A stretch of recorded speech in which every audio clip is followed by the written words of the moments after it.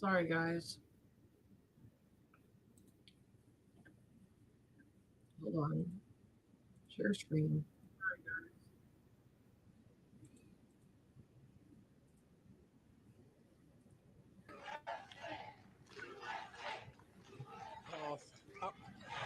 Thank you all. I want to thank each and every one of you for being here today. You guys hear any This audio? historical election summit is so important that it's being broadcast around the world in 85 languages on All right, guys. Have a good day. This election summit is not going to be about more evidence. We have enough evidence. Evidence has been the easy part. This summit is all about hope and the plan to secure our elections immediately. I want you to watch this video and see if you all remember this. They're attacking his power grid. No, this is the wrong one. Lindell. This is the wrong one. Hold on. Well, that's coming. The Rose Garden speech. God gave us grace on November 8th. That was it.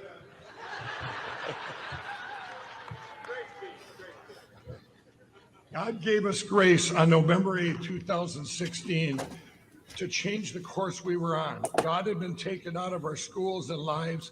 A nation had turned its back on God. And I encourage you to use this time at home to get back in the Word, read our Bibles, and spend time with our families. Our president gave us so much hope where just a few short months ago, we had the best economy, the lowest unemployment, and wages going up. It was amazing. With our great president, vice president, and this administration, and all the great people in this country praying daily, we will get through this and get back to a place that's stronger and safer than ever. Okay, everybody. That seems like a lifetime ago, doesn't it? In that speech, you heard me say that God has given us grace. Well, people come up to me all the time and they say, Mike, this doesn't feel like grace. But oh, we have been given grace. We're living in the best time in history to be alive. And I want to take you back to December of 2019. Remember that consumer confidence was at its highest in history. We had the best economy ever, lowest unemployment. Everybody's quality of life had improved. But people were not giving thanks to God. People usually don't thank God when things are going good. Well, then along came the China virus. And the globalists, the CCP, and the deep state, and the uniparty, I'm going to refer to them today as the evil, okay? The evil. From that point on, a stolen election and all these things we've been going through destroyed and the American dream being destroyed, people have lost hope. Well, I stayed in a town in California last fall for about a week. Gas was $7.80 a gallon. The town felt so depressed and you could feel the hopelessness. Everyone in the town seemed to be between 25 and 35 years old. And they kept coming up to me wanting to talk, and not about my pillow.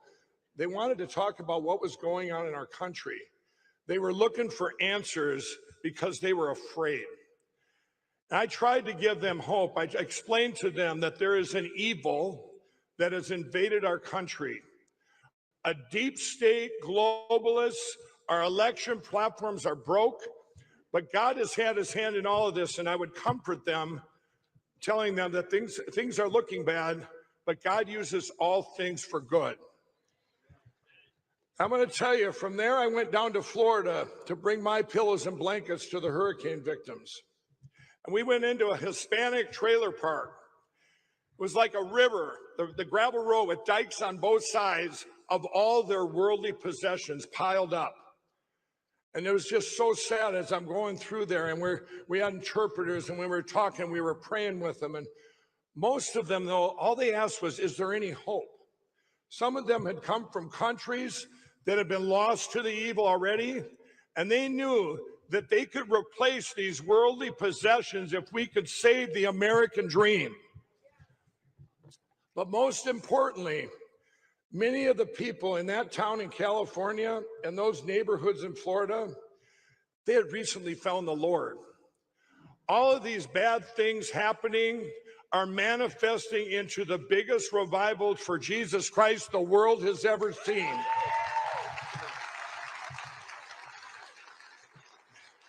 As all of you know, I was a crack addict, and I have a book called What Are the Odds? From Crack Addict to CEO. Well, I would use mathematics to prove that God exists. I'd say, wow, that's a 1 in a million, or that's a 1 in a billion, or this is impossible. Well, when do you combine them all and declare it a miracle? Well, what I'm saying is that guys, all that have happened in the last few years are pies. If you'd have said us 10 years ago that these things were happening, you'd go, impossible, can't happen, blocked, and this judge is not looking, and all these things happen. And the people come up to me all the time and they say, you know, Mike, I've been praying and my prayers aren't getting answered. The economy is in a disaster. I pray that Donald Trump will be back in office. And I say to them, these are reactionary prayers. When I'd be back in the day when I was in jail, I would say, God, please get me out of this and I'll never do this again. And God's will, God's will. Well, God's will. God's will is in his word. And if we stay in the word and read our Bibles, we can be proactive in prayer, everybody. And then everything lines up beautifully with God's will. So let's talk about God's miracles that brought us today. I'm going to, it's what brought us here today. Miracle brought us here today. I tell you, I go, mine don't like miracles, but oh, they are miracles. And if, I'm going to tell you, you see these miracles, and they're miracles. They look bad at the time, but if they didn't happen, and things happened back then, we wouldn't be here today, and we would have lost the country forever. And I'm going to go. One of the first miracles is that when all the evidence came out, they did not overturn the election. We all remember the morning of November 4th and that whole week going by there, and all this evidence. They never turned over the election. We would have lost country forever. You need to understand. The second miracle came on December 14th. I was out in front of the Supreme Court, and we were praying, and we were going, please, Supreme Court, look at the Texas, Pennsylvanians, please hear it. Well, they wouldn't have none of it. But if they would have, we would have lost our country forever. Okay, that was in the next miracle. You guys are really going to go, how is this a miracle? Okay. Miracle runoff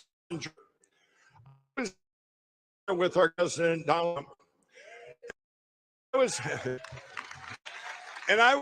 was at that rally on January 4th, so campaigning for those two senators and campaigning hard because we had to have one, at least one, to hold the Senate.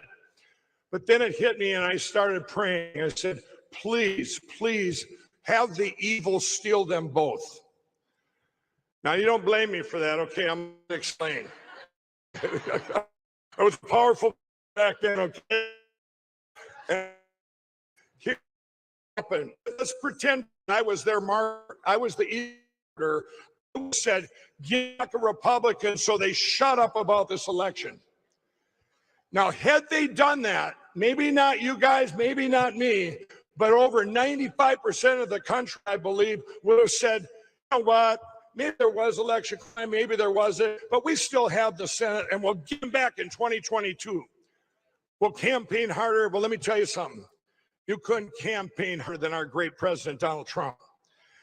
And you know what but remember when those senators were the sick came over you, and people say they want, now they all answers for the decisions and the apologies with if they give back a Republican, we would have lost our country forever. But he is greedy. That's what we big advantage here. The evil, greedy. They had a backup plan. January 6th, they said, let's kill it all. It's over. They even bragged about it in a New York Times article. But here comes that other article. And January 6th at approximately p.m., the president sent out a letter that he was not going to send the electors back, no matter what evidence that was brought to him. Well, that's terrible what he did, but I'm here to, it's just kind of like Republican Doug Ducey of Arizona when he turns in his electors for Biden. Says Rudy Giuliani was going hours of evidence and narrative. Telling you, if Mike Pence sends it to the state, we would have lost our country forever. Okay. Now comes two of the most important dates in history, January 7th and 8th. On those days, 1.2 million Americans were silenced and deplatformed from social YouTube. The great president got his Twitter that way, that they wanted to kill our voice forever. And I've used this analogy and I'll use it again. When I was a kid, back in the day, we had black and white TVs and we would turn them off and they'd go to this really tiny little white dot. And just before the dot went out, you could turn it back on the TV, it would come back to life. Now think of that dot as our voice. Go back to January 7th and 8th. Those days, that dot got so small that you could hardly see it. We're about to be Nazi Germany where nobody could speak out and nobody had a voice. And if you did speak out, you're hauled away and everybody else cowered in fear. So in those 2 days, back then, the people, some of you spoke out, some of you didn't. For me, I knew that back then. I called my friends and they didn't answer. I know you're there. And I put up a post on Facebook and I got 2 likes. I find out those were bots. And true. And, everybody was afraid and said, I'm not going to associate with you, Mike, right now. But then a mill happened. And all little dot of light was our voice did not go out.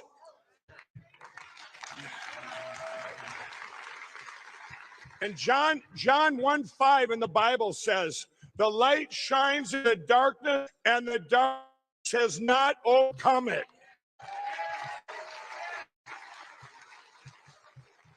If we were completely silenced, we would have lost our country forever. But God gave us grace and our voice keeps getting bigger and bigger and bigger.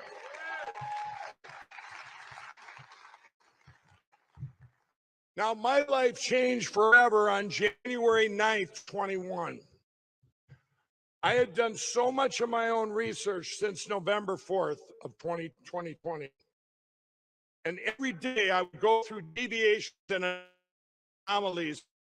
I took 9th grade with numbers every single day in my ads are trying promo code for sales. And if I see it's too high, low, on it, the history, I look in, I find out why. And I don't stop digging until I find out why. And there's always an explanation. Well, one of the things that bothered me most in my own research of those 2 months, every time had thousands of non-residents that voted in another state. And I said, and this is unbelievable. I said, people are generally good people. And I couldn't imagine a cabal of people marching into another state and let's go vote for Biden and commit a crime. And it just wasn't happening. Mine, that's on January 9th, I was presented with evidence.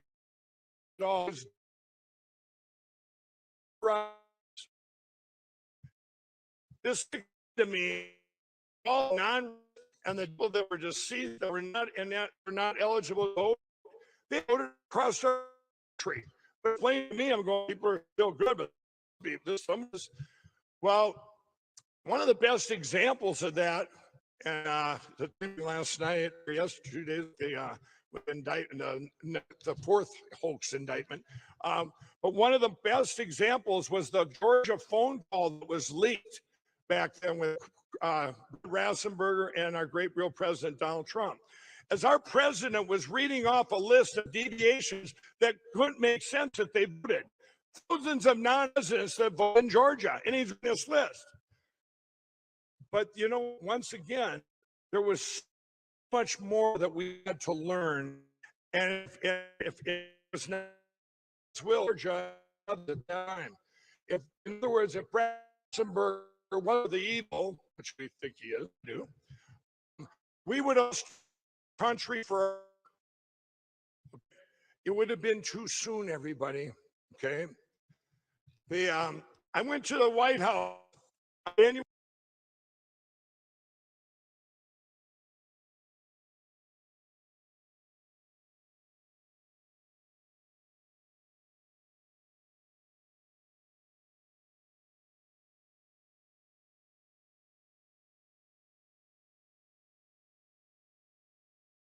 Well, I was directed to show it to his lawyers upstairs, and I ended up getting okay, look at this. I'm going, what?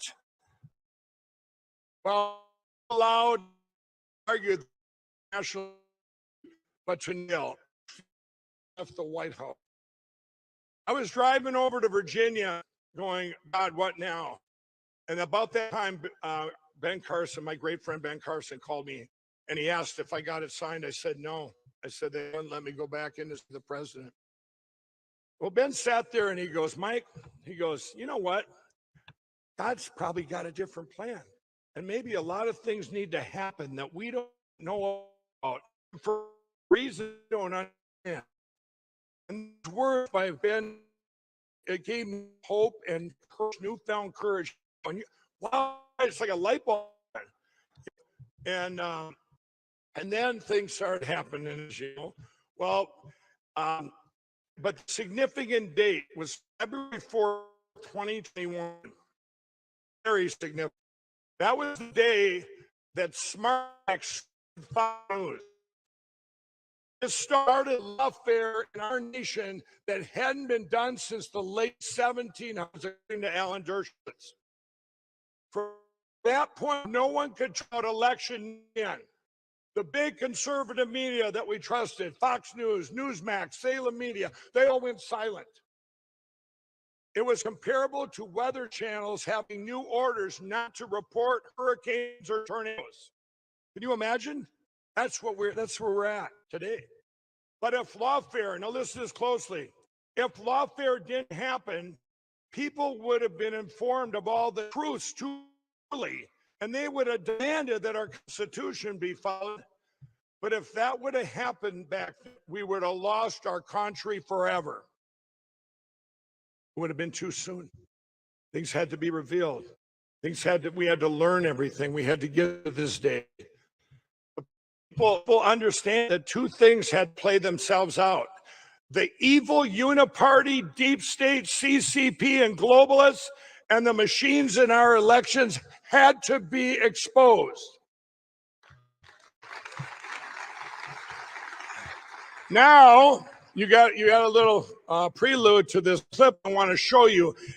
By April of 2021, I went on Jimmy Kimmel because I had to get the word out. And everyone said, don't go on, Mike, don't go on. I said, you know what? We got this other media, Fox News, Newsmax, Salem. Nobody couldn't talk about it else.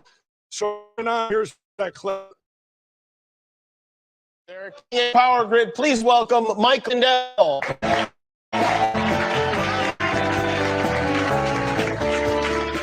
Your producer asked me, they said, Mike, would you have done it if it was reversed? Knowing what I have now, if they would have put Donald Trump back in on December 14th and knowing what I had right now, I would still be sounding the alarm going, you guys, these machines, they were hacked and have to do something in our country. I believe you are sincere. Well, here's what I want to say to that. I didn't get anything until January 9th, and this was something different. This was the machines. This was an attack through the machines. You've seen it. And what I'm saying is to everyone, this isn't a Democrat or a Republican thing. For me, it's bringing it out there. It's like this. I want to ask everyone, some they're saying rocks, and I would say, come look at the beautiful patented fill. And I say, show me the rocks and knives. But Dominion Smart Money, they didn't do that. They're just suing people. And Well, saying, "Don't well, talk you're about it." saying they have rocks and knives in their voting machines, and they're saying no, we don't. But they don't show their machines. That's the big thing. They're even trying to stop it. But the federal government has. I mean, No, they did not. They didn't have this evidence. So all is look at the machines. If there's nothing to hide, why won't they let people look at it? well, they say it is the most secure election we've ever No, had. he said that. The same guy. Well, I mean, the same guy. That was Chris Krebs. That was Chris Krebs that said that. Do you know? Weeks ago, Chris and Adam were on Morning Show, and they asked him, "What's the biggest threat to our country right now?" And they said, "A China attack, cyber attacks from China, right down to local races." Chris Krebs said that. He said it was a secure election. He did not have this on January 9th. This was after this. I want to just one thing real quick, because I don't want anybody to get the wrong idea here. We're going to give Lynn this show conversation on YouTube so that people can see the whole thing. Right, but I need to take a break. Okay. Mike Lindell is here with us. We'll be right back.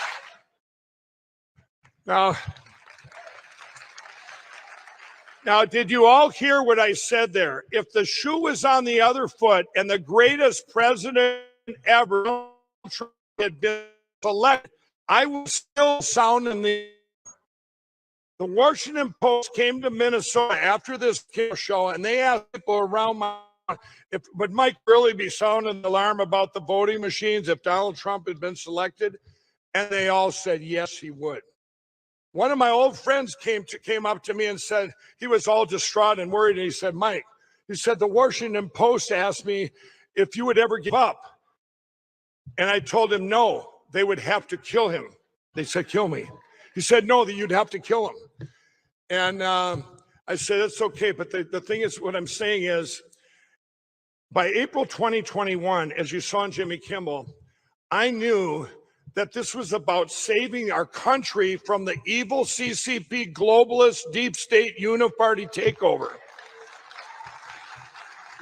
The media has never let up on myself or even all of you that they want is the greatest president ever back.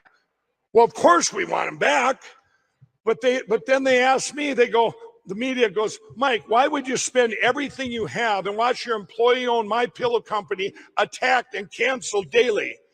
They asked me, if you could turn back time, would you do it over again? Do the same thing that I have done, knowing that this isn't about overturning one election. What I learned back on January 9th of 2021, and it's been confirmed in the following months, that we are on the threshold of losing our country to an evil as big as this world has ever seen.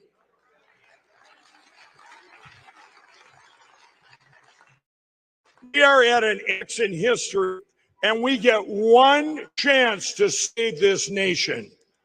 One chance. 52 other countries have fallen to the voting machines. The last one, Brazil. People that were selected and not elected in those countries, they're going to give up their voting machines that got them selected in the first place. And I've been on many calls with people from those countries, and they're longing for hope, and they know that their hope is in the United States beating this evil.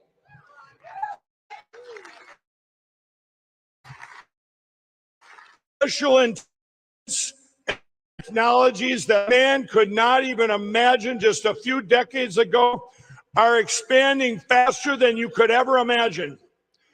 If we don't have people that are elected instead of selected regulating these technologies, it's over.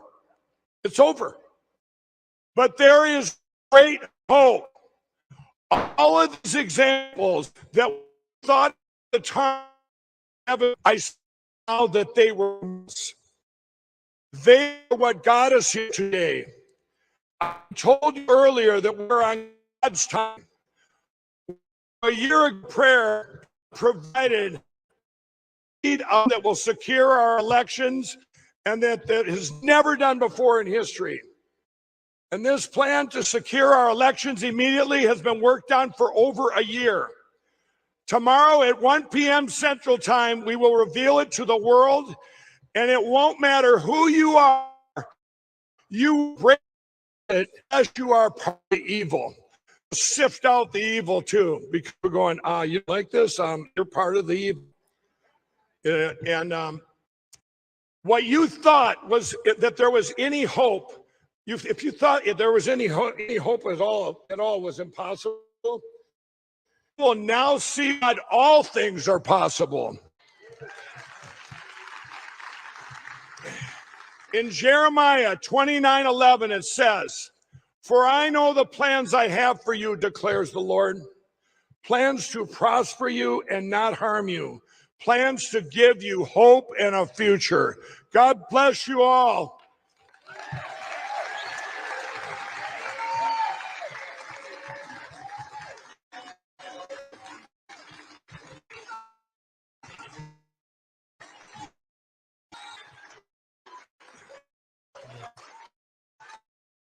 You guys, thank you. And today, if you're watching from around the world, we're giving you great hope. Our country and the world's been longing for hope. Today, we're going to bring you hope, and tomorrow, we're going to bring you that plan. And I'll tell you what, this plan will also give hope to other nations that have been taken. Okay. Bring them, though. I'm going to bring back. I want to remind 20, November 20, December 20, and about evidence, but I do have to get your mindset what was happening back then in November and December. Let's roll this.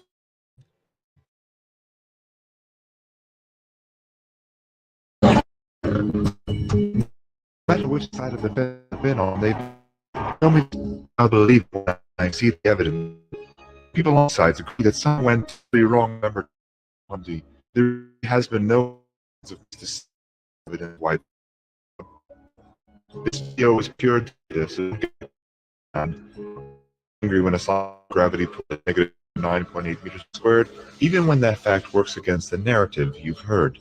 So here we go. Just before we show you some new disturbing video evidence, we'll talk about statistical anomalies. 3 dates. Question. On November 4th, Democrat candidate Biden received several major vote spikes. Michigan was chasing him, he had been trailing by a significant margin. 8,954 individual vote updates were analyzed. Across nearly all updates, there was a clear statistical pattern. However, a very small number of batches are especially questionable. The 4 most notable aberrations were 2 in Michigan, 1 in Wisconsin, and 1 in Georgia, and all occurred in the same 5-hour window in the middle of the night, when in some places counting reportedly had stopped. Not only do these updates not follow generally observed patterns, but their behavior is particularly. For context, using publicly available data from the New York Times, here is a visualization of the number of votes by candidate in Michigan, beginning of the election night to 7 p.m. Eastern Time on November 4th. Trump is in red, Biden is in blue. Notice the sudden and improbable spike in votes for Biden at 6:30 a.m., where Biden received 141,258 votes, while Trump only received 5,968. This extreme ratio is surrounded by updates that are nearly the same in ratio. This particular update is 23 times more votes for Biden and is the most extreme update favoring Biden in all datasets across all states. The situation in Wisconsin is even more stark. A single update vote count brought Biden from trailing by over 100,000 votes into the lead. Thirdly, a vote update in Georgia at 1:34 a.m. Eastern Time on November 4th, which shows 136,155 votes for Joe Biden and only 29,115 for Donald Trump. The extent of these 4 vote spikes in question are more than the margin of victory in all 3 states, which means the spikes were not only abnormal in regards to percentage for Joe Biden, but also in magnitude of the vote count. Out of roughly 9,000 updates, this election was decided by only 4 extreme updates, each with a probability of less than 1/10 of 1%. Meaning, had the 4 updates not happened, we would have a different president in the White House. Detractors are spikes were merely and not indicating a fraud, and errors have been corrected. If the errors have been corrected, where is their evidence? Why were the results never changed? Others have said that the spikes indicate heavily Democratic precincts. If that, then it would show many spikes of that magnitude, but it doesn't. Only 1 vote update in California is anomalous in percentage of Biden votes, but not enough magnitude to shift an outcome.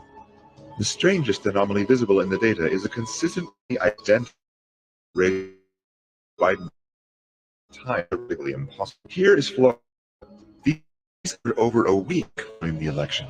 Notice all the ratios of Biden to Trump votes are 100% identical over several days. This pattern shows up in many states. It appears that a computer algorithm is involved in the process, which is doing something called weighted race distribution, a feature of Diebold voting machines known as early as 2001, which gives values to votes rather than simply counting them. Here in California, we see an update of one vote. About 65% of that value is given to Biden and 32% to Trump. How can one vote go to more than one person? It is well and disputed that Diebold software was found to be switching programming elections. Even though Diebold is no longer used, Dominion Voting Systems acquired ES&S in 2010, previously at Diebold under its name of Premier Election Solutions. This does not exhaust all statistical data anomalies encountered in the 2020 election, but data anomalies is only one factor to consider. Next is eyewitness and video evidence. In Georgia, there's a case of a poll worker named Ruby who was seen on Instagram giving live video of her working in the back room filled with absentee ballots.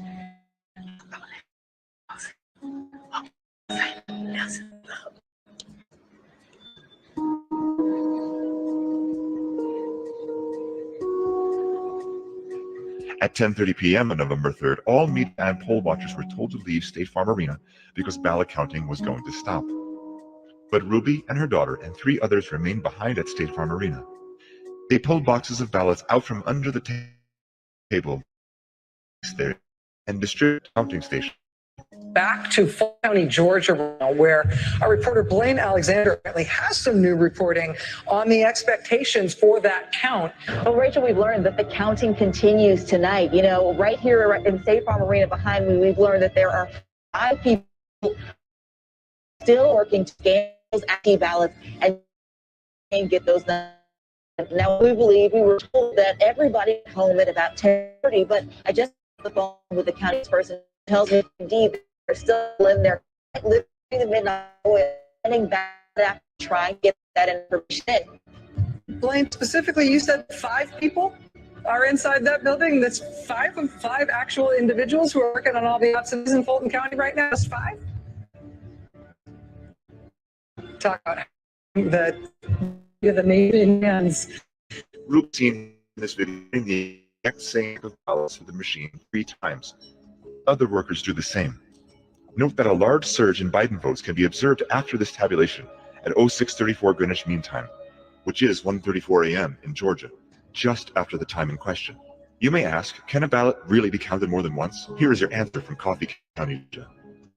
Can you ballot more? I've just done it. Talking about you just keep scanning. I just kept scanning the same. Just keep scanning. I just scanned the same batches that y'all just voted. Mm-hmm. I never got any more.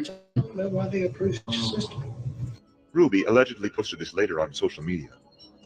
Of course, the mainstream media calls this misinformation, and most references to these videos have been deleted from internet search results. Apple News, the morning of the election, sent out a push message to Apple News subscribers that elections are secure. So if it's true that election fraud is rare, what about Raquel Rodriguez? She was recently arrested for election fraud in Texas because of overwhelming video evidence incriminating herself that she was harvesting ballots for pay.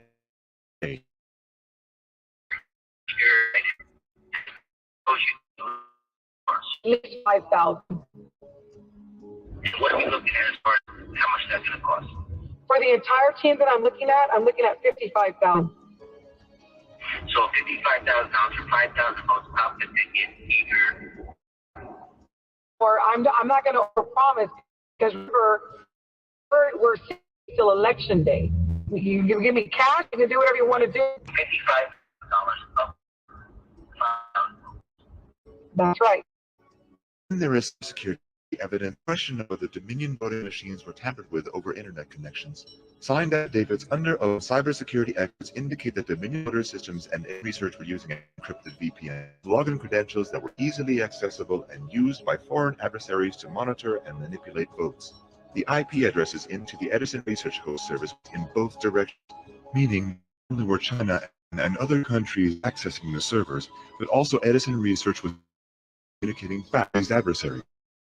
claims that Dominions were not to the internet are completely false. Cybersecurity experts have followed the communication of the data from Dominion voting servers and Edison Research to foreign countries. A simple web search will uncover that DominionVotingSystems.com is registered to a company in Hunan. Board members of Securities are Chinese nationals. That capital in turn owns Dominion. On top of it, the Dominion software is licensed from SIC, which is a Venezuelan-owned and controlled company, and we're all familiar with how their elections go. Furthermore, forensic audits of the machines reveal significant errors. Although the mainstream media and politicians are saying that it's dangerous information, Dominion systems the very left-leaning NBC News found out just how easy it is to hack voting machines or cast fake votes. It's important to note that Georgia just spent over is about to spend over $100 million on a contract with Dominion to provide image cast hardware to the state in time for the primaries for the 2020 election. And yet here they said, look, you can pop the front off of it, and here's a port you can get into right here. That's easy. All kinds of stuff that you could certainly do within 6 minutes behind a curtain, much less if you had extra time, because any of these we discovered so many of them are. Despite opposition and attacks, election security experts were able to audit Dominion voting machines in Antrim County, Michigan, revealing unusually high error and adjudication rates. What does that mean? According to the report, Dominion Voting Systems is designed with inherent errors to create systemic fraud and influence election results. Ballot errors are sent to adjudication, which means the vote can be decided by an election worker where there is no oversight, no transparency, and no audit trail. We scanned 118,130 as of moments ago. We've adjudicated 106,000 plus of those. Experts identified an error rate of 68.05%, which is far above the Federal Election Commission guidelines of 0.0008%, or in 250,000. Although vote adjudication logs are available for prior election years, all the logs of the 2020 cycle were missing. Moreover, all security logs prior to 11:03 p.m. November 4th are also missing. If that's not enough, the election event designer log shows that the Dominion image cast precinct cards were reprogrammed on October 23rd and again on November 5th, which violates the Help America Act, which prohibits changes to election system registered hardware update without undergoing recertification. Even if critics persist, these issues are confidential forensic audits for transparency, yet they have viciously attacked attempts to review logs. Why is that if there's nothing to hide? Election officials in Maricopa County, Arizona have even ignored subpoenas for release of election data and Dominion machine audits until after massive mail-in ballot. The key word is elicits people see use the courage to mass ballots and extending the time to receive those ballots till many days of election. There are many people who voted and also receiving unsolicited ballots in the mail. People who did not send in a mail-in ballot denied in-person voting because they were told they had voted already by mail when they hadn't. This opened up chaos in the system and uncertainty as to who actually voted. Additionally, signature verification requirements were slackened in adding uncertainty.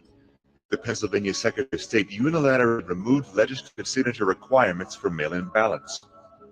More than 1,000 signed affidavits have been given by poll workers who have witnessed illegal activities, non-equal treatment of Republican poll watchers, counting ballots in locations with no poll watchers not permitted close enough to see the counting process, shredding ballots, garbage bags full of ballots for Trump, entire boxes of hundreds of supposedly mail-in ballots that have no folds, indicating they were never actually mailed by anyone.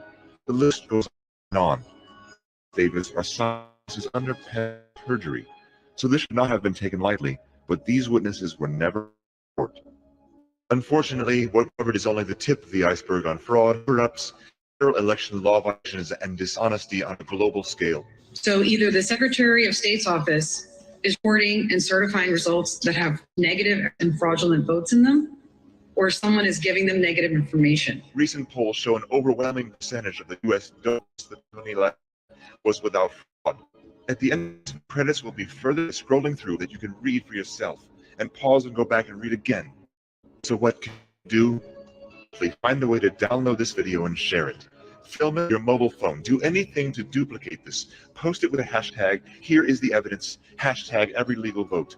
Because guaranteed, big tech and social media giants will do their best to erase it from the internet, as they've already done with much of the already shared. And if they can't erase it, they'll fake fact check. Well, guess what? They've done fact, gone thousands of pages of data, sworn affidavits, reports, and security reports. Say you can demand election reform from your election state and local officials. We cannot let another election ever be questionable ever again. This is the United States of America. We used to look to us how to have democracy for our voting system. 2020 was a complete, and it cannot happen again.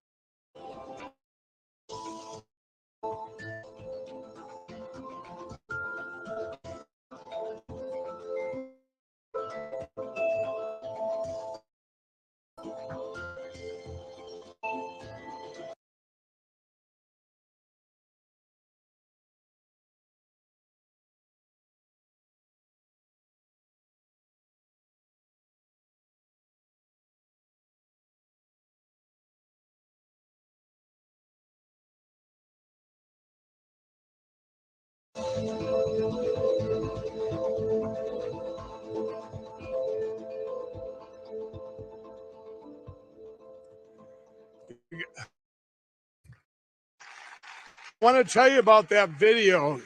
That video made back in December of 2020.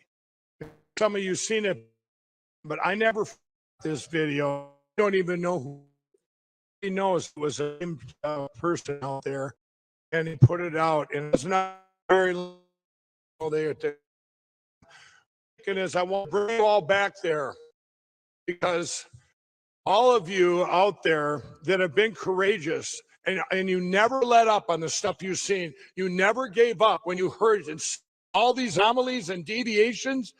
You said no, even with all the attack and everything. And what you're going to see in this next segment, you're going to see hundreds and hundreds of examples. I know we have the video. I guess we're only going to have part of them up here. But these are people. It's who are we? Okay.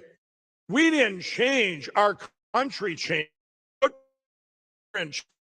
All we want was to go out there with our firm and right of free question our elections, like our great real president, Donald Trump. He's getting indicted for questioning the election, which we all question. Everybody know, everyone around the world know. But they tried to hear things like that. I'll tell you, in the video, something that we've uncovered, and we know the truth, but it's getting it out there, of course, right? And that's why, as we have been blocked and attacked, that, being attacked is part of the biggest cover up for the biggest crime in history. Okay. I'm looking in the, a lot of you have been attacked. So we're going to have in a minute here, we're going to start with the people that have been attacked. Rudy Giuliani was going to be here, everybody. Here's a America's mayor, a hero, cleaned up in New York. 9/11, he guided us through this disaster, this horrific attack on our country.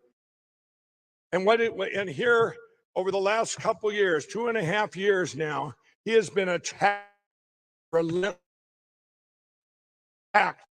being the best at one of the lawyers this country. Tell you just too nice he gets to hate him, along with all the others and our great real president Donald Trump. This is an attack. So we're praying for Rudy, and we're praying for our mayor Rudy Giuliani.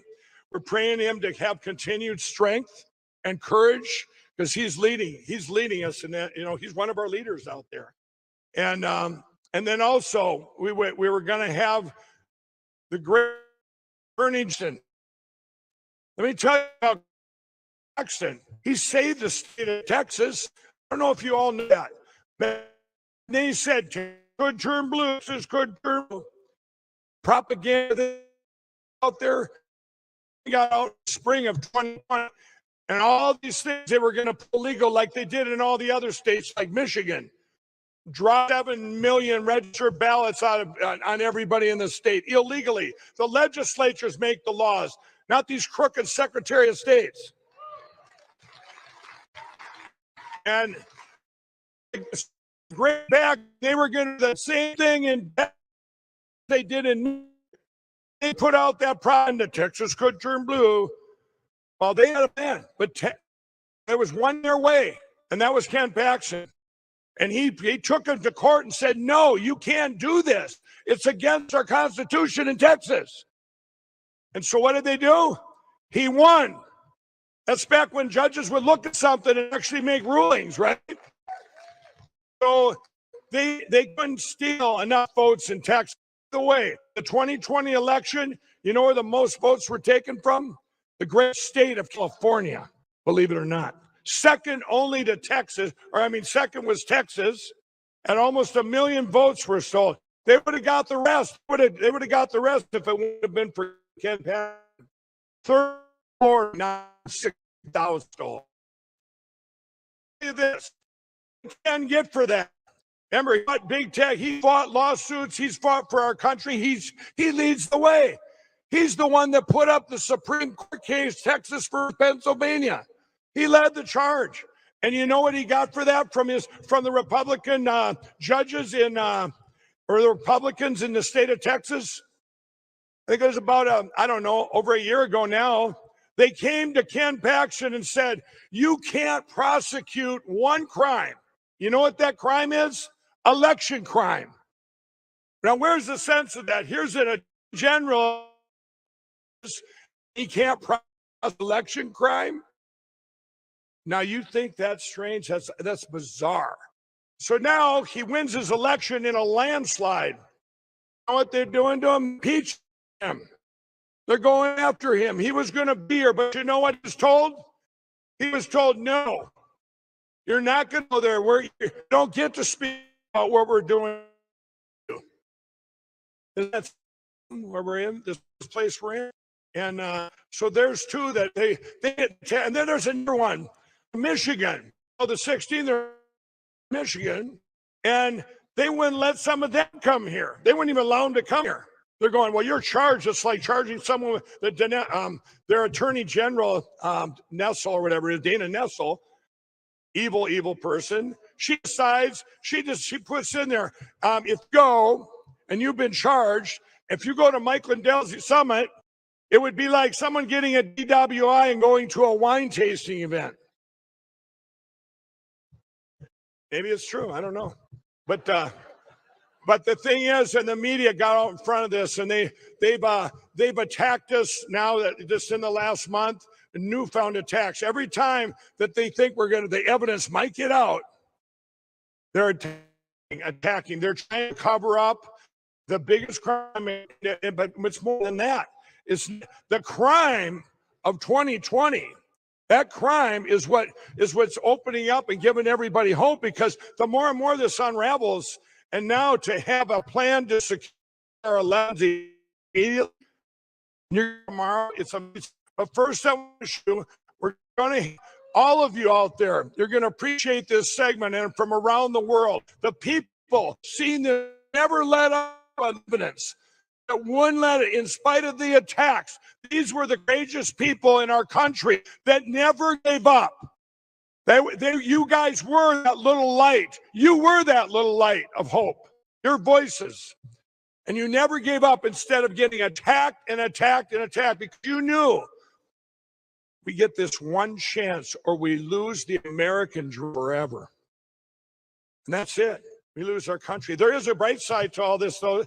Hey, if we're wrong, it's the end. It's end times. We, us believers, go to heaven. It's a win-win, right? But in the meantime, like I said, more and more people are into this buck with Jesus Christ. They're poor because of things going on. So what I'm going to do here, I'm going to introduce Emerald Robinson. She has a story herself. She came from Newsmax when they silenced her. She came over to my network, Lindell TV, Frank Speech. Her amazing. So here.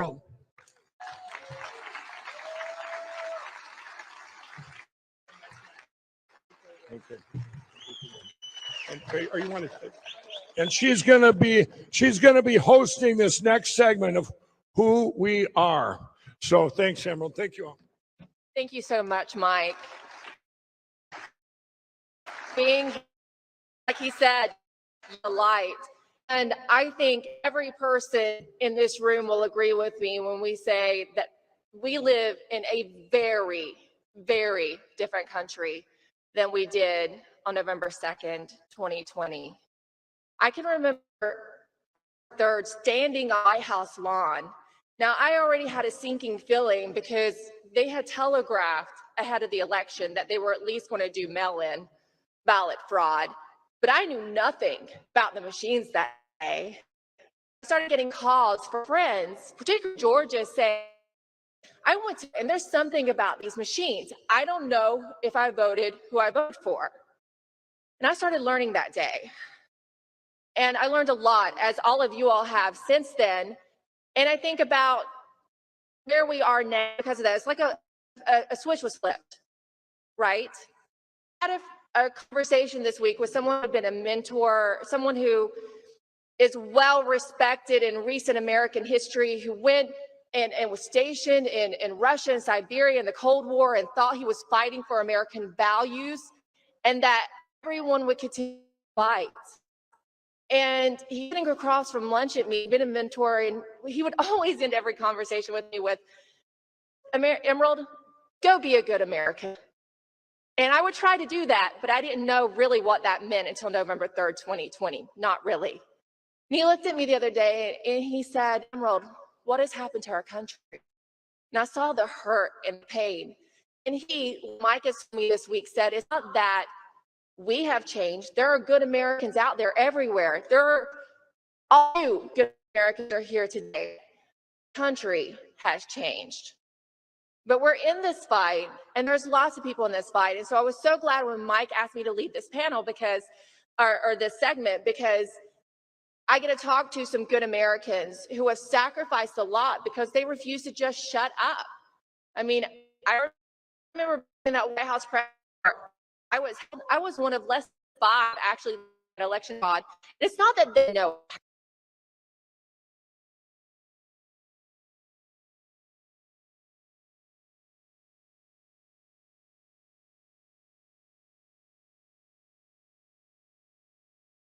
Of them just didn't want to face the repercussions because it's a sacrifice. So today we're going to find out, who are we? Who are the people who continue this fight, and what are they giving up?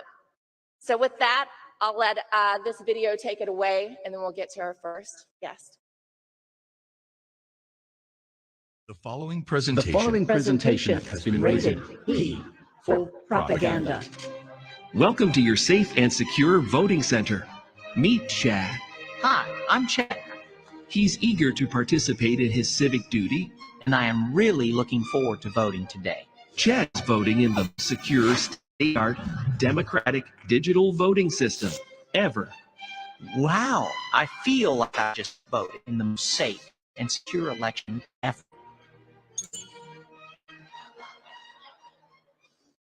I have a recurring dream about a theater and a movie that keeps the people asleep.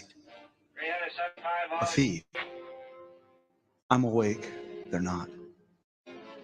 The 2020 election was the most secure in U.S. history. There was a time I had a classroom and could teach students to discern truth from lies, but the classroom was taken away. Get vaccinated or get tested weekly and wear a mask in the classroom. There was a time I had a courtroom and could convey truth to a jury, but that's been taken away too. I say this as someone who has had not one complaint, not 3 complaints, but 5 complaints and 5 investigations on my law license. What happened? November 3rd, 2020. A rigged election and the greatest false flag in our country's history was perpetrated to cover it up. Do you have any knowledge of Ray Epps, secret government agent? No. I will say this notion that somehow the violence at the Capitol on January 6th was part of some operation orchestrated by FBI sources, agents, ludicrous service, are brave, hardworking men and women.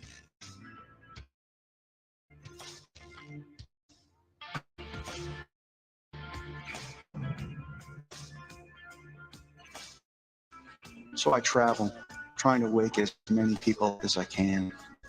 I can't reach enough. I'm running out of time. And my dream of reaching people and cutting the feed often feels like a nightmare. But if I could cut the feed, if I could expose,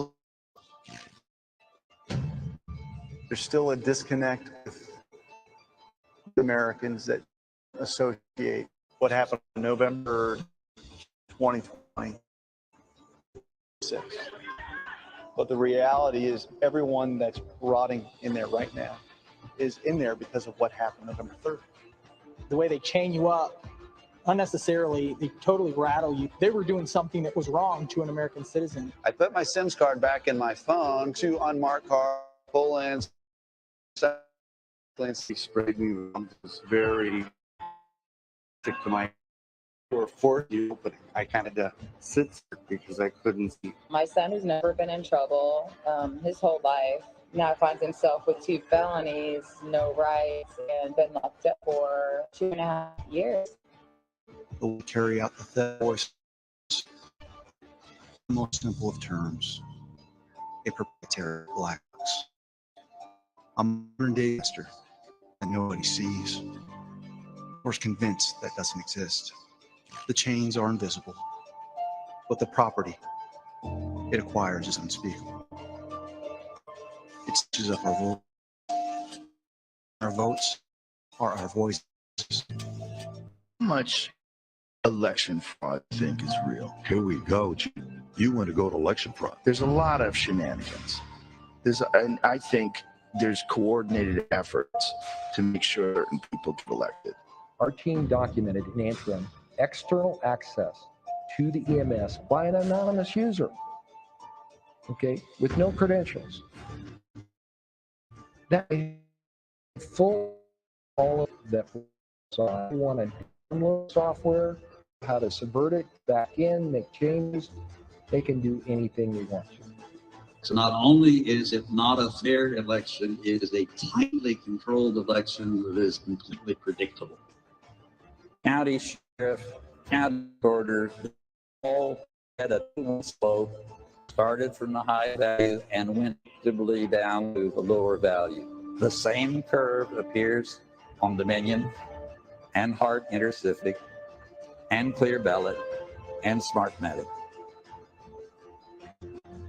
in particular, they a persistent threat. Some of them are massive organizations. We talked about organizations with 12,000 or more people. They have campuses. They're larger than many U.S. universities, larger than many U.S. defense organizations, and they are only focused on exploitation and infiltration of U.S. and Western technology. You have to understand the premise behind election. These are supposed to be fully transparent and auditable. I mean, that's written into the law. What I'm saying is nobody's following the federal law, including the vendor. It's really simple. They know who voted, shut it all down. They know who didn't vote. Back up. Went to Washington, January 4th, 2021. Council for Potato. How much surprise do you think was on his face? None. I think I've said previously that when the vice president made the certification and the litigation was complete, it was complete. So we went around to 20% of the households in Otero County, and there were big problems. You might walk up to someone's door who has a gun in your face, and they would do America proud to blow your brains out. Makes me resolved to get to the pit, because what we've done is we've left people like that in charge of the country. Calls all hours of the night and have to constantly look over your shoulder every time you get off a plane or into an Uber. Push me. Push me. Won't. If you kill me, I will come back and haunt you. They will never shut me up and kill me first. I have not yet begun to fight. If Donald Trump's providential, aren't you providential? Ask yourself why you're here. What exactly did you do wrong to be treated as a dangerous criminal in your government that you pay for? Well, we don't know because the warrant doesn't say. If you arrest me, I can call my lawyer. But if you don't arrest me, I can't call my lawyer and you can steal my livelihood here?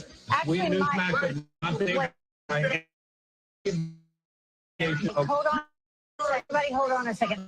Mike, hold on. Let's talk a little bit about What we're considering here is to reconsider how to rewrite this so it's not going to throw us all in jail. And why are you scared of going to jail? Who's threatening you with jail time? That's our point. I vote aye under duress. I found out today that I have no choice but to vote aye or I'll be arrested and charged. If you support alternate electors, the alternate electors, please stand up. Next speaker, please. Next speaker, please. I'm the next speaker. I'm going to render my time. As of right, Donald has been set charge of 3 Former Donald Trump, Washington, this time under federal indictment for allegedly trying to steal action. We transferring from Washington, D.C. and giving it back to you, the people. It's not the politician you want to win. It's you. It's you. You are the red wave. You are the Red Sea. Won't part it the way before because he has delegated his authority to the body of Christ. Move when you move, unstoppable. But if I could cut the feet, if I could undo the damage, if I could expose the lies, God help us. Free us from the machine. Free the J6 prisoners. Please, God, let my people go.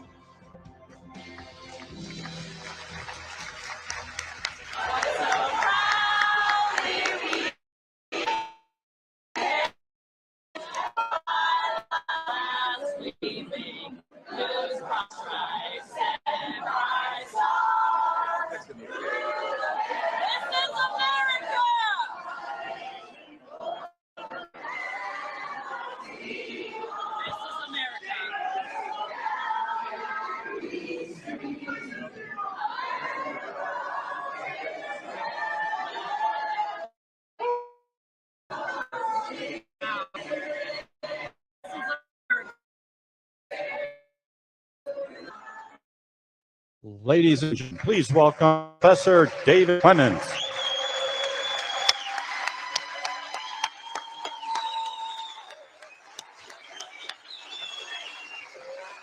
Didn't meet you in person. that was really powerful performance. First time meeting her, so I'm excited about maybe a little fan here. That's really great. Dave, you know, I'm just going to start with this, and then I want to get to who you are. But first, I want to start with what the corporate media refers to you and who they say you are, which is the leading.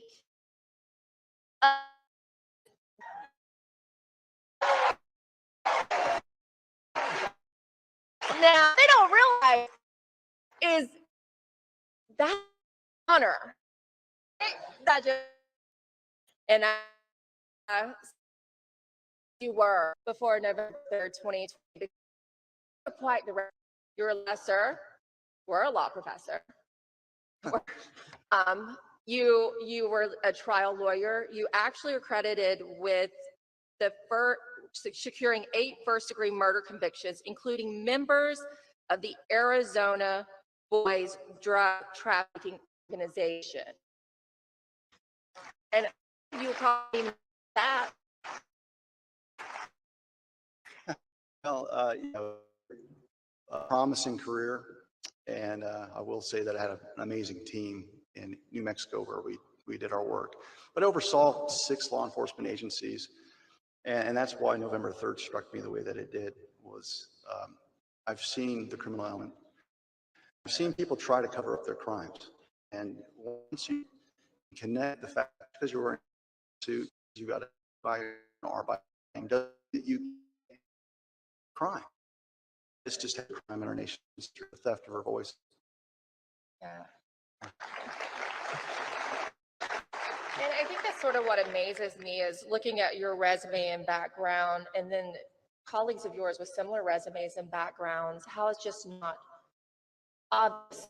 So what you saw this, start speaking, your life pretty instantly changed, right? Yeah. Before November 3rd happened, I was dealing with the critical race theory takeover of the university. And I was actually the sole faculty 7 in my university that refused. My university was institutionally a lonely place. Then November 3rd happened, and every Marxist professor in the university basically went after me. And at this point, I wasn't on social media anywhere. And I ended up responding to my university president, who described January 6th as the great coup. And he referred to Trump voters as domestic terrorists. And I had to speak. I effectively, during the resignation, was going to come. And so for the next few months, I had to go through, they call them, it's like a Marxist tribunal. It's the Office of Institutional Equity, because I committed microaggressions by virtue of showing up on Tucker Carlson's show or talking and all. And that followed the way through, they renewed policy. And a lot of people know this. I'm actually a subject matter expert on consumer protection. So there's no way that I can teach my students it's okay. Waive your rights. Go ahead and take something that there's no literature on. Couldn't do it. And so I was afforded the most prestigious teaching award that my college has to offer. And the very next day, because I would show up to convocation with a mask, I was suspended, and 2 months later I was terminated. Yeah. You know, one thing we do this as well as a lot of people who spoke out about mask mandates or irrational COVID guidelines are also the people who are willing to kind of step up, push back, or say election doesn't make sense. But, you know, but in both cases, I don't even feel like you have to be an attorney, though you might be better your argument, your position than the rest of us, but it's just common sense. Yeah, well, I agree with you. My profession has absolutely failed the American people. I mean, shame on the attorneys out there. You drive down the road and you'll see billboard after billboard after billboard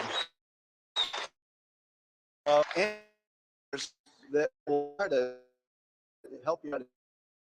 You've got people drop dead from this gene modification therapy. they're nowhere to be found. So there's a handful. You've got great people like John Eastman. You've got great people like Cindy Powell. You've got people out there. There's so few. And I'm hoping that the event will inspire attorneys to finally find their cojones and get out there. How often do you hear from colleagues, there's some that are just afraid that they're going to lose their license, they're going to get targeted the way you are, and say, look, David, I understand what you're saying. I think there's something too, but I can't speak out. Well, that's probably the most difficult thing. Is there have been colleagues that I've had dinner at their houses, our kids together, and as soon as they stop me. And these are, I mean, I had 2 former business lawyers that private, so with everything. And as soon as it was time to put up or shut up, and stand with me, I actually had private Zoom meetings with other university folks, and I was pleading with them, if we do this together, if we stand together, we can keep our jobs.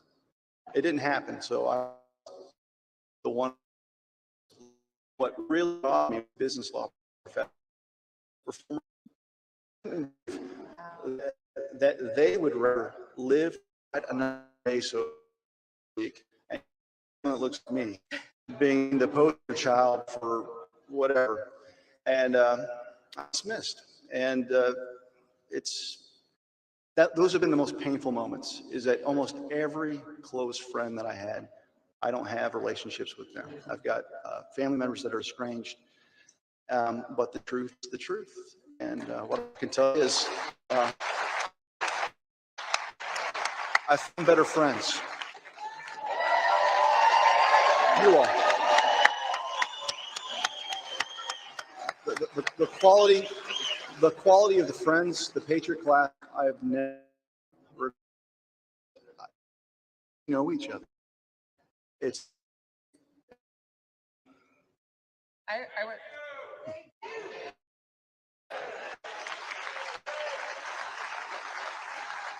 I would absolutely agree with that. It's amazing.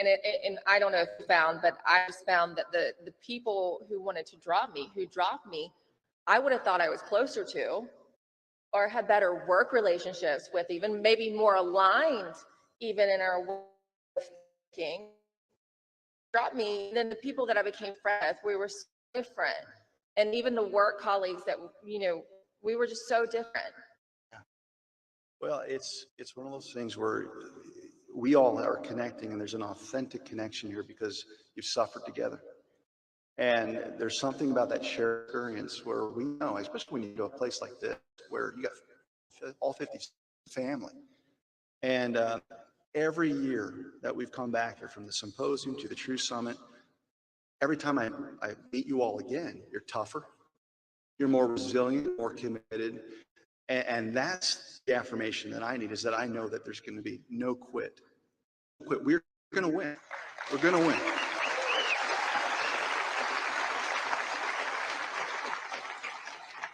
So I know we're talking on who we were, but since we clip from you, I do feel like time left about this production, because I love visuals and it's just a beautiful production, but you really tell all aspects of the story of not what just you went through, what everyone went through, plus the evidence, plus movie looks like to me, and I see the full film, but that's how I take it. Yeah, I see this film as we have the exact opposite problem of, say, 2000 Mules. 2000 Mules focused on the ballot stuffing and the cause of a theft. And they had about an hour still that story, and it was very powerful. We're trying to synthesize the output theft and make it compelling and easy to share. And the hero in the story isn't me, it's actually we the people. It's got to be you. You have to be the Red Sea. And so I hope that we can honor all of the fighters. And you see there's so many people in this film that you've never heard from. They are front laborers, the people that actually make this thing go. So I'm excited. We'll have it out to you all soon. I can't wait to see it. I have to say that what really struck me and resonated with me was that moment when you're standing in the crowd and you talk about being awake and looking around and no one take, because that's exactly how I did. And you know what I'm encouraged by is that I don't feel as much that way anymore, because everywhere I go, there's more awake people, and that's the people you, Professor Clements. Thank you. You good? We're good. All right. He's like, am I off the hook? Am I off the hook? Well, we definitely appreciate your time, Professor David Clements. We appreciate everything you do, and we can't wait to see this thing, Aaron, as well. Thank you. Pleasure to meet you. God bless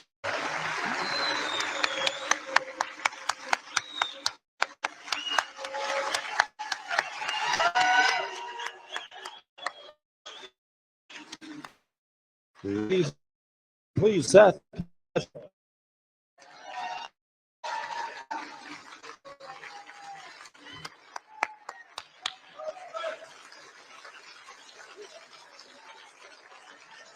Captain K, it's so good to see you. If you don't know Captain K, follow his great stack, and he's always, when I look forward into my inbox, is the Captain K's Corners. If you don't do that, I recommend that. But maybe you do, and you don't know a lot about his background, so that's why we're here. Before Donald Trump put you on the map, sort of, what was your life like? Okay.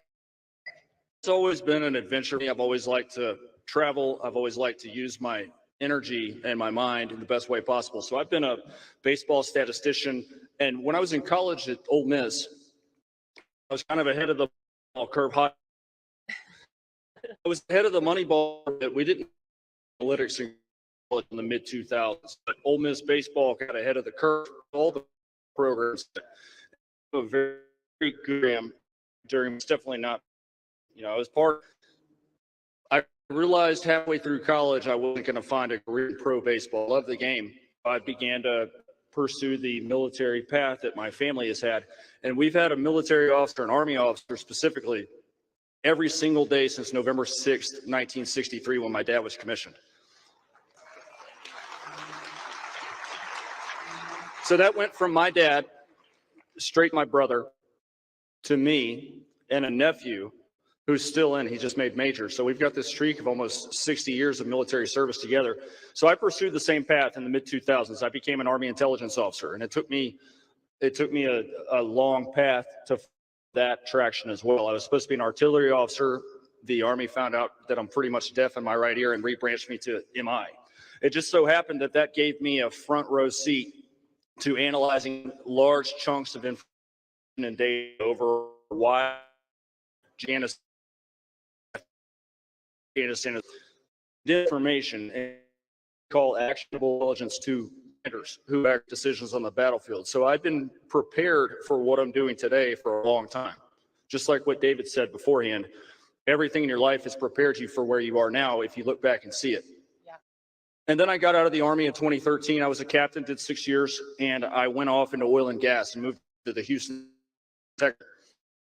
Gas people get back all the time, laid off. You who've been in energy know about this.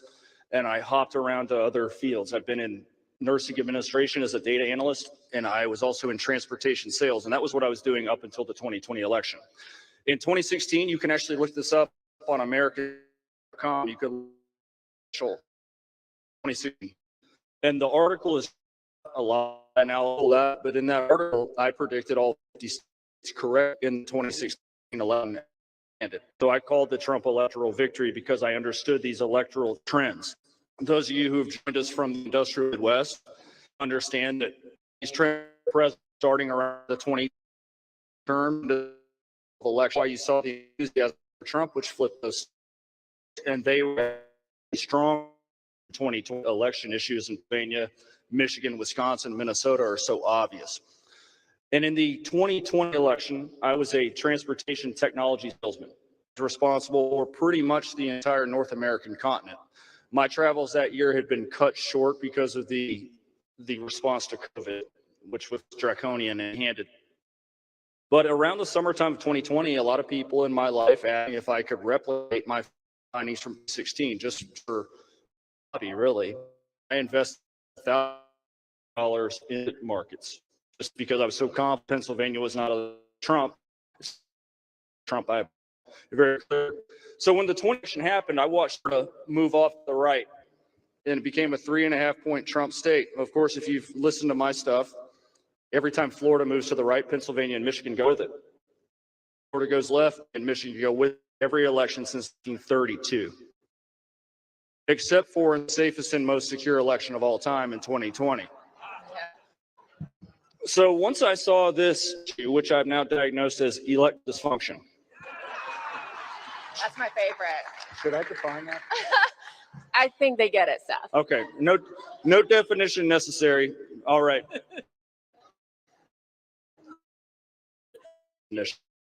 Well, I knew that Pennsylvania and Michigan would follow behind Florida. And what were we watching at that time? You had Trump ahead by 800,000 in Pennsylvania. You had 500,000 or 600,000 in Michigan. You had a narrower lead than that in a much smaller state, Wisconsin, but about 200,000 votes most of the night. Arizona got called. Why was it called? It's because Trump had already won Ohio, Iowa, North Carolina, Florida, and Texas. Arizona's called their signal to stop the rest of the states, and not just Pennsylvania, Michigan, Wisconsin. I saw the count stop in Virginia, Rhode Island, Minnesota. In Minnesota, the Secretary of State came out and said, actually, the general had come out and didn't have the votes to win the state at 3:45 in the afternoon on election day, and somehow, Biden won by points. And I sat and I laid down for a while and sleep. And when I woke up, I saw that Michigan and Wisconsin were already off the board, completely off the board. And it took so long to call Pennsylvania, Georgia, Trump were so, and that was when I had involved. I took a 2-hour nap, but I woke up in a completely different world.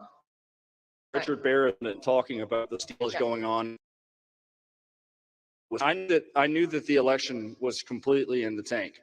And I spent most of the next day feeling sorry for myself, feeling grieved about the future. And then I woke up on November the 5th feeling like I was on fire. And I reached out to a lot of party throughout the country in Pennsylvania. I was getting away, obvious case, to say this is a turnout thing. I'm looking at Westmoreland County, Pennsylvania. I'm looking at Macomb County in Michigan. I'm looking at all kinds of smaller, middle-sized counties. And none of these folks could handle anything. Most of the leadership was already on vacation. There were state party chairs on vacation on November the 4th. You can reach them on the phone. Correct. So nobody was available. Nobody was available. Nobody was available. So what did I do? I went through my contacts from the years before, and I started throwing out Hail Marys. And one of my Hail Marys was caught by General.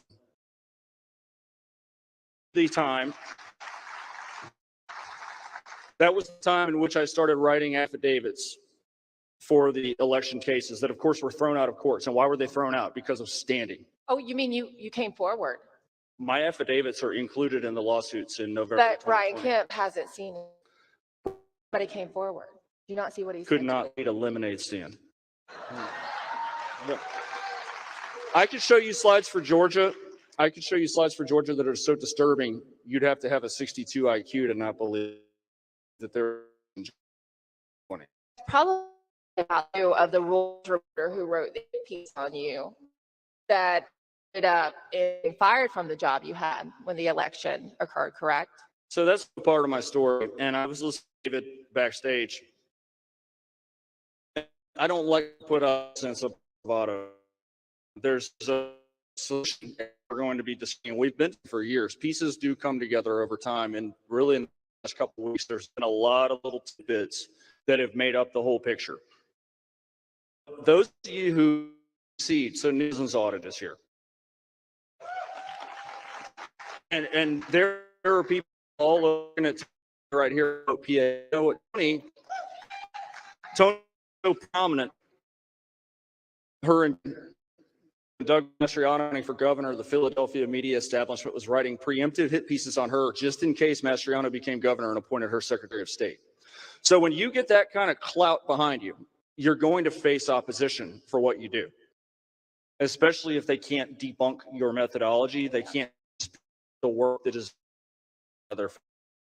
So yeah, my date in the beginning of 22. It was just on a day in early January. I'd made it 4 days, and it's like, hey, thanks for having a nice. And it was about a month and a half after Reuters published a global hit piece on what they call the military intelligence veterans that were promoting Trump's disinformation campaign. So the bottom line is it's a good time.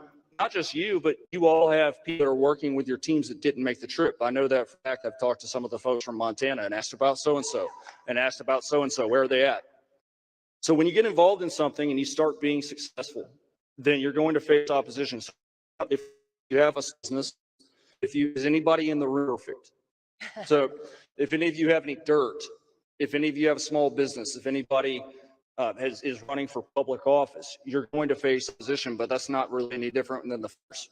There were 56 men who signed the Declaration of Independence. 5 of them were been tortured by the British.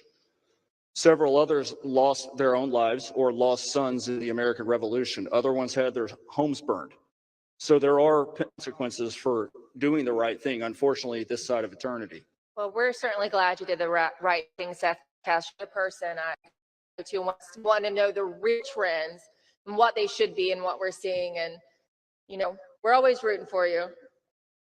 Good. I appreciate that. And I appreciate all of you and all of your work and everything that we're going to get done here in the next year and a half and beyond. Yeah, absolutely. Captain K. Thank you.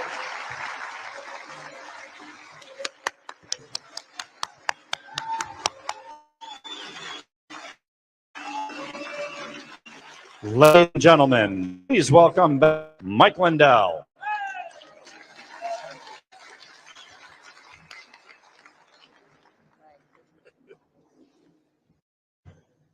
Well, where do we even start with you, Mike Lindell? Well, I can start someplace you probably wouldn't realize. You know, when I was, I was an addict, an ex-crack addict, and believe me, for decades, I had never voted. I figured politics don't matter, and not just because of crack, I'm paying attention, but even when I came out of addiction, when God freed that in January 16, 2009, I came out of it, and I'm going, it doesn't affect me. It doesn't affect me anything. It's just politicians.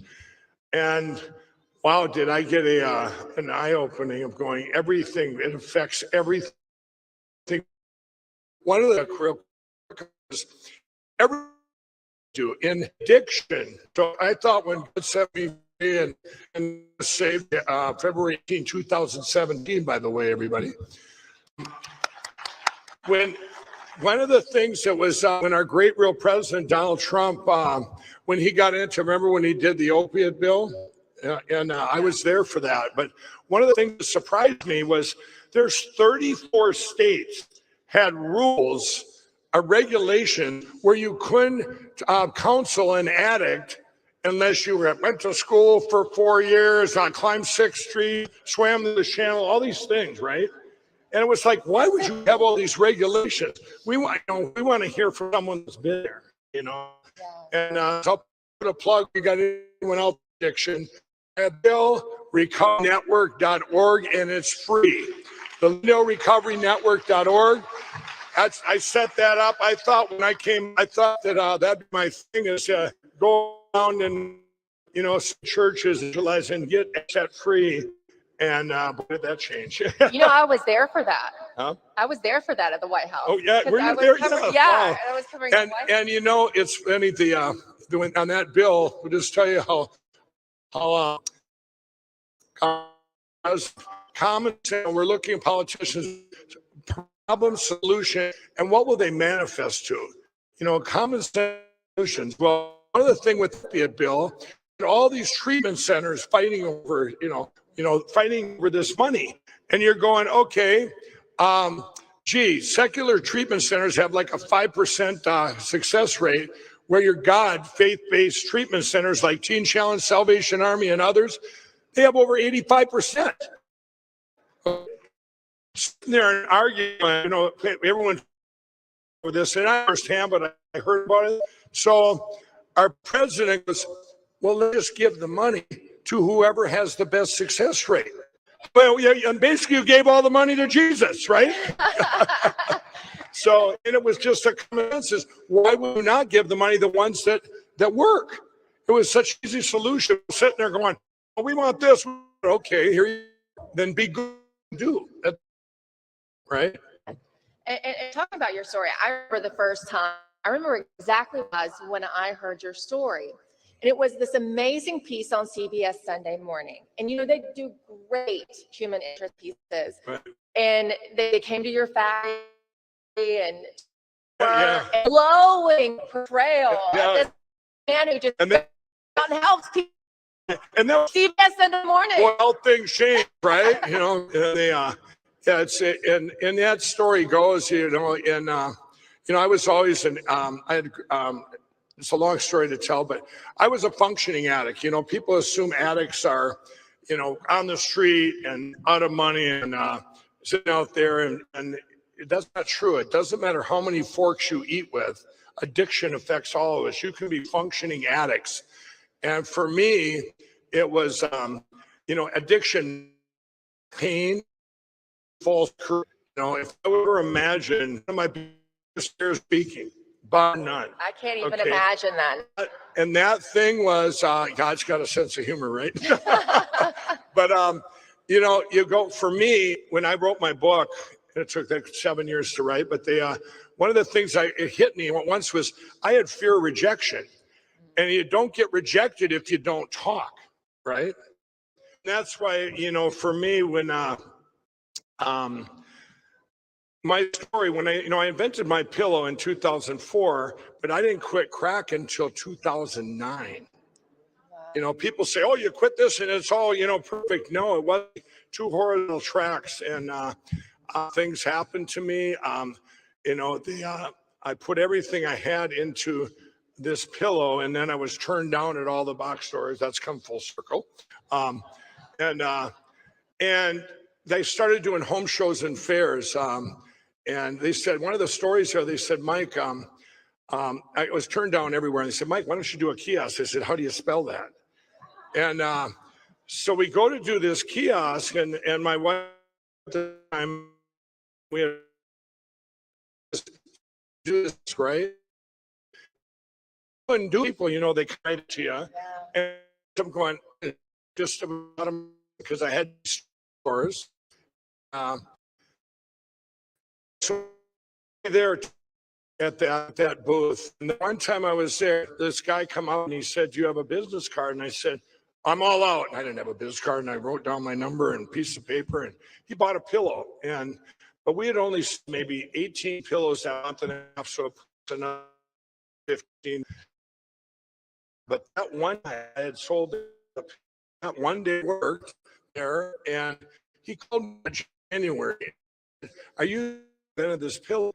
And by the time I ended up, but I didn't know where I was going to sell this. And I said, yeah, in Minnesota here. I said, yeah. And he goes, well, and this is the only guy I got phone number to. He says, well, I run the Minneapolis Home and Garden Show, and I save it for products that are new. And this pillow is amazing, and it's changed my life. He said, would you like to come in there with a booth? And I said, sure. And maybe a to the show. But anyway, I go to the show and I changed my booth. And I put table in front. People couldn't come on clothes. I put these bold claims up in the back, guaranteed the most comfortable pillow you ever owned. But people came up to me, and I sold like 18 or 20 pillows that day. The most I had sold in a month and a half at the Kia, because I could talk and tell them about this, you know, passionately what this did. I wanted to, well, 18 just came back, different paid to get back in the show. Come up, my love, coming into this, I slept all this. I'm going, and I felt so good on the inside, and it wasn't about the money, it was that it helped them. And I kind of got to that, right? So I go out and do after show, and in the meantime, I crumble my addiction. And so I'm going to fast forward to it. That was a miracle there, the people came and said that maybe almost addicted to health there. And I'm going to bring you quick to 2008.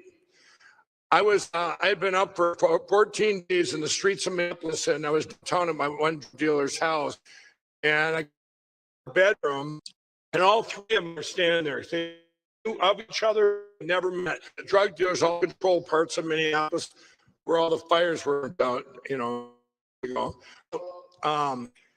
Anyway, I go, what are you guys doing? They go, you know each other? And they go, Mike, we're cutting you off. And I go, you're cutting me off. I said, what is this, an intervention? They go, call it whatever you want. We're cutting you off. And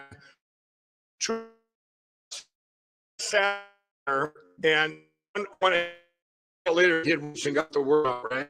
So I had a few rocks left, and he'd sit in his chair, and he says, how much you have left? And I'm sitting there, and I'm smoking. I run out of crack then, and I'm carpet farming and scraping the pipe, and you know, the laughers, you've been on crack, okay?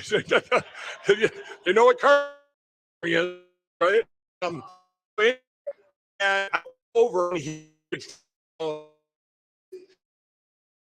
and I could not buy crack anywhere. 2:30 in the morning, and actually, it's a lot of hard work when you're an addict. You're trying to eat all the time.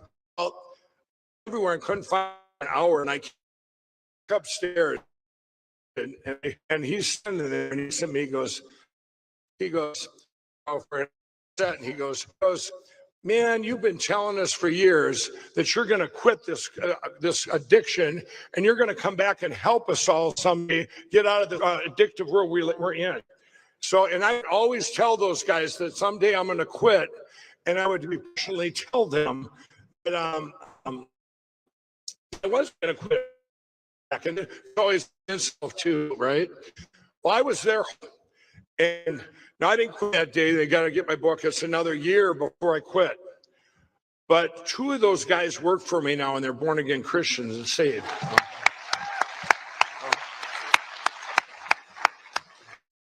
And when that, I had never voted in this 2000, or that actually was the spring of 2015. And I was meet Dom in a room, and it was a very vivid dream. And I said, you know, and I didn't know anything about it. I had never watched The Apprentice or anything. Okay, I was now remember, I quit crack in January 16, 2009. So we get up to 2006 or 15. Then he came, and I go, that is true. I never thought that this would come to, well, in August 15th of 2016, and there's miracles that led to that, where all of a sudden he called me, or he emailed me to meet him. And well, I'll tell you the part, because that's kind of an amazing story in itself. So I kept thinking, I kept going back to that dream I had of meeting him. And now we go through 2015 and into 16. And I never, you know, I'm sitting in July 2016, and I'm on a plane, and I'm going out to California to do a movie called Church People. And I'm on the plane, and I get up to, I've got this magazine about Donald Trump. It was a catalog kind of his life or whatever. I had bought it in the airport. And I get up to 10,000 feet, and I set my phone back then. You could get internet, so it would ding if I got an email. And I'm sitting there, and I go praying to God. If you know, when I seen this, if I'm supposed to meet Donald Trump, I said I need an answer. And all of a sudden, my phone dinged. It said, Mike, this is Donald Trump. Will you meet me in New York City? And I'm like, God, no. I'm going, and I'm sitting there going, almost in tears, going, it was a miracle there. And the guy next to me going, are you okay? The flight's going, yes, it's a miracle. But it wasn't because I was going to meet Donald Trump. It's because I was answered in real time. Yeah. Does everyone get that? I mean, that was amazing. So I want to tell you quick, when I met him, that came to fruition on August 15th, 2016. Everybody, you're not going to be alone. Like, you're not going to be alone. And whatever you do, don't tell them you were a crack addict and stuff like that. So anyway, by a series of events, I walked into his office, and it was just me. And he looked to take you on TV. Are you a Christian? I said, yes, Mr. But this line apart. And a minute into it, and he started to ask me, you make all your stuff here, your pillows here and stuff. He says, how's that working? I want to bring the manufacturing back to the country. And I said, well, Mr. President, I used to be a crack addict. And I look at him like this, right? As a president, Mr. Chair, I looked at this, right? And I said, I'm going to set this network up, the Lindell Recovery Network, and it's going to help. And he goes, stop the drugs porn and order down for the drugs. But it was this conversation, right?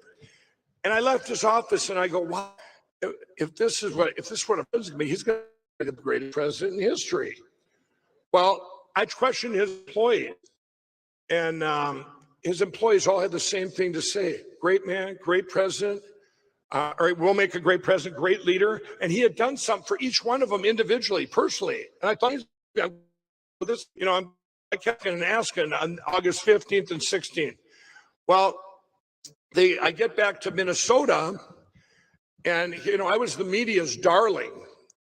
I mean, they're darling. Mike, addiction, blah blah. How many employees you hired today? And then every TV all be, and back and I said, this, he's going to be amazing if that's, I didn't know, what it should be. I never met a president. And so they go, Mike, if you do this, you're going to lose. If you do a press release, you're going to lose half our company and we're going to be done. And I said, I went out in the hallway and I said, and I'm mad, CMO came out. She says, we didn't get this far by you not listening to God. I went back in the boardroom and said, we didn't get this far by me not listening to God. I said, we're going to do that press release.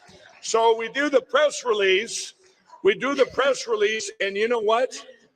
I'm sitting there going, oh no, what happened? I was attacked. I called her my drugs, and I mean, they already told everybody, it's like nothing new. Well, but they attacked like never thought it was all real. And then I found out later it's attack jobs, bots and trolls and social media and emails. But some of them were real, these, and I was just, and well, maybe they're right, but I'm going, I must be doing something right. And I pray, I knew to stay the course. That was my first strike.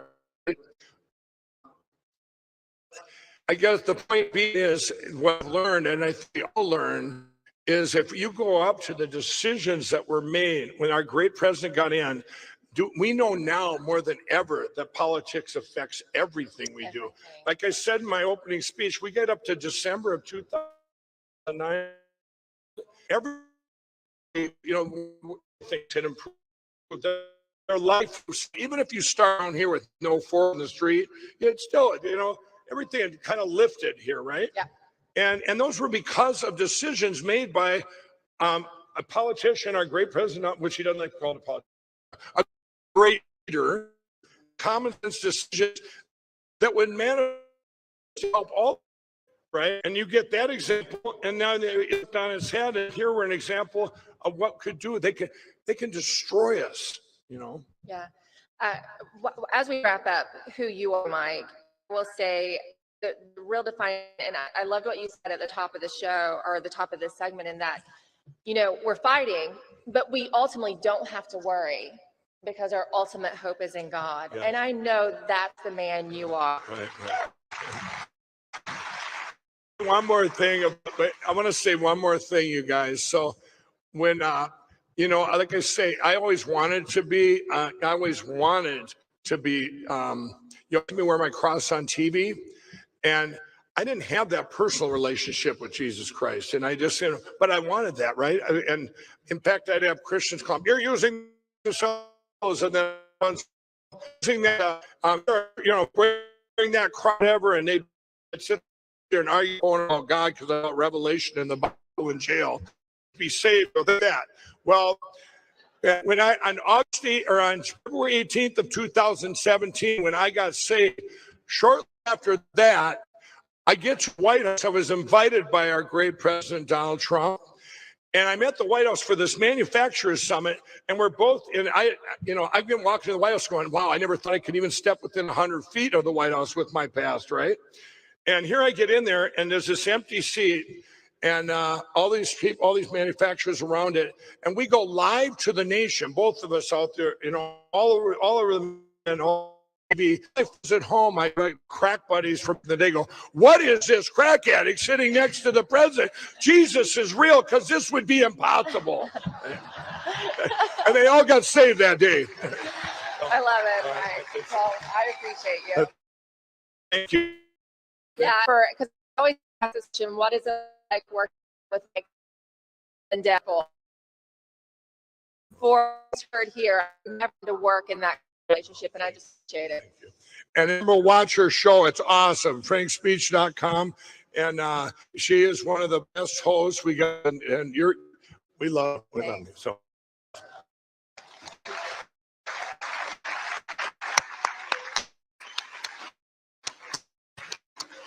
Ladies and gentlemen, please welcome Clint Curtis.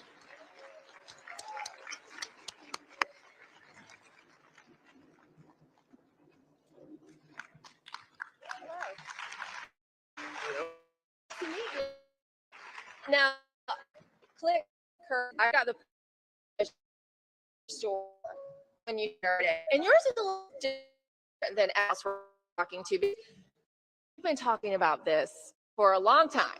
20 years. 20 years. And the rest of us just wake up in the last couple years playing catch up. But also, it's considered a Republican issue now, right? And a taboo issue. You're a Democrat. Yes. And it only became a taboo of Democrats have this, just like you guys have Hitlers. So anything it must be bad. Doesn't matter. Raining, Trump caused it, right? Tree fell on my car, Hillary must have done it somehow. And that's kind of what happens. And so that's what's taboo-ish. And but most Democrats do not think the election is worthy. 70%. I mean, we've seen the polling. Right. But it's true. Most Democrats feel that way. And when you talked about it before, let's say prior to 2020, what did you talk about? Everybody was on board. I mean, everybody. I talked to Gavin Newsom about it back in 2010. Was on Kamala Harris's auction, her audit of her election. So these people knew, and they were on board. And if we can get this to really stabilize and work together, because you kind of have a like to leg off. I don't, but that kind of slows you down. When you do, you are much more effective. Democrats are easier to get along with. We will all eventually coalesce around an idea. It may not be the right one, but it will be an idea. But then we just talk about it and we sit down and we have too much. Doing something very, if you can get to a point where you're good and can actually get everybody to agree, I can get the Democrats back and we can get a hand-marked, hand-count, paper ballot election. And you will actually be able to trust it again. All right. So with that, and we're going to lay out the plan tomorrow, or Michael and Lindell is privy to it yet. I can't wait to hear it myself. Let's talk about why they should trust you. For those in our audience who might know exactly who you are, you actually set the algorithm originally. Yes, I type voting machines in the United States. Essentially, I had a fellow that came to me. He was Speaker of the Florida House. He was Jeb Bush's running mate when he ran for governor the first time, and he was the head lobbyist for the company I work for. I'm a prototype computer, or computer programmer. I used to be a lawyer, but he wanted a prototype for the electronic voting machines. Either enter touch was his preference initially, because they weren't yet. And one of the requests, can you code that could manipulate this election done on this touchscreen or done on the tablet so that it can be basically just secretly accessed, and then suddenly you can flip the vote to whoever you want to. So I built it. The vote was 51-49. Built out of for all the minions, just what they're still using today. Handed it in. This is why you can't trust computers. You won't be able to. And the company, oh, we're actually this. Isn't this election? This is to do election fraud. That was Republican, right? Everybody said that's terrible. So I Triple C told them about it. You know what they said? They didn't say that's terrible. They didn't say that's horrible. They said, why do we think of it first? And that's where you are, guys. So you have to have hand-counted paper ballots because both sides at a certain level will try and cheat. Try and cheat system.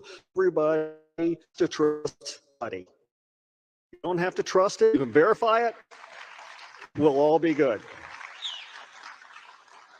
So let me ask you, while you were out there in the 20 years that you've been talking to mostly Democrats about this, I mean, clearly we're telling them the truth, but we're still here. It doesn't like anything was done in the in-between. Any areas where you saw some people try to do it and it just got stopped? I mean, how did we still end up here, I guess? Well, some people tried to do it, but there are so many places pushing back on that. They got rid of the touch, the whole print you a bar. That's all gone. A lot of you are still stuck with that. You're in really bad shape, guys. But we got rid of that in Florida. So we were going to have hand-marked, hand-counted paper ballots. Except 6 months after we got that through, suddenly you're no longer able to count those ballots by hand. It has to count, and it's to count the ballots. And that's the kind of legislation that comes back. Because all the push is on making you use stuff that's bad. So if they can control the machines, they can control the vote. And even the good ones are afraid of it. So it's like the Carol Lake race. When she ran for governor, it didn't matter 5 points ahead because she wasn't running against an opponent. She was running against the machines that are counting the election. Yeah. So that's a tough run. I'm pretty impressed. You did so well, aren't you? Machines could have made lose by 50 points. It really didn't matter because no one's going to hold them accountable until you get back to something you can trust.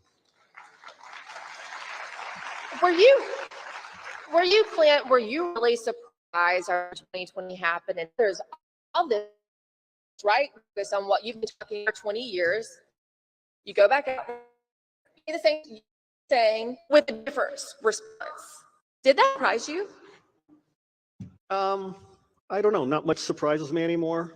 Yeah. You know, there's always the surge to fix something, and then your guy will win, and it's okay.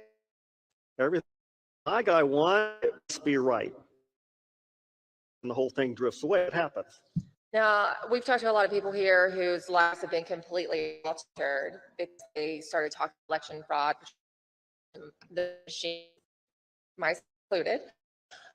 And you were already different kind of than the rest of us. So has it changed your life? Has it changed day to day and your relationships? Not really. Since I am a Democrat, if you notice, they don't like that of a substantiation of what you terrible Republicans are talking about. So what tends to happen in my case is they ignore me. I don't exist. And this happened from the very beginning. If you ever saw the little clip where I testified before Congress, you'll notice that it's not professionally shot. It's not ABC, NBC. When I went to testify, there were all the major cameras there taking in the committee hearing. The minute I got up to get on stage, because they had going on, everybody in the camera left the room. So if you think the media is ever going to be on your side, don't think they're going to be on your side. It isn't going to happen. when I testified in Shasta County, got rid of all this big thing about these horrible Republicans who are getting rid of the machines and all this sort of thing, but you won't see anything mentioned about me. I don't exist. So I tend to just get ignored. It's not a bad thing, but it's an odd thing, don't you think? Actually, I was talking to a really great investigative independent journalist the other day that's very influential and that covered the hearings in DC. We went and sat in person, and I asked about this. You covered, look, most of it is by omission. It's just not sharing all the details and not sharing all the truth. Now we know they also just, put malign information out there, but also just the issue of omission, which it makes it really hard when you're trying to do news stories to try to information about you, because I just recently did it. Right. Isn't that odd? Yeah. Why you really should be impressed and give an extra hand to Mike Lindell, because he is pushing this out. And he's one. Clint,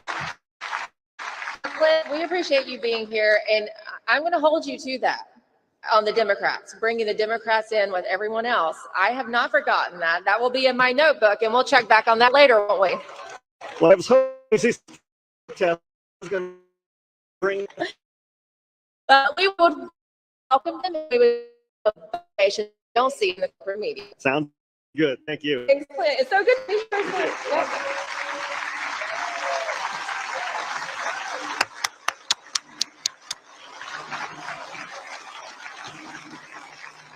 Ladies and gentlemen, please welcome former Mesa County Clerk and candidate for Secretary of State, Mesa County, Colorado, Tina Peter.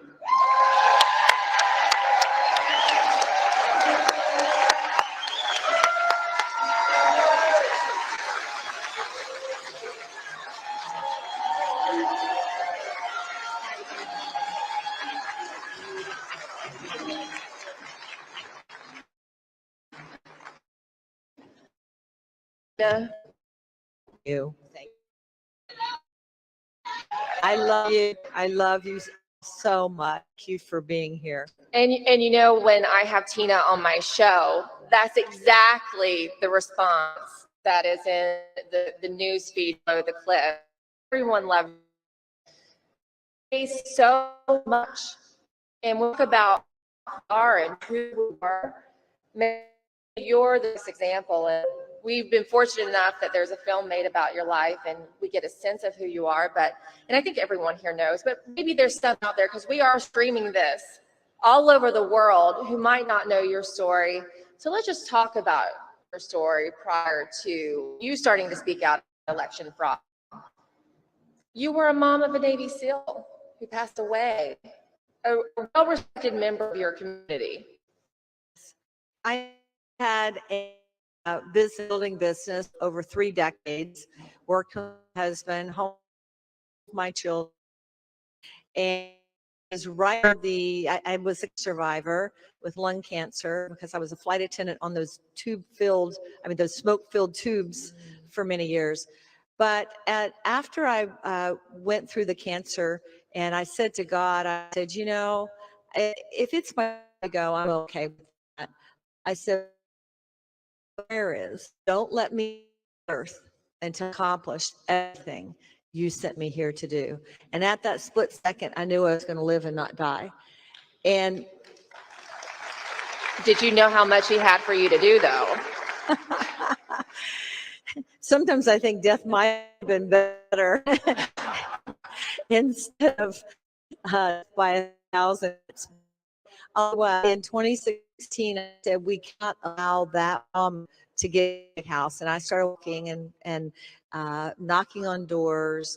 And that's how I got involved. I was an ordinary citizen, just like many of you out there, and just with passion to help change this country and to save it. And that's what got me into this. I ran for Mesa County Clerk and Recorder, but they had 3.5-hour wait times. And as a business owner, I fixed that.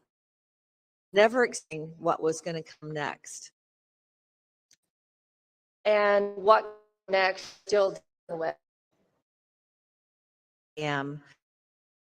know that have movie. If you haven't, you can go to tinapeters.us, And you just should. my name, and .us for United States, and watch the movie. We expose what was inside the machines. Had never been seen before. And so from that came Mesa Report 1, 2, 3, which are also on my website.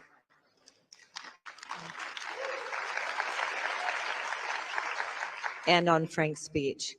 So that was the beginning. The deep state came after me and are still coming after me with a vengeance. I've already been guilty for recording a proceeding. I was in the gallery. It was being broadcast by WebEx for everyone to see, of my chief deputy's hearing. And guess what? I was found guilty of obstructing government operation and contempt for lying to a judge. Just had the that they have recording examined, and guess what? There's nothing on it. But it doesn't end there. So I was indicted in jail. The night in jail, it was right now I'm fighting 7 felonies and 3 misdemeanor indictment. But you know what? What God brings you to, He'll see you through. And thank you. And what you're going to hear tomorrow, and what you're going to be called by God to do, because it's in the planet at this place. Amen. Amen.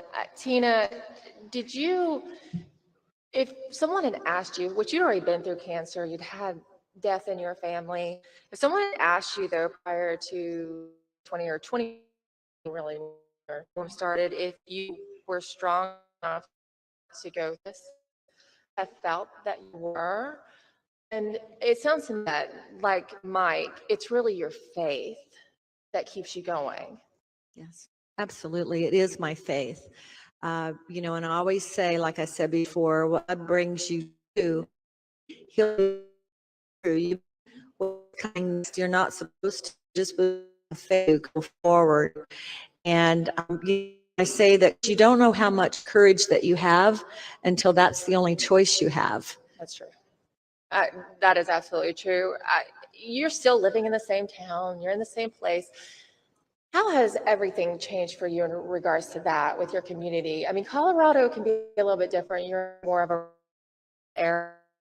But it was like a day of excitement.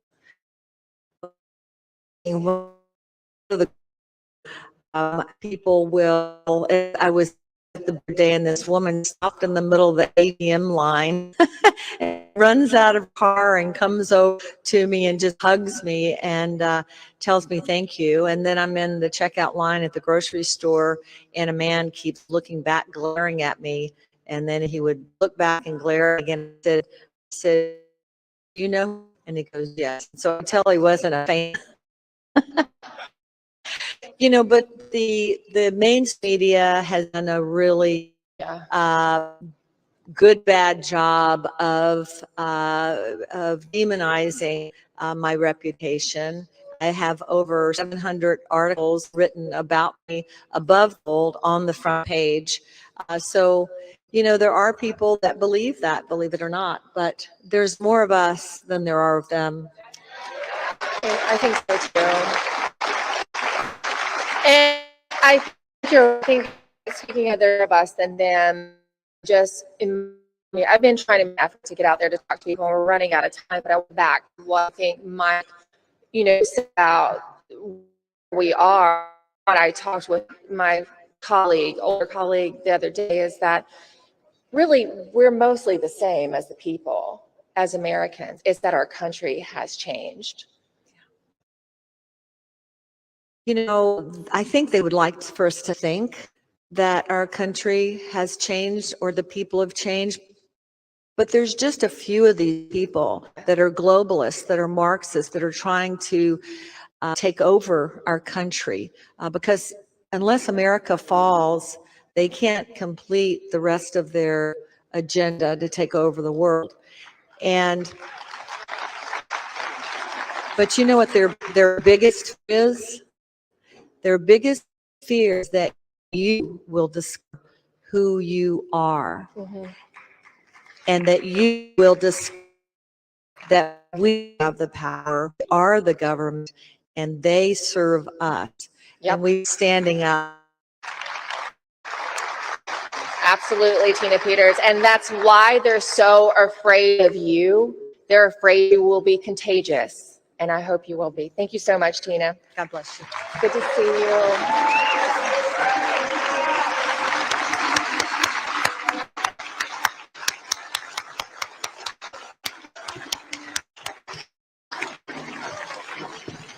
Ladies and gentlemen, please welcome former Justice of the Wisconsin Supreme Court and former Special Counsel to investigate the 2020 election in Wisconsin, Michael Gableman.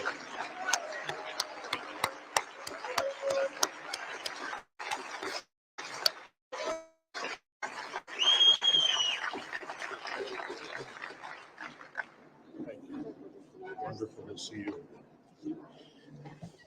You know, Justice Gableman, usually you're not allowed to really question, right? Or potential, but that is all gone out the window. Well, you know, it's all laws, and I'm in full company, as some of our speakers today illustrated. What they did to Tina Peters is just beyond the pale. And the fact, when I was listening to Mike's comments a few minutes ago, the fact that the media had been praising him and praising till and states the fact that the media, the large part of the media, no pretense to truth, at simply a political machine. You know, I'm not a reincarnation of Oliver Wendell Holmes or anything, but I did have very good credentials. I had been a prosecutor, elected prosecutor. I had won race for county judge with 78% of the vote.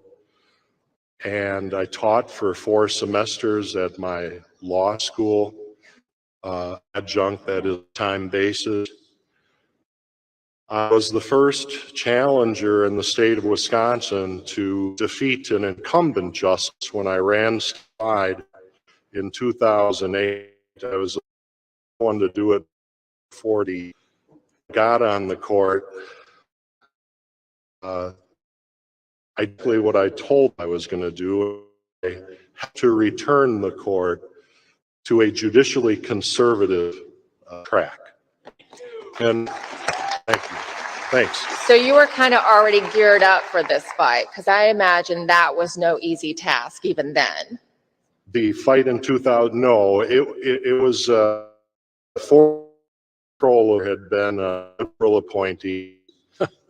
His name that he was proud of was Loophole Louie, and he had been appointed by a Democrat governor, and of course he was the favored candidate of the liberal establishment. So all of this is to say that when I got the call to investigate the election in Wisconsin, I saw that every experience I had had career-wise in taking the heat and taking the jabs and taking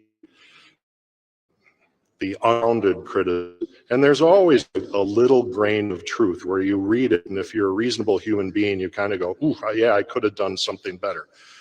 But to give you an idea of the over-the-top kind of lying coverage the media put on in our state's largest paper, in the Sunday edition, even though it happened on Wednesday, we wait till Sunday, which is the highest circulation, of course, to put above the fold.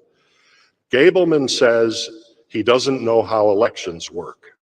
Now, yeah, what prompted that? I had been speaking to a group in Wisconsin, and it was during a break, and I said, gee, one of the things that got me interested in the election process is I'm like everybody else. When I go to vote, I put my ballot into the machine. I have no idea what happens to that ballot. And that's a fair enough statement. Believe me, I've thought about it many times. That's pretty basic. And that goes, and so they put that above the fold. That was supposedly to mock me,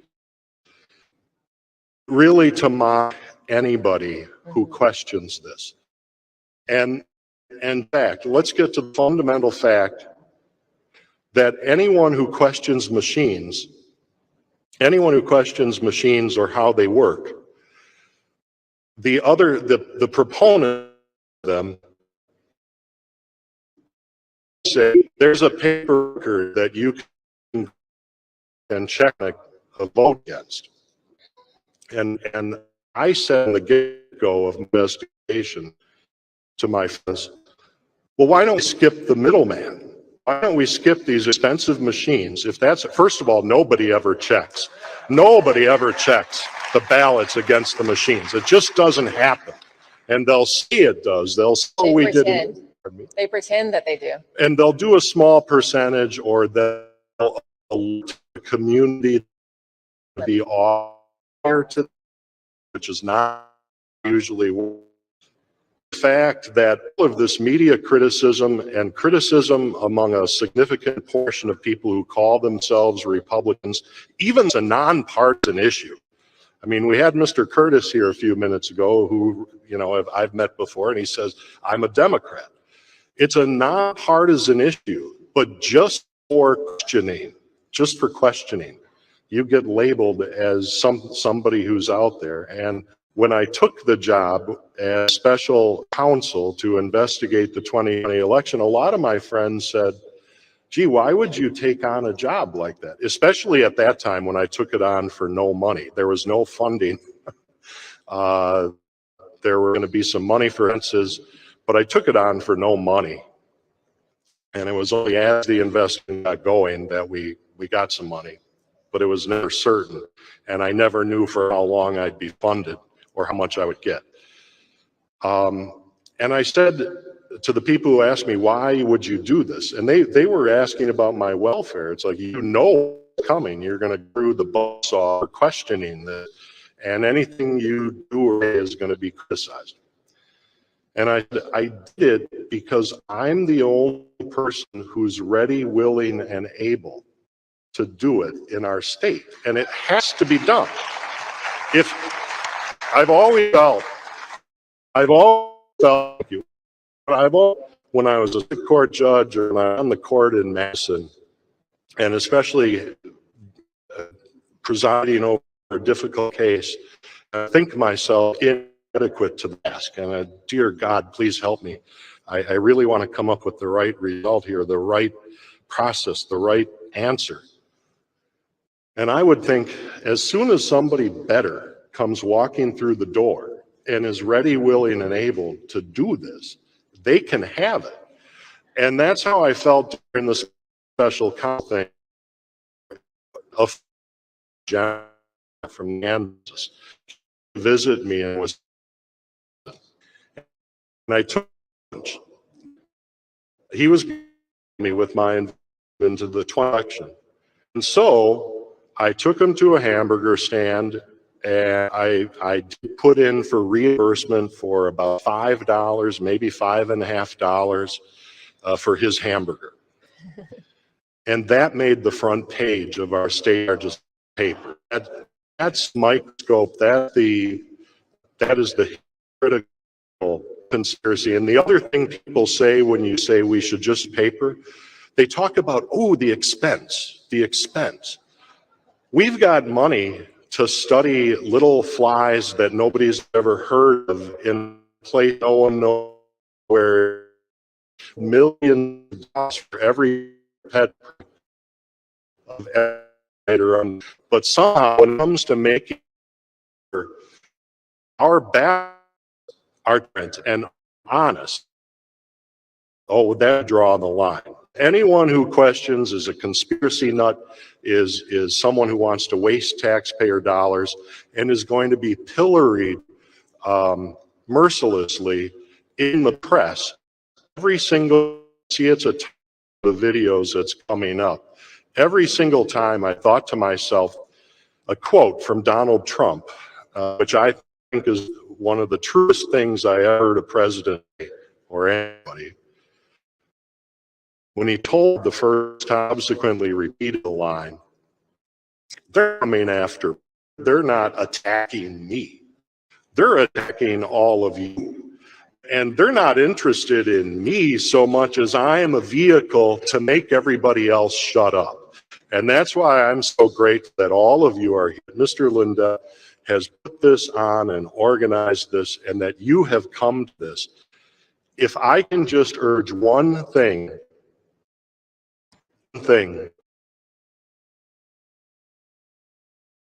transparent elections, paper ballots, that, and no machines. They go through a mathematical process. Nobody's allowed to know how they work. Let's do it. Let's do it the way they do in the union. Let's do it the way that they, everything really the outcome thing that everybody wants to have confidence in, which is paper ballots counted in public. That's it. We can do it, and we need to do it. Real quick, yeah, we're all for that. Real quick before I let you go, because you don't get much more credential than Supreme Court justice, and you yourself to the law, holding the Constitution. You took that oath, and that is your job. Right. I have to ask you, based on who you are, and from the time you started to take that path to where we are today, how do you feel? Easy to get to look at it and wonder if we're going through the days and but this list of fantastic about George Washington, and I was taking us through the Revolutionary War. I'm CD, and then I think back to the Civil War, which in the big scheme of things wasn't that long ago. It was never going to be easy, this world and this life. It was never going to be easy. And we are in a, I don't think we should catastrophize. I don't think we should say that country is in some unprecedented time of turmoil. We go 250 years to the Revolutionary War, where we literally had to fight to the death to get our freedom. And then we went to the Civil War to maintain our country. And now we're in another fight, which really what we're being called upon is to exercise our political, not physical violence, our political will. So it's easy to get discouraged when you're very, very close to it. But my God, I'll tell you what, if we can't do this, this is going to get a little cynical.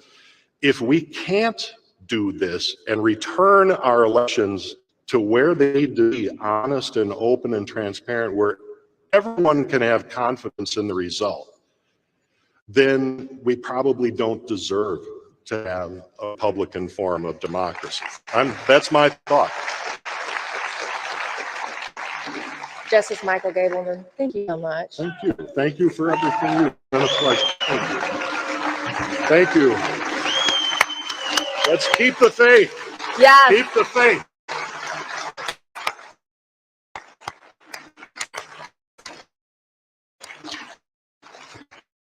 Ladies and gentlemen, please welcome from New Hampshire, Mom and Auditor Marilyn Knott.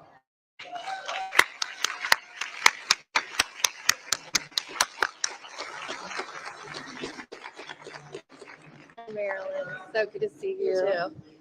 You know, we're reminded, we just talked to a state Supreme Court justice, a former state, but this fight has people from all walks of life. You're no mom, because that's basically what you were doing when you got in this. Correct. I was being a mom and I was an accountant, so just basically things are a little different now. So much different. But you're glad you got into it. Absolutely. Because at the end of the day, it is the future. And that's many have a, it's what drives me besides my faith every day, because it's the future of our country. And, you know, but it's not easy. Some people can say, well, you know, your mom, you're not giving up a lot, but that's not true. No. Because you're still, I mean, you can tell me, have you been ostracized in your community? Yes. I've been arrested twice. Both of those have been dropped. My property assessment has been double within 1 year. I had to fight that. And basically, I had the most expensive room in my on 1 acre. Ended up winning that. They told me I couldn't build on land right after the Wyndham incident. And then a month later, approved somebody else with the same exact situation that I had. It's been asked, what's the difference between property and their property? Said the owners. So, and then, you know, I've been put under investigation by the AG many of times. One time for sending mailers, and they weren't even political mailers. They were basically explaining things about the machine and how the machine wasn't safe, and it was basically just a bunch of facts, and they considered that to be a political mailer. And even though there was no laws broken, I hired a professional mailing company to do it. They put me under investigation for it. They have called my husband's work and tried to get him fired and put under investigation. And just to let our audience know, you're also a veteran. I Served am. in the Navy. Correct. So, thank you. Because if children aren't free, then it may be weird for them, the country that they're going to go up in. And that's why I thought we were going to have a real audit. And then when I saw for a fact we weren't going to have a real audit, when I saw Harry Hursty delete those cards and I knew for a fact we weren't free. Because if you're not, what are you? You know, so I was like, are real. There's nothing real about them, and we just don't know it yet. And what happens with our kids if we don't do something?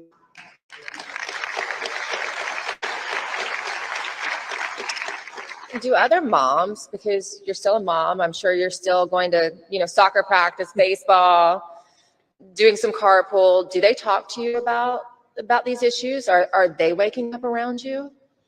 So, honestly, I do see that. You know, where I come from in New Hampshire, I have a huge support of friends that are just non-political. It's not that they're one way or another. And I see them, you know, more interested in the things that I have to say. I see them waking up, I do.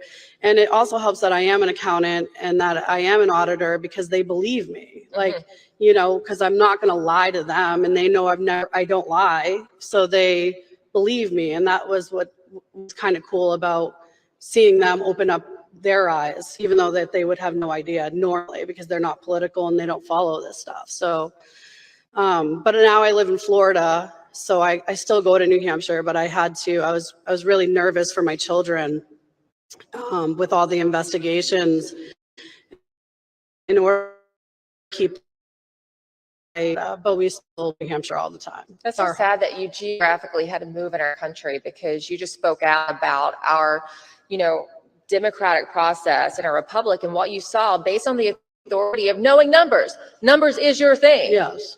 And you literally had to physically move your family. I did.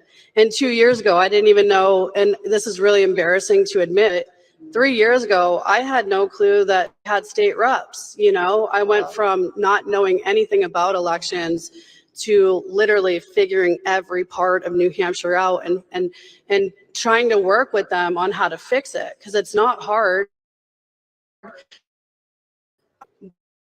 Money is not audited, our elections are. Money, I mean, there's just a story the other day where the FBI raided someone's business. And in my mind, I thought to myself, I've physically seen these businesses raided while they have customers in their store and their system out. And so I couldn't understand how the boxes of ballots are right there. Harry Hurst is doing our memory card. Why isn't the SWAT team coming in? I couldn't understand. Now, but there's yeah, it's crazy that money is held to a higher standard than your. They're rated less. Well, Marilyn Todd, we appreciate your boldness to speak out, even though it caused your family discomfort, harassment, and a geographical move. I hope that those moms will listen. Yeah, we moms like you. Thank you so much, Marilyn.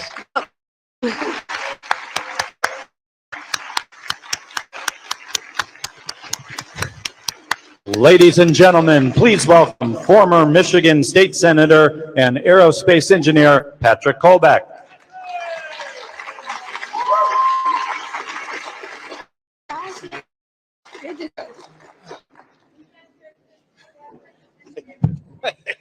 You're already well known. I don't know if I need to. You know, the thing about Patrick is they give me, they invited me to know, and I know Patrick, and I know, some of the things he's done. I had no idea things done. The defense sector, well, most you're of what we call a brainiac. now power play, so that's there's a reason I'm backstage most of the time. But yeah, God's put me pretty diverse for quite a while, and it's actually, when it comes to shooting what's happening inside our elections, it's actually a pretty good gift, because here I am, I got an aerospace engineering background. I'm a systems engineer at heart. I like addressing complex systems and trying to simplify it and put it in a PowerPoint sometimes, but try to simplify that message. And it's a challenge when it comes to elections, because people sometimes just really try to oversimplify what an election is. They go, okay, find out who's on the ballot, circle in the dot, cast it, and everything's nice. Well, that's fine, except there are people intent upon fraud. And so there's a bunch of checks and balances that are put into a system that, frankly, as early as 2020, I would say going back to 2018, we've seen evidence that those checks and balances are just smokers. And so, that's part of that background. I'm in with this aerospace engineer. My wife thought when we took our wedding vows that it would be a real boring life, and I just go 8 to 5. I enjoyed a career out of Boeing, working on space station, all that kind of stuff. That was the fun days.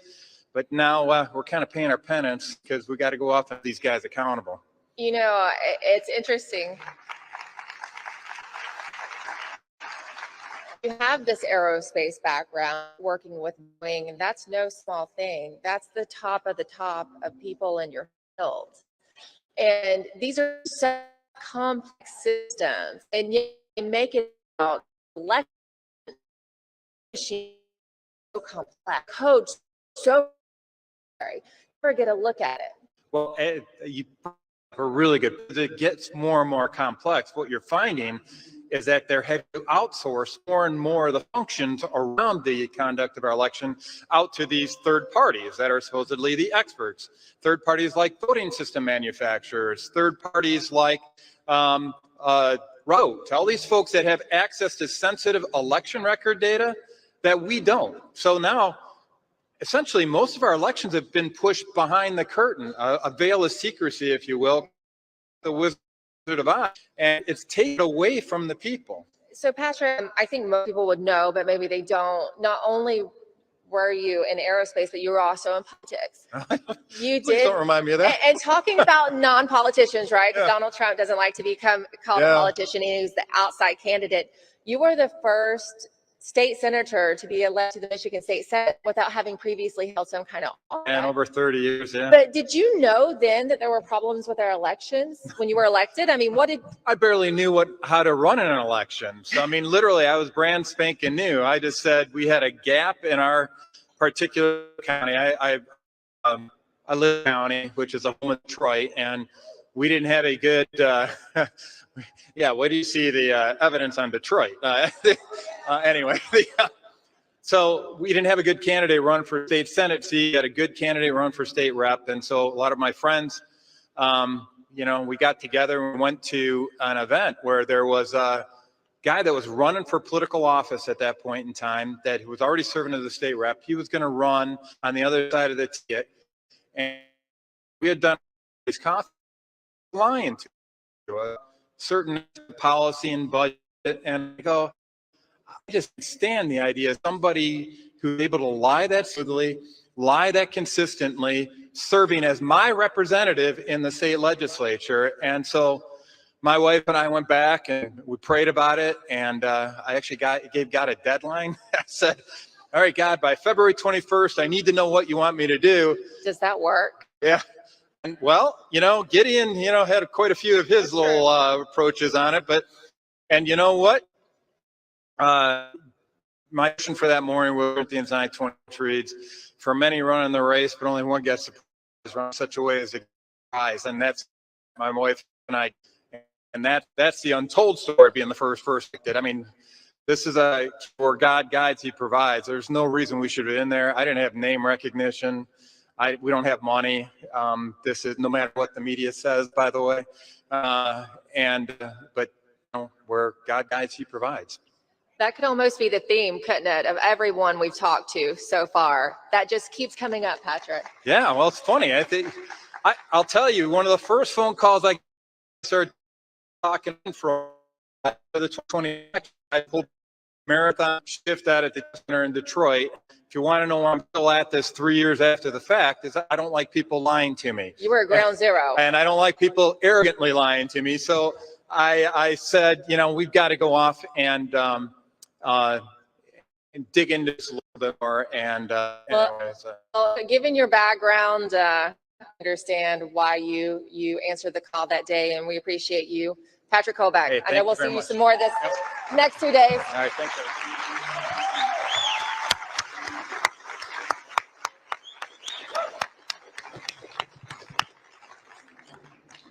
Ladies and gentlemen, please welcome investigative journalist Laura Loomer.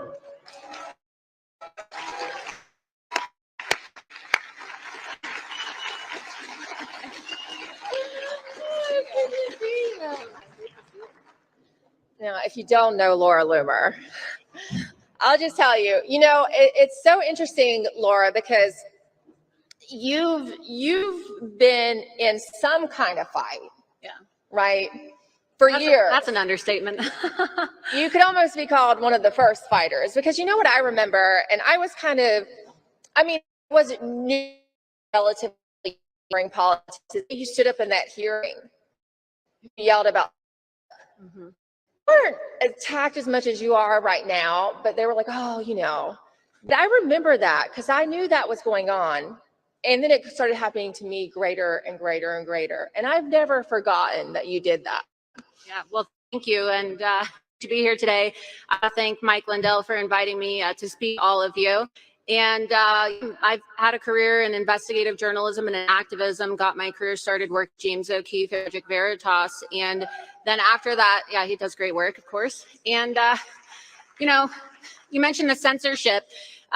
Prior to getting my account back on Twitter in November of 2022, I've been banned for 5 years. And there was a point where I was the most banned woman in the entire world. And I still am banned on every single social media site, with the exception of Twitter to this date, simply because, right, I was warning people. We're in the coal mine. And I remember that day in 2018 when we had the first congressional hearing on tech censorship. And Jack Dorsey, of course, was testifying in front of Congress. And he had said that they were not using algorithms to censor conservatives. And I stood up and I called him a liar, and I was escorted out by the cops. And, I hate to say it, that was a committee controlled by Republicans. Okay. When we look at the problems in our country today, we want to know how we got here. Okay. Well, during President Trump's first administration, for the first 2 years, we had a Republican controlled House, we had a Republican controlled Senate. So there's your answer, right? It's Republican cowardice that has resulted in the silencing and the censorship of patriots like you. Yep.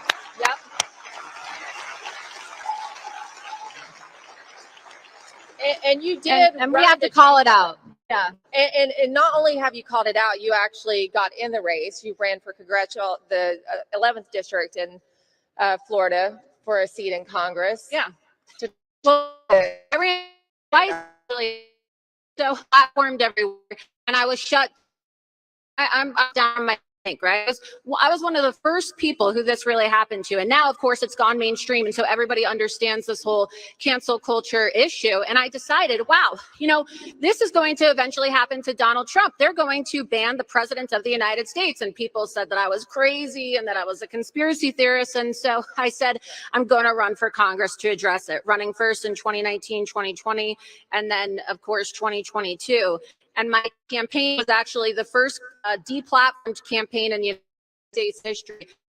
We were the only campaign denied the ability to create social media accounts. And you can imagine how hard that in the middle of COVID when Governor Ron DeSantis locked down the state of Florida. I know he likes to say he did otherwise, right? But we were locked down in Florida, not able to knock on doors. And so that's a problem. And then, got so bad that even Comcast, an internet service provider, blocked my campaign sending text. So that's election interference, right? Yeah. And even though the president trusts me, even voted for me in 2020, and I won my primary despite all odds, the GOP didn't issue a single statement about the censorship of conservatives. And so if we are going to, reclaim our election integrity, if we are going to can voter fraud and get the greatest ever, President J. back in the White House and reelected for a time, then we have to start calling out the Republicans who are doing nothing to speak out about voter fraud.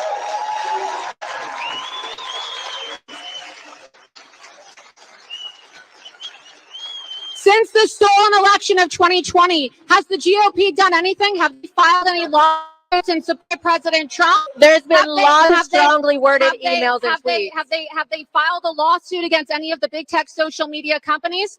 What are they doing aside from tweeting their statements about President Trump's recent indictments?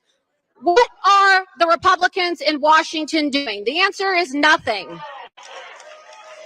And I know why I think that is, but why do you think that is, Laura? Because it's a uniparty, right? It's an illusion of choice.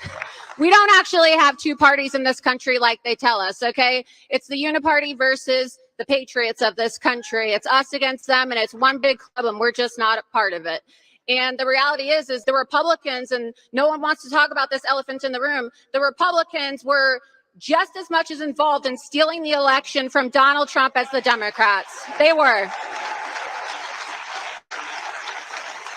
I would go so far as there's no way the Democrats could have done it alone without the help of the Republicans. Oh, absolutely. And now they're they're trying to criminalize speaking out against stolen elections. They're trying to criminalize patriots showing up and about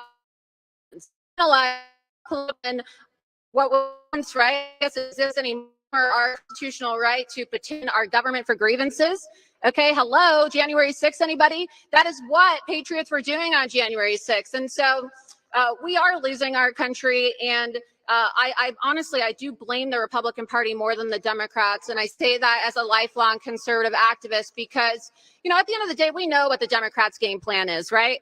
But we would not be in this mess today if we had strong leadership from Republican elected officials. But instead, none of them. How many of them actually really look out about fraud?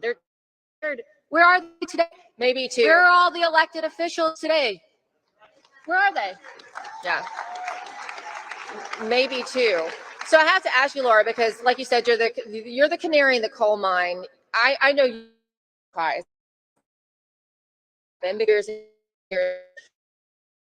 Do you know that more people are involved and people respond about Republicans, it felt that way, or you wasn't quite that response? Yeah. Well, people are awake now, and the thing is they like to call themselves the silent majority, but we're not silent by choice. We have been silenced, and we have to reclaim our voice. And we're not going to reclaim our voice by sitting back and playing nice in the sandbox with Republicans. I think that most detrimental things to the Republican Party is Ronald Reagan's 11th commandment about not speaking ill of any other Republican. It's time to put Reagan's 11th commandment in the shredder on high speed. Absolutely. And if you feel bad because they use the term Republican, just remember, really, it really is party. And if you in Washington, see it in 5 seconds. The GOP base, okay, is Donald Trump. There's MAGA, and then there's the Uniparty. Okay, there's MAGA, there's the Uniparty, and I would say that most Republican voters today, they feel as though they have been completely abandoned by the party. The party isn't actually representative of the pro-Trump MAGA base. They don't even believe the election was stolen. To this day, the RNC has not issued a statement admitting that the 2020 election was stolen. They don't believe it. So how are these people supposed to represent us, and why do they expect people to show up to the polls in 2024 unless they're actually going to prove to us that they're committed to implementing policies and practices to combat another steal? How much do you think it trickles down to the local level, though? I mean, we know that the national Republicans, but how much on the local level? Well, it's happening on a local level. It's happening in states. There are people from all over the country here today who I've spoken to who have said that as Republicans, their issue wasn't combating Democrat or Democrat or state corrupt Republican officialize the vote machine voters and the election. You can also, it is important for people to get involved at the local level. And before that time, Laura, I do have to bring up, because you're getting a lot of attention from Donald Trump himself, and he invited you to dinner the other day. So why don't you just give people room? So actually, I was giving a New York Young Republicans, and I wasn't aware that Donald Trump was going to be at Bedminster for the rest of the Live Golf tournament, because I thought he was going to be in Iowa all weekend. And when I found out he was going to be at Bedminster, I had extended my flight and I went over there just with a regular general admission ticket. And Trump recognized me on the golf course, and he came over and thanked me for all of my investigative reports, exposing Ron DeSantis, who does not believe that the election was stolen, another enemy to the election integrity movement. And so, to surprise and elated, I just can't believe it happened. President had spent the day with him in his private suite at Bedminster. I was able to watch the tournament, and he's just so good and so kind. And he's such a wonderful person, which is why I take it personally when he's in the media. This is a man who gave up a life of luxury to fight for all of us, okay? He could potentially face the rest of his life in prison because he decided to fight for integrity and speak out against the Uniparty and stolen elections. And we have obligation to raise our voices, exemplify courage instead of hiding in silence and cowardice like every member of the Republican Party in Congress today. And we need to fight for President Trump the same way that he fights for all of us. Well, Laura Loomer, yeah, this is actually our first time getting to meet in person. I know, I've known about you for years, and we've, exchanged comments online, but yeah, but you're very brave as well. You walked away from, or I guess, you'd have to tell the story yourself, but you refused to take the vaccine and you were punished for it by corporate media. And so you spoke out at a network that has a policy of not speaking out against stolen elections. You said, now you have a career as well. So you're very as well, Emerald. I don't well at being well. No, it's wrong. Loomer, fiery person. It's so good to meet you, and thank you for being there early on. Not a lot of people can say that, right? She was fighting the fight early on, and we applaud you for it. Thank you. Thank you. Let's try to get together later. Yeah, definitely.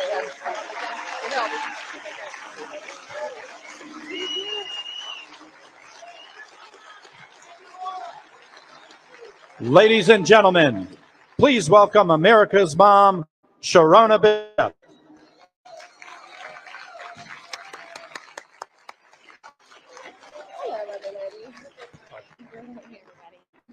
Good morning. The lady that needs no introduction, but I will anyway.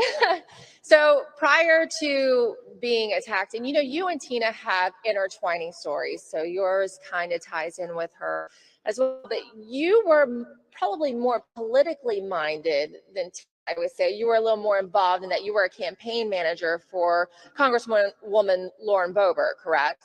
That is correct. I was the campaign manager for Prime Campaign. Those amazing people who helped her that election are in this today. So yeah, we had a lot going on in 2015, basically after the Supreme Court passed the Marriage Act, right, and redefined what marriage was.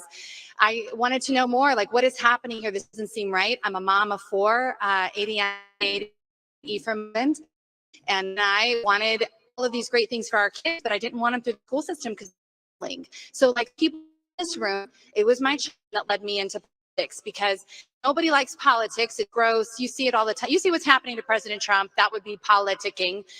But policy comes to rest on us all. It affects every single one of us. And for that reason, I thought, I was so naive in my thinking. I thought, well, we'll just fix the curriculum and it'll be great. And we'll just elect a new member. It'll be great.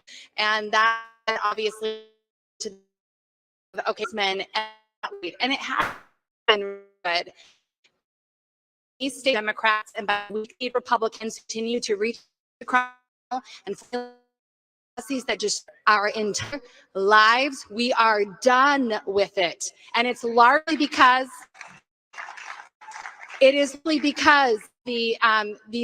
these deficient Republicans who are in positions of leadership, that we are sitting in the situation we are here in America. They were supposed to be the keepers and defend the Constitution and of every one of us. But at the same time, this is a constitutional republic, requires we people involved. So I'll thank you because I'm here now.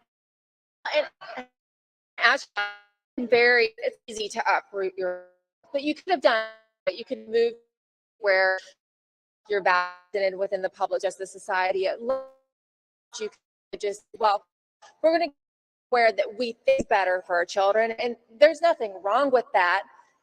But you decided to get in the fight and find out why. Yeah, it's 2018. I'm a 6th generation Colorado, and my grandma owned the most beautiful part of Colorado, just about free people from Fremont with me, but Crawford County is just absolutely beautiful. And I was raised being a fighter. The struggle is so significant for all of us who decide to say, no, I'm not doing that. And I love my kids. All these, America, this battle, love our kids. And I long for the days when I was naive, because I did not realize just how evil this could get. I really didn't.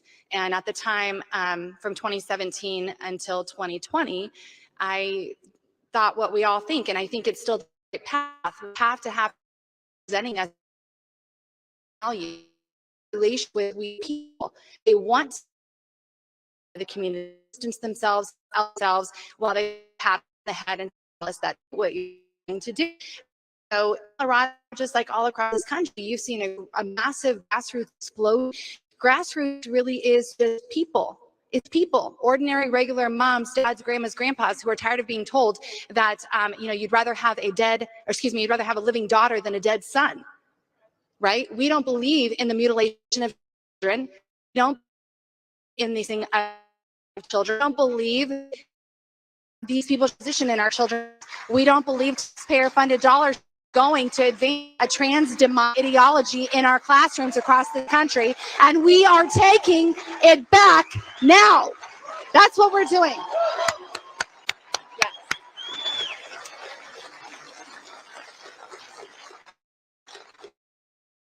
Oh, the federal government doesn't like that. So, I guess getting to where we're at now, 2020, we ran some great elections. In 2021, I helped along with a lot of other great people. We were holding concerned citizens meetings. We were reading our Constitution, the Supreme Law. We were holding our sheriffs accountable. It was awesome. And I did not realize how much it was triggering the elected Republicans who did not want to be a part of it. I've already been enshrined in my authority by God and the Declaration of Independence. I already know the authority I have. I'm not asking permission. I'll build my own dadgum table. And that is exactly what all of you are doing. It's what we did in 2020. 16th of 2020, after all election conflict, after being a citizen who just wanted to understand what happened legally and lawfully in my own local elections, Merrick Garland, Chris Ray, they sent their brown shirts after us. And they did. They took a battering ram to my front door at 9:30 in the morning on November 16th. And when your children were home. Yeah. And we're having to wrap up because we're running out of time for this time. But before we go, I want to get back to why you fought.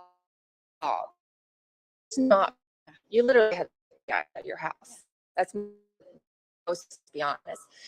But you don't fight home, you're going to eventually run out of places to run. That's right. Because they're trying to take them everywhere. Yeah. I would say this: when you know what you know, what you know, and God's given you authority, your closet is clean, you're walking boldly and upright because you know you're right with God first, all you can do is double down and triple down. That's what we're doing. So I fight for my kids. I fight because of the authority God has already given me, because I know what I know. This is the greatest country has ever been and probably ever will be. And we have the duty and obligation and responsibility to protect it, defend it, and restore it. And that's why moms exactly like me all over this country will continue to fight until the day that we are. Amen. Thank you, Mr. Ranovich.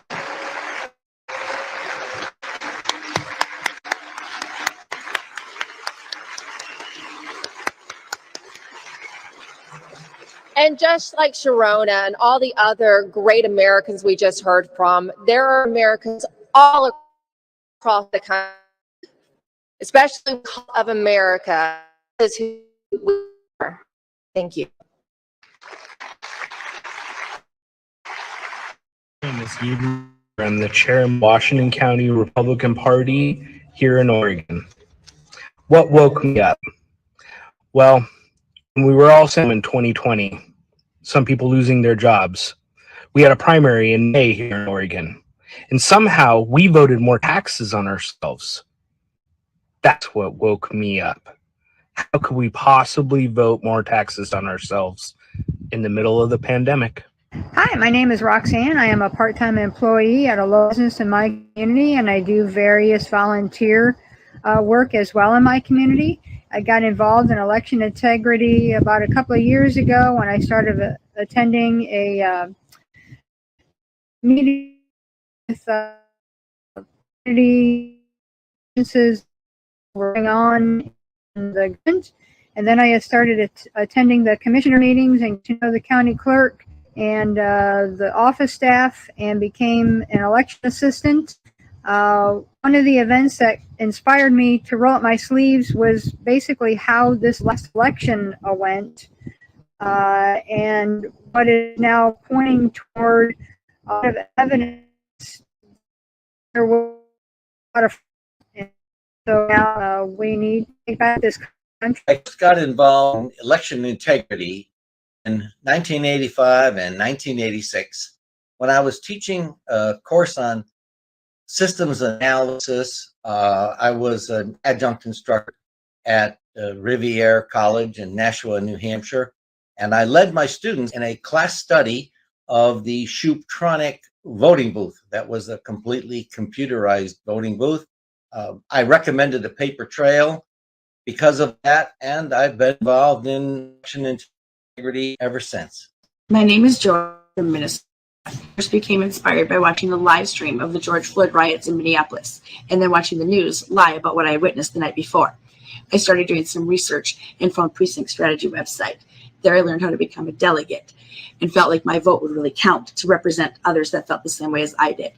I applied to become an election judge and was thrown in the position of head election judge, even though I had no idea what an election judge even does. At my county election judge training, I asked a lot of questions as to why the things they do. Just important task that we've done as securely as experience. I knew my mission was to help inform others of the issues with their elections. I started getting people by the grace of God who were willing to get involved. 3 years later, I'm still trying to secure our elections and save our country. Thank you to everyone involved for all your hard work, and God bless. Aloha. I'm Andy, and I own and run a mechanical engineering business specializing in high performance building systems. My name is Lynn. I'm a freelance management consultant. I primarily manage and support IT transformation projects in the county government. Years ago, we recognized that our country is under attack, and we, the people, have to be mobilized to fight back. We have dedicated ourselves to doing citizen journalism to address the many major issues in our state, ranging from dirty voter rolls, unsecure election technology, universal mail-in ballots, criminal defiance of election laws, and much more. We cover local rallies and support activism to secure the integrity of elections. Local media and newspapers are either deceitful or silent on this topic. You can follow us on social media at Surfing for Truth. We support President Trump, and we want to make America great again. Hi, Miss Ashley. I'm a homeschooling mother of 5, and I was never involved in anything politically prior to 2020.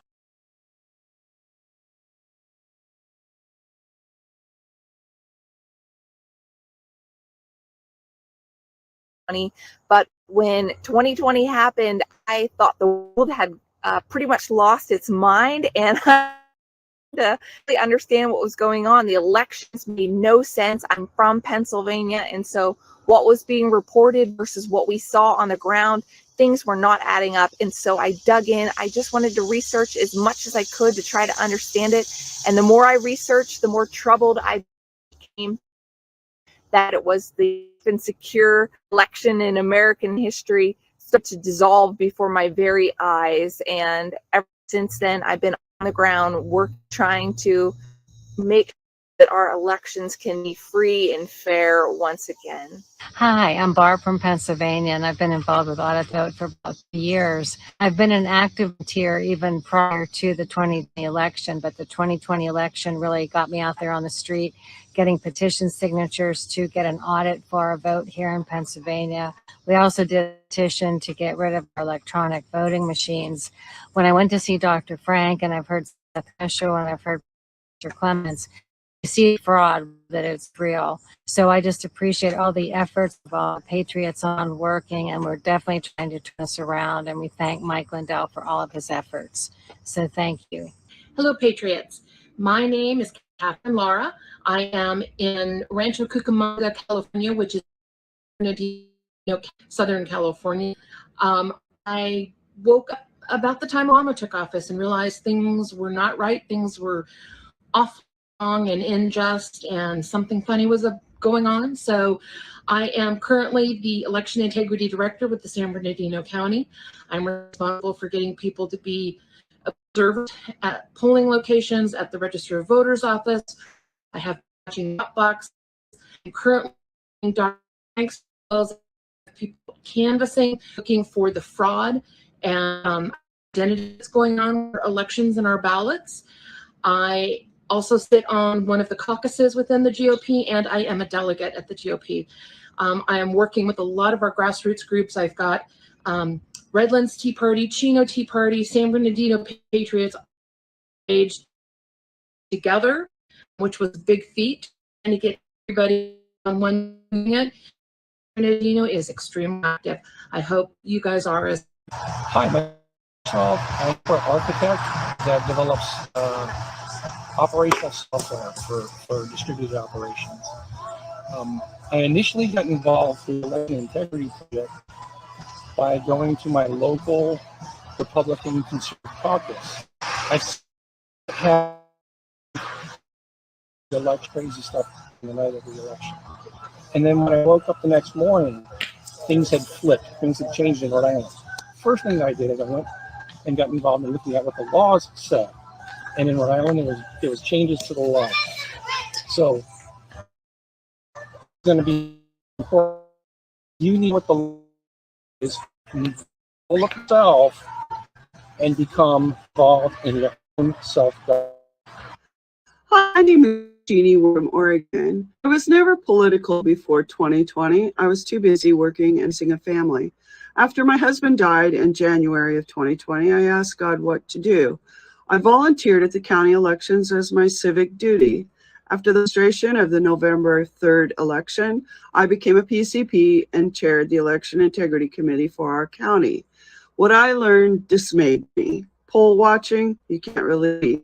Tours were about paper flow. Questions and concerns got me bullied and ejected from the election office.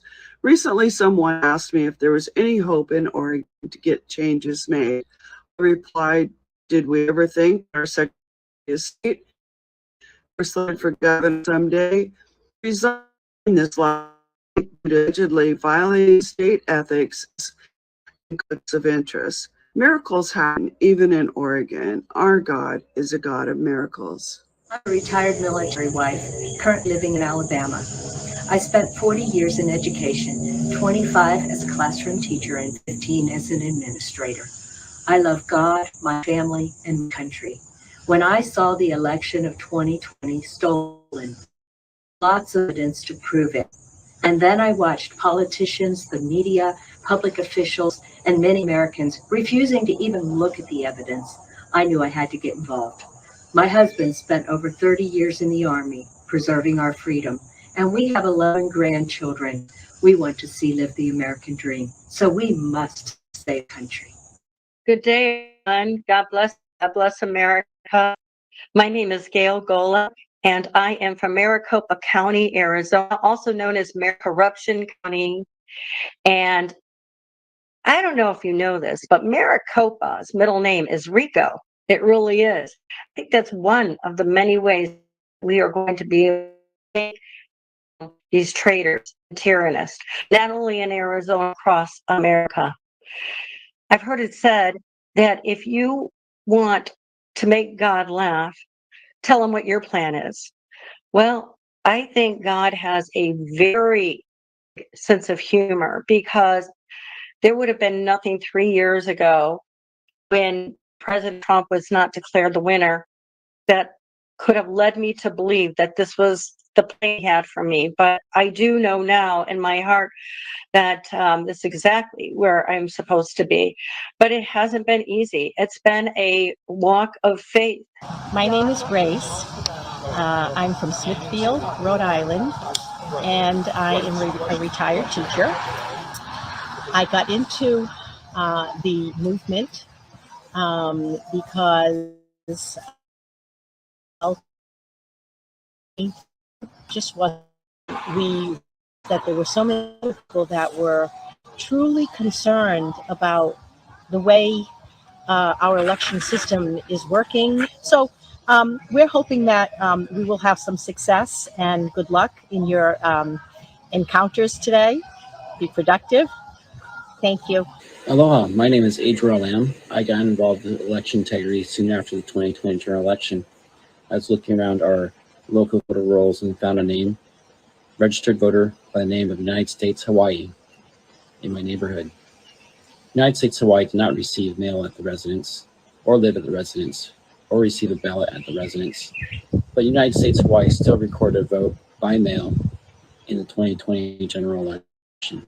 John Beltry, Lasitas, New Mexico. 18 months ago, I was called to do God's work on election integrity. We started with about 5 people. We've grown to over 1,000 throughout the entire state of New Mexico. We have a domain now called nmetnetwork.org. That's New Mexico Election Transparency Network of Patriots, and we reach the entire nation. We're working on all kinds of election integrity improvements to make our election secure and fair. My name is Karen Taylor, and I'm the founder and CEO of Auto PA. For the 20 election, I was just a mom. I had no background in politics, really didn't hate too much in politics. And after the shutdowns and COVID, I started getting into politics by taking a Constitution class at Patriot Academy and became a Constitution coach. And from there, really got excited about free and fair elections and started a petition with business partner Tony Sheep. And we over 120,000 signatures on a petition for a full forensic audit, the 2020 election in Pennsylvania. And from there, For the past 2.5 years, that has been my life. I have 2 really young kids, and I'm just thinking about leaving in a world that they're going to grow up in America that they're up in if mommy did something. And I want to make sure that at night I put my head down on the pillow and know that I did everything I can to secure their freedom for the future. Marie here from Indiana, the great Hoosier state. I am the founder and the active representative for Cause of America Indians.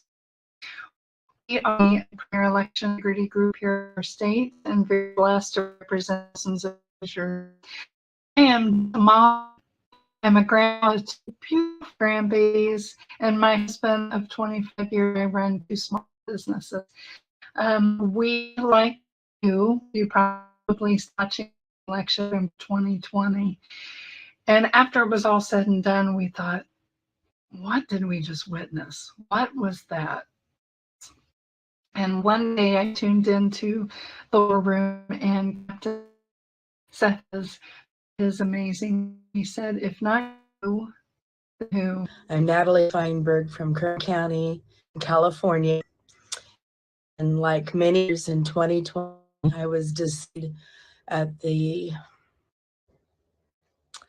obvious gaslighting of the election results, them not moving, reporting at percentages, the stopping, counting, the days of the waiting, the going to bed knowing that Trump won, only to wake up to say that he lost. Nothing made sense. And I am an educator in high school setting, and so research is something I teach. And so immediately I started to learn about elections. My name is Patty Junick, and I live in Gillette, Wyoming. 3 years ago, I was looking forward to a comfortable, relaxed retirement with my husband. Now, in 2023, I've been working for 3 solid years. Ours here in Wyoming do indeed have problems with our elections. I work with county leaders from every county of the state, and I am a leader in the state of Wyoming, working with Dr. and Cause of America to restore election integrity and to take back our nation and our state. My name is Steve Umfleet, reporting in from the Central Coast region of California. I'm a retired software engineer with experience in database systems, biometrics, DNA sequencing, learning, etc. How did I get involved? At the end of 2021, feeling discouraged and demoralized about the election results, I received an email from Sidney Powell's defendingtherepublic.org. Towards the bottom of the message, I saw an announcement about Dr. Douglas Frank explaining how it had managed to the election. It was a double whammy.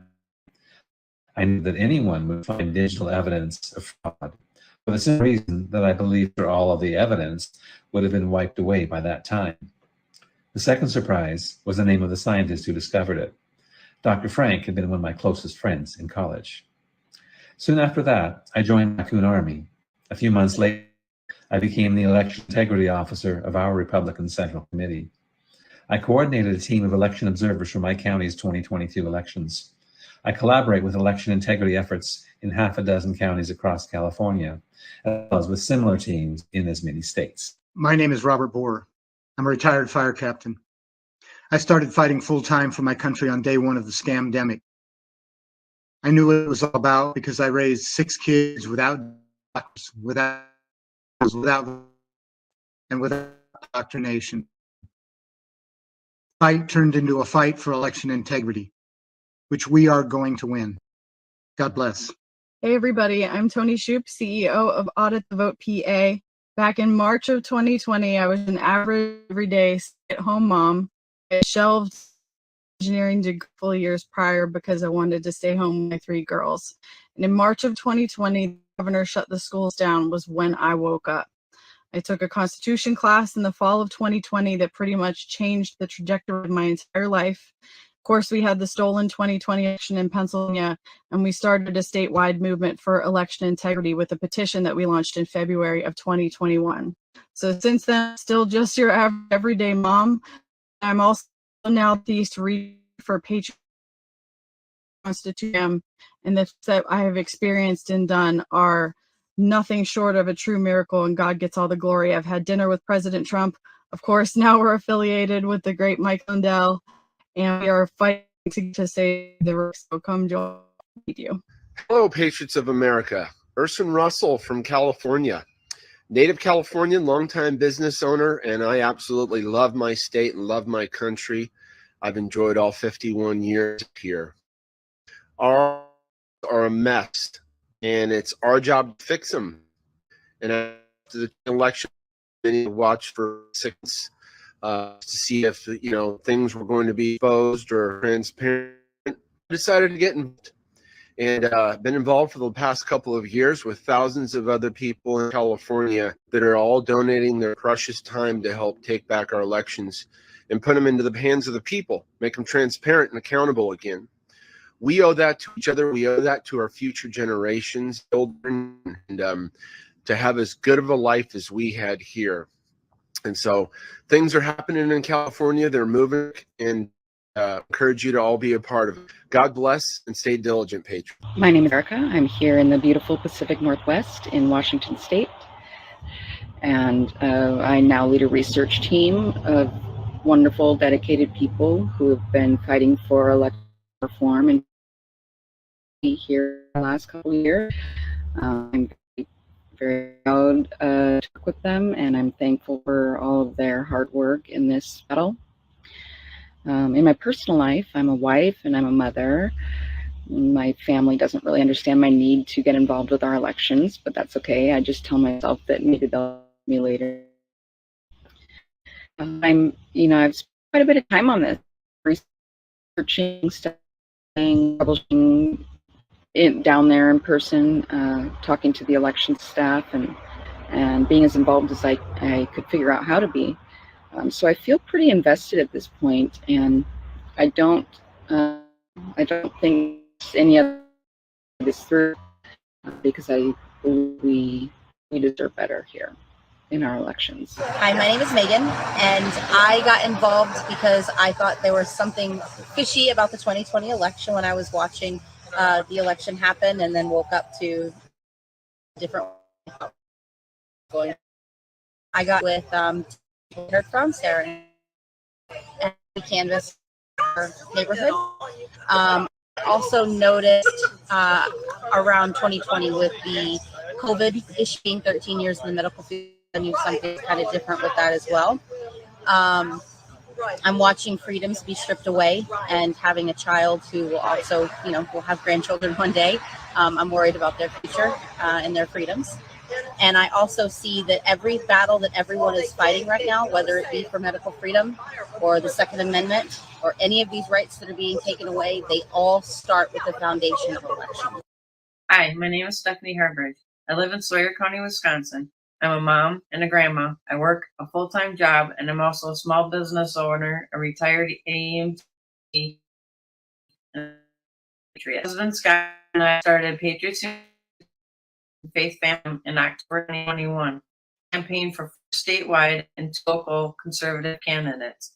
When our elections appeared to be selections, I invited Dr. Douglas Frank to Wisconsin to help, started the North of 29 election integrity movement. He showed how just one form of fraud in Milwaukee County stole all of our votes north of Highway 29. I became the lead for Wisconsin, organizing and training teams to canvass for potential ghost registrations and phantom voters. Currently, about 25 of our 72 counties are at some stage of the canvassing process, with 11 counties completing stage 1. With Dr. Frank, we have met with several clerks and sheriffs to provide information and offer support.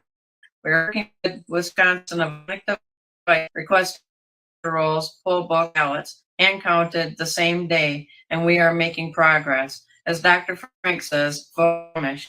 Thank you, and may God America again. In Denise, Portland, Oregon. We are an integrity out here and got after the 2020 steal. We are coming with a servant's heart, ready to do what needs to be done to bring integrity back to our elections, especially here in Oregon, where we've had mail-in voting for 20 years. Yeah, before the we always knew, but we were never really involved in politics. Then 2021, we really started learning about precinct committee. So in 2020, become elected precinct committee people. We also got involved in the Republican Party here in Multnomah County in Portland, Oregon, and we became House District Captain and co-captain, and then we became co-chairs by the Election and Integrity Committee for Multnomah County Republican Party. My name is Kim Emerson. I'm from County, California. I am an engineer by and now doing and have my own business. I had no intention of getting in election or until what happened in the 2020 election to President Trump. And I felt that we had a problem and that we had to get involved to solve it. I listened to Steve Bannon and learned about central committees and got involved in our local one here in Placer County. I also started listening to Mike Lindell and got connected with Dr. Frank after realizing that Placer County had one of the worst profiles in California for election integrity. Since then, I've organized a group of volunteers here in California, in Northern California. We've been campus and to sheriff are hoping to fix this problem by the 2024 election. I pray for you all to get involved. Thank you so much for listening.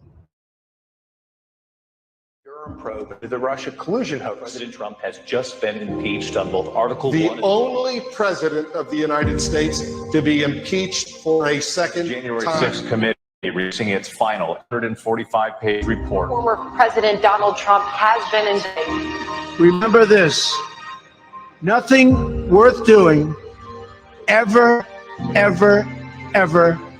came easy. Following your convictions means you must be willing to face criticism from those who lack the same courage to do what is right. Relish the opportunity to be an outsider. Embrace that label. Being an outsider is fine. Embrace the label. The outsiders who change the world make a real lasting difference.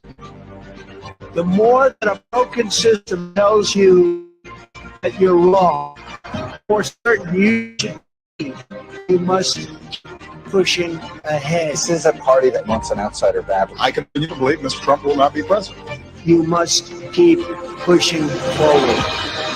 Never, ever give up. There'll be times in your life you'll wanna go. I can do it. Just never quit. You will build a future where we have the courage to chase our dream no matter what the cynics and the doubters have to say. You will have the confidence to speak the hopes in your hearts and to express the love that stirs your souls. The replace established with a government that serves and protects the people. If they're not coming after me, they're coming after you. I'm just standing in their way. And I always will stand in their way. Ladies and gentlemen, please welcome back our host, Mike Lindell.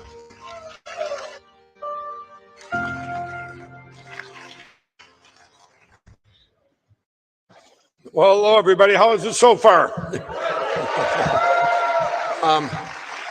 When you see all that, but the president says that, that's all of you that have been courageous, and that's who we are. And you're the ones courageous, contagious, getting bigger and bigger and bigger. Anybody at home, anybody that's out there watching, and they need to know that there's stuff still going on that gives them hope. They sit in these states, you know, whether you're in Oregon or Michigan or Minnesota or Alabama, it doesn't matter where you're at. People are out there feeling hopeless because they see that they think nobody's doing anything out there. They're probably watching too much Fox and they don't realize that they're going to get their back by watching them fall stairs. I mean, not going to save their country by watching, right? So what I will do in this thing, you're going to see this long segment. This is, I took all the states, all 50 states, and what we did is we framed it like, what was the election, the footprint of our elections in 2018 across every state? And then what did they do when they brought in the China virus in the 2020 election? What were what happened then? Like Michigan, where they said, okay, let's give out 7 million registered ballots, and they all were done illegally. And then where they're at now, okay. But so we're looking at that. You see, when you're in the states and you say, wow, there's early voting, wow, there's all this stuff that, you're feeling hopeless. Well, what I want to show you today is state by state the hope that's going on. I'll give an example in Michigan, and here would be an example. You're going to see what the footprint was then, what it is now, and how bad their scorecard is of election platforms, right? And in Michigan, they've won 5 lawsuits against the Secretary of State there to change their elections back to where they should be, and find that there's not has a perfect report card, because what's the biggest do is get rid of these election voting machines and melt them down and turn them into prison bars, right? But that's not the plan, just so you all know. I've already talked about that. The plan tomorrow is something that's never done before in his. It's never about before, and it's going to secure our election platforms immediately. So what I'm going to do is I'm going to bring up Pat Colbeck, and he's going to explain the next 50 state hope by hope report. Okay. State by state hope report. And working very hard on this for months now. And I don't know if you know Patrick, he's a hero. He's one of the heroes of the country. And give him a big applause. Yeah, a big hand.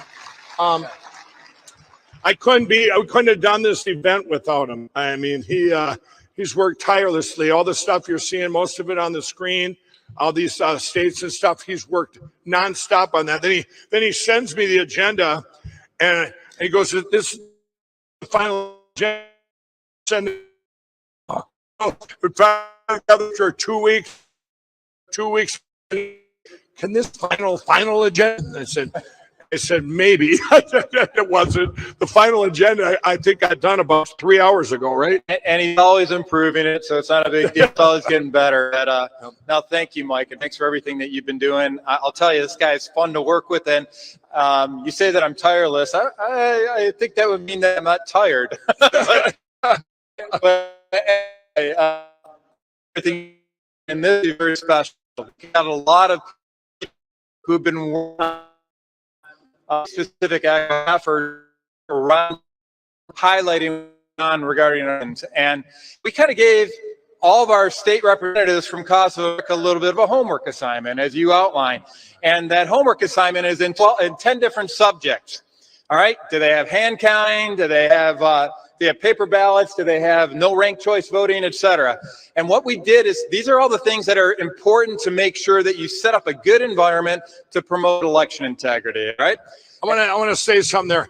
This whole report card is based against what our elections should be. The best elections in the world, and I've studied France, I met with them, the Netherlands, the UK, Germany. You have same day voting, paper ballots, hand count, signature verified at precinct level. That's what we need to get to, okay? And that's what this scorecard will be based against, and what it is based against. So. Yeah, and essentially this is a book audit for those of you like to audit out there. This is not guaranteeing that they're actually doing it, but and we're going to state stats under our elections. We asked them to put together a little scorecard on each one of them, and I just want to walk you through. Mike wanted to make sure the trend line is.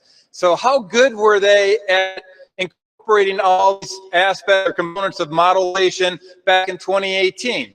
And when you see these little check marks, a green check mark means they get full credit for that subject. It's a pass fail, if you will. And each of these, we gave a certain number of points to it. So like, for example, a hand counting got 20 points associated with it. Some of the other stuff, auditable maybe got 5 points. But when you see a green check, they get full. If you follow check mark, partial credit. If you see no check, all right, there's nothing in there. So what we did is for each years, we went off and forward to 2020. Doing there? Are they getting better or are they getting worse?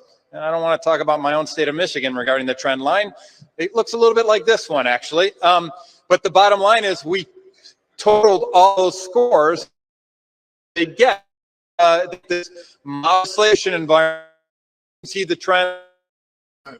When you see a trend like this, which is actually corresponding to my home state of Michigan, that leads us into the need for this next slide, which is very important, and it gets into the reasons for hope. Right. Even when you do see that some of these states are going off rails, what we did is we asked all the states for example after example reasons for hope. Yeah, I want to say it too. So this is why I wanted to do it like this, because if it wouldn't be for people out there like also there's lawsuits going on, big or small. There's, every little piece is so it's slowing this, right? Let's say they would have took every state right now, just, but they've been stopped where and the stuff you're not hearing. That's the hope. Even though you see a line like Michigan there just nosediving in their election platforms, there's hope there because it's going to stop and then it's going to shoot straight up. One of the things tomorrow when you see the plan, that's going to just take your hope and multiply it by 1,000, I'll tell you. So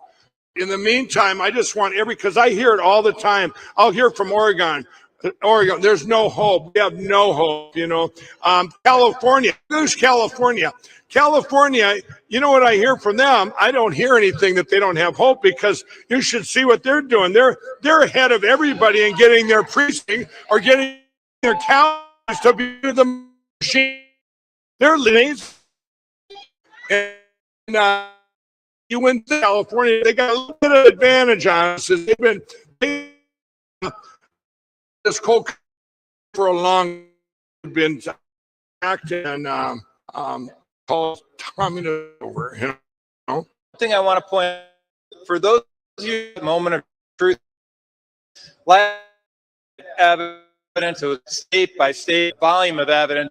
If there's any out there that's still repeating that false narrative that there is no evidence, I ask you to be honest with yourself, because there is plenty. That's not what this review is about. Right. This review is about how are our legislators doing regarding their legislative environment, regarding election fraud, and then what are the reasons for hope that are generated throughout all these 50 states. We got a lot of good people doing good work. And the problem is they don't have a way to get that word out to anybody. If it wasn't Mike providing these mechanisms here, you can't talk about it on a lot of the news stations, right? So this is our opportunity. This is our opportunity to get out the reason for hope, because the bad guys, they want us demoralized. They want us engaged, and exactly the opposite of what we want coming out of today. We want you engaged. We want you sharing this information with everybody in your state. Want to make sure that it starts getting into the headlines because we're so vocal about they can't have it anymore. Oh, that's great. And so you guys enjoy this. It's going to be in alphabetical order if you're watching from home. By the way, we're going into the country in 85 languages here. So I wanted everybody to be involved around the world. And while you're doing this afternoon, if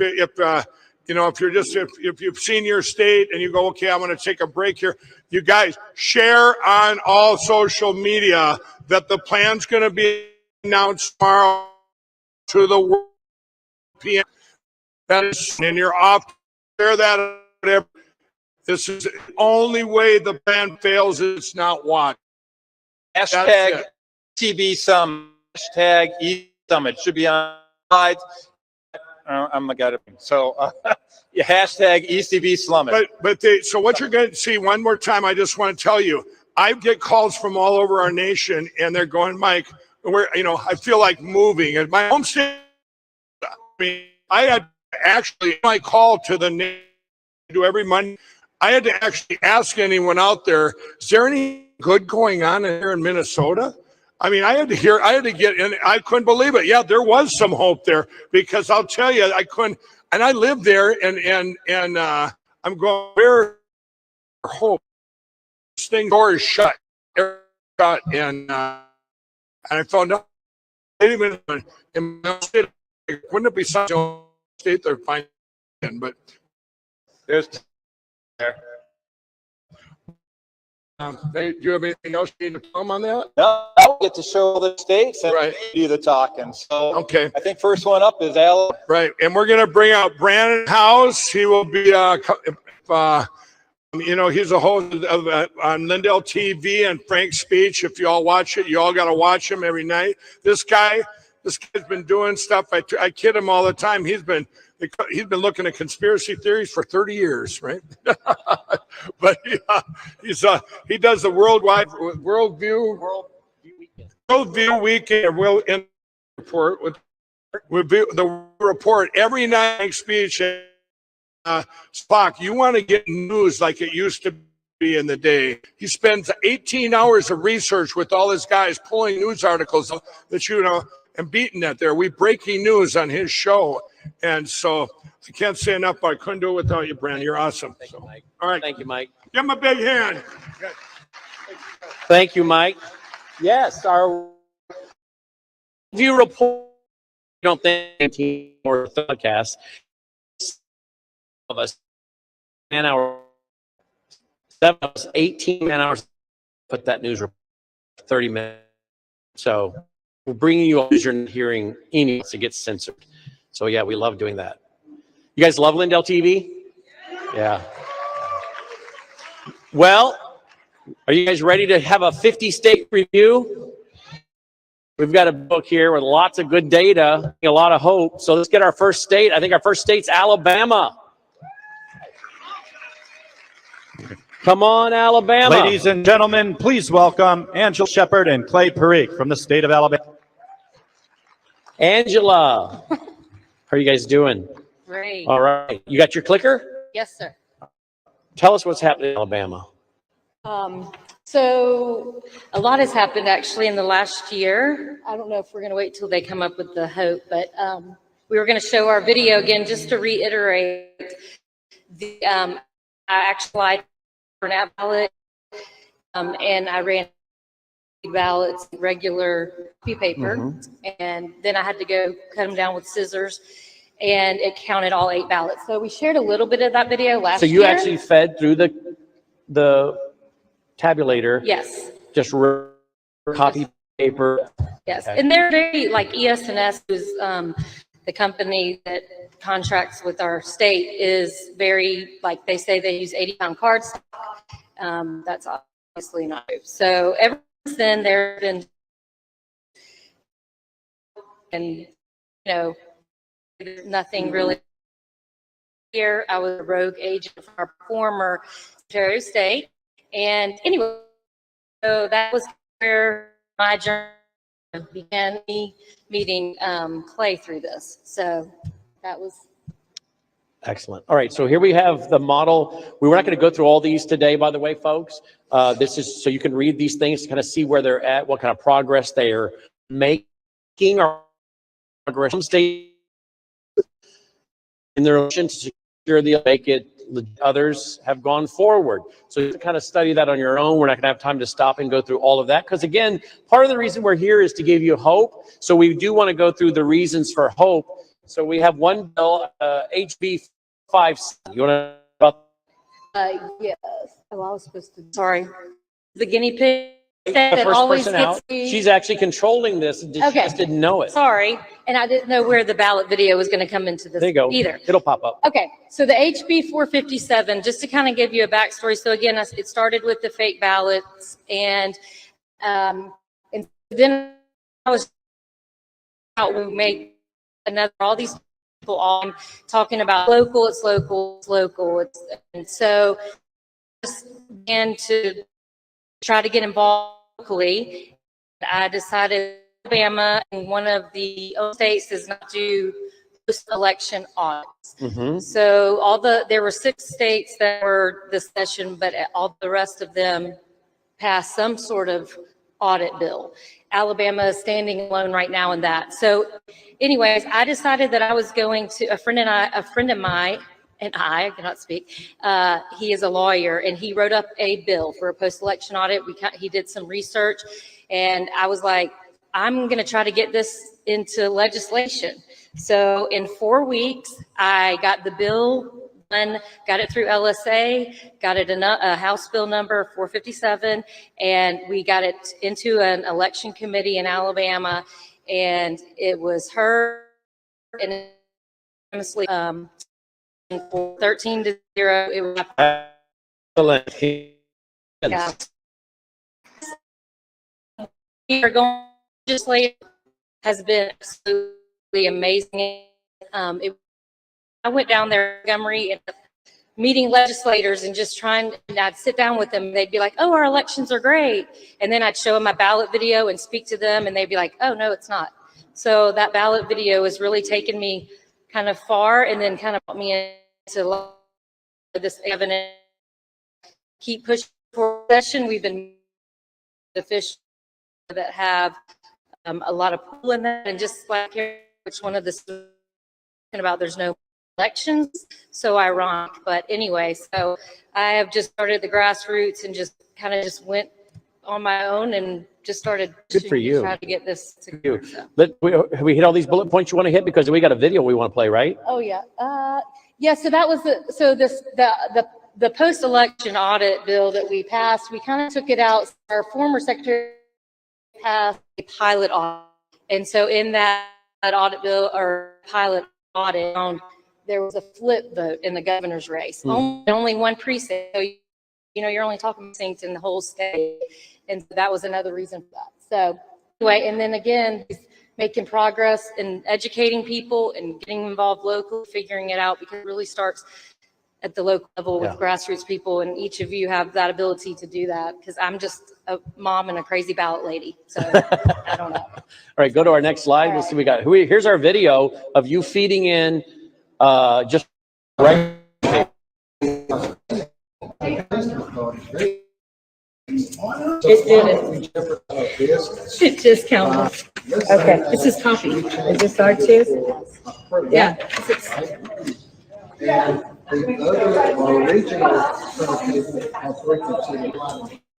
Counting them all. So in other words, you can make You can make 500 copies, yes. of one ballot Yes. and send them through. Just send them through. So this is why we need to be watching Yes. to make sure that they're only putting one ballot through. Have you gotten your letter? Our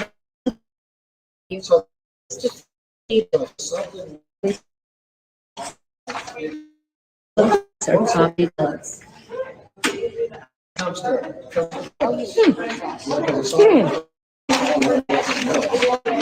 And it's not even the same. It's not even the thickness. same cardstock. Yeah, the thickness is just regular Xerox paper, nothing fancy. Here you go, insert it. Because we tested what we're doing here, which I.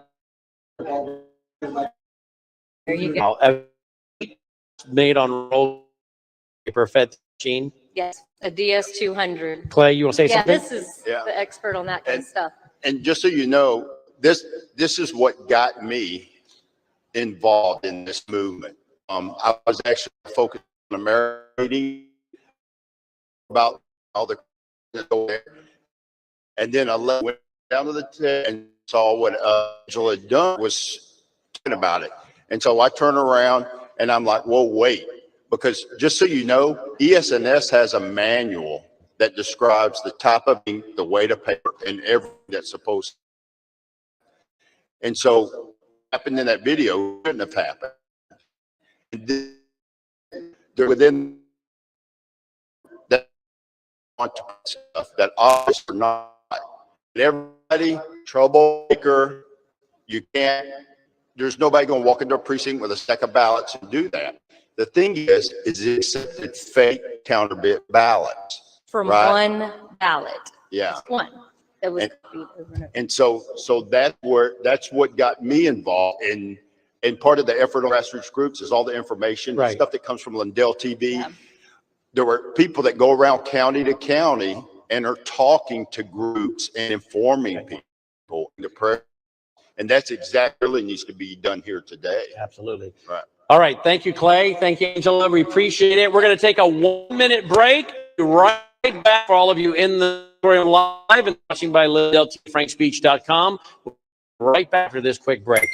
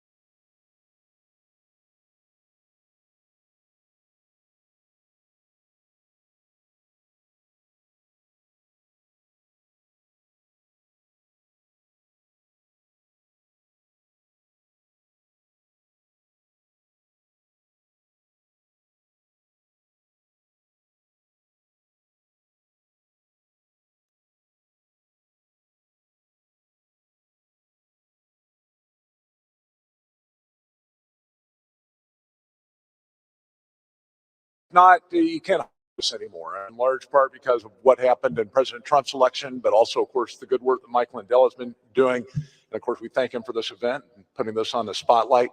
And the fact is that people are aware of the fact that Alaska has a very good, one of the things about Alaska is that the vote fraud in our state has been going on for decades, and it's been Republican vote fraud.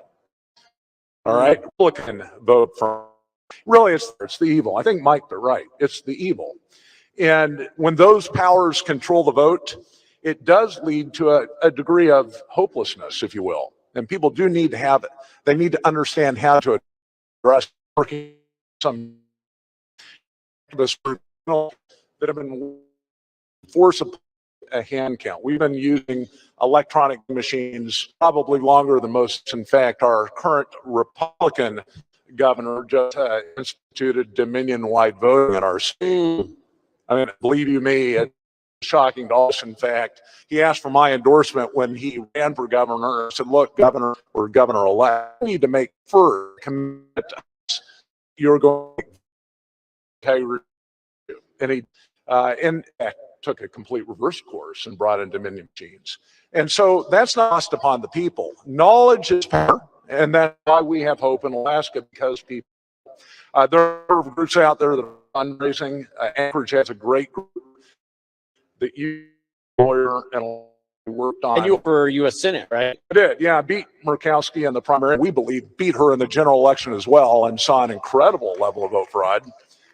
In fact, we ended up with a recount, and we're able to examine the ballots and determine that the ballots had been accessed prior to the election thousands of ballots filled out in the same handwriting.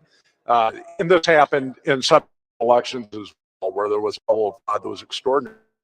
So we put up for the governor an executive order that would have cured this by allowing a hand count at the precinct level. As you can see on the chart, we have a very state-controlled system. It's a top-down system. We don't have counties that are in charge of voter registration. It's all taken care of by the state.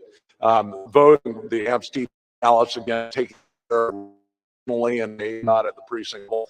So there's a tremendous amount of time control that makes it very difficult to penetrate. The way we do it, of course, is by activism.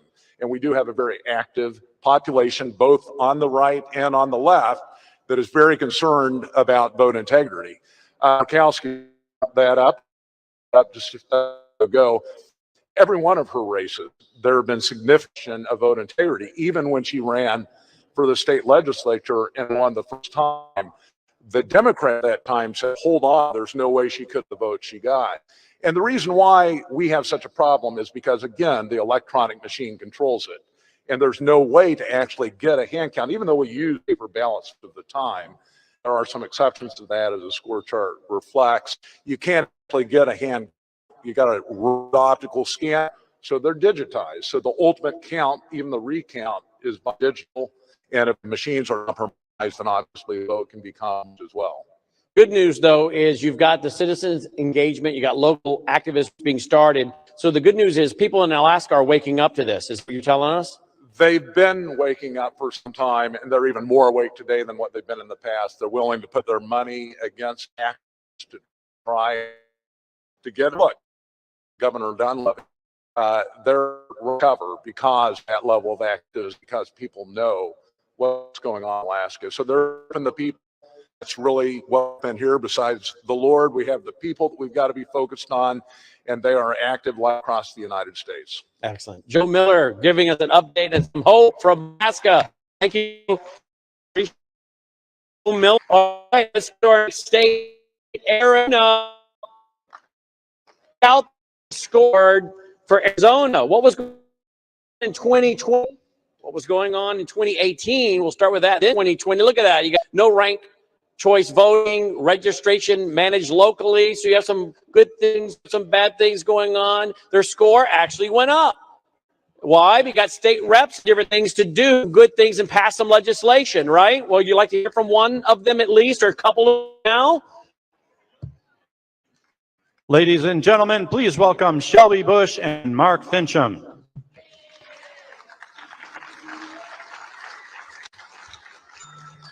All right, Shelley Bush and Mark Fincham. Mark and I are longtime friends.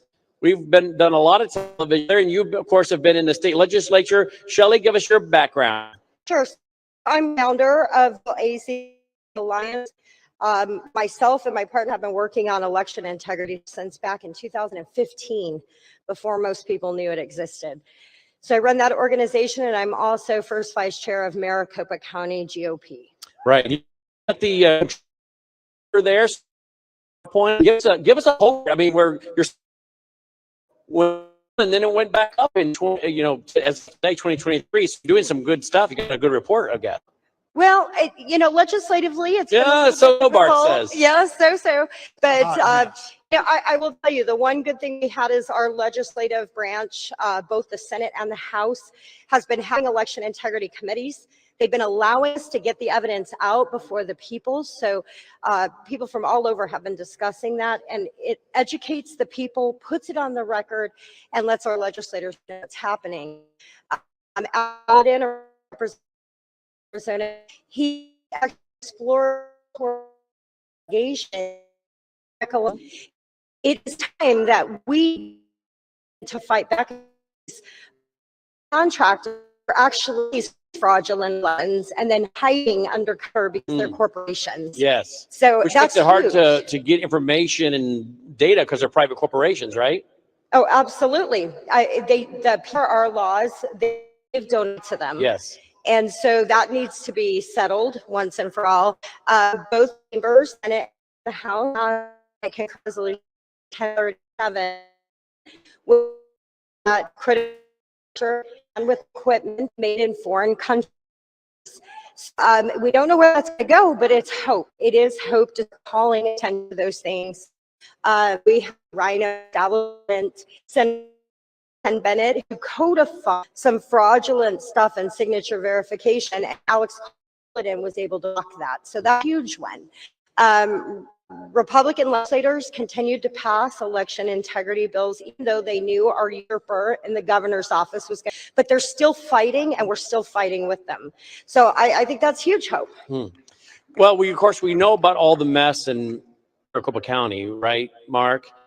Yeah. And even with all that mess going on, you guys are making progress. Do you have a thing for the election cycle? If you want to, so past performance is always a predictor of future outcomes. We do not have litigation resolved even yet with Kerry Lake and Hobbs. Unfortunately, the case that I brought was dismissed.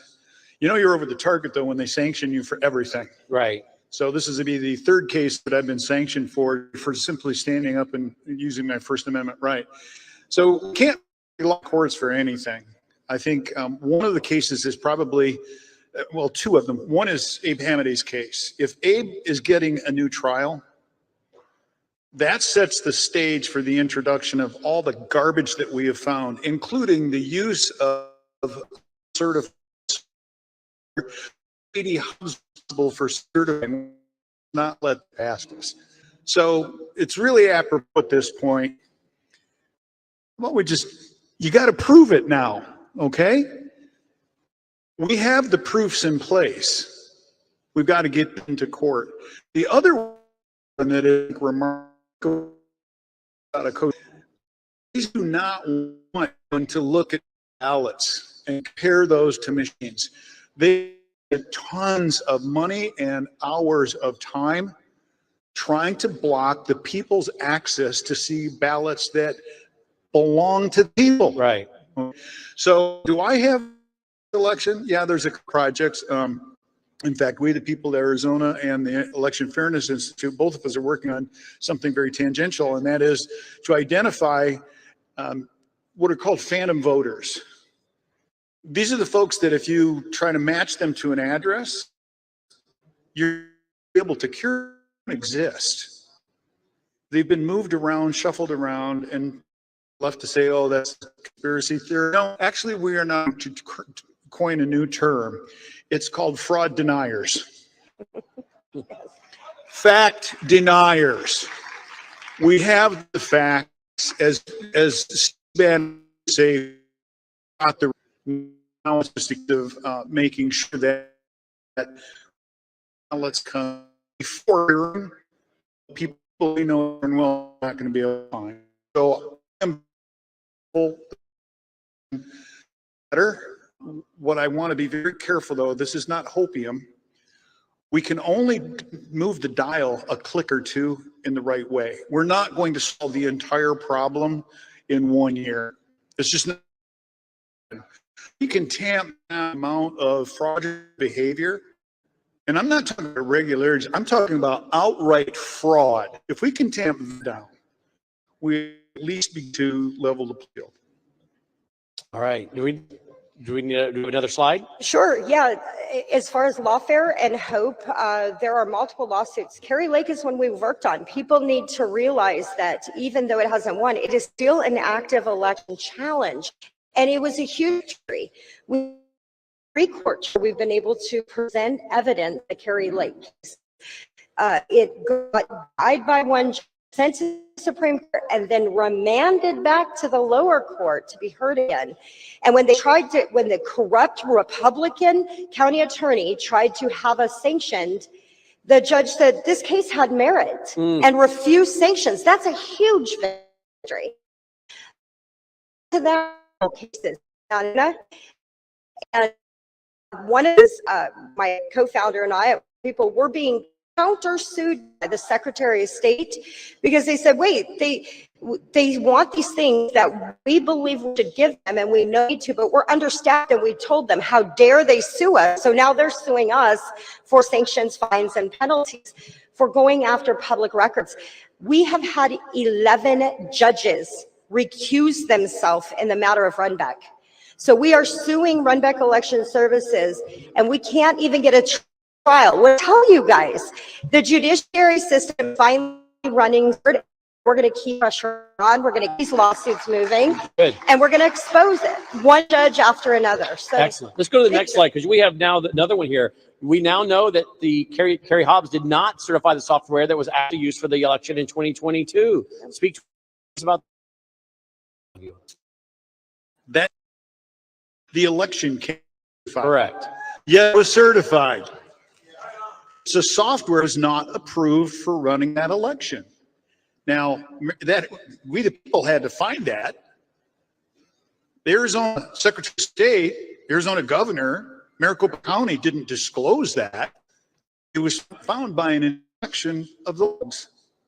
So now you go to court. That's why I think it's really important that Abe's makes it back in trial. I think with the pressure that's building, that is the one that they can hang their hat on and say this is not a legal election and should be overturned and reheld. Let's go to the next slide. We have SCR-1037 that requires all the machines meet Department of Defense security standards. And you got a lot of other list of things you're working on there, correct? Yeah, there's a whole bunch of stuff. Like I say, we're a bit of a hot mess, but we've got some really strong advocates for the people in the legislature. Senator Borelli, Republican majority leader in the Senate, and then we've got Representative Biasucci, who's the majority leader in the House. Both of them have been pushing legislation. Now, SCR 1037 is, some would say it's a novel concept. I think the Constitution actually matters.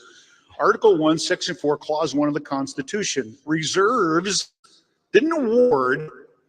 Legislators in that day have reached across time to the legislatures today to say you are responsible to choose the time, place, and manner for federal offices.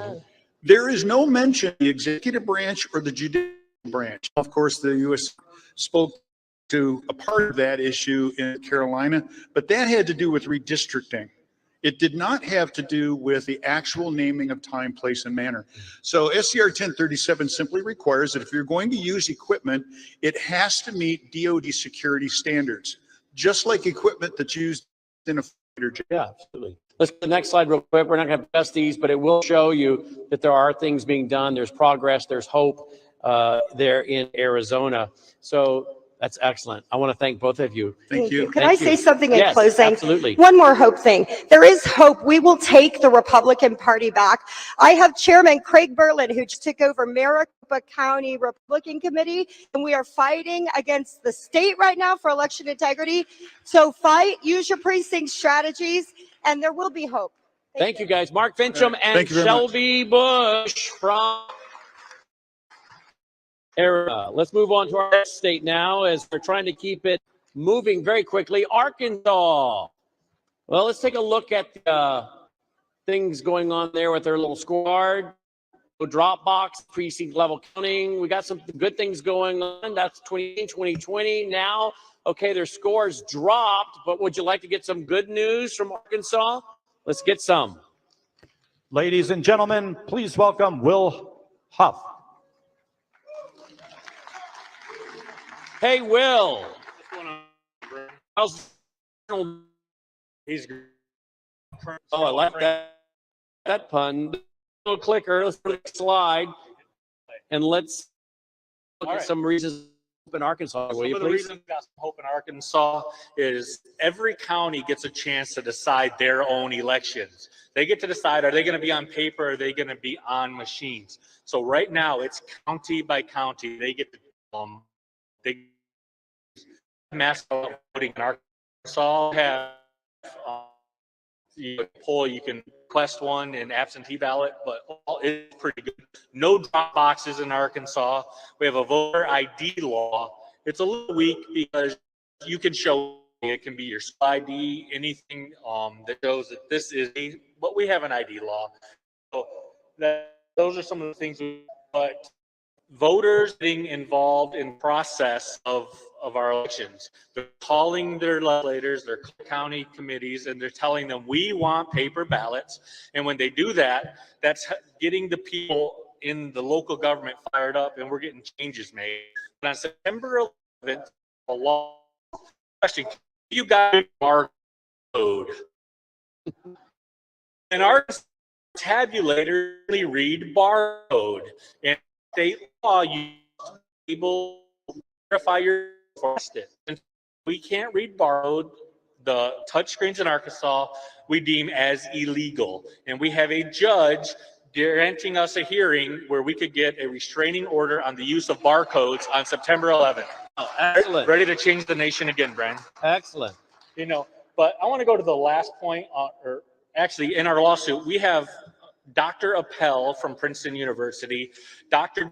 Jones from Iowa, Dr. Stewart, Union expert witnesses. And these Republican, Princeton and UC Berkeley professors who they're not election deniers in the media, but they're coming because they also believe touchscreen machines must go. Which shows that this is a really a non-political issue. It at is least it be. It so is. what you're saying is these professors, we may not agree with politically, economically, but from a standpoint of just pure election, they understand we got a problem. They know we have a problem. Voter intent cannot be captured on the touchscreen voting computer. Your brain doesn't work the same. As a former instructor at university, tell my students, your brain doesn't work the same on a computer. You won't remember your notes. It's the same concept with the voting computers. And when you do touchscreen ballot marking devices, what you end up with is a record of what the machine voted, not what people voted. And that's not what we should be having in our elections. And this is where these experts are coming in. They say, no, we can't have the touchscreen computer. You got to get by hand. If it goes through a tabulator, then you have to do hand count every election race. You got to make sure that the right are acting in the office. Next slide, because but the last one real fast, God is in charge. That's leading our way, and he's in the center of everything. But there's one more thing. County, Arkansas, they will 100% mark ballots with a hand count of every race in every election. So we now have a county that says, I don't care what the people of Little Rock are telling us, that they're trying to make it harder to go to paper ballots. They're passing legislation that says you must use tabulators. We're still going to do our paper ballots because this is what's right. So even though you have tabulators by the state, you still have paper, and so you can double check the tabulator. And the paper is hand marked, so that's what the voter wanted to vote for. Yes, and that's why what we're doing is really so Arkansas is really leading the way in a lot of regards. We're the tip of this. We've been getting counties to go to ballots and say, you know what, we don't care what all you guys say that the machines are great. You're not infallible. Every cybersecurity expert says hand marked paper ballot, the only way for a safe and secure election. Will Huff from Arkansas. Thank you guys. Great report of hope there. Let's go out west to California. Let's take a look at the scorecard. Let's take a look at the scorecard in California, see how that's going. That's 2018. They got ranked choice voting out there. That's not good. Okay, that's 2020. Let's take a look at now. All right, let's take a look at their overall score. They're going down as well. But believe it or not, there is hope in a report from California. Ladies and gentlemen, please welcome Urson Russell and Larry Maloney. All right. Your son and Larry, thank you for being with us all the way from California. And well, it's your slide there on the controller. There people actually California is making some progress when it comes to going to paper.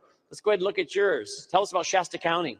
Yeah, so we have one county, Shasta, up in the north, that had some representatives that weren't really representing the.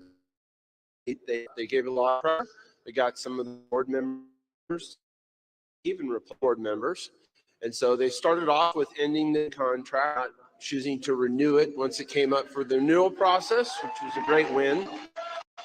And then subsequently in the follow-up meeting, they chose to go to all paper hand count manual tally system, free from election, free from machines in their elections. So that subsequently has started, our state legislature and our Secretary of State. We kind of know that we're over the target when these things happen because of the types of law and stuff that they try and push through the state. So there's one in particular trying to force counties to use machines in our elections. And so that's something that we're absolutely working against right now and have a good solid strategy. Excellent. Well, I love this next one because we talk a lot about sheriffs and the constitutional authority that a sheriff has. Tell us about this sheriff here in California. Well, San Joaquin in particular has some amazing momentum happening because of the work with the sheriff. There are some other counties in California that do have some interaction with our sheriffs and so forth, but I'm going to let Larry tell you a little bit more about kind of San Joaquin because he had kind of a piece and a role to play in that with some of the teams that are up there. So, Larry, see me do another. While you're up there. Is it up? Yep, you're on it right there. Bullet point number 2. Can we go to the next slide just to talk about his? You control it. There you go. All right. So meet Shakir Khan, the former city council, Lodi City. He won his race by a few hundred votes, and he's a first-time candidate, originally from Pakistan. There's some QR codes up there. You can take a picture. It'll pull up the news articles and about it. So Shakir was arrested and is being prosecuted for election crimes of 2020. So I want to explain to you how this was handled and how you can have another new hope to do it yourselves. Let's go to the next slide. We did this with data analytics. This is our data system that we built in California. There's hundreds of people that are using it. And it's a little bit of an eye chart, sorry, but I don't know if you can tell, but on the bottom set of rows, you'll see email address for each vote. So over voters that had this email address, and that's kind of how we were able to find that. So the let's go to the next one. So concerned citizens in San County got there and held their own election integrity event, and invited in the community. There were some off-duty sheriff deputies that showed up. So this caught our eye, and at the event, the deputy approached the citizens.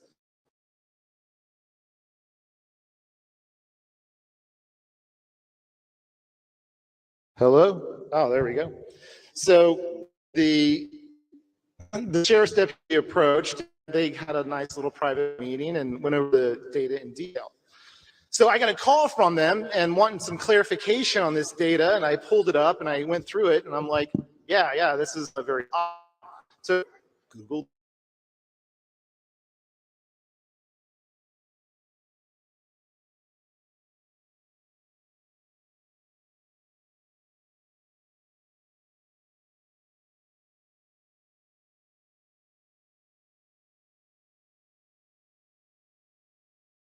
They talked to the district attorney. District attorney said, yeah, we want to check this out.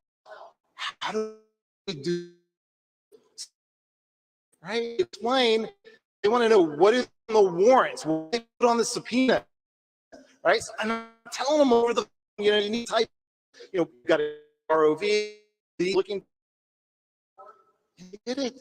They filled it out. They put on the terminology. They went to the ROV cooperative, get the information. They got from the judge, and they started knocking on doors.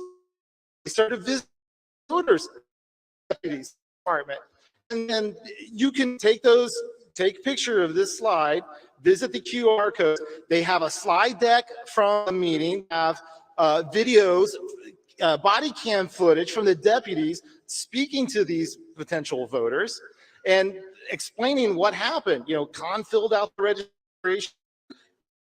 He might sign the forms for them. And a lot of these people didn't know they were, voting for Shakir, for Khan. So, the people organized an election integrity committee for the county. And now they're monitoring things, going to the county supervisors, and the sheriff's department is helping. Right. So you have concerned citizens who want to fix our elections. They worked with the county deputy's department, the sheriff's department, and they supported the sheriff's department, and they were able to investigation, and the guy's been arrested. He's out of the city council. He's being prosecuted, and it's all over 2020 fraud. Don't tell me it didn't happen. We get an example right here, and it's not the case. There are cases like that. Very good. Get a picture of that. Visit it yourself. Excellent. Our slide. Go back to our board. Our point. There's absolutely a movement building in California. I'm sure of traveling state from county to we've got 58 counties in California, and it gives me a unique perspective to talk to all different grassroots teams around this and really hear stories of success and the moment they're all building. And yes, there's always some setbacks and challenges in each of these. Los Angeles County, Los Angeles County is bigger than 4 other entire states, just a single county. So it's a beast that's there. But the movement that's being built right now is people believing that we can actually step up and make a difference by being involved, taking part of our civic, going and asking questions and demanding, answers out of our elected officials. And I don't mean with like pitchforks and torches. We try and be respectful because they're human beings too. They're trying to do a job, but the people in California are way up right. Never when you're across the nation, you should all be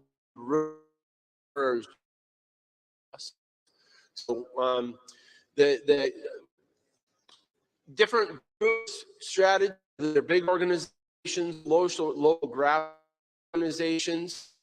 We're fighting right now in California with how to vote, participate. And so that's one of our other big things of messages of hope for everyone in California. If you guys think that the elections are rigged, we still need you to vote in the next election. If you think that your voice doesn't matter, we still need you to vote in the next election. And there's thousands of us right now in California that are giving tens of thousands of hours of precious time. The jobs that we are elected should be doing, but also don't believe the system's going to itself. So we have to work with the involved that every one of you out there can do for us as we're giving all of our precious time and trying to help. Vote in 2024. Vote in person and on election.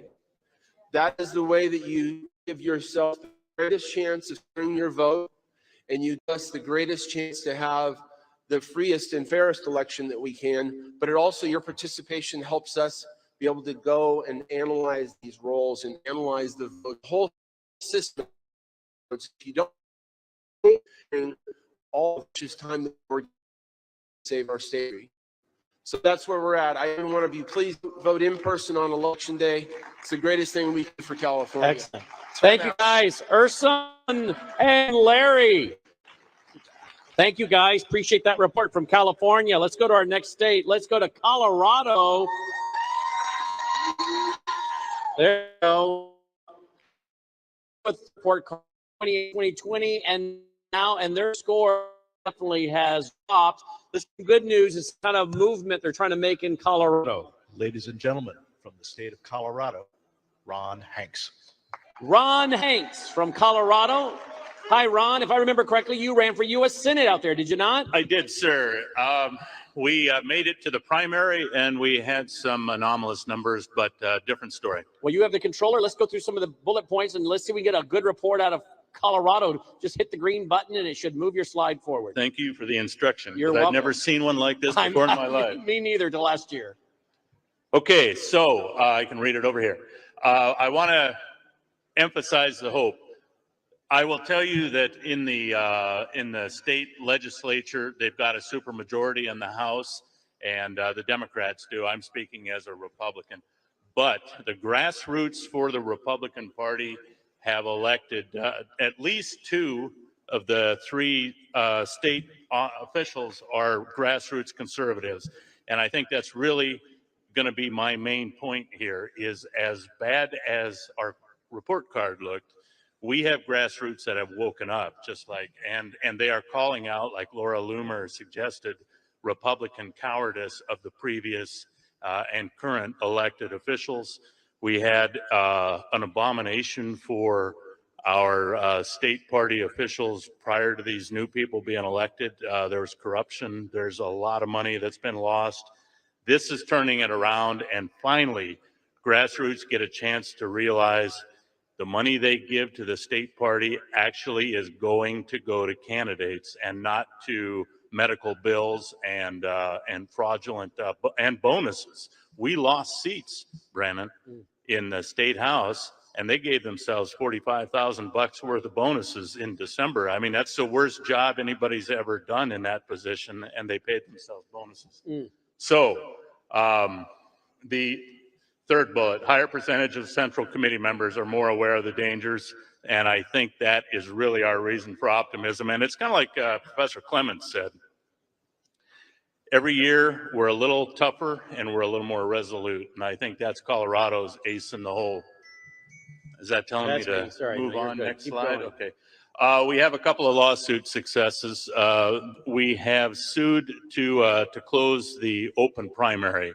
That has been resubmitted. Last time it was dismissed because the previous Colorado GOP chair would not sign it, pretended she was going to, delayed, sent it to the wrong office in DC, a query they had, and then ran out of time. The new state GOP chair's already signed it. It's on the way. We're going to try to fight that. It's a similar law to what happened in California, where the Democrats went against the open primary system. So let's see, what else can we talk about that's great? We have had, we did some recounts. Tina Peters did a recount, some of the other candidates, and we did some lawsuits over it. Reason for success, hope not necessarily because they got dismissed, except that people keep fighting.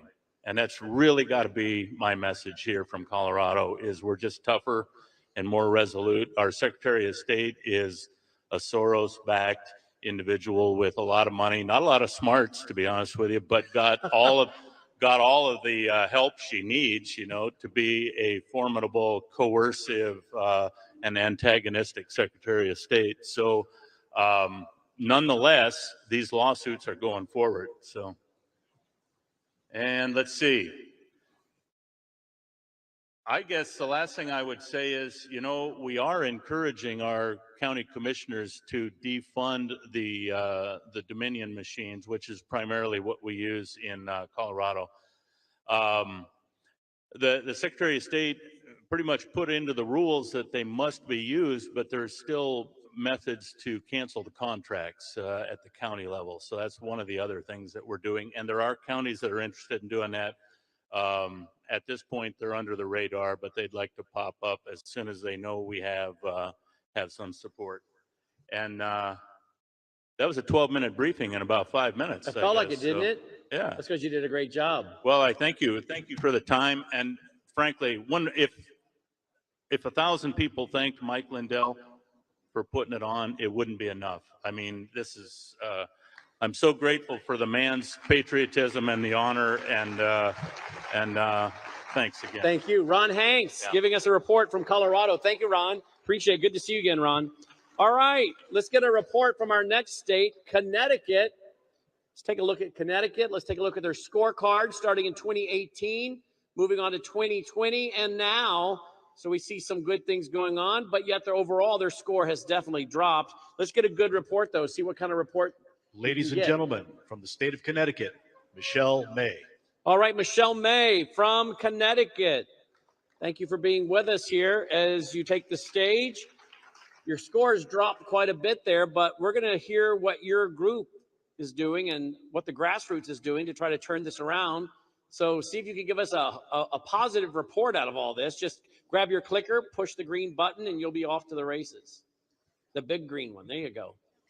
All right, tell us about these things, please. This previous slide or this slide? This one right here. Okay. So, yeah, we have been very successful as a large team across Connecticut originally. Pull that mic a little closer to you, would you? We were collecting every single town's actual data. So the tab tapes, the checkoff lists, the voter rolls, we went around and we collected all of that. And then we created a database. We also got the Secretary of State's data disks. And we are basically a group of analysts who kind of tried to look at what the machine said and compare that to what we saw actually happened by the paperwork we could get. And so the positive thing is we have a lot of data, and we are in a position now to really share that data. And we've made some wonderful connections through Cause of America. Good. Yeah, and so our hope is that more people in Connecticut decide that this project is something they want to get involved in. Good. Tell us about the next one. State data is available for investigation. Is that what you would like to let other people know too as well, right? Right. Get that state data. That's right. That's right. And we're hoping that since we have so much data and we're willing to share it, that people will, help us take a look at it. We've also joined with some other states that are like New York, who's amazing, and they're interested in supporting our investigations and our It sounds like analysis. some of your grassroots are actually paying. Your slide says that a lot of the grassroots are paying for this out of their own pocket. We are. Wow. Yeah. That's commitment. Yes, we love our country. Particularly in this day and age with inflation, grocery, gas, everything going up, right? That's right. It's pretty amazing. Yeah. Yeah. Gives you hope just to know that people are willing to not only get involved, but then actually sacrifice, because this is a big sacrifice for a lot of people, time-wise and financially. Yes, it is. Wow. Yes, it really is. Let's talk about this next one, national partners. What do you mean by that? How are national partners increasing? Well, there are a number of very formidable names, and some of these people are present here, as well as, like I said, New York, who we're going to be working with, and they're going to help us look at our data, because we are limited in actual computing power, and funds are tight. Right. But you're also using, it looks like, social media, which gives you a lot of exposure. If you're not being shadow banned, Right. you could get some exposure there for a pretty reasonable price, right? That's right. Yeah. And then you got citizen awareness. So as the information gets out there, people are coming forward. I'm guessing a lot of people that have never been involved before. This is their first time, maybe to do canvassing or other things, correct? We are trying to do a lot of these things, and we're trying to grow our base even more. Excellent. You got these citizens are organizing, citizens are speaking up and testifying. Where are they testifying, Michelle? They've been testifying before the legislature. They've been going and trying to present affidavits. And so for a lot of those folks, that's their first time to ever probably go to the legislature, isn't it? Much less to be testifying. That's right. Yeah. Yeah. It's not all, it gives them a new perspective, doesn't it? I think so. Yeah. Yeah. Well, again, you're talking about people that are committed, spending money, time, and now doing what most people hate, speaking in public, right? Speaking in public, putting their names out there. Yes. Yeah. That's been a big Which can be deal. dangerous now, can it, sometimes? It can be. Yeah. Some people on their jobs are concerned. Yes. So they're these are finding people a way. of valor. Yes. People of valor. Excellent. How about this next one? Citizens are deserting Democrat Party affiliation. Tell me about that. Well, I can say that there's a number of people who are saying they're just fed up with what they see. They want change. And, they've looked at some of the data and like myself and said, no, it's time for change. Good. Let's go to the next slide because we have a case here, Fay versus Merrill. You want to tell me about that? We got less than a minute left, but you want to tell me about that case? Okay. Good. Push that button a little harder. Okay. There you go. So this was a case where the governor basically decided to change some things about the voting system. And so they challenged what the word sickness was and really made that a larger, more encompassing term to include the pandemic, which gave everybody the right to go and present those mail-in ballots. Right. And then you got citing lack of approved vaccines while ignoring valid treatments. Right. When you look at the case, it seems like a cookie cutter approach. I've looked at a couple of the different cases, and they said because there was a lack of approved vaccine, they could basically go ahead and change the Constitution, which the legislature went right along with. However, it was never presented to the citizens for a referendum.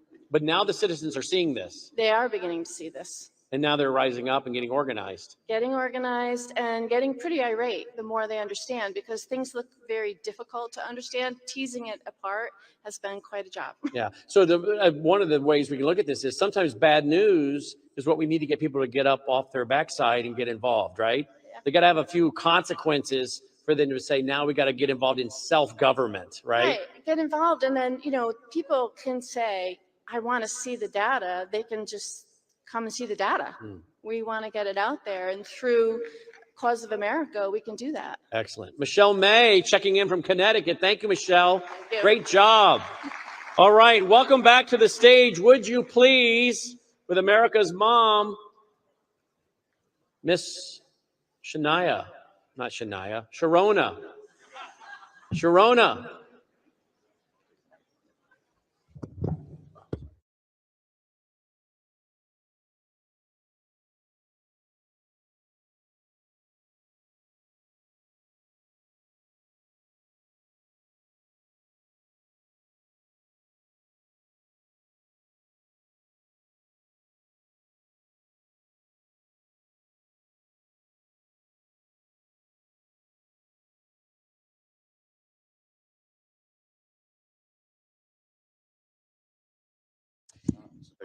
There you go. All right. All right. Well, wow. Thank you, Brandon. Okay, so we're just a few states in. We've got a lot more to go. You guys ready for this? Oh my gosh. I get to start with the state. I feel so badly for these people in this state. I don't even know what to say. We're going to start Delaware. Delaware's got some good things going for it, of course. They have single day voting, sort of, kind of. Oh, wait, no, they don't. I guess they sort of kind of have paper ballots. They've got a little bit of no mail-in voting happening now again, finally. There's some good things happening here, but can you imagine being the person from Delaware? Who's coming in from Delaware right now? I mean, this is the place. Ladies and gentlemen, from the state of Delaware, There you Dan go. Lester. He's so courageous. Could you imagine? Hi. We're really far away from each other. I mean, I think maybe right there is good. Okay. Yeah. Sorry. Well, tell us a little bit about what's going on in Delaware. This is the failed administration, the current administration that's trying to drive us all into the ground. I can't. Let's stay on track. I came to talk about election integrity. Okay. Yes, we are talking about elections. Okay, so Okay. some good things are happening in Delaware. What's the best thing? Give me the slide here. I think the best thing that's happened is more people are getting involved. Back in after 2020, it was a little lonely, and now when you go to things like logic and accuracy tests, when you go to the counting of the ballots, post-election audits, there's a lot of people there. In addition, when you first went, the people at the Department of Elections were a little bit surprised. There'd be nobody. Now there's actually an interaction, and I think that could be a good thing too. A lot of different groups are showing up. Delaware Grassroots GOP, shout out to Joyce. Cause of America, us, Conservative Caucus of Delaware, a place where you can go and actually post articles. And there's a group in Kent County, that KC stands for Kent County, doing some voter roll and cleanup efforts. So just a lot more interaction. The other thing that's occurred in Delaware is we have just had a change in our GOP state chair. And I think that's going to be a little bit more election integrity aggressive, more focus at the precinct level, and that's also going to help us with election integrity effort. We still need to do it, but that's our hope. And moving into lawsuits, what do you Yeah. guys have going legally? Okay, give me the next slide for Next lawsuits. slide. Oh, is that me? You have the power. Green button. Green button. Okay. Okay, lawsuits. After the 2020 election, our legislature passed 3 laws. They said, wow, this thing with mail-in votings is just wonderful, so we want to keep it. They said, we're going to also have same-day registration and voting, which we didn't want. And then they're going to do in-person and early voting. And thanks to our past GOP chair and our current GOP chair, they challenged all three of these on a Delaware constitutional basis, and they won 2 and lost 1. So we do not have same-day registration and voting, and we do not have no excuse mail-in. We do have absentee, and it's pretty easy to get one, but we don't have no excuse mail-in, and we still do have early voting. Early vote. Well, let me ask you this. Do you see any Biden stickers or flags anywhere in Delaware? I don't. Closer to the mic so this is on the record, please. Do we see any support in his hometown? I'm curious. I got to tell you that it is his home state, and there are a lot of people that we still need to wake up. How's that as an answer? Yes, it's really good. With the change of the GOP chair, how do you think that's going to affect? I mean, is this a real strong leader who's really committed? This is definitely more of a America First. Her motto is "Be fearless," and I think it's going to be more aggressive. There were certain things that went on in the 2022 election where they sounded like they were going to be aggressive and maybe didn't pull through. And so we're going to see if that happens this time. Let's take a look at your last slide here. What are the things that we're seeing? If you want to click that button for me. Sorry. Hand count showed errors in the Yeah, we were told to report on hand count successes. We had a little interesting situation. We actually had a race that was so close, 35 ballots. So it forced a recount. And I mean, a lot of us in this group are saying, man, please let us get our hands on some ballots. Let us count some. So the Department of Elections, not any of us, they had to do a recount. And surprisingly, you know what? The numbers just didn't come out the same. And it turned out that the machines actually counted more ballots than ballots they were able to find in existing paper. That's magic. It is pretty much. By the way, when you're thinking election integrity, don't take integrity. Just put your magician's hat on and say, how would a magician do it? Delaware, there's so much good stuff going on there. I appreciate you so much. Thank you for sharing everything that's happening. Let's get Delaware back. Thank you. Thank you. Wow. It's not enough time, is it? There's so much good stuff going on, trying to crunch it down quick. But we're moving on to Florida, where there is a lot happening there. Let's take a look at their scorecard. Oh, wow. I don't know what to say. You have to show an ID. This is great. Florida is, I mean, I'm shocked. I don't know. They score a 10 out of 100. So we've heard a lot that Florida is super great. Let's bring out our Florida representative. Ladies and gentlemen, from Florida, Lou Marion, Chris Jersky. Hi, guys. This looks a little bit like the Wild West. What's going on in Florida? Hi, Sharona. Hello, how are you guys?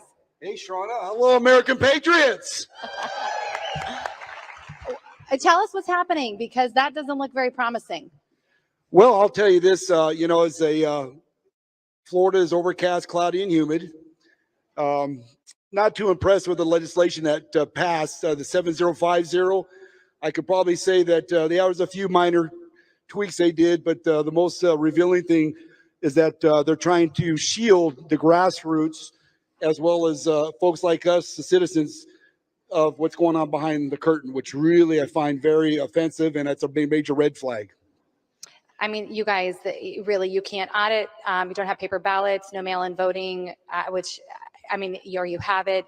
Registration managed locally, no ranked choice voting. You have that. You guys have everything we don't want to have, and yet Florida is supposed to have such great, secure elections. So let's look at some reasons for hope, because that doesn't sound very hopeful. Well, one other note there, I was very disappointed to have a provision in there, and I love Ron DeSantis in Florida, but I was really disappointed to see that gave him the green light to run for president. That to me is not voter integrity. So, thank you. Okay, good reasons for hope. Tell us about it. Okay,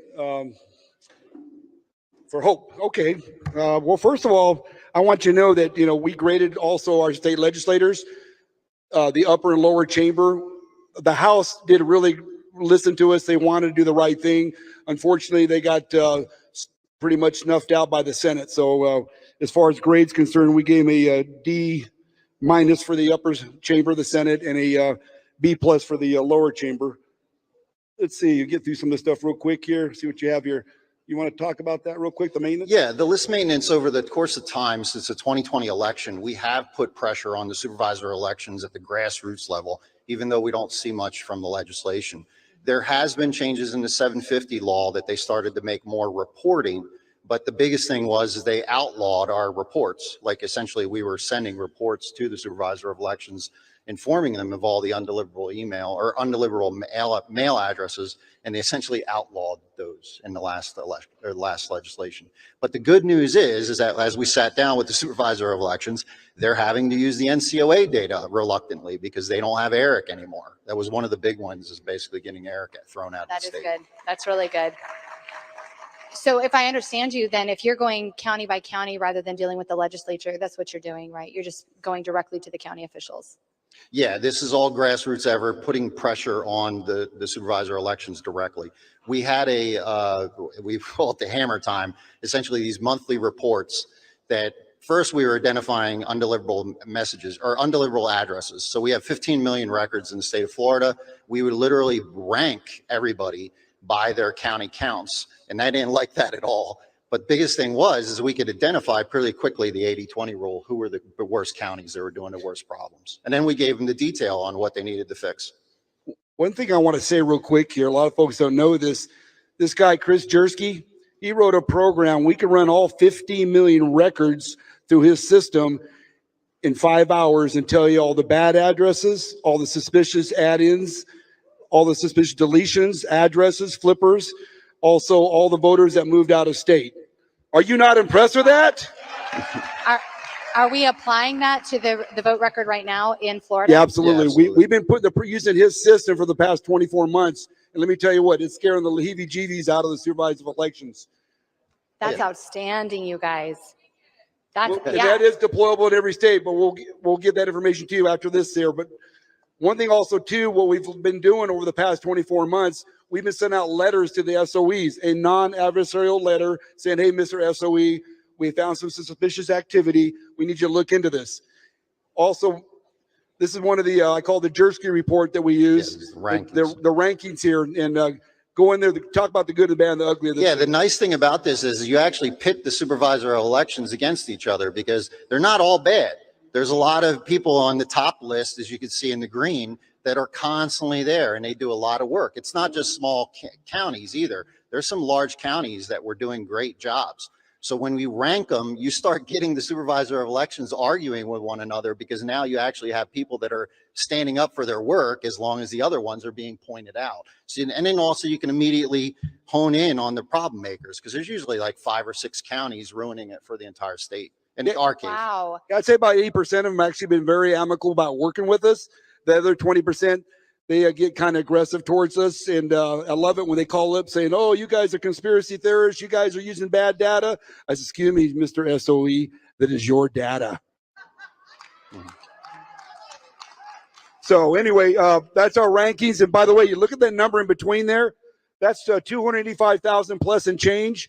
By being aggressive for the past 24 months in a nice way, we were able to clean up the data roll almost 300,000. We basically cut it by 50%. Cut it by 50%, yeah. Cut by 50%. I mean, look, I was going to say, can you go back one? Just look at the small county numbers there, just really quickly.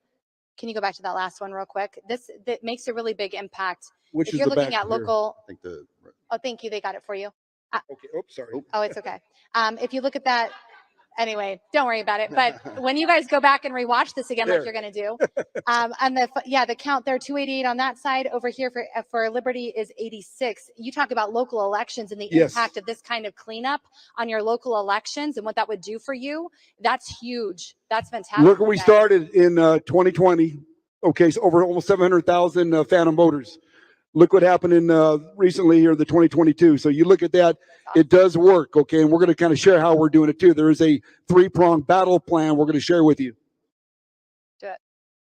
Here's the also too. We learned from Professor David Clemens and Aaron out there what they did in Hawaii. I was actually taken back to learn that all the dirty work is done up in the cloud. Okay, I was flabbergasted. I go, you're kidding me. And it's you can listen. You can't outrun AI. Period. We got to accept that, right? Right. When I learned from that, I had an emergency executive meeting in Florida. I said, you know what? The only way we're going to beat this is go back to hand count ballots. That's the only way.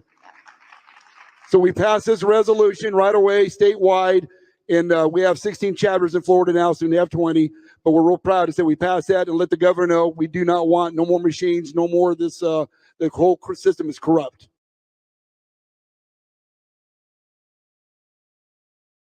And your point of attack. All right, here's our battle plan. I think we all recognize the fact we're not going to win this all through state legislators, although we still need to develop relations with our state legislators, okay?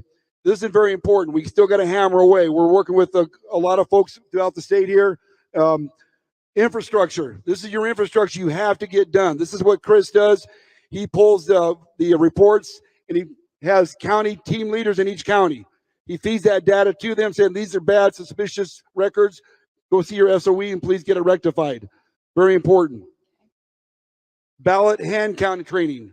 We're going to start ballot hand count training at our next presidential convention in October here through what I call the Mr. Clinton's Clinton. Clinton has this thing called a clicker system. We're going to look at many different types of systems, but we're going to have actually hand count training in our presidential convention. Also, it's important that you build coalition partners. You have to build them. We can't do this by ourselves, okay? Very important that we understand the 80-20 rule. We have to support the 80-20 rule. It's Ronald Reagan's rule. We're going to support the things, 80% of things we agree on. The other 20%, leave it at the door with your ego. We don't need that, okay? We implode ourselves by infighting. Stop that. Yes, agreed. And also, too, a lot of people know this here, candidate training is essential. If you want to win, you got to train your candidates, okay? Proud to say we have a candidate training at FRA. We had 31 people last cycle go through it. Out of the 31, 20 said it's too much. I don't want to do it. It's a good vetting tool. The 11 that got in the race, 7 won their primary. Wow. 4 got all the way through. And there's 3 are state legislators, so I'm pretty proud of that. That's a major accomplishment. To me, we got to train our folks. And wow. I would say our message of hope here is this.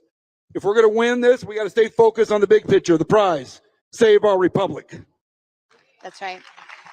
Lou Marin and Chris Jersky, thank you guys so much for the great work. Where can people find you and learn more about this, please? Because this was unique, please. Very much. Thank you very much. God bless you all and God bless America. Where can they find you? Where can they find you? Oh, I'm sorry. You can go to FloridaRepublicanAssembly.com. There you go. FloridaRepublicanAssembly.com. We'll be around. Love to hear your thoughts, and definitely we'd love to help share what we got and help standardize this throughout the nation. Thank you. Appreciate you guys. Thank Have a you. good day. Georgia. All right. Isn't this great? This is why we're here. We're networking, sharing information, tools. We ask God for clever tools and pathways forward. So that's why we're all here today. We're going to move on. It's Georgia time. I can't believe we get to talk about Georgia. Are you guys ready to talk about Georgia? Wow. What a corrupt state.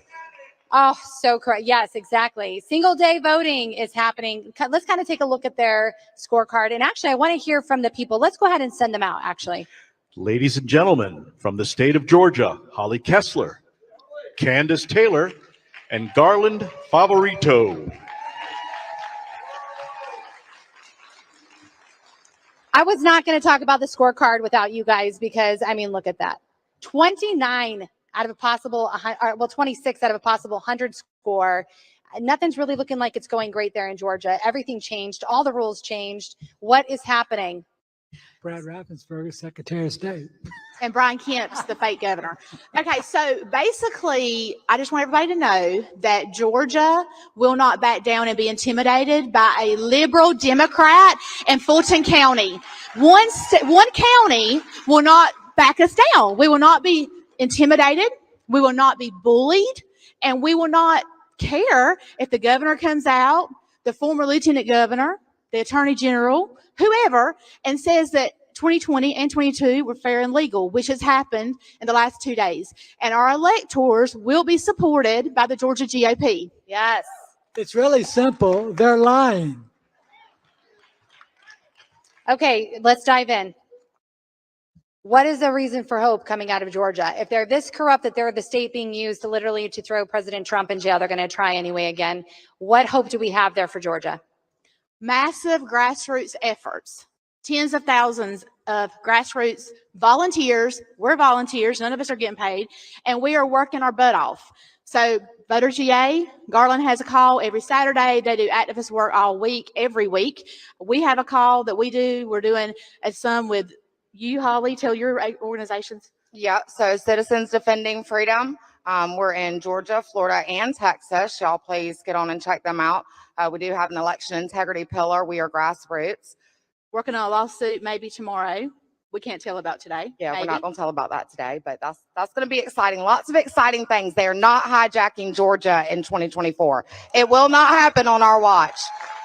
And Candace, tell them about the recent state GOP meeting where the entire board, every executive position in the GOP was swept by election integrity advocates throughout the state. Yeah. So they asked me to run for first district chair, and I said, really? I just got through the governor race, so we ran, we won, and I'm on the state executive board, which is really important because we have millions of dollars right now we have to spend on electors in Georgia. So if you want to help us in Georgia, we need your help. We're talking about $3.5 million, but we have to protect them, or who's going to want to be an elector? Who? And so the other grassroots efforts we're doing is we're going to our local board of elections and our local county commissioners. I know every state's different, but in Georgia, our county commissioners fund the elections, and our board of election members, they are the ones that make decisions on how things are carried out. So there's a law in Georgia that reads that we have to use the BDM, which is the ballot marking device. But it also says if the election's deemed emergency situation, maybe because it was ruled unlawful by Amy Totenberg in the federal court, then we could use ballots, paper ballots, hand marked, not the BDM, and the Board of Election could do that locally. And so we've been going to meetings, mass numbers, telling the law, educating them. They don't know. We all know. People watching this know. These people don't know. The county commissioners don't know. The Board of Elections don't know. And we're talking about hundreds of thousands of dollars, millions of dollars in some counties. Holly's been working on financial records, pulling them, looking at the cost analysis that we have to spend with local county money. So it is a county issue. And there's two more reasons for hope, Sharona, real quickly. The lieutenant governor, we got rid of the corrupt lieutenant governor, Jeff Duncan, replaced him with Burt Jones. That's looking really good down there. And then as a result of all that, we came out with a top 25 of things that we need to restore security of elections. And we already have 12 of those things introduced as bills in the Georgia General Assembly. We just have to get those tweaked and passed. That's awesome. But let's put Burt Jones on notice today. Let's Lieutenant Governor. He says he's for securing elections and get rid of the machines. So I wanted him to do that. He's leading the Senate. He needs to get that done. Don't you agree? Yeah. So Burt, we need you to get on board. That's right, Burt. You do have a county that's already moved to paper ballots. Yeah. We do. So that is Spalding County. We've been working with them to write the playbook, sort of the guide, all of Georgia, all of our counties, and some very exciting news. We do have 159 counties. Now those 159, we have about 20 on board to do the exact same thing and follow suit with Spalding County. See, I just want to point out, if you had done nothing and just watched the show, this would not be happening. It requires you guys to be activated in doing these essential work that seems mundane and tiresome. It's 2 years later, and finally, though, the traction is happening. One county's falling. It's like a domino effect. Right, so we're going to count the paper receipts. We don't have ballots in Georgia. We mark on BDMs, and it prints a receipt. We're going to count the paper. That's the first step. But we're not stopping there. Holly's still working with Spalding and other counties, but we're pushing to totally go to paper, and we're pushing the Board of Elections to do that. And we're not stopping. It's our government. We run the show. All right, lawsuits. Tell us what's happening there. Yeah, so we have been pretty successful on our lawsuits in the state of Georgia. I wanted to just highlight things including something that just happened 2 days ago.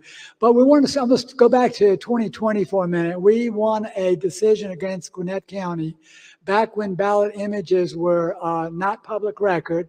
And we won that case to get them to turn over the ballot images and even got them to pay our attorney's fees for that. So, and in December of last year, you probably remember that the Georgia Supreme Court ruled unanimously with no hearing that citizens, residents, taxpayers, and voters have always had standing to sue government agencies and officials that violate the law.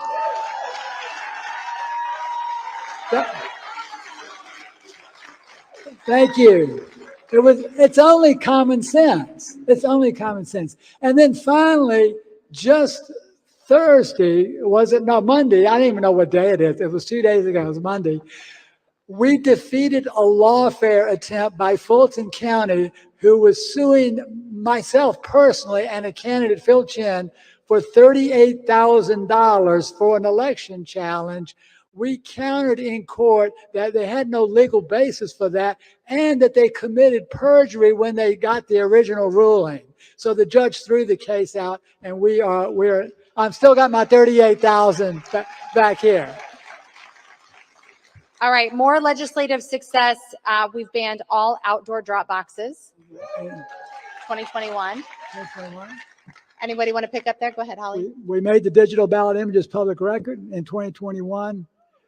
We banned counties from receiving private money. This was kind of tricky because they banned it in 2021, but they only banned direct money that the elections divisions receive.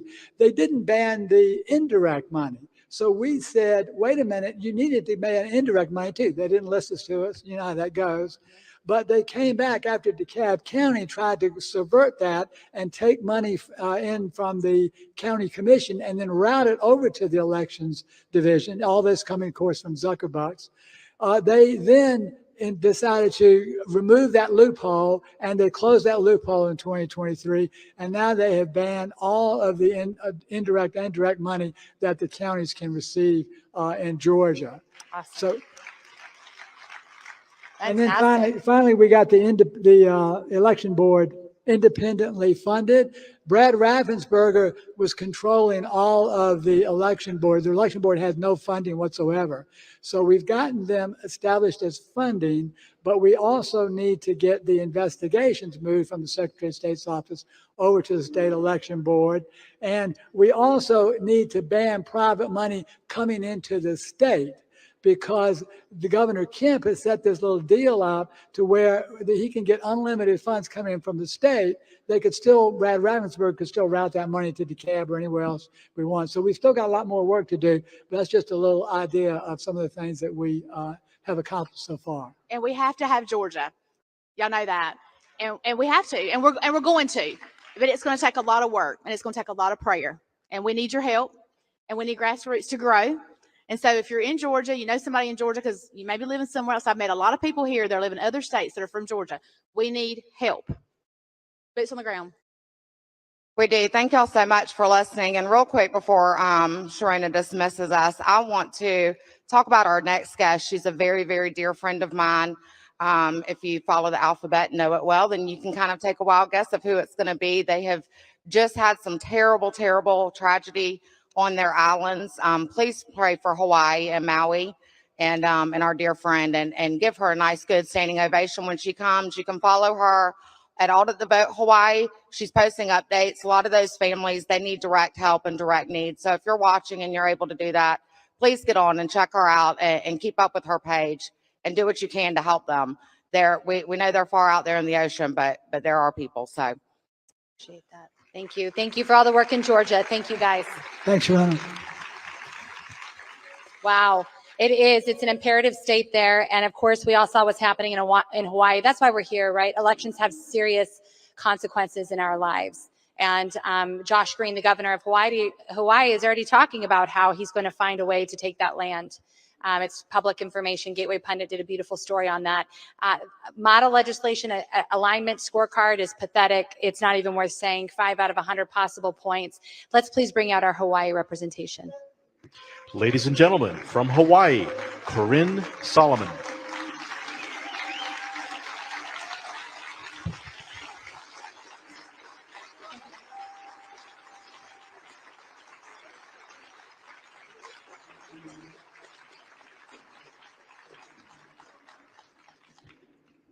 All right, Lori. Well, good afternoon. Thank you so much for having me, and thank you to Mike Lindell for hosting this important summit yet again this year. It's such a pleasure to be here. We, in spite of everything that's going on there in Hawaii, and Holly just shared where they could go to find you, Out at the Boat Hawaii. In spite of everything horrible that's happening there, there's no accountability whatsoever at all, not at all. And obviously there's serious consequences happening there because of that. What has been some of the hopeful things that have happened? And I'm curious to know, even with what just happened in Lahaina, if you think that this is going to drive out more people to be concerned about elections and voting and where everybody's going to stand on that. Sure. Well, if you look at the slide here for our reason for hope, 2 of these reasons actually involve Democrats. So we had a horrible audit bill that would have just made our audits a complete sham, which they already are. And we had 111 grassroots patriots stand up and testify about that bill. We locked arms and we made a big impact on that. And the testimony swayed one of the Democratic committee members to vote against that bill. So we had support from the Democrats for that, and we were able to block that. The other thing that has been a wake up in Hawaii is there was an neighborhood board election, and the woman who was on the board for 9 years and had a lot of support amongst her constituents, she lost that election, and there was very low turnout. Things seemed really fishy. It was all done electronically, and she asked for a redo. And after the redo, she actually won her race. So we have Democrats in Hawaii becoming aware of what the problems are with voting electronically. That's so interesting, because a lot of times we've been watching those who get so close, and we already know there's all these problems, and they usually don't have the courage to request an investigation or a second count, or even we're doing a whole redo on this. So you do have some big things going on. Neighborhood board election results that were flipped after the election. Biggest win is that you guys are on the side of truth, and the truth is going to prevail. With everything that's happening in Lahaina, we have a couple minutes, and so if you wanted to talk about that, I'm sure nobody would object. Well, I'm not sure I can, because I'm probably going to break down.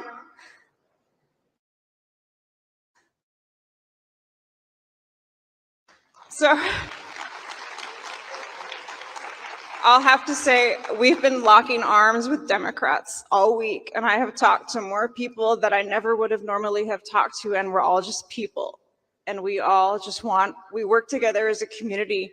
And what we have done in Hawaii, from the Kanaka Costco to the private boat runs, going around all the blockades and getting things to the people in need who need them. It didn't matter about what side of the party you're on, what aisle. All that has mattered is working for the community. And I think that we can do the same thing with our election problems too. Appreciate you. Thank you. Lori from Hawaii. Out at the Vote Hawaii. Go follow them. Thank you for all your great work. Thank you very much. Thank you. Wow, it's hard times. It's funny. We have just a minute here. It's funny to think about all the states that have been so deeply impacted. They believe they were red, now they're blue. And look at this, you guys. We're going through representation in every single state. We have a scorecard for every single state. We know where they stand on all these policies, where legislation is on every single state. The cause of America that's worked so hard to zero in, along with all these incredible grassroots volunteers on the ground. We have this incredible infrastructure that's built now. You know exactly what's happening in your backyard and then how to proceed forward. It's incredible. So Idaho actually is next, and everybody's flocking to Idaho as the great bastion right now. But let's see how they are with voting. All right, well, they've gotten a little better, actually. once that other part comes up, they've gotten a little bit better. They have paper ballots. They do hand counting of ballots. They require voter ID, precinct level counting, fully auditable. They're in process on all of those. They do not do ranked choice voting, and they're in the process of registration and managed locally. Let's bring out Idaho. Ladies and gentlemen, from the state of Idaho, Kathy Thompson. Let's just face it, everybody wants to live in Idaho, Texas, or Florida. You guys are improving. Tell us about Idaho. What's going on there?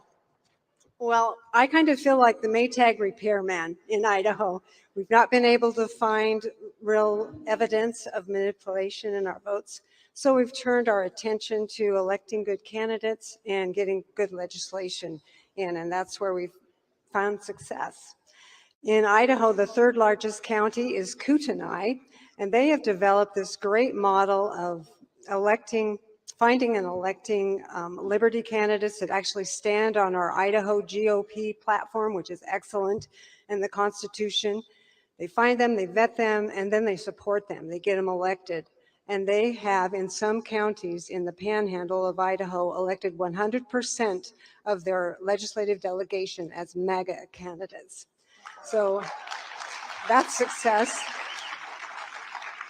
And that is working its way down into the rest of the state. I live in southern Idaho. 100% of my delegation has for decades been Rhino candidates. And as a result, people, they don't like Republicans. They don't want to participate in politics. They think it's dirty. So we're fighting back one seat at a time. And a couple of cycles ago, we had one senator that was a MAGA candidate, was a MAGA legislator. This last time we had 12. So we're making progress. Wow, that's great. And similar gains in the House as well. So we're excited about that. We want to build on that. The precinct committee strategy is working great in Idaho. We've elected probably 3/4 of the delegates that recently voted for a fantastic Idaho GOP chair, Dorothy Moon in Idaho, and she's doing great things in Idaho, and we're so proud of her. She is enacting what Laura Loomer spoke about, call out the GOP, and I'll talk about that in a moment, how she's doing that. But one of these 12 freshman senators sponsored a ranked choice voting bill in Idaho, and she got it passed in the Senate, it passed in the House, the governor signed it, it's law. Idaho is one of 5 states that bans ranked choice voting.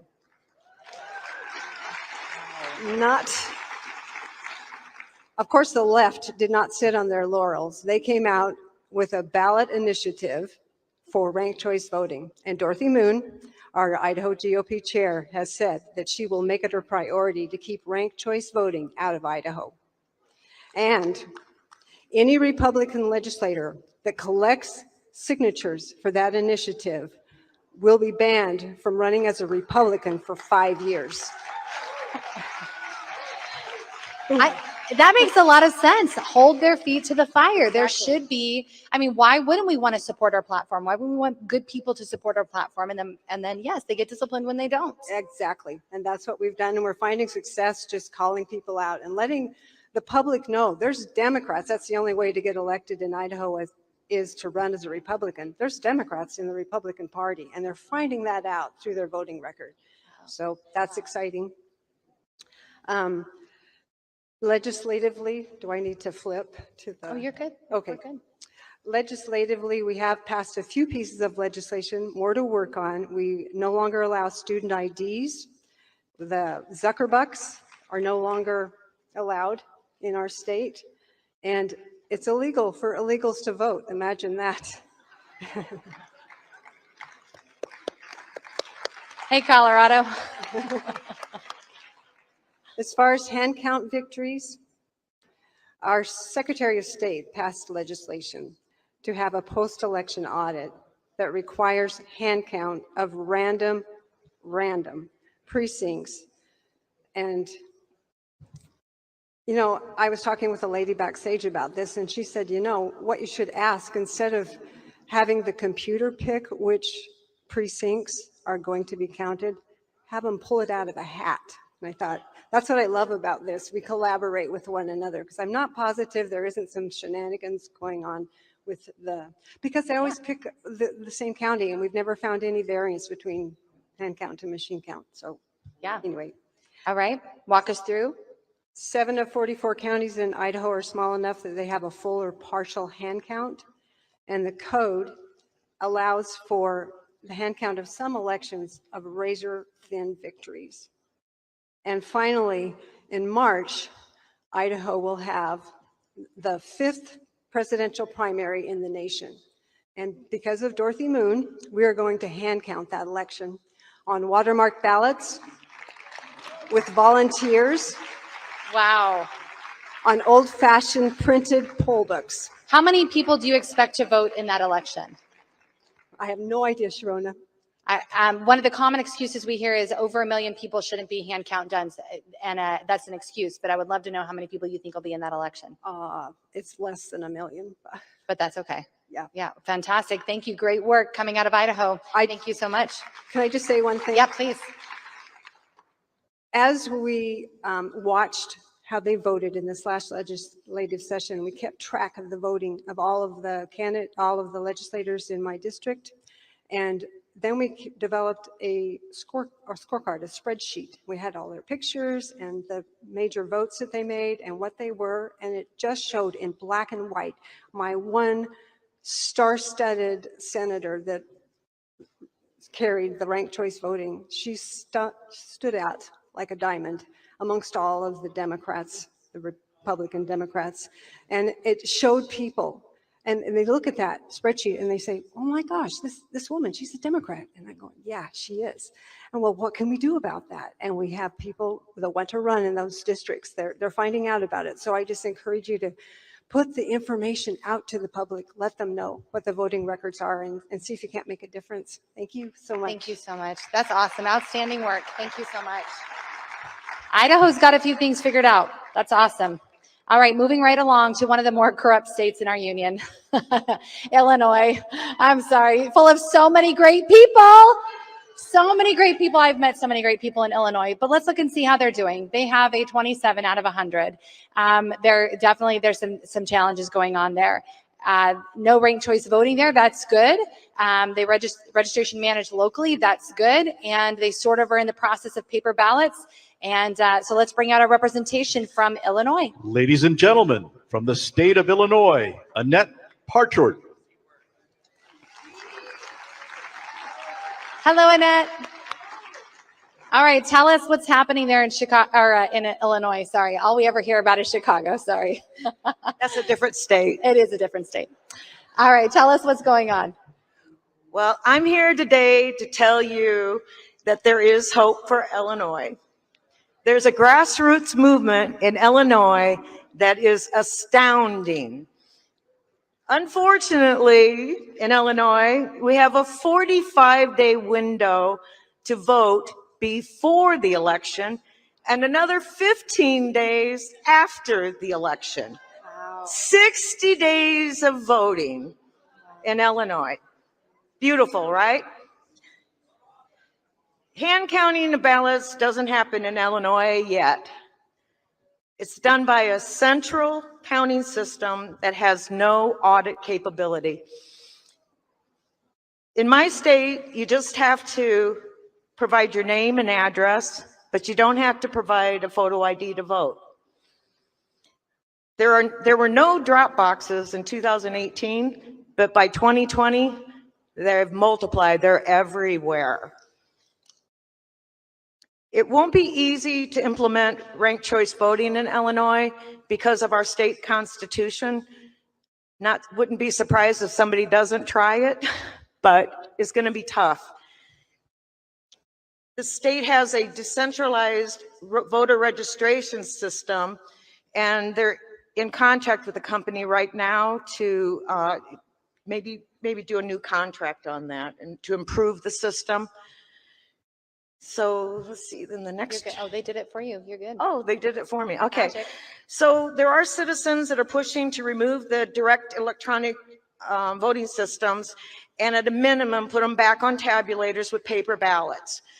That's grassroots groups like We the People in McHenry County, Illinois Freedom Alliance, the group I lead, in Rock Island County. There's groups in Madison and McLean County that are all working hard to get that done. And I picked up some material here today that's going to help us with that. So this event's really helpful. Good. Making connections like that. There's a case of Boss versus State of Illinois that's along with Judicial Watch, and it's a fight to prevent us counting any vote by mail ballots that are received after Election Day. Wouldn't that be smart? Makes sense. The Illinois Freedom Alliance has taken the lead in Illinois to train poll watchers. And we've developed a system called the Poll Watcher Emergency Response System that has been instrumental in us stopping the voter fraud that happens in the polling places. We need help rolling it out more thoroughly throughout the state.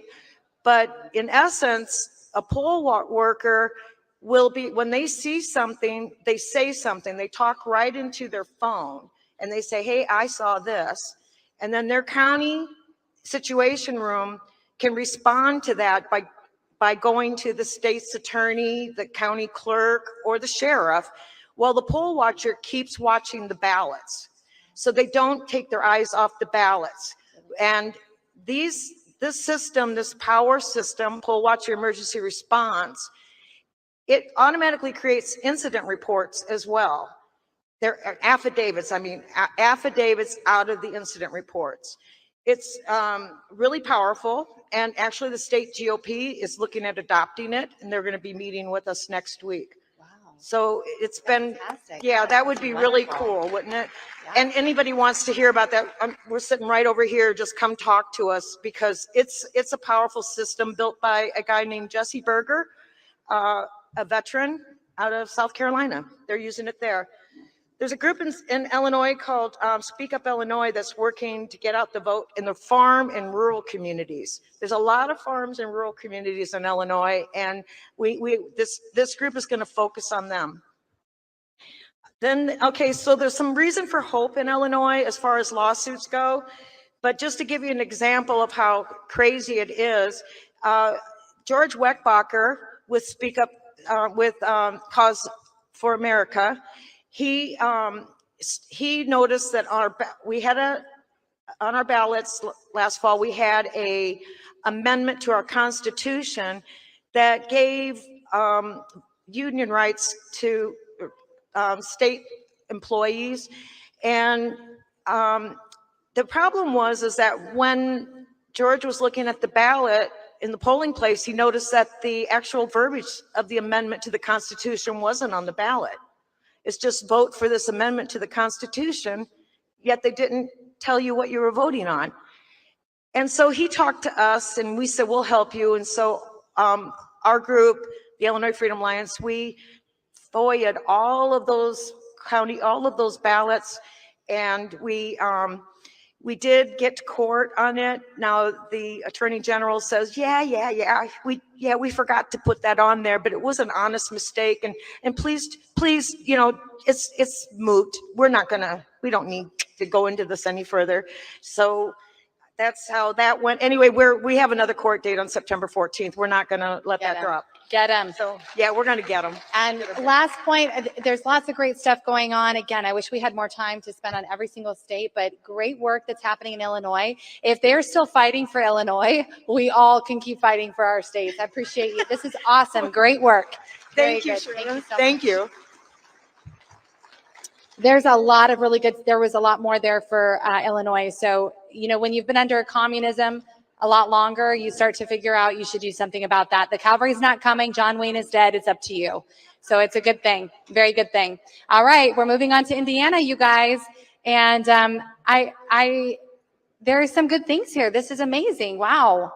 There is some good things. They have no mail-in voting. Voter ID is required. No ranked choice voting, and they manage locally their registrations, but they only scored a 25 because the other things are so grievous. So let's bring out our representation from Indiana. Ladies and gentlemen, from the state of Indiana, John Schrock. All right, John. Welcome. You guys have some solid good things going on, and then you've got some solid difficult things going on. So tell us your estimation of Indiana. Well, with Indiana, we have a lot of good things going on. I mean, to be able to have voter IDs required is definitely a plus. So we know who is voting on that. But then we don't have ranked choice voting in the general election or in the primary, but they just brought it about in the Republican convention, ranked choice voting. So it's like they're flirting with it, even though they're Republicans, because we know that it's not a Republican versus Democrat issue. It's good versus evil. On that. So let's see here, we'll go forward. One of the things that I really like of hope that's going on, local teams are really building a coalition to canvas. We have several teams that are starting to formulate. We've had Dr. Frank in order to talk about the issues at hand, and people are really owning their responsibility to canvas, and that really gives us hope. The organization of the teams is very powerful. They are empowered teams starting to get out to be able to canvas, and we really appreciate what they're doing on that. What I really like is that we, the people, are awakening and activating. And what I mean by that is we have the opportunity to see people become involved. When I was living out in the state of Washington back in 2020, when Antifa was causing riots all across the United States, they pillaged the town of Spokane. And then they decided to go to Coeur d'Alene, Idaho. And they didn't wait. The people of Coeur d'Alene, Idaho didn't wait for the sheriff. They didn't wait for the prosecutor. They said, this is our town, this is our community, and we are the people. And they awakened and they stepped up. They stopped the evil from happening from the very get-go. So good. So that ties in with our last point that I saw was the stakeholders are building awareness. What that is happening, and when we think of stakeholders, I think about county clerks, I think about county judges, I think about commissioners, I think about county council members, but that happened because we, the people, took the truth to those stakeholders. Where we are starting to see a fissure in the wall that they all have the same. They have the same line. It's the company line. There's no problem. We have the most safe and secure election, even though we have proof that there's not.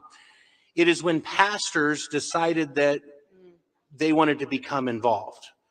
The conversations, the behind the scenes conversations are happening on a regular basis. Pastors are beginning to have questions. They're wondering what's happening because they see that if we don't have the elections secure, we're never going to get the school board members to stop the hypersexualization of our children. If we don't have elections taken care of, we will never get in representatives and senators to correct the laws because that's a legislative matter. And they know that. So they're starting to feel the pain on that. So a lot of good things happening there. As far as lawsuit successes, there's several cases. There was the two primary rule that was passed by our legislature. It was definitely a power grab by the Republican Party in order to stop several key people that were deciding to run. And they found a very convenient way to pass in the legislature this two primary rule. It's being argued in court. There's several other lawsuits that are going through the courts even as we speak on that. So Indiana, a lot of hope, a lot of area for opportunity for us in the state of Indiana. What is that? What does that mean exactly? Two primary rule.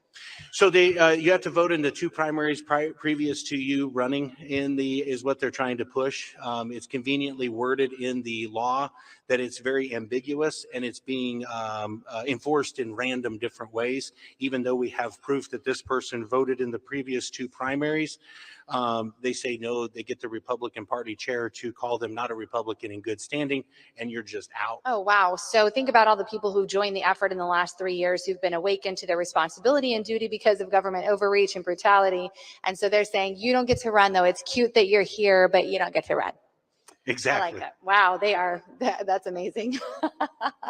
I'm glad you're fighting it. Anything else that we need to know about Indiana right now and what's going on there? We're leading the charge in order to get election integrity and get good things started across the United States. Fantastic. Great job. Thank you so much. Thank you. Appreciate having you. Thank you. Wow. That's a sneaky move. Man, I can think of a lot of states that would not have liked to have so many of us who woke up and were like, that's enough. We've let you guys do this for 20, 30, 100 years, and we're ready to take it back because you're not doing a good job. So speaking of, actually, this is Iowa. We're going to go ahead and put that up next and take a look at their scorecard. So these are all things that are in process right now for Iowa, which is really encouraging. But right now they're scoring a 28. But let's actually just look at what was going on in 2018 versus now. They have single day voting, sort of, paper ballots, sort of, hand counted ballots, sort of. The yellow kind of indicates maybe kind of sort of not fully committed one way or the other. The green, no ranked choice voting, so at least they don't have that. There's a lot of work that needs to be done. It just looks like they just haven't committed to really making these changes solidly. So let's bring out our Iowa representation. Ladies and gentlemen, from the state of Iowa, Laura Gillespie and Ann Fairchild. Awesome. Laura and Ann, come on out. Come on over, guys. Somebody can sit by me if they'd like to. Maybe it's that close talk thing. I know. We'll save it. Okay, so we're looking at a lot of non-commitment here in our election stuff. So tell us what's happening there. Well, we're making a lot of progress. Lena, sorry. Okay, thank you. We're making a lot of progress, but probably not as fast as everyone would like. So I'll let Laura talk about some of the challenges that we're doing. Okay. Are we speaking about the scorecard right now? Yeah, we're just kind of talking a little bit, some of the things that are difficult or need to improve on. You guys are at a 28 out of 100, but actually let's just jump to your reason for hope, because we know all these things exist. We know these are all happening. One of the things I would like to talk about is with the no machines, is we are allowed with 3,500 municipality with a population of 3,500 or less. There's a possibility to a machine not to be required. Okay, so the state of Iowa requires a machine typically right now for every county to use a machine, and you're saying under 3,500 they may drop that. It's an optional. It's optional. Wow. But you'd have to have a consensus within that county. That's great. That's a really great thing, because it's the rural counties that really can get together and make the biggest impact on elections. Okay. Absolutely. All right, let's dive in. Reasons for hope then. All right, reasons for hope. So we're making a lot of progress. Oh, thank you. Sorry, I forget we were the clicker people. So for Iowa, we are making a lot of progress in having some legislators who are very cooperative and seeking the input from all of the people working on the election canvassing and election integrity efforts. So we've been making really good progress with them in introducing some new legislation that we would like to see passed and the topics there.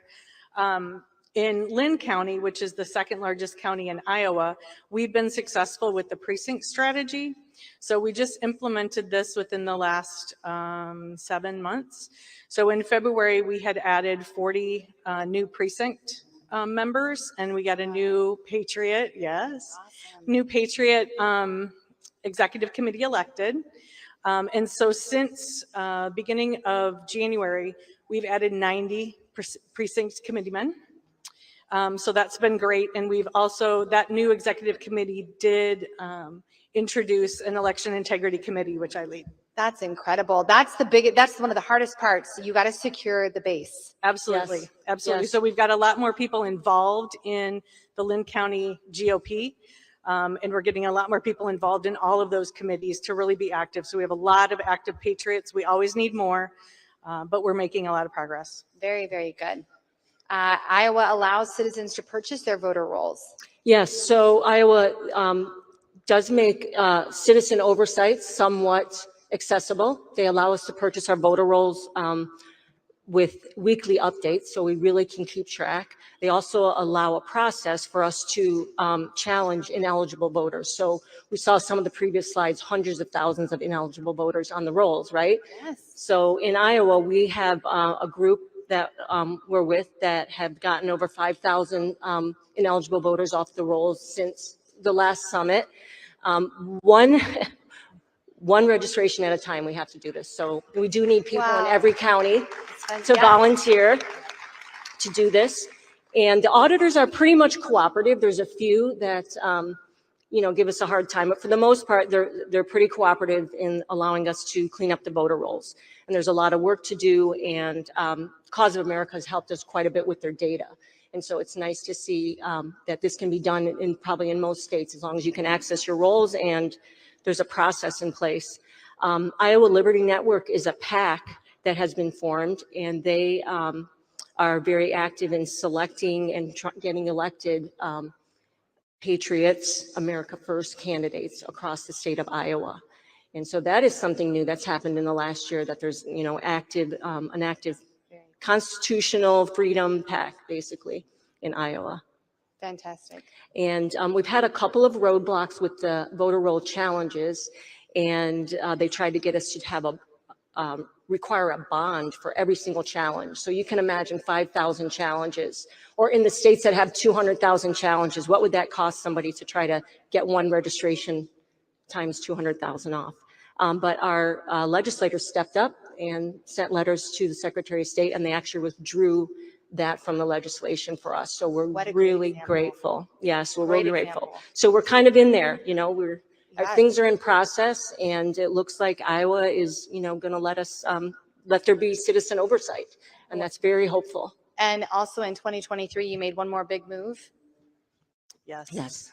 We're so excited. Yes. Tell us. We're out of Eric. We're out of Eric. Yeah, we got out of Eric.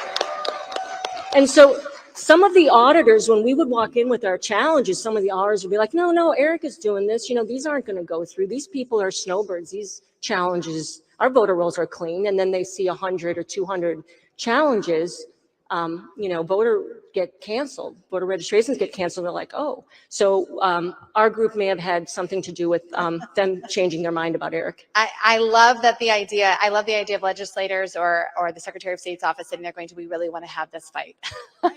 And that's what you guys are doing. Thank you so much. Great work in Iowa. Thank you guys so much. Thank you. All right. I'm going to be stepping out, and I'm going to be returning the stage back to Brandon House. Now, I know you all know that Brandon is wonderful. He comes to us every night in our homes, and he tells us the news. But did you guys really hear how beautiful his voice is? Do you know that he has albums out for real? He is such an accomplished singer. He's an incredible person, amazing commentator. Brandon, you're back. Thank you, Sharona. Thank you. I'm going to put this down for now. I think my mom paid her to say all that. Thank you, Sharona. All right. Our next state is Kansas, heart of America. Let's take a look at their report card, see how they're doing. All right, that's 2018. They got voter ID required. Wow, that's a novel idea. 2020, then we got now, okay, their score's gone down a little bit. Let's get our representatives out here and get a report from them. Ladies and gentlemen, from the state of Kansas, Thad Snyder and Mike Brown. All right. Guys, welcome to the platform. Glad you're with us. Grab a clicker and let's start talking about reasons for hope there in Kansas. Well, I don't know how many of you know the name Calvin Hayden, but he's probably the most important person in the election integrity movement you've never heard of. He's our sheriff in Johnson County. He's had a 2-year investigation into election fraud, and he was able to get our 2020 materials stayed from destruction. They're currently sitting in a room. Yeah, exactly, right? They're currently sitting in a room until the investigation is concluded. So if any of you know President Trump and he wants some exculpatory evidence from 2020, tell him to subpoena that evidence in Johnson County, Kansas, because it's sitting there waiting for him. Now, you might be asking yourself, why in a Republican state do we have to rely on the president to subpoena that information? We have a Republican district attorney. We have a Republican attorney general. We have a Republican secretary of state. We have a supermajority in our legislature. None of them will do anything to help this man. In fact, a lot of them are impeding him, impeding his investigation. Our Board of County Commissioners just voted to defund the sheriff's attorney so that he didn't have legal representation for their impending lawfare that I'm sure they're doing against him. So you have to ask yourself, why in a Republican state are they not helping this man who is one of the only sheriffs in the country who's upholding his oath to the Constitution? Now, we got frustrated in Kansas, and we asked ourselves, why isn't the GOP leadership in Kansas doing more? So we organized. We did the precinct strategy. We filled those seats. We filled the state delegates, and we elected the man next to us who ran for Secretary of State on an election integrity platform to be our GOP chair. So I want to turn it over to my good friend Mike Brown to tell you about some of our legislative successes. Hello, and it is such a pleasure to be with all of you. My name is Mike Brown, and I am the Kansas Republican Party chairman, and I stand before you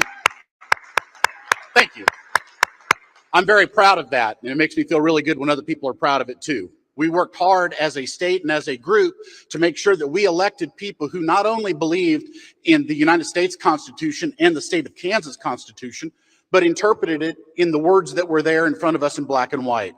It's not that complicated, but people sure make it complicated. I am very much a less government, less taxes, more freedom, love babies, and I love the Second Amendment, baby.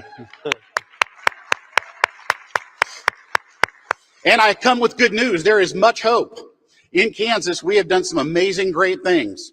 Some of the things you see on the screen before, that was behind me, you will see that Kansas looks like it has a really strong, pretty good, reasonable record. And many people from across America will point to Kansas and say, boy, look at all they've got done. But I am coming to tell you that you can have all of the best laws ever. If they're not enforced and they don't have teeth, they mean nothing. So our sheriff actually has charges that he's ready to bring, but our Republican district attorney won't charge him. And even if he does, there's the criminal penalty for it isn't there. Most of them are civil penalties. So if you're a Kansan and you want election integrity in your state, you need to push your legislators to push legislation that puts a 10-year felony on any election crime to dissuade these people from doing it. That's absolutely right. We've got to figure out how to get, and that is one of the things we are working on this year. Last session, we took a bill that the current Secretary of State brought forward with nearly 100 items under the guise of housekeeping.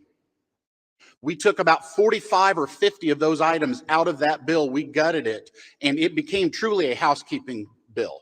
What he was trying to do was a power grab. And that was where the Secretary of State in the state of Kansas was headed. It was a power grab bill. We gutted it. We pulled the pieces out of it that did not belong in there. And now we've done some good housekeeping. That bill became actually a really good bill from being a really bad bill. But that was because, not me, that was a lot of hard work that people like Thad Snyder and a lot of other people did behind the scenes to read those bills, know what was in it, understand what was in it, and then figure out the procedure to get it out of there. And they did, and it worked. Now, this year, we're working on implementing fines and penalties, consequences for breaking Kansas law when it comes to our elections. That is number one on our list of objectives. Yeah, shout out to Bené Hudson for bringing that bill to my attention. Just so you guys know, it made it through our House 122-0. And then we stopped it in the Senate. And what they were trying to do was codify into statute the use of digital images in post-election recounts versus the paper ballots, which is what our statute says. If you'll remember, when I testified last year, was about the Value Them Both Amendment and how our Secretary of State authorized that in contravention to the law. Well, then he tried to make it law and we stopped him. So he defrauded all those people who paid that bond for that recount on Value Them Both. Thad Miller and Mike Brown, thank you guys, representing the great state of Kansas. Thank you guys. Goes fast, doesn't it? It does go fast. Thank you guys. Appreciate it. One more quick thing. Yes, one more. One more quick thing. Please take a look at kansas.gop and join our 1776 club. That is how we're getting this hard work done. Please go there, take a look at it, join us. We're all in this together, no matter what state you're from. Thank you guys very much. All right. Thank you, guys. And before we go to our next state, let me just give you a heads up. About 6:30, we are going to have with us here on the platform, once again, Mike Lindell, Steve Bannon, General Michael Flynn, and Lou Dobbs. So stay tuned. Don't go anywhere. If you know anyone that has left or that's not over in the other side eating and watching on the big screen, make sure you let them know to get back and be here for that, if not sooner. Let's go to the great state of Kentucky. Let's take a look at their report card, 2018, 2020, and now. And let's see how they are sizing up.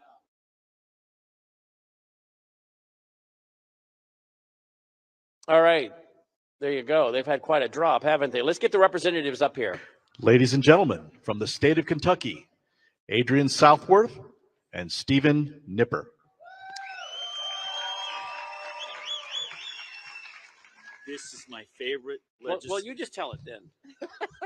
This is my favorite legislator in the country, Adrian Southworth.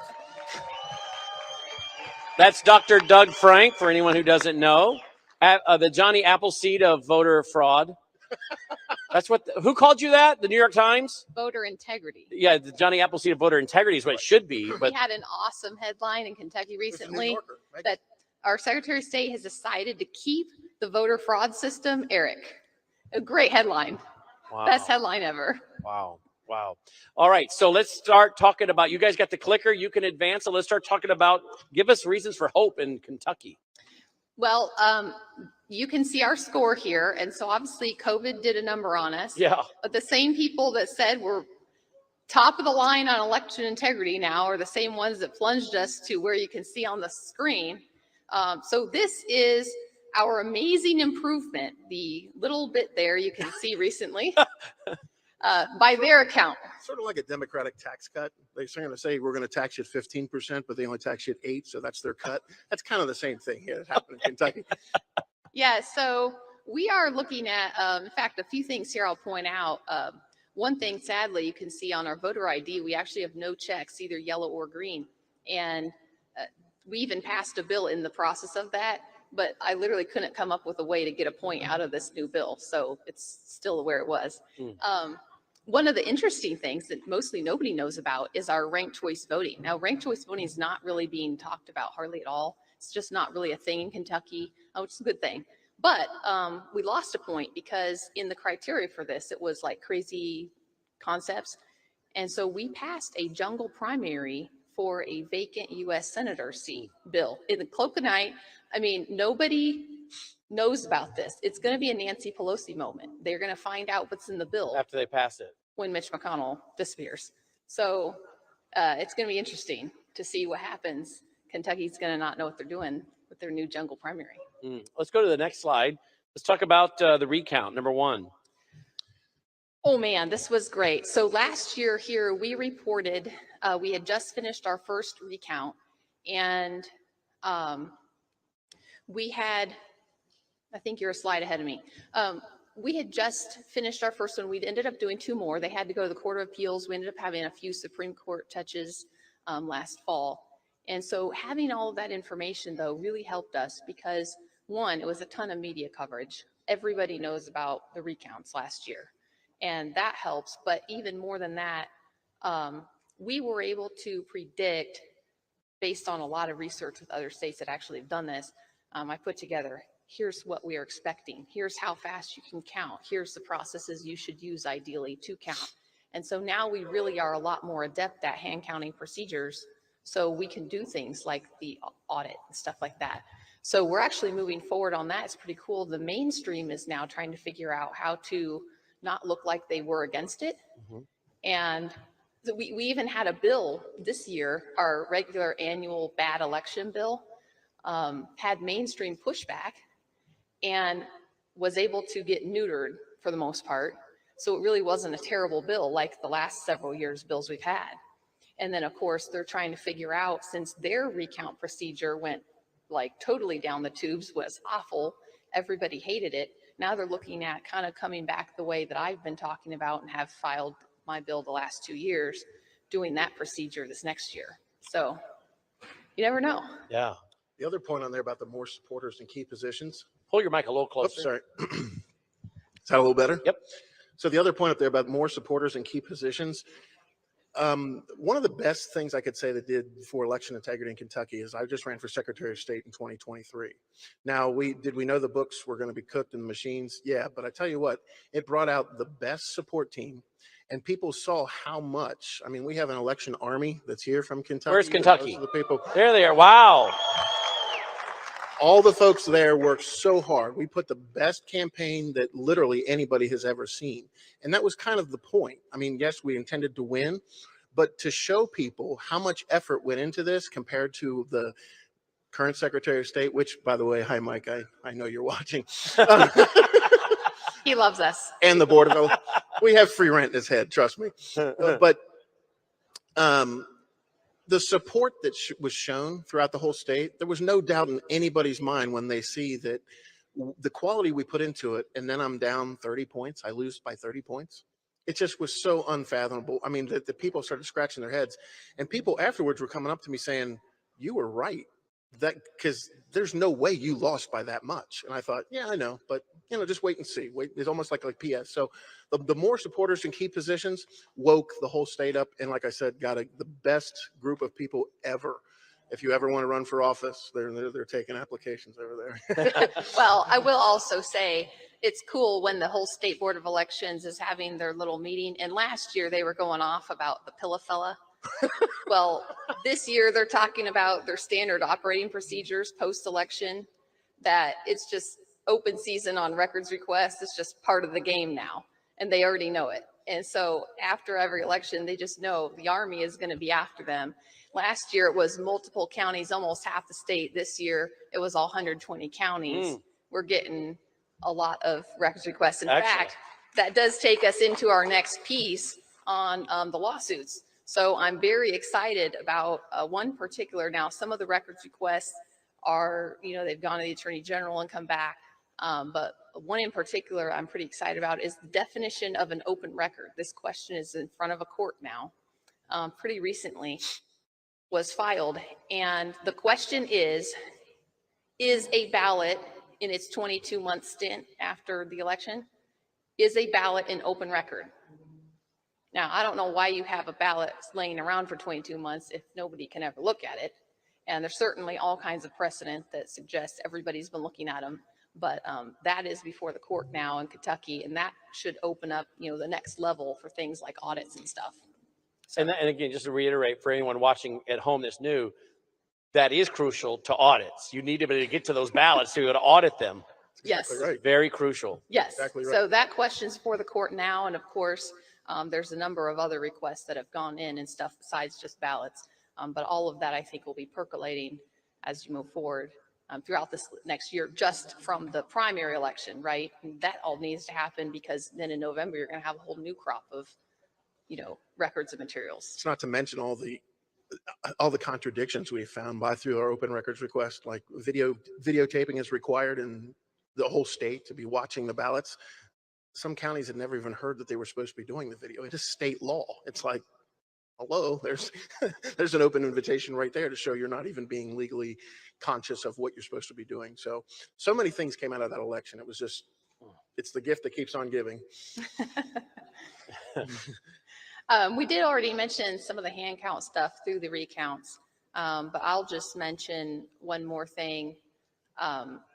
We have, like I said before, not only do we have support for the idea of hand counting, but it's pretty cool now. You even have like people trying to copycat into regulations or into bills, what I've been suggesting for 2 years. Good. So I'm not saying we're out of the woods, because Kentucky is deep in corruption, but it's becoming a thing. As long as it's not associated with this event, then it's okay. Wow.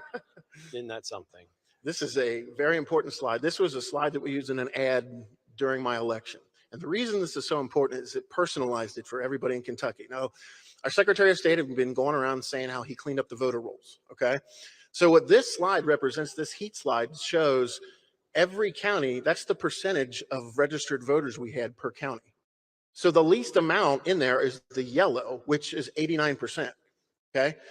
When I would go into a county and I'd walk into my own home county, let's say of Kenton County, and I'd say, congratulations, we're at 111%. You guys are overachievers. Wow. Really personalized it. And the Secretary of State had no recourse for it because these were his numbers. They tried to say, well, he didn't do this. And no, we just shut him down.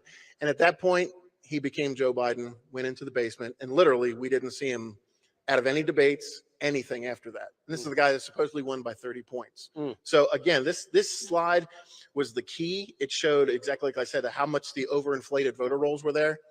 And that was a real key to turning a lot of people's heads. One last slide before we run out of time. Yeah, I will say quickly, this chart shows the rearrangement of the chairs on the Titanic with all of our voter rolls. Judicial Watch had a lawsuit in 2017. We are clearly ripe to pick that up for the next season on election integrity in Kentucky. Adrian and Stephen, thank you so much for being with us representing Kentucky. Thank you guys. Keep up the great work in the Senate as well. Thank you. And thank you guys over here. Now let's go to Louisiana. Let's take a look at their scorecard. Do we have anybody from Louisiana in here tonight? There we go. It's afternoon, I guess. And then let's get our representative announced. Ladies and gentlemen, from the state of Louisiana, Randy Russ. Hey, Randy, how you doing? Brandon, good to see you again. Glad to have you with us again. Thank you. All right, you got the clicker right there. We're seeing your report card. Look at that. You bumped up there. Well, we bumped up a little bit. We have no mail. We have limited mail-in voting in Louisiana. Voter ID is required. We have no drop boxes, and we don't have ranked choice voting. We do have a option to use paper ballots, which was passed in 2021. But unfortunately, we don't have hand count, nor do we have the ability to get rid of the machines. So that's something that we're working on very hard. Now, I've interviewed your Secretary of State for quite a lengthy interview one day on Lindell TV. He seemed to be with us on some issues. Is he still warming up to some of these issues or not? He is not running for re-election. And we discovered that he was not being candid with us, particularly in his role with the National Association of Secretaries of State, in which I think most people here recognize that they were involved in the censorship enterprise that's been uncovered by Congress and by the Missouri-Louisiana v. Biden lawsuit. And so he has bowed out of that race. And yeah, thank you for that update. Let's advance to the next slide. Give us some of the hope. Sure. We've had a great growth in our grassroots infrastructure. And I want to give a shout out to our folks in Louisiana, all the patriots watching, particularly we the people in Northwest Louisiana and in Bayou Country. That's from the north to the south of our state. And over the last year, we've organized 3 groups: the Louisiana Citizens for Election Integrity, which focuses on R&D and voter education; Louisiana Citizen Advocacy Group, which focuses on lobbying and scorecards; and then Louisiana Conservatives, which is focused on legislation and candidates. And so those 3 groups are really helping us focus on our 3 primary goals: clean up the voter rolls and keep them clean, eliminate machines and replace them with hand-counted paper ballots, and eliminate censorship of Louisiana citizens. So we also, some notable things, and I won't go through all of these. We worked with Linda Rance in October. From Missouri. Shout out for right Linda. Here. Linda came to Louisiana and worked with us. And so we have been working on a hand count process with her. And we're now doing a hand count tour around Louisiana. And what's the reception been? The reception has been outstanding. The most important thing that I can highlight here, which gives us hope, is that the leader of the hand count tour is our America First candidate for Secretary of State, Brandon Trosclair. And he's the only statewide candidate who is promoting hand count, secure, hand-marked paper ballots. And so we're excited about his candidacy and the work that he's doing. Our primary is only 45 days away. And so that's coming right up, and he's back home campaigning as you would expect him to. Back up. Legal success. I already mentioned that we had a bill passed in 2021, which gave us the option to have secure hand-marked paper ballots. In November 2021 to 2022, we, Mr. Lindell, and many others testified to our Voting System Commission, which you're aware of. Yeah, we played a lot of clips from that, including ES&S admitting that every machine is hackable, right? Exactly. And all of the expert witnesses said that secure hand-marked paper ballots are the best way to secure elections. And yet we find ourselves in a place where many of our Republican legislators and certainly Democrats are advocating for machines. We also discovered, and this is very important, in our Louisiana Constitution, it says that ballots shall be counted publicly.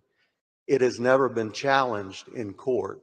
And so we think we have an opportunity to challenge machines using this very important clause in our Are you one of the only states to have that in your state constitution? I'm not sure about that, but certainly we're happy to have found that. I bet you are. So We also had a situation where our Secretary of State was forced to remove 25,000 voters from the New Orleans voter rolls, thereby confirming what we've been saying, which is our voter rolls are not clean. And more recently in the legislature, the Secretary of State's office was forced to admit that 183,000 voters are ineligible. We believe that that number is more like 600,000, and we have sued the Secretary of State in state court, and that lawsuit is ongoing. And Brandon Trosclair is the only Secretary of State candidate who has joined that suit. And then finally, and this is most exciting to us, is that we've done research and development with Linda Rance and folks from Florida and Texas, and we're in the middle right now of a hand count tour throughout the state of Louisiana. Excellent. That's your report? That's it. That's excellent. That's a great report, actually. Thank you, Randy. Appreciate it. Randy Russ checking in from the state of Louisiana. Let's move on to our next state, which is Maine. Take a look at their report card for Maine. There we go. 2018, 2019, 2020, I guess I should say, and now. Oh, ouch. All right, let's get the representative out here. Ladies and gentlemen, from the state of Maine, John and Marlene Daly. Come on out, guys. What do you want to say, Dr. Frank? Johnny Appleseed. Ask them about lobsters. Ask them about lobsters. It's John, right? Yes. John and Marlene. Tell me about lobsters. Why do I need to ask about lobsters?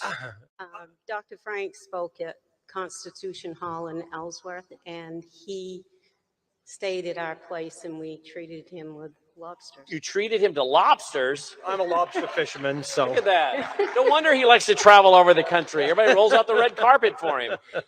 That's excellent. Well, blessings to you for hosting Dr. Frank. All right. That's a compliment, Frank. All right, let's look at some of, you got the controller there. Okay. You guys, what come on. This says a lot about your marriage. Go ahead. All right, push the big green button there.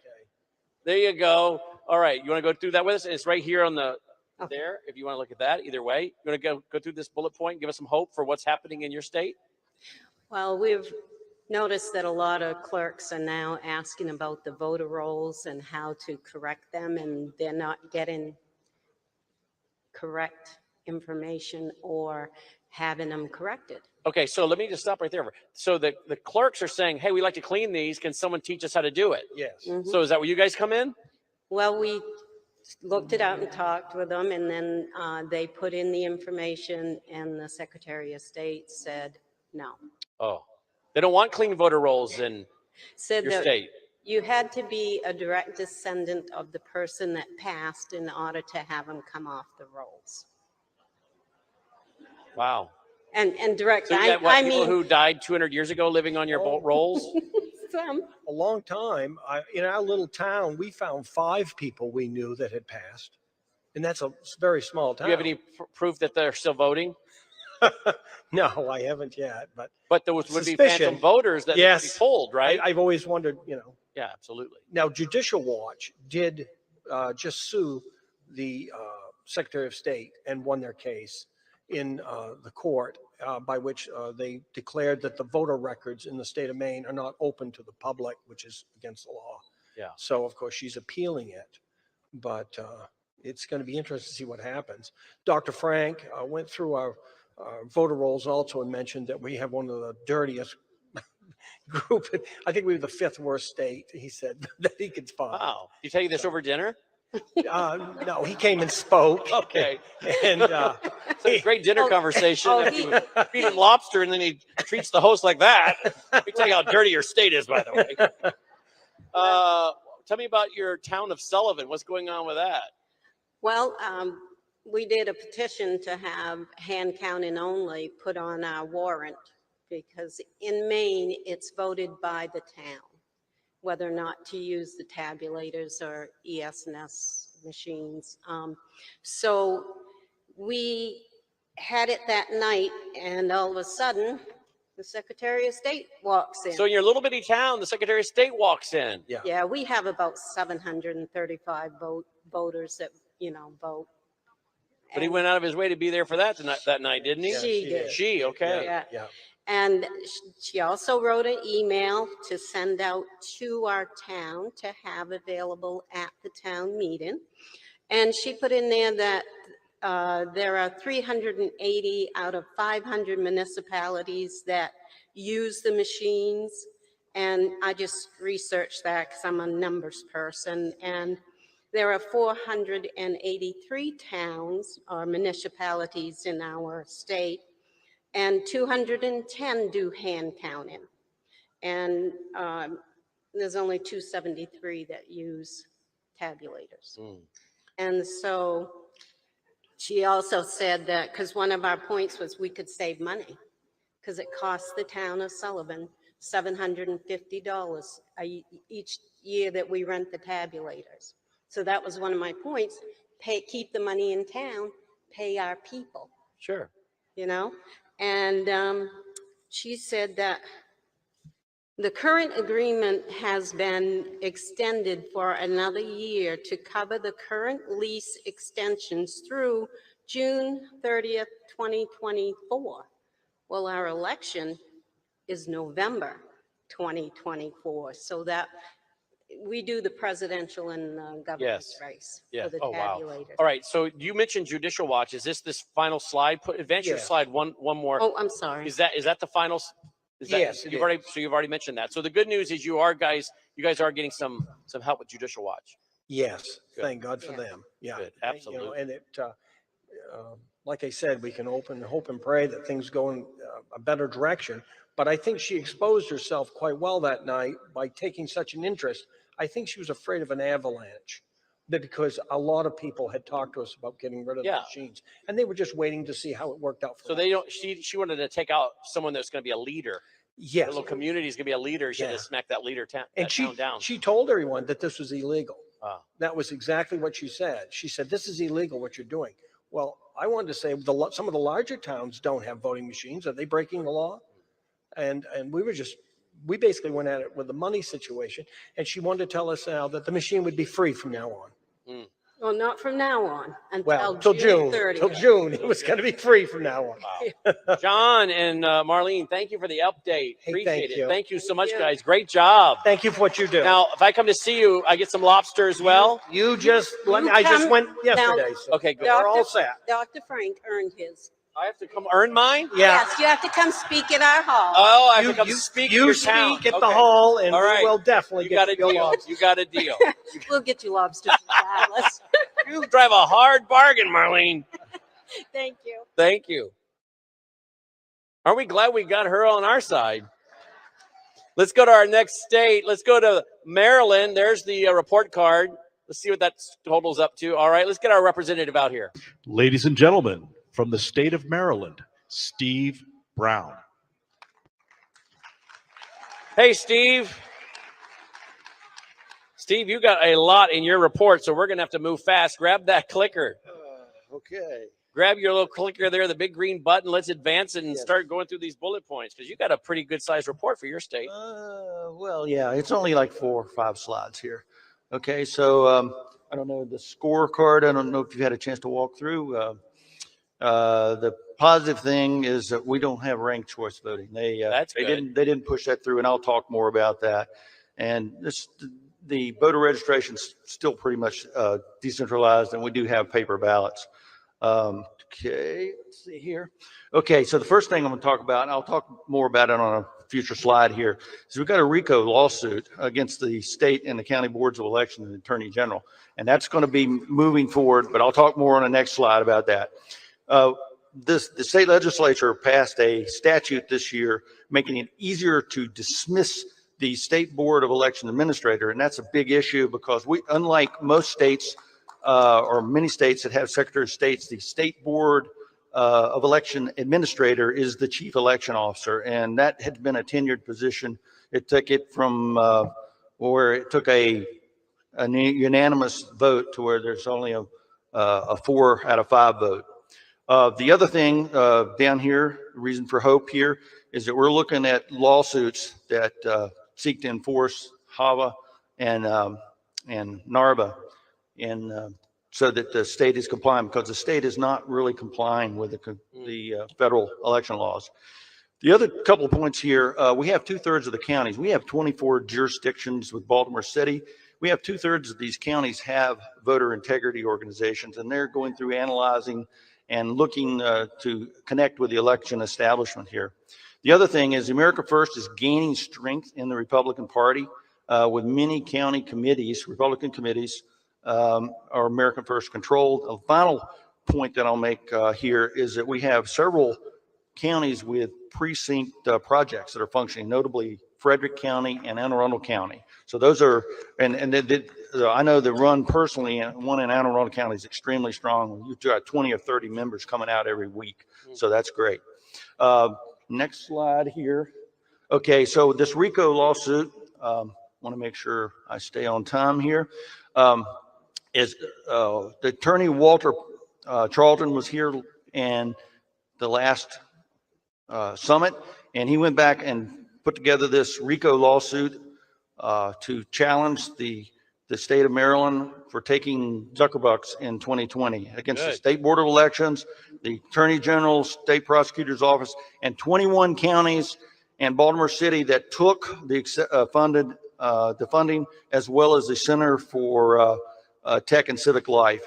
And they spent $6.3 million in Maryland, and it alleges also money laundering, and that comes from FEC data. It focuses on 32 people who made approximately 233,000 donations. Now, do the math on that. That doesn't make any sense. And there's also hundreds of people in the county that I reside that have been identified as ballot mules. Okay, so this was dismissed in March of this year, but then Walter refiled additional information, so the suit is still alive and still moving. So that's a real positive point there. Okay, hand count. Basically, this comes down to how Maryland is organized. We have two forms of county government: commissioner and charter governor. Commissioners, like if you have a county supervisor, same thing. We have about half the counties are commissioner, half of them are charter. The charters basically provide more autonomy, and so right now our organization is looking into what can we do with paper ballots, because we have a very leftist controlled legislature, and so we want to try to make progress where we can in those counties. Okay, now the last couple slides here, we have a voter integrity group that tracks and monitors and lobbies for bills. We had 23 on the docket this year, and 65% went our way. There were 6 bills that were passed. How am I doing on time? Want to make sure. Got 19 seconds. Oh gosh. Okay, so the good thing is here, I mentioned the state board of administrators. We got that passed to make it easier to move along. I'll go to the next slide here. Let's see. I'm sorry, I didn't keep up with the slides here. The last one here, the 9 that were defeated. Ranked or rigged choice voting in Montgomery County was voted down, or it's been delayed. They also wanted to repeal a manual audit for statewide close elections, and that was defeated. And we didn't make an electronic ballot system. That wasn't passed. And also they wanted to remove all references to God in the provisions of that related to religious freedoms, oaths, and affirmations, and that was voted down. But there's just more than I can cover in the time we've got. So. You did a great job. Steve Brown Thank you. From Maryland. Thank you, Steve. Sir. Appreciate it. Thank you, sir. All right, Massachusetts. Let's take a look at their scorecard. All right, here we go. 2018, 2020, and now. And their final score. All right, they've gone down. Let's get a representative out here. Ladies and gentlemen, from the state of Massachusetts, Rafaela Ziza Feinstein. Rafaela, it's a beautiful name. Thank you for being here. Here's your clicker. Thank you. Thank you very much. The big green button there. You can Terrific. advance it. And let's go through and talk about reasons for hope in your state.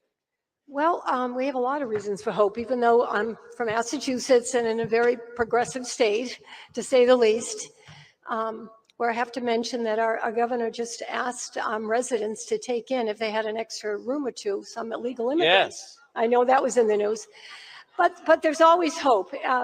And I got involved just a few months ago, really, the end of May, with a wonderful group, a band of now 12 of us, with myself and a woman that I got involved, working in our state through Cause of America.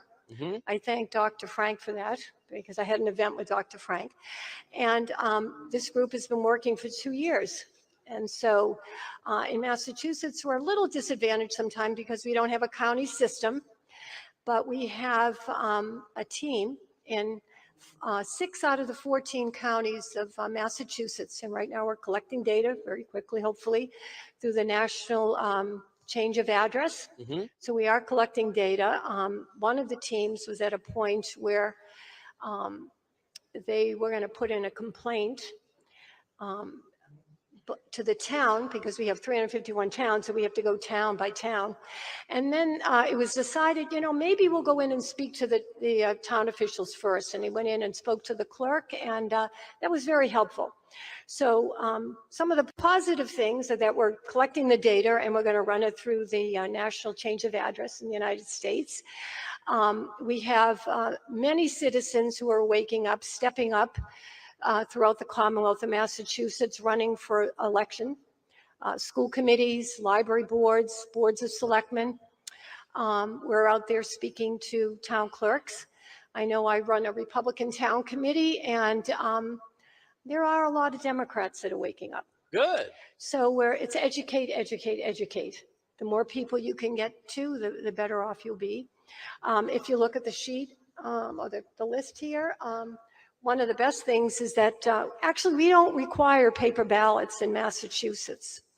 And we do have 57 towns that, I'm sorry, we don't require machines. We can use the paper ballot. I'm sorry. It actually says your state requires. I'm sorry, we do require paper ballots, which is a wonderful thing. We don't require machines. Yay. And we can hand count. So we can hand count. And we have 57 towns in Massachusetts that hand count, so there's hope. Wow. There's So hope for say it that. again, how many 57 are already doing hand count? have been doing hair counts. Good. Have been doing hair counts. As a matter of fact, in 2018, we did have a primary election for 2 Republicans running against each other, and one of them would run against Senator Warren. And the established Republican won, but the other candidate ran the data, and he actually won in the towns that use the paper ballots. So there was a big controversy on that. But I can't get into that right now. So hand counting is great. We're trying to educate the state to do hand counts.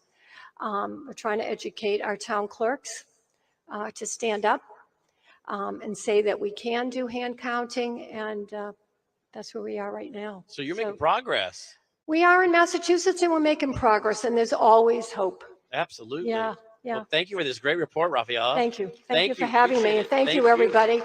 I am a retired person. If you are retired or a stay-at-home mom or have extra time in your schedule, I just like to mention that if you would like to help Massachusetts, please go to Election Integrity MA at proton.me. Again, that's Election Integrity MA at proton.me. And thank you all. God bless you. Thank you, Take care. Rafaela. Thank you. Appreciate it. Thank you so much. All right, let's go to Michigan and let's take a look at that. A lot of representation from Michigan. Patrick, let's get them introduced because Patrick's going to kind of Ladies and moderate this gentlemen, one. from Michigan, Patrick Kolbeck, Tim Vetter, and Fani Mantravati. Oh, thank you very much, Brandon. I'm joined by a couple of very special guests here from Michigan, and they're an example of one of the reasons for hope. these guys are one of those folks that are some of those folks that stood up and said, you know, we got a gap in the state around information. We're going to get into a little bit of what they've highlighted for us in just a little bit, but I'll tell you, this is the type of grassroots spirit we like to go off and see. They found an area of need and they went off and filled it. They didn't ask for permission. They just went out and gone off and got the people the information that they need. So it's a real blessing.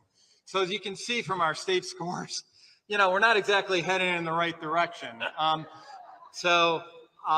of fact, the Democrats have been demonstrating a pattern of putting into law all the mechanisms of fraud that they used in the 2020 election. Now it's in our Constitution and it's in a lot of our statutes. So not exactly where we'd like to be right now, but there is some significant reasons for hope. And I want to highlight that, if I could, with our next slide. First of all, a lot of people don't realize that our Secretary of State has been found to be a serial lawbreaker.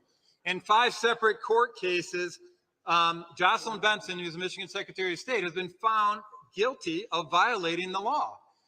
Now, how can you say you got lawful elections when your chief election official is not putting forward procedures and rules regarding the election that are lawful?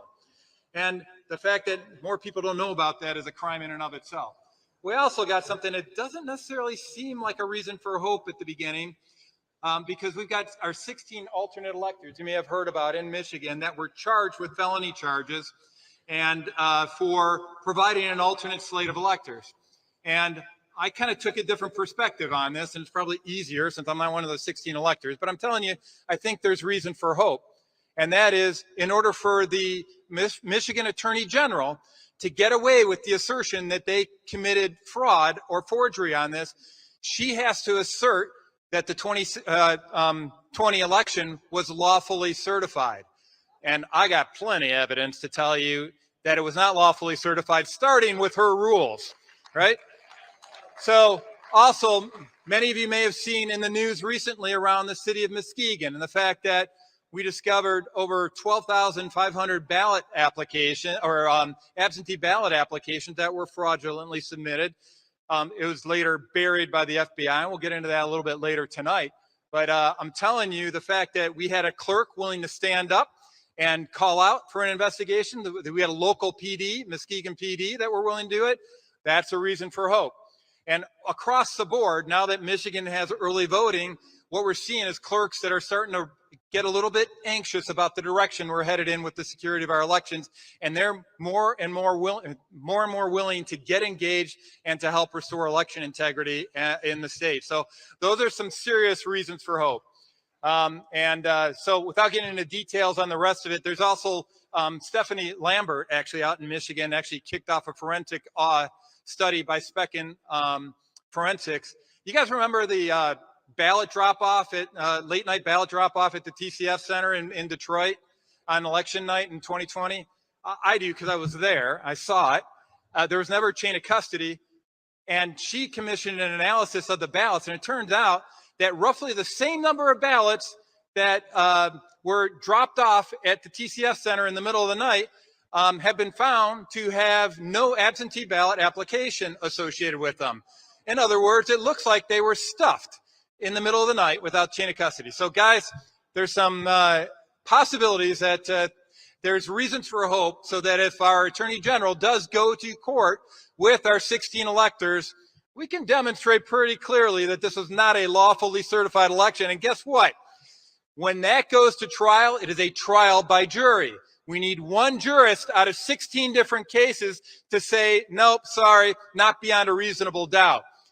And finally, we have our day in court regarding the 2020 election. So I take that as a point of encouragement.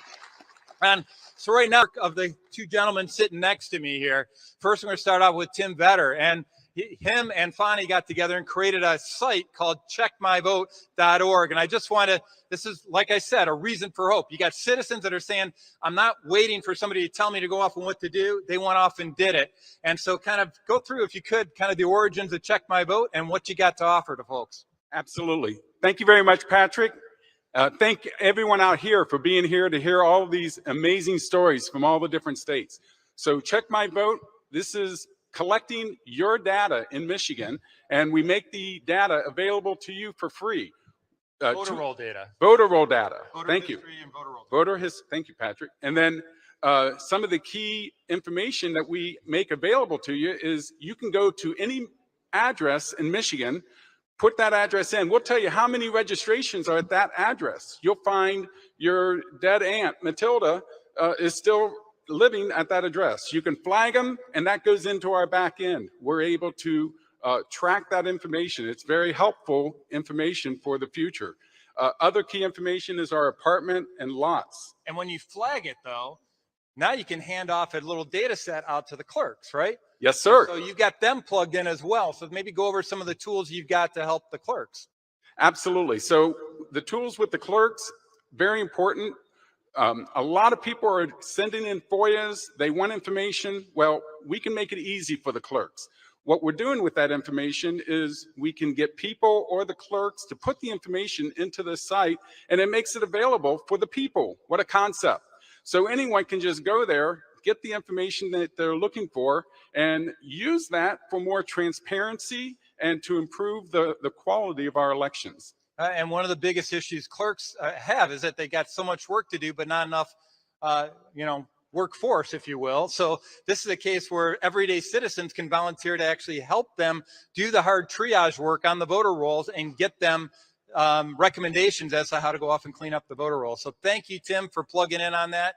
Really appreciate all your hard work on that, and it's good stuff. So the next one gets into a topic that a lot of us really don't talk about too much. I'm going to say this is one of the things that they discovered. Sorry, and if you want to know the significance of the effort that he's put forward, here we've got a case where he's gone off and analyzed the voter rolls coming back from the state of Michigan. Now, by law, how long are our voter history data supposed to be preserved? Voter history should be preserved for 5 years. Yep. And so what you've been doing is looking at our statewide voter rolls on a monthly basis and finding out something's not right here, because in our 2020 election, there were 5,579,317 votes cast, right? So when you see that, what do you find inside the voter rolls? Let me tell you what we're finding. First of all, when you look at this chart, you may just see a bunch of numbers. What Bonnie and I, as data people, see is those last two columns should be 0. So 5-year vote history, all that data should be up in the qualified voter file within 7 days. So all of these votes from the 2020 election should have been all in there within the first month. There should be zeros in that last two columns. So when you see numbers, these are votes, these are actual votes that are being removed and added to the QVF. The ones that are added late, we're seeing votes added in 2023 still. And we're looking at those individuals. So this should never happen, because they're supposed to update the voter rolls within 7 days of the election. So this is complete nonsense. And it even gets worse when you get into I just asked for I had a simple FOIA request for a list of the people who voted in 2020. And just to show you how bad it is, I'm going to be short on this one, but Tim did the analysis for me of the data that came back. And the state was actually providing back two data files. One was a list of all the people who voted and separating them out based on whether or not they were mail-in or absentee. And then I asked for supplemental data for all the absentee voters. Well, the state broke that into 2 files. And wouldn't you know it, the same data set that they gave us had a different number of absentee voters, and Tim was the one who discovered that. So this is the craziness that's going on in the state of Michigan. But here's some hope. So whenever we start talking about the lack of election integrity in the state of Michigan, I think it's incumbent upon us to actually be very clear about what is meant by election integrity. And so we kind of track 5 key parameters, and I kind of put together in a PowerPoint slide something that Fani Montravati has converted into an actual working scorecard. And before I hand it off to Fani, I just want to highlight the power of having a scorecard and tracking how people are performing against expectations is amazing. And it doesn't require the passage of a bill. It doesn't require law enforcement to do their job. It doesn't require judges to be fair. All it requires is a little bit of peer pressure. And when I was chair of the Michigan Department of Military and Veterans Affairs, I put together scorecards and I converted all of our budgets into service level agreements, and we had quarterly metric reviews. Now you, as citizens, can have a quarterly metric review or an election by election performance review of what's going on inside of your respective elections using this scorecard. So without further ado, I just want to hand it off to the guy who converted a PowerPoint slide into a working website, and that's Fani Mantravati. Thank you, Patrick. And that's absolutely right. You can't fix. It's harder to fix what you don't measure, what you can't measure, right? It's exactly what this does. We measure election integrity on 5 key measures, like Patrick just said. And one of the important measures that we're focusing right now upon is voter roll integrity. And each of those key measures have scores evaluated based on underlying data. And what is the data? You know, we got 2 kinds of data. Number one, automated data, which we procure through our FOIA monthly voter roll file, which is just straight up. You can actually check if there is a house with 15 people living in it, single family home, or simple things like that. You can also check things like, but with our volunteer force on the ground, we could check if a lot is an empty lot or a cemetery or things like that. So there should be no registrations associated with those lots. So any one of those kinds of data it gives you a negative score. So you start with 100, and any one of those irregularities or anomalies brings score down, and you go into this red zone, like in the example on the screen, if there's so many of them.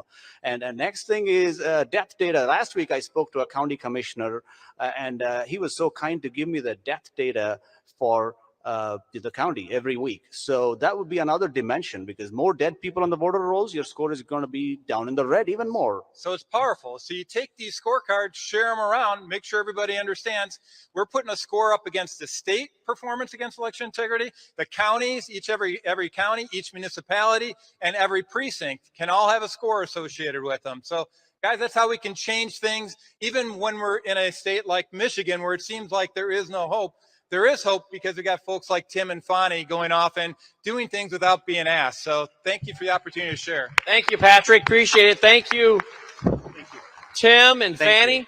Appreciate it, guys. Thank you so much. Thank you, Tim. Thank you, guys. Appreciate it. Excellent report. All right, let's get Sharona Bishop back out here, America's mom. Sharona, come back up. Welcome her back, will you please?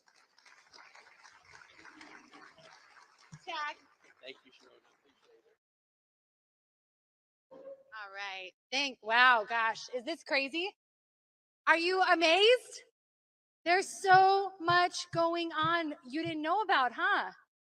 It's amazing. In every single state, there is incredible action that's happening. And so when people say, well, I will believe it when I see something happen, it's happening. And it's happening because of people like you. It's not happening because of legislators. It's not happening because of elected officials.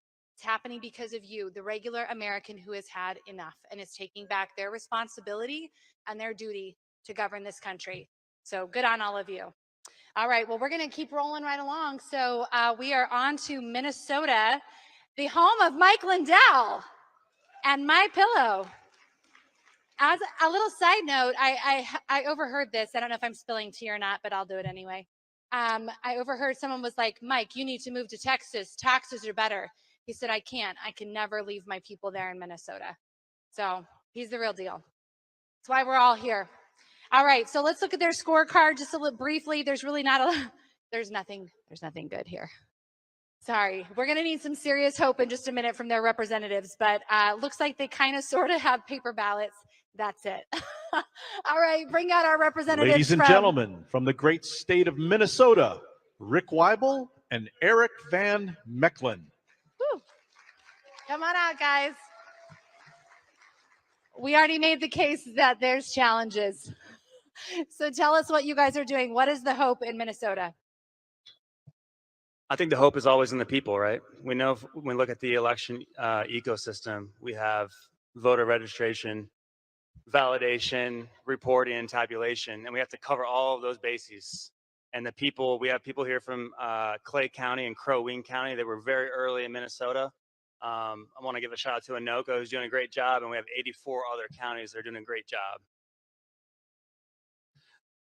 Yeah. So there is a lot of good hope actually coming in Minnesota as well. I'll have Eric grab the clicker, but we're going to ignore the slides kind of behind us. Some of it's in parallel, but I kind of want to give you a little bit of breaking news that I actually purchased 10,000 blank ES&S ballots, and I was able to get net 30 terms on those ballots. Now, I would just want to say everybody in this room went, is that legal? Yes, because it's not illegal. And then I was able to print 3,000 Dodge County, Wisconsin ballots from their publicly available website and download those along with the cast vote records. So that sounded really bad, but here's the good news. I created and established the U.S. Council for Accurate and Secure Elections. We are now conducting hand count studies in South Dakota and Minnesota, where we're training people on how to count ballots again. And we're discovering a lot of issues when we look at Dodge County, Wisconsin's ballots, such as what is absolutely incredible. What's absolutely incredible is it's true that these machines are not accurate, because we can actually see that when you have an absentee ballot, the fold may go across an oval and actually invalidate the vote. If you want some of that evidence, I've got 70 copies available for you to take and bring back to your states.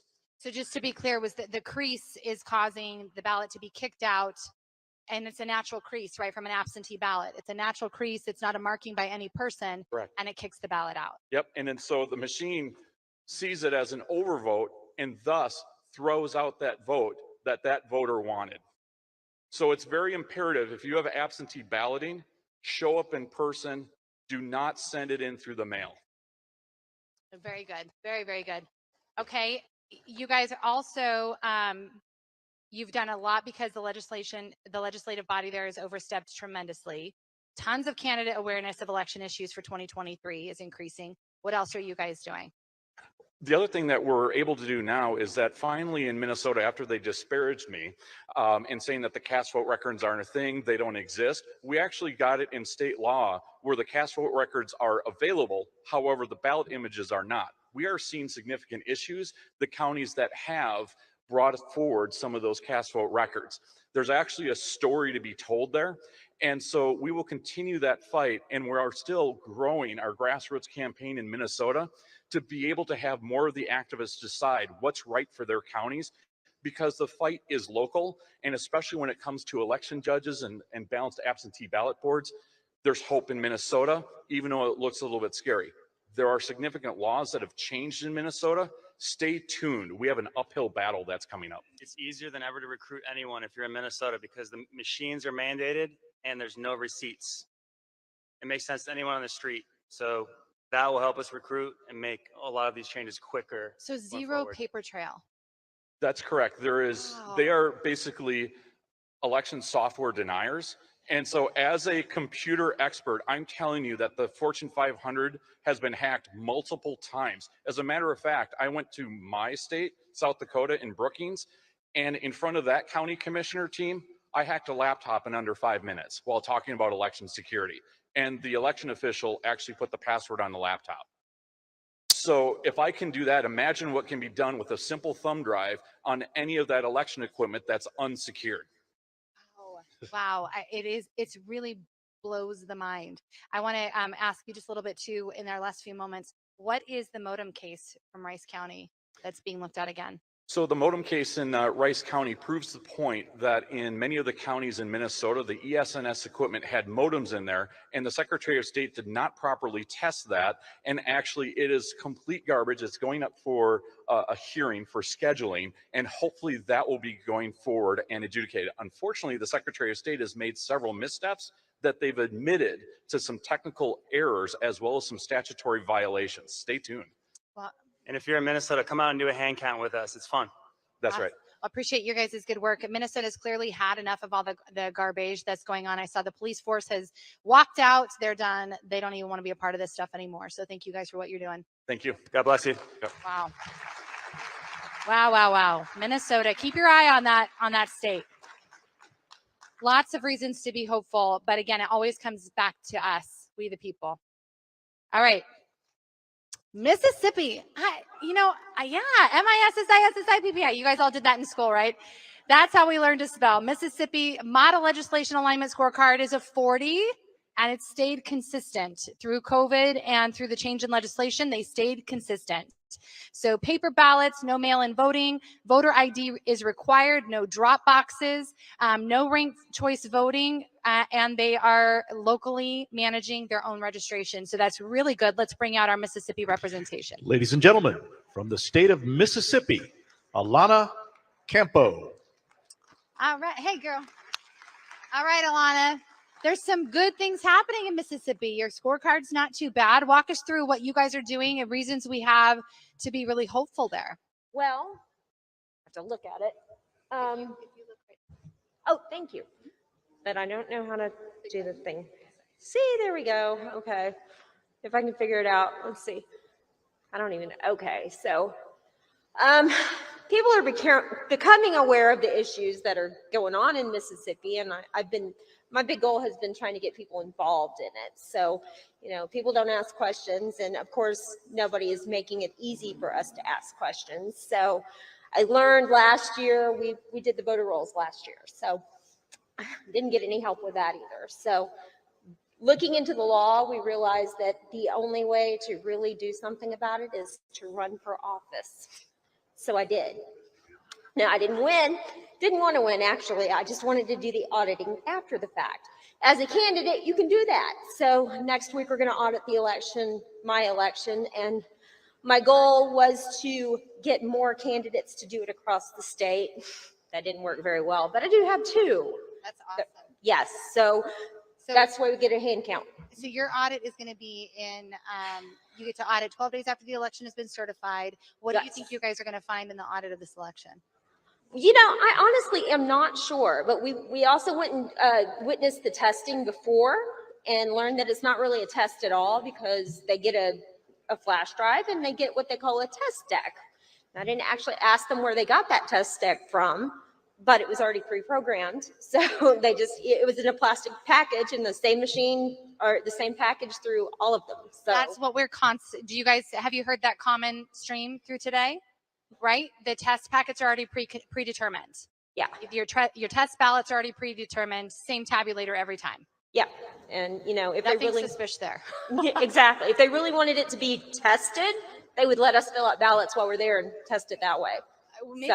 Maybe you can tell us a little bit more about where Mississippi is on hand counting ballots. That's not even a thought, it looks like. No. In fact, they passed an election integrity bill, and as far as I know, nothing about hand counting was in there. I asked my state senator about that last year, and she said, well, we passed the Paper Ballot Act in 2013. I'm like, well, it doesn't do any good to have paper ballots if you don't let anybody count them, so, and the only way you can do it is if you're a candidate. So like I said, the 12 days after. So next week, we're going to audit my election, and my opponent has agreed to do it as well. So, and I've got 2 other candidates doing it. So hopefully we can make it where it's a statewide thing. And then of course, I'm trying to get as many people involved in the process so they can see how the sausage is made. Yes. Because, that's the only way people are going to question anything, is if they see what goes into it, what's in those ballot boxes, because you don't see them otherwise.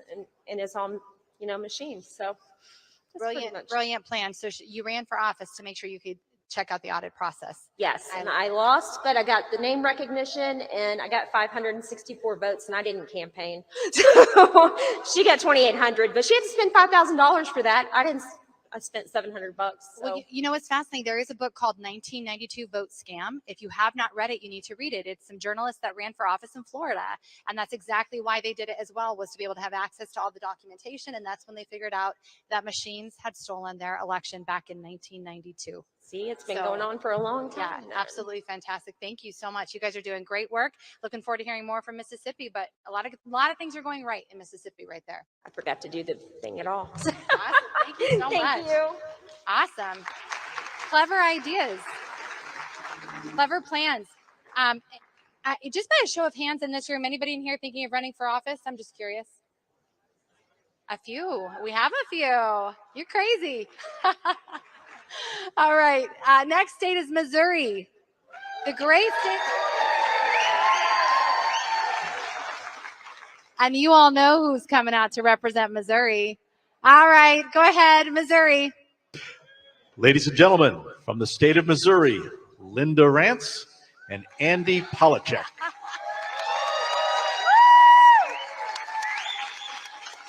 the woman that has taken the country by storm with her hand count procedures. I don't know about this fourth chair thing. This is so totally weird. good. Okay, so a lot of good things are happening here in Missouri.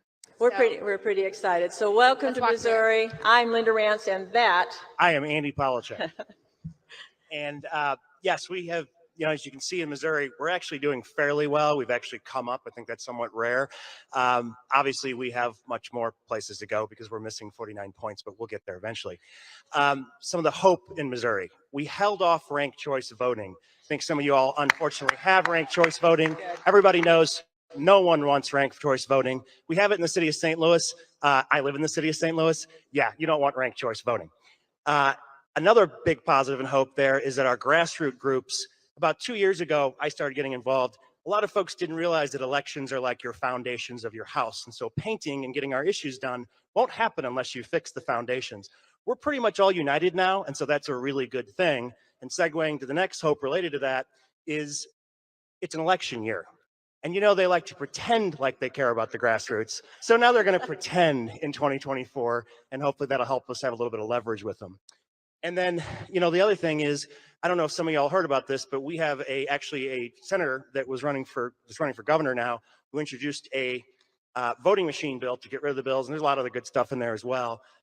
It didn't get as far as we wanted it to. However, we know that folks are coming back this year. He's going to push it with a group of other good senators there. Really happy about that. And what that also did is it allowed it to kind of put this issue in the Overton window, where now election machines is something you can openly talk about and you're not looked at like you're crazy. So let's elaborate on that for just a second, because that is the challenge, right? It's always a right-wing conspiracy, even though we're going to see later on that the Democrats repeatedly said their elections were stolen and that we shouldn't be using machines because they were, vulnerable. So how did you guys do that? How have you been able to get all these legislators on board? And it's a popular subject to talk about now. It's normalized here in Missouri. What was kind of the process of doing that?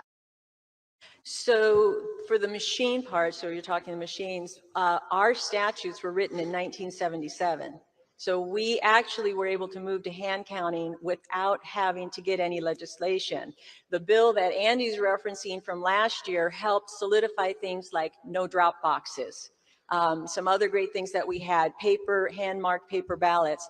But on April 4th of this year, Osage County in Missouri went to hand counting. So yeah, it was a big move. So, and as Mike will tell us, and he was here yesterday, he said, as Osage goes, so goes the country, and it is the hope for the country. And Missouri is the show me state, and we intend to keep doing that. So yeah, so I'd like to tell you a little bit about the hand counting. We made a promise to our clerk that we would help train hand counters. And we did that. We trained way more than we needed. At that election, we had 44 of them from great different professions: lawyers, doctors, professionals, farmers, homeschool moms, people who covered all the gamut. And they came together. They came from 14 different counties to represent Missouri. They wanted to take it back to their own county. Yeah. And at the end of the night, they delivered that. Those results were in and posted about, I think we were looking at 20 to 30 minutes after St. Charles County posted their machine tallies. So the hand counting was same day, the election night results, because we can count after the polls open about an hour afterwards.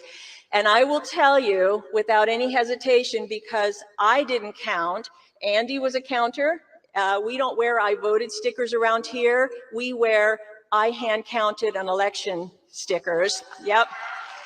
Change the narrative, change the verbiage. Narrative. I love it. And there's a lot of people who did that. So all of you wave that you are the hand counters, because there's a lot of them here. Yep. There's my husband over there. All yep, over there. the room. Look at that. Yep. Awesome. It was great. And we got in there and we asked them afterwards, in that election, how many times did your tally sheets not add up, the Republican and the Democrat? And in that entire election, only 3 times did they find that the tallies didn't match. And so they stopped, they went back, they found where the error was, and they fixed it. And so we know we had 100% accuracy. Yeah. Isn't that what we all want? Yeah. Yeah. So we are going forward. If for those of you who are here, we have a hand count booth, and our hand counters are all here to help you answer questions and help you go through and see how easy it is, because that's the slogan now. Hand counting is easy. And the little demo that you do, we made it available online. You can take it back and teach it to your organizations, your groups, your club members, anyone, and say, look, hand counting is easy. Anyone can do it. And then we can go on and teach the people who really want to deep dive it and learn all the forms. But we want everyone in the country to understand human beings can count ballots. They can do it accurately. They can do it the same day. And I will tell you, it saves a lot of money, no matter what they're saying. It's the good thing and where we need to go in this country. So it was 100% accurate. It saved a lot of time. It saved a lot of money. And you had your election night results. Yep. All right. So you're teaming up with. We teamed up with, so when it started, and you probably heard from Louisiana a little while ago, that's where, when I got involved, we started. But now we're talking to all the states. So come over, those of you who are here, come to our booth. Others, go to causeofamerica.org. And if you need information, go and click on there for Contact Us. We are here to help you and to give you the information that you need, because it will take all of us to move this forward and get the hand counting going. I want to point something out. We have a little bit more time with you. So it wasn't all sunshine and roses. Like, the media tried to come after you. They tried to criticize what you guys did, undermine it, say it wasn't this or that. And even one of the elected officials got a little bit weak-kneed. How did you deal with that? Well, we had the facts on our side. So even though they have tried to say this or that or whatever, even though they came in afterwards and maybe unsealed some sealed ballots, not good. The fact of the matter is that those results were accurate. They couldn't change it. They couldn't make any kind of a different result out of it. And they can't come out and discredit it, because we did it. We actually did it. And if Osage can do it, so can everyone else. And we're going to help you. Thank you guys so much, Missouri, the Show Me State, showing us all how it's done. That's exciting, huh? Where there was nothing, and then you figure out you can do something. It's really, really awesome what they've done here. And Linda's had such an impact. Missouri, you guys have had such an impact across the whole country. I know we already had California, but getting to see what people are doing in California, their sheriffs being activated, their board supervisors being activated in multiple counties, not just one or two or three, but multiple counties. This is spreading all over the country. Empowerment is spreading all over the country. You guys are just doing an amazing job. Let's move into Montana. All right, Montana. Okay, well, as you guys can see, we have paper ballots. We have hand-counted ballots, which is awesome. That didn't change. Nothing's really variated much from 2018 to now, and they do not have ranked choice voting. Let's bring out our representation. Ladies and gentlemen, from the state of Montana, Teresa Manzella.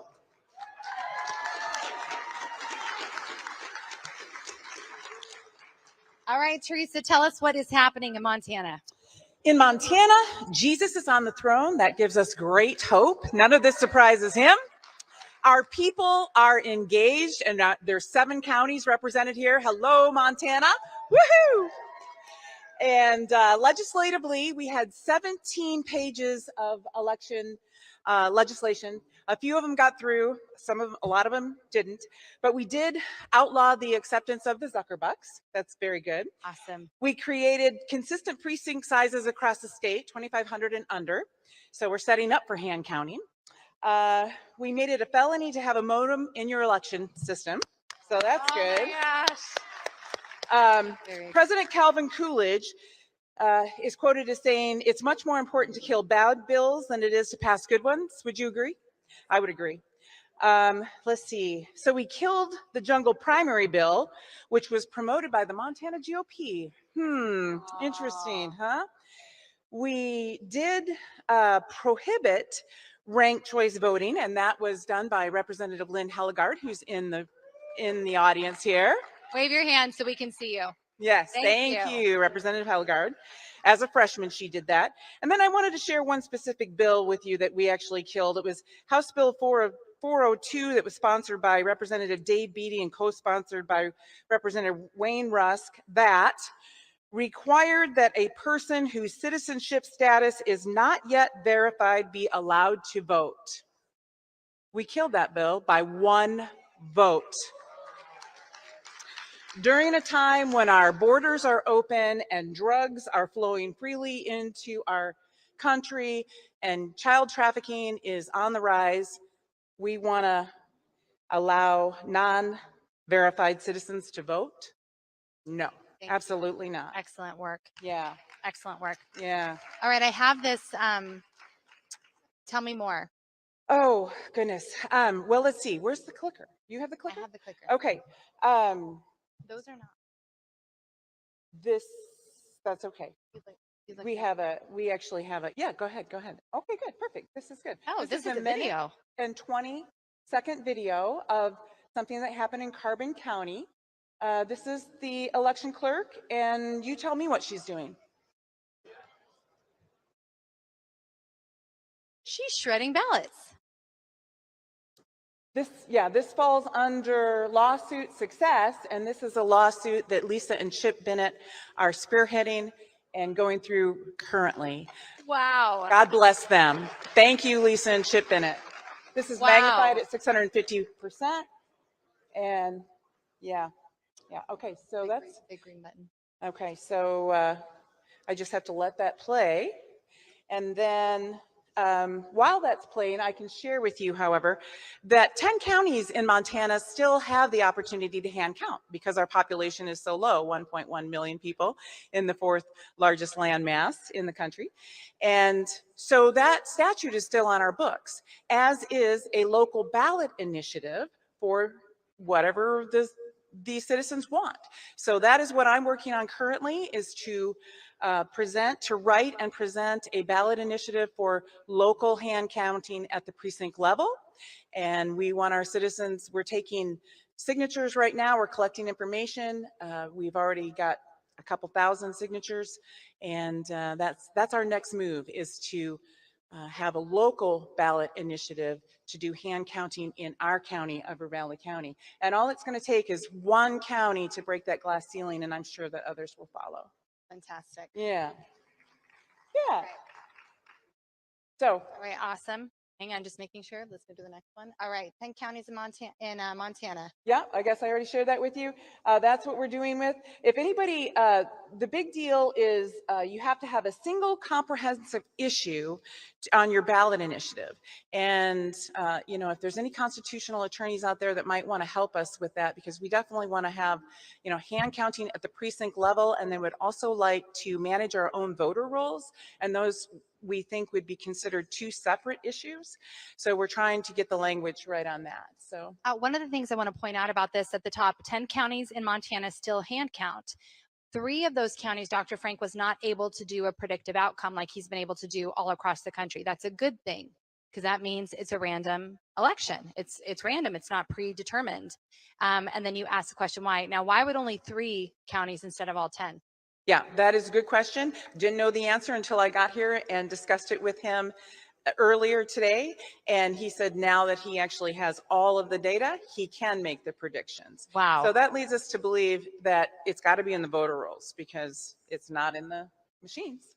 That is amazing. Well, you guys are doing great work in Montana. There is more questions than answers now.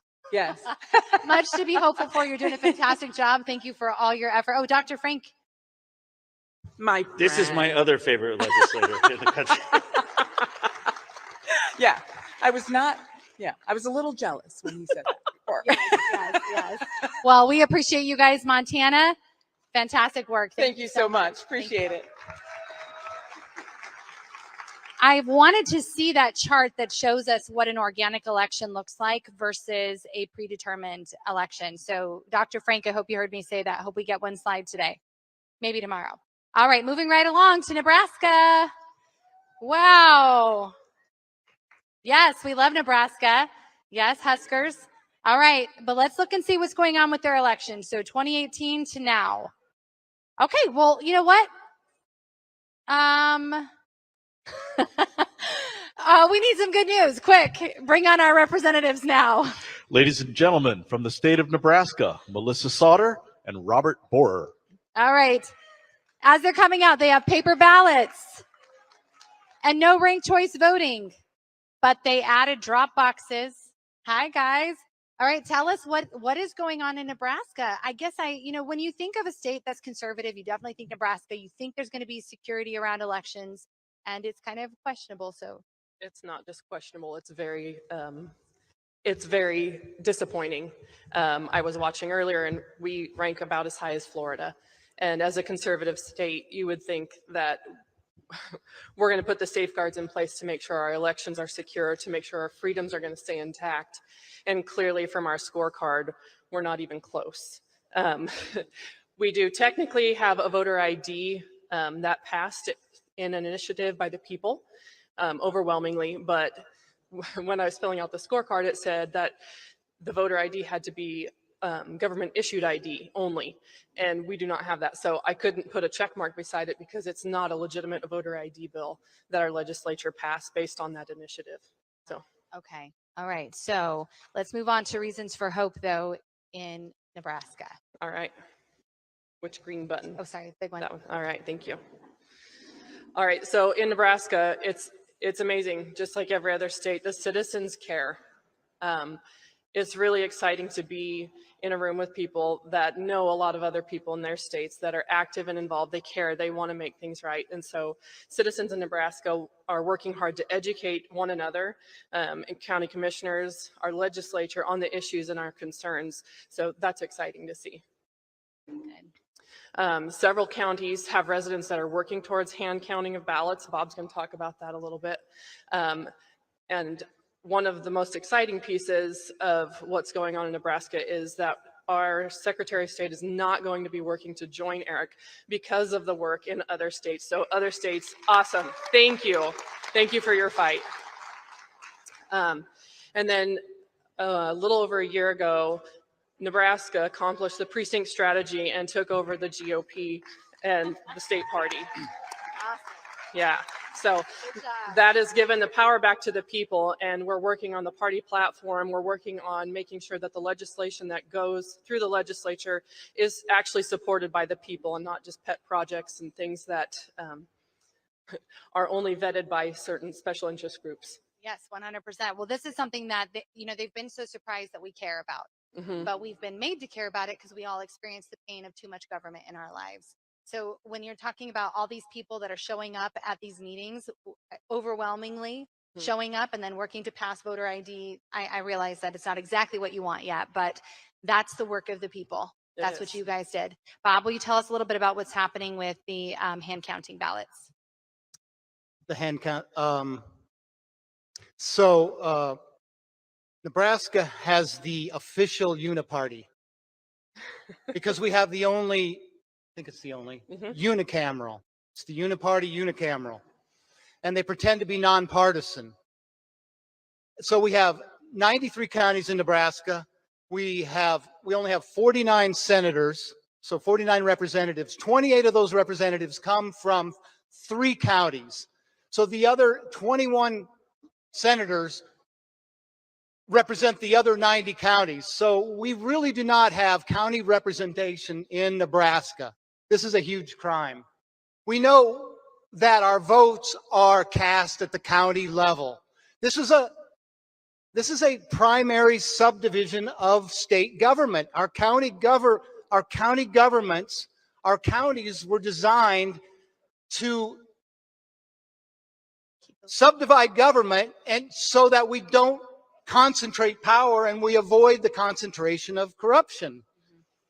We don't seem to be able to manage that very well in Nebraska. Our chief opponent of election integrity, as it is in every other state, is our own SOS division, who comes down to the county level and threatens them with lawsuits and throwing them out of their job if they even think about having hand counts.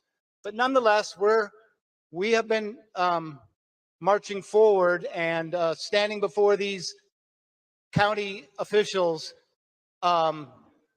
slapping them upside the head verbally, if you will. And we're not going to quit until they quit or we get somebody new in there that's going to listen to the voice of the people. So lots of people are showing up at the county level, making their voices heard and letting the commissioners know, because it's in their budgets to determine how the money is spent on our elections, and asking for them to fund the hand counting of the ballots at the precinct level. Well, I think it's really telling when you have a Secretary of State who isn't necessarily on your side, but does not go along with the ERIC system. You know, clearly the pressure is on, and that's what you guys are doing, and that's what you're going to continue to do. I love it. I love what you guys are doing. It's shocking, huh? Because we just think that we tend to think these conservative, Oklahoma, Nebraska, Colorado once was conservative also, but look what they did to us in less than 3 years. So this is vital work that you guys are doing. Anything else you want to add about things that are going good or surprises from this efforts there in Nebraska? With the takeover of the GOP, we've been able to work on election integrity bills, and we put forward 6 bills last session. They're all still sitting in committee, and they'll come back out in 2024. But there is momentum, and the senators are feeling the pressure, and they know that this is an issue that they have to address this next session. So those bills include requiring our equipment, anything used, to be made and built in the USA, securing the county's power to hand count those ballots, legitimate voter ID, and requiring ballots that are as valuable as our money. I'll add to that real quickly. So our secretary goes down to the county level, or his deputy in charge of elections, to threaten them, but he also stands before the legislature when they want input. They don't get it from the people about how to secure election integrity.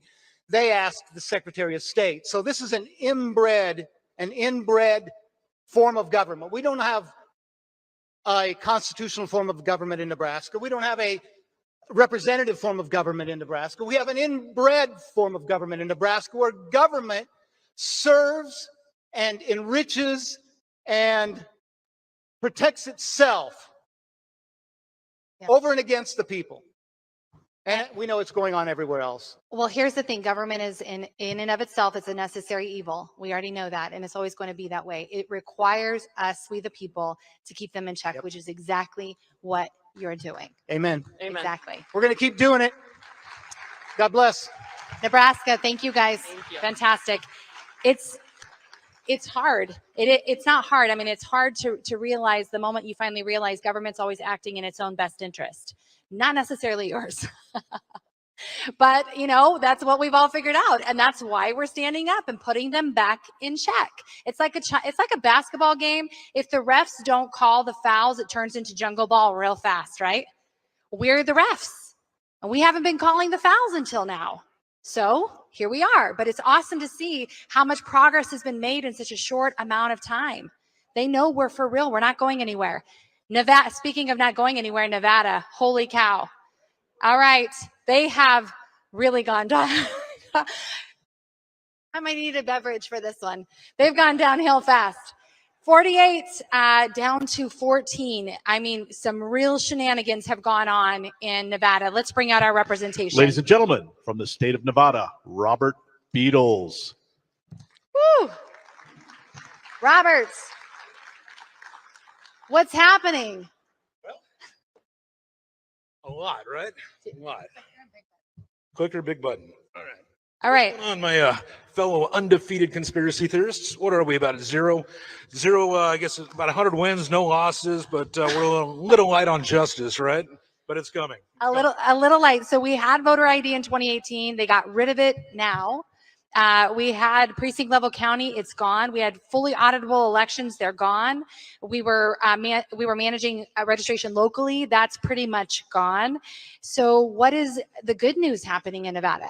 Well, we got a lot of good news, but yeah, if you look at the presentation up here, I guess you can see that it's like Groundhog Day, right? Mm-hmm. You can see that pretty much what they're doing across the country. They're doing in Nevada. However, Nevada is pretty much like ground zero. Even if you look at like the Heritage Foundation, they literally said Nevada is the worst in the country for election integrity. So, there's a lot to be desired there, but we have an incredible team of people, and we're doing a lot of great things. So there's a lot of hope for sure. And so rather than talk about so much of the bad stuff, let's talk about some of the good stuff, right?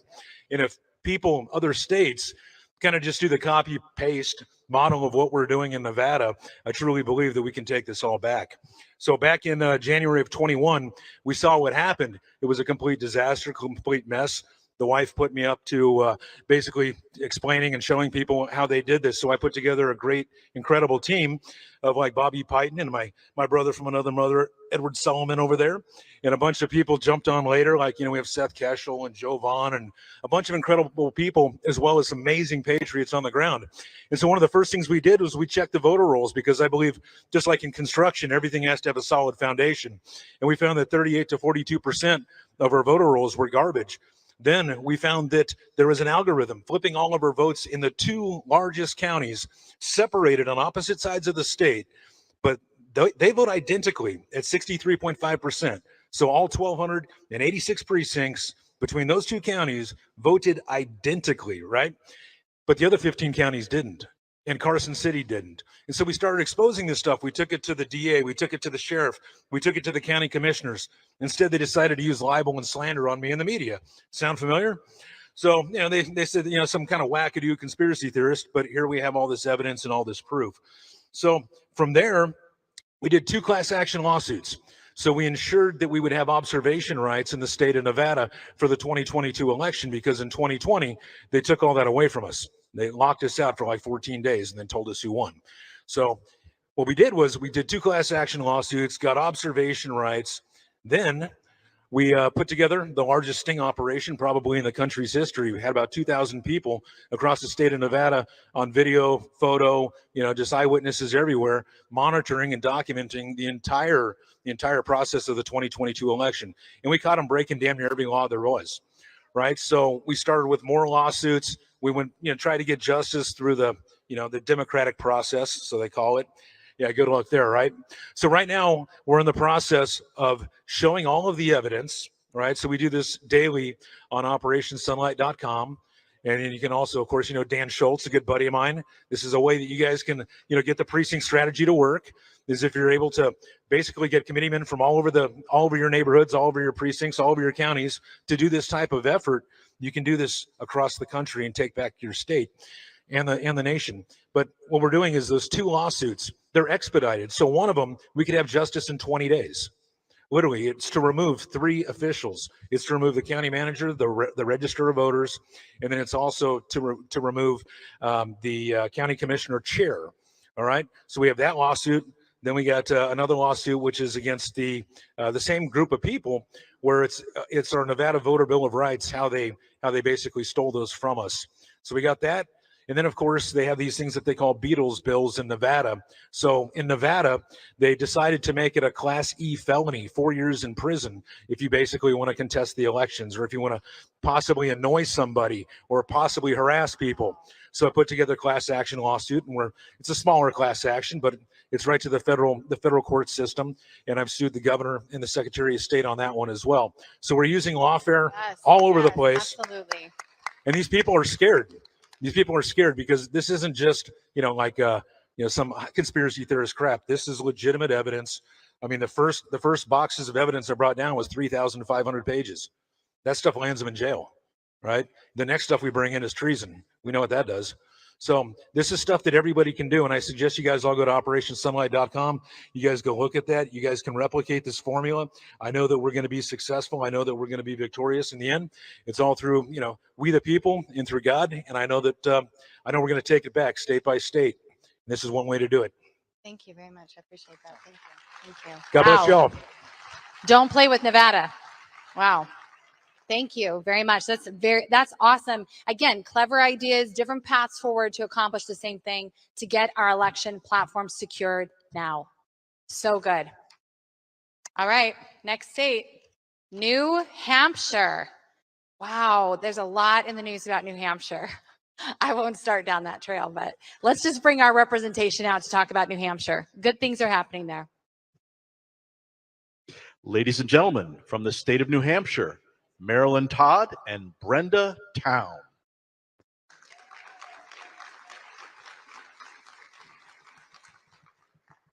Have a seat, have a seat. Okay, you guys, a lot has happened in New Hampshire. I never even really paid any attention to New Hampshire until you, Marilyn Todd, started blowing it up and showing us all what was happening there during COVID. So, I mean, things have improved. Things are getting better. They're better than they were in 2018. There's more protections around elections in New Hampshire. So walk us through what's been going on. All right, so, sorry.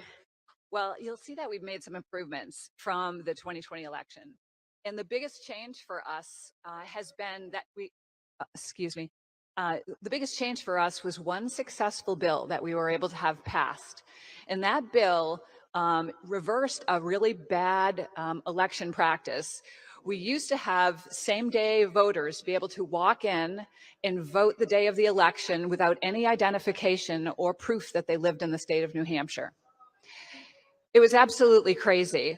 So we had a bill that was passed that would allow a person to come in and place a vote on the day of the election, same day, register without an ID or without proof of residency, but they are given a Federal Express envelope and they're given 10 days to get that information back, or their ballot will not be counted and is moved out of the ballot count.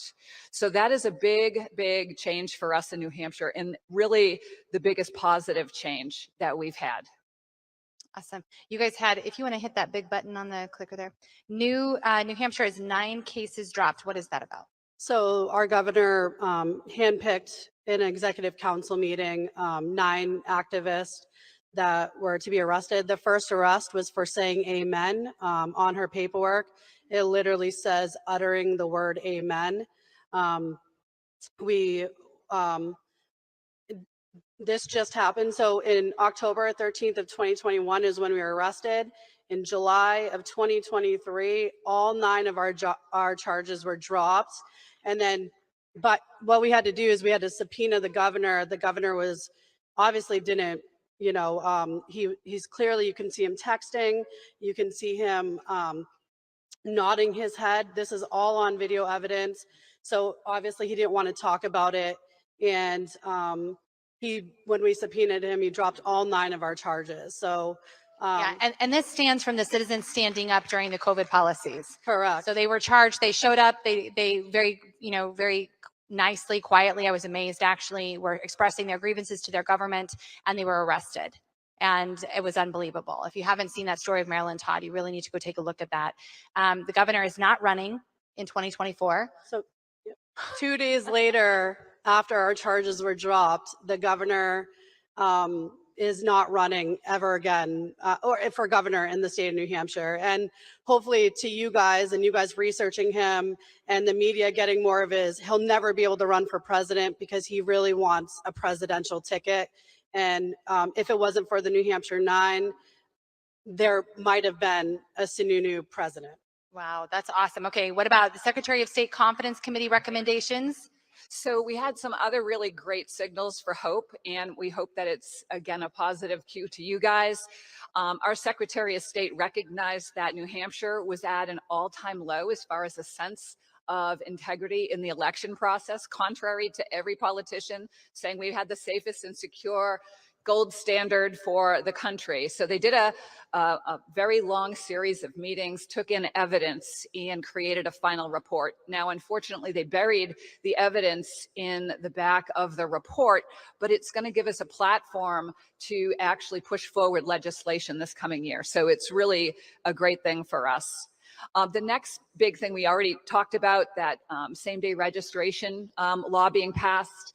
Another item that is definitely something that maybe you guys have seen is that you've had movers, people that have permanently moved, either registered or have voted. So in the state of New Hampshire, we presented 15,000 people who had voted in the 2020 election, who had formally provided a permanent move and change of address request to the state. We also had 66,000 registered voters on the 2020 election that had filed permanent moves out of state or inside county, and they remained on our voter roll. Both of these instances were brought to the Secretary of State and the Attorney General, who, by the way, our Attorney General was the personal attorney of our governor before the governor put him into his role as Attorney General. These No conflicts there. No. So the thing is that they have had this stuff sitting in their offices and as evidence and have not acted upon it. They actually had in our ballot, in our election manual that all of these movers were to be removed. So with the help of a lot of great patriots, with the help of the Voter Integrity Project and people working across the state, the Secretary of State was forced to send out a memo to all election officials to have their movers removed from the voter rolls. So this is huge for us, and it will clean up a tremendous amount of our voters. And we are out of time, but I want to make sure it's incredible news. In process in the New Hampshire Supreme Court case right now is the constitutionality of voting machines, absentee ballot affidavit process, the expansion of non-constitutional reasons for absentee ballots, citizenship, who is and who is not a New Hampshire citizen with voting rights. There is so much happening. You guys are doing amazing. If you don't mind just hitting that clicker twice so they can see the last, one more, go back one, sorry, the little one. There you go. Oh, hit it one more time. Big one. And shout out to Dan Richards, who is our constitutional expert, who is personally litigating this in our Supreme Court against 5 attorneys that the state has presented. This is a really big deal. You guys know how significant New Hampshire is in the presidential primaries and elections. So it's a really big deal that New Hampshire gets things right. Thank you guys for what you're doing. Thank you, guys. Thank you. And I just want to say one thing that we're working on for New Hampshire, everybody in New Hampshire, if you could, when you fill out your ballot, if you could make a special marking on your ballot and take a picture of it, and every recount we have, look for your ballot and we'll be able to prove that the Secretary of State stuffs our ballots. So please, New Hampshire, mark your ballot. I initial mine. You don't have to. Make a heart somewhere and then take a picture. And during the recount, we'll make sure that we'll Your be able vote to is there. prove. Yeah. They'll audit it. All right. Thank you, guys. All right. Up on deck, New Jersey. Go ahead and bring them out. Ladies and gentlemen, from the state of New Jersey, Lynn Lippincott and Mark Demo. Now, let's not be down on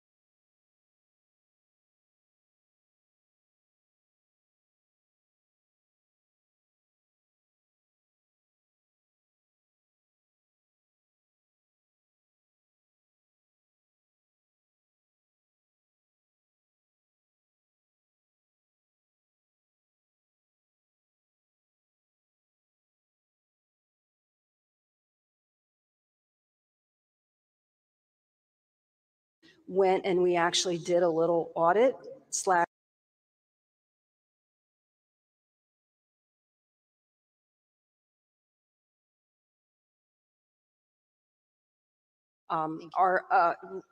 moving into the 2022 election cycle, we had a big mess in New Jersey, and our Mercer County, New Jersey, we call it the Maricopa of the East.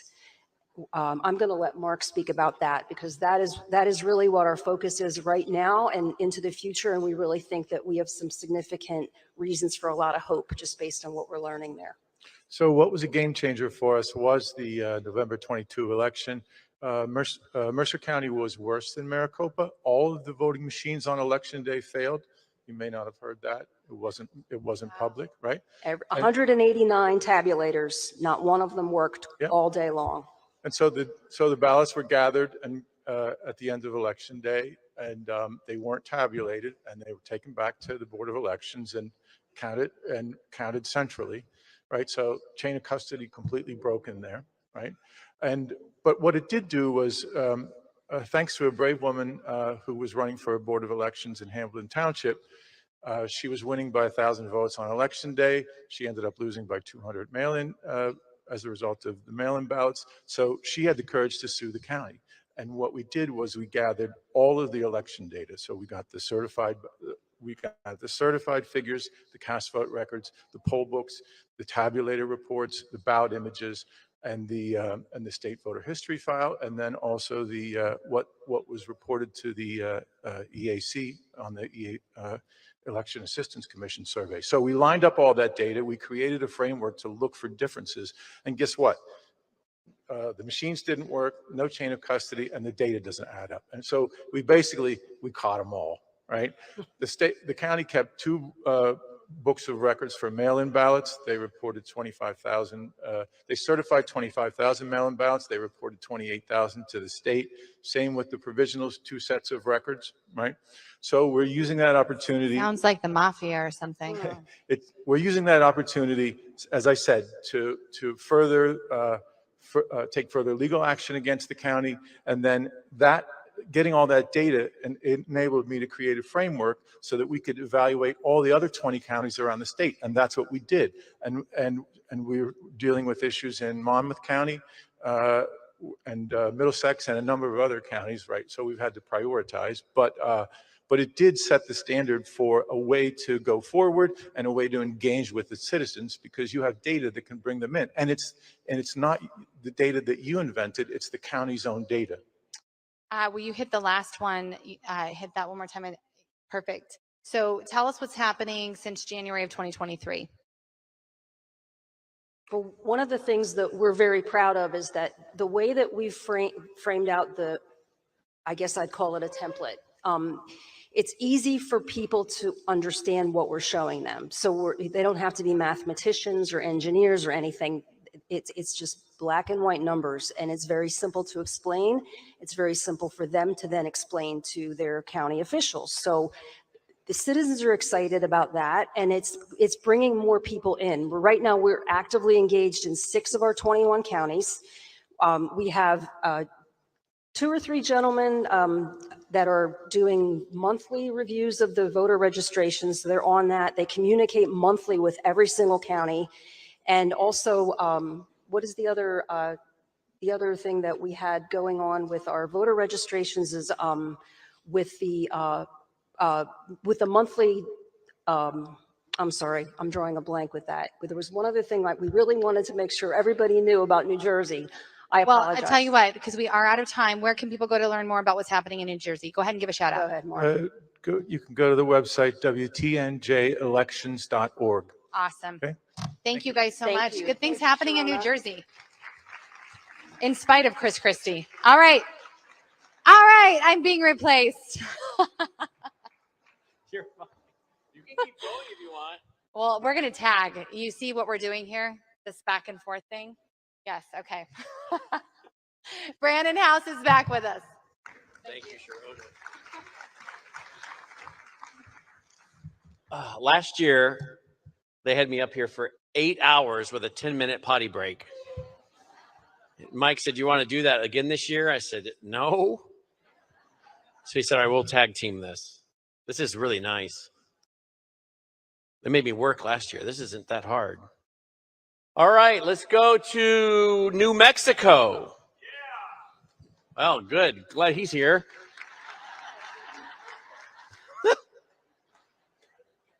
All right, there is their score. New Mexico, it's dropped, not too good there. Let's see what's going on. Let's get their state rep up here. Ladies and gentlemen, from the state of New Mexico, Pablo Martinez and Aaron Clements. Hey, guys.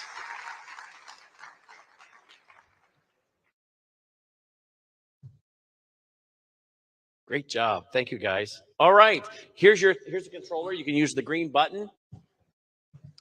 And go ahead and advance that if you'd like. You got a monitor down here. Your time clock's there. And let's go to the first slide. So your scores have dropped a little bit there. Yes, and it's actually worse than It's it worse than that? shows. The now graph should be about half of what the 2021 is, honestly. Mm. So on paper, we look terrible. Go to the big one up top. There you go. But the hope in New Mexico, just like everywhere, is in the people. And we had a disastrous legislative session that Pablo will talk more about. But it has only emboldened the people of New Mexico to band together all the more. We have vibrant grassroots that I've never seen in my lifetime in our state. Amazing. So we have Cause of America, of course, Better Together New Mexico, and then a new organization called New Mexico Election Integrity Network. And those folks are sitting right over there. And they have been to every Sandoval County Commission meeting for 18 months and almost every Bernalillo County Commission meeting for almost the same amount of time. And they take every opportunity with their public comment to let these people know what we want as New Mexicans. And they even got Sandoval County to go on the record against some of this legislation that we had go through. So I'll turn over to Pablo. Yeah, well, this is the great hope for the state of New Mexico is the activation of the grassroots level, people just getting engaged, showing up to the county commissioner meetings all over the state, getting involved in their local government on a level that has never happened before. And a big part of that is we have a huge referendum campaign going on in New Mexico. So in the state of New Mexico, in our constitution, it allows citizens to referendum any law they feel it is that isn't passed through legislature as unjust. And we go through a process where we gather signatures from every county, and these laws that have been passed are beyond, they're bananas. They're the worst in the country. They're attacking our children, our elections, and everything else. But it's allowing us to get the message out there like never before, activating people through their churches. Like I'm going to churches to talk. I've been to mosques and delivering these messages, and these people are on board. So that's going to be the key, I think, success to get this message out is through the churches. And for those who don't know, Aaron, your husband is Professor Dave Clements. Yes, that's right. So there you go. You have a case here in the 5th Judicial District? Yes, there's been multiple pro se cases primarily filed all across the state. There's actually far more than is on this slide. And typically we get dismissed and we've caught the judges doing improper things, coordinating with the media so we're exposing all these things. Another thing that we've figured out in our research group is that this actually applies to probably everybody in this room, but our elections are actually being processed on uncertified, cloud-based, internet-connected, you've talked about this on the show, software called BPro Total Vote, as we have a state-specific version called Service. But most states are doing this. So BPro is in multiple states. They recently got bought out by Knowink, is in multiple states, and then it's really the same. And if you have poll books, you have this problem. And so we've caught them actually illegally processing the election. So we are going to be attacking in the courts from that direction as well, because the whole thing is illegal. And so it's more ammunition, I think, than we've ever had. Agreed. Our Secretary of State has her own personal program to run our elections that is just hers, and we can't access it. So there's a lot of things. So you can't audit it? No. Well, what they do is they put everything on the Dominion EMS, which is supposedly certified. They put it on a USB and they stick it over here on this internet connected computer, and then they actually process the election over here on the internet. Then they take that USB drive and they overwrite what was on the Dominion EMS with this stuff that's been totally exposed to the internet and had multiple people's hands in it. The Secretary of State herself actually touches the election results before they're certified by the county, all of which is illegal. Yeah, and I know we're running out of time, but there's a few people that are key to what's been going on in New Mexico, and I'd like to thank you very much, Ramona, John, my parents, Aaron and David, and Elizabeth back home for making this happen, because it's a tiny bit of people that are driving what's happening in New Mexico, and we need to keep going forward. New Mexico, I feel, is like the petri dish of the country for all the stuff that's going on. Larry, don't forget lead. Oh, Larry. Yes. Lead marker. Love you, bro. Aaron and Pablo, thank you guys. Report from New Mexico. Thank you so much. We appreciate it. All right, let's go to our next state. Let's go to New York. New York. Let's look at their report Ladies and card. gentlemen, from the state of New York, Marley Hornick. Hey, Marlene. Now, Marley's been a guest with me on TV several times. Yes, it's good to see you, Brandon. You Nice too. to meet you in person. You as well. In fact, one of the interviews we did got retweeted by President Trump, or true socialed by President Trump. I think I sent that and showed you to that. That was really encouraging, wasn't it? That's true, but you know what? I only have 10 minutes and I got to get to it. All right. Wow, you can tell I you're have from a New York. reason. No, because I have a reason for hope for New York and for all of America. And let me explain, okay? Our founders defined a profound national vision for all of us to be and become in our Declaration of Independence. They said, we are created beings living in a miraculous world. Each of our unique lives is equal in significance in the eyes of our Creator, and no earthly government can claim authority over us as long as we adhere to the laws we consent to be governed by. Now, they gave us a toolkit to maintain this identity. And right now, we have to be digging in this toolkit to find every peaceful remedy to defeat this adversary who clearly wants to destroy us. One of those tools is called election law. What is it we can prove right now using election law that every American can understand and agree on? So I am a homeschool mother and dairy goat farmer. After 2020, I founded New York Citizens Audit, a miraculous grassroots team of over 2,000 New Yorkers that has spent tens of thousands of hours auditing New York's voter rolls and election law. We discovered that New York's 2020 general election was certified as accurate, with 338,000 more votes counted than voters who voted. 338,000 votes are completely unaccounted for. No one knows who cast them. That number should be 0. So we examined our findings next to the standard for a valid election. The law is stringent because the accuracy of our elections is what secures our government by consent. In fact, our elections are part of our critical national security infrastructure. So what is the legal standard an election must meet in order to be certified? The voter rolls must be accurate. The votes counted must be from eligible voters. The number of votes counted must equal the number of voters who voted. And for a valid federal election, there can be no more than 1 in 125,000 ballots in error.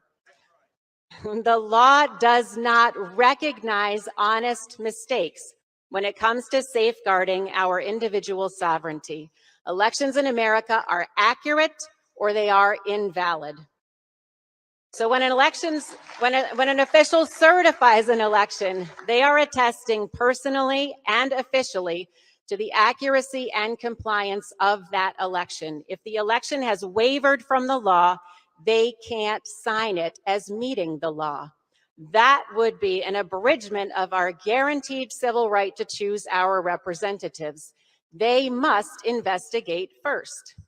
So in August of 2021, we began auditing voter roll databases obtained directly from state and county boards of elections. We created a 2022 report demonstrating what we believe to be provable violations of election law, and we brought this report to officials across New York State in May of 2022, 6 months before the 2022 election. Today, we are announcing that we have completed our review of the 2022 election, and we are going to be submitting our conclusions to the Department of Justice, the FBI, and officials across New York State with further factual evidence of gross election procedure misconduct and inaccuracies certified as accurate. I'm going to show you what we've learned. The big green button. The big green one. Yeah, go. Oh.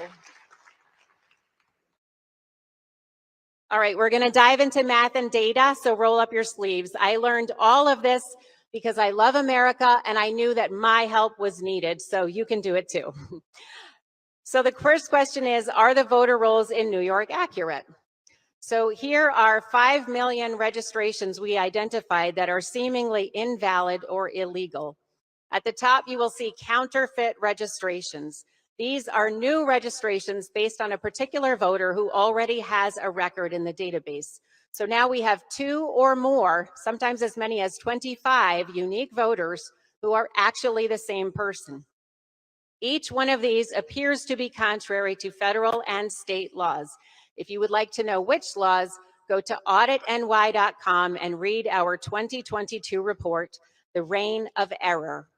Next, we see purged with no purge date. If you are purged, there is no legal way to get a ballot. If a purged registration has votes in the voter history and there is no purge date, no human being alive can tell if those votes were cast before or after the purge. That's why a purge date is required by law. Every 1.5 million of these registrations is an entry point for fraud. Now, you might be wondering, it doesn't really matter if they didn't vote, but federal law disagrees with you. False registration is a serious crime with severe penalties because it leads to false votes. We identified 750,000 votes cast in New York's 2022 general election by registrations that are invalid or illegal. This is not a theory or a statistic. This is a line-by-line extraction from the New York State Board of Elections' own data. There were 250,000 votes cast by people all registered to vote on January 1st, a federal holiday. The Board of Elections says this is a default date, but an accurate registration date is material to determining your eligibility. Additionally, when they said that, they agreed, or they admitted to entering false data into a federally mandated database that is part of our critical national security infrastructure. So every single one of those votes and every official who certified them needs to be investigated now.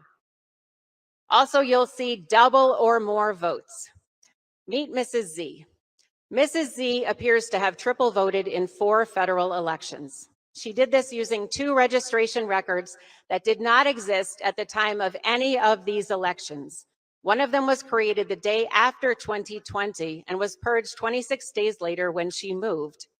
That record was also purged, and you will be relieved to know that New York officials are so dedicated to accuracy, they took care of that on Christmas Eve. The same day, the ballot facility outside of Rochester, New York, accidentally burned to the ground. Her third registration that she did this with was created on November 12th, 2020, 9 days after the election, and it has a voter history going back 25 years. So Mrs. Z is not alone. There are 1.5 million counterfeit registrations in New York's voter rolls. This requires investigation. It is a factual issue involving dilution of a New York voter's vote, a civil rights abridgment equal to disenfranchisement, according to the United States Supreme Court. These are the voter information reports for a voter with 2 counterfeit records. The signatures on 3 separate registrations with unique state identifiers are a perfect match. When we showed these to the New York State Police Special Investigations Unit, they said, "We can put whoever did this into jail." Well, no one went to jail, but more concerningly, as far as we know, it was never investigated. So let's see, the voter rolls aren't accurate. The votes counted are not from eligible voters.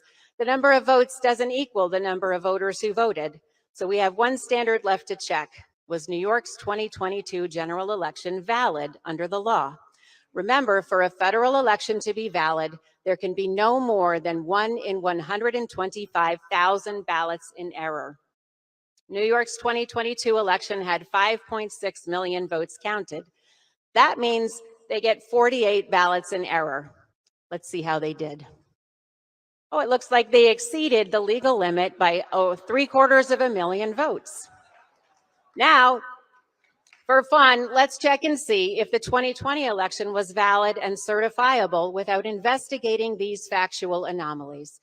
That election was allowed 70 ballots in error. In 2020, they exceeded the error margin by nearly 1 million votes.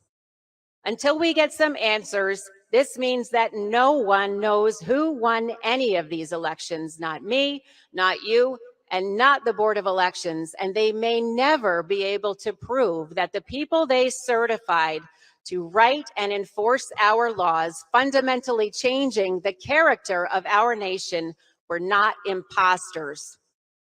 We have sent all of this evidence to the New York State Board of Elections, demanding a line-by-line reconciliation. And additionally, we sent the scientifically peer-reviewed journal article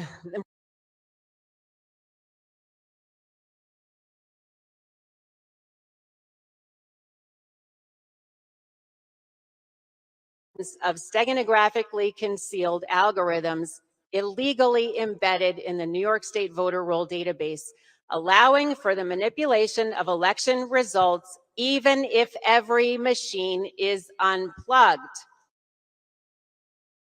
We have sent, we will be sending this also, like I said, to the DOJ and the FBI. Sadly, we don't think they will do anything about it, but we are. We are going to be filing litigation against every official in New York who has stood down on this investigation. But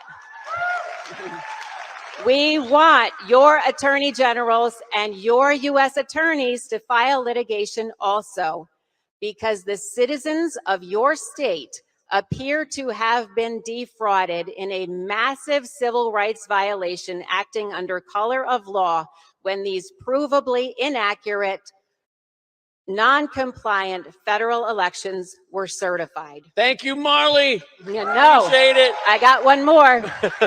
Would you like help to develop this evidence for your state? Because I have partnered with national elections expert Harry Howery, who you saw in Professor's movie, to create United Sovereign Americans, a national volunteer organization dedicated to proving and adjudicating violations of election law. Since 2020, most litigation has focused on overturning or challenging election results. Okay, they're cutting me. They're giving me the hook over here. They told me I had 10 minutes. Well, they rolled the clock down and they're giving me the hook over here. I have to tell the people what we're doing, though. This is for all of America. Okay, give us sir. 20 seconds.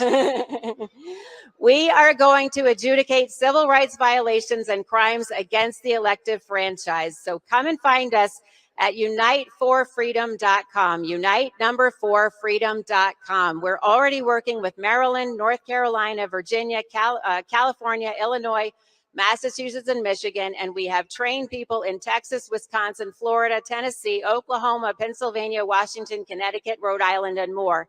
We, the people, are going to save America. Thank you, Marley. Thank you. Thank you, Marley.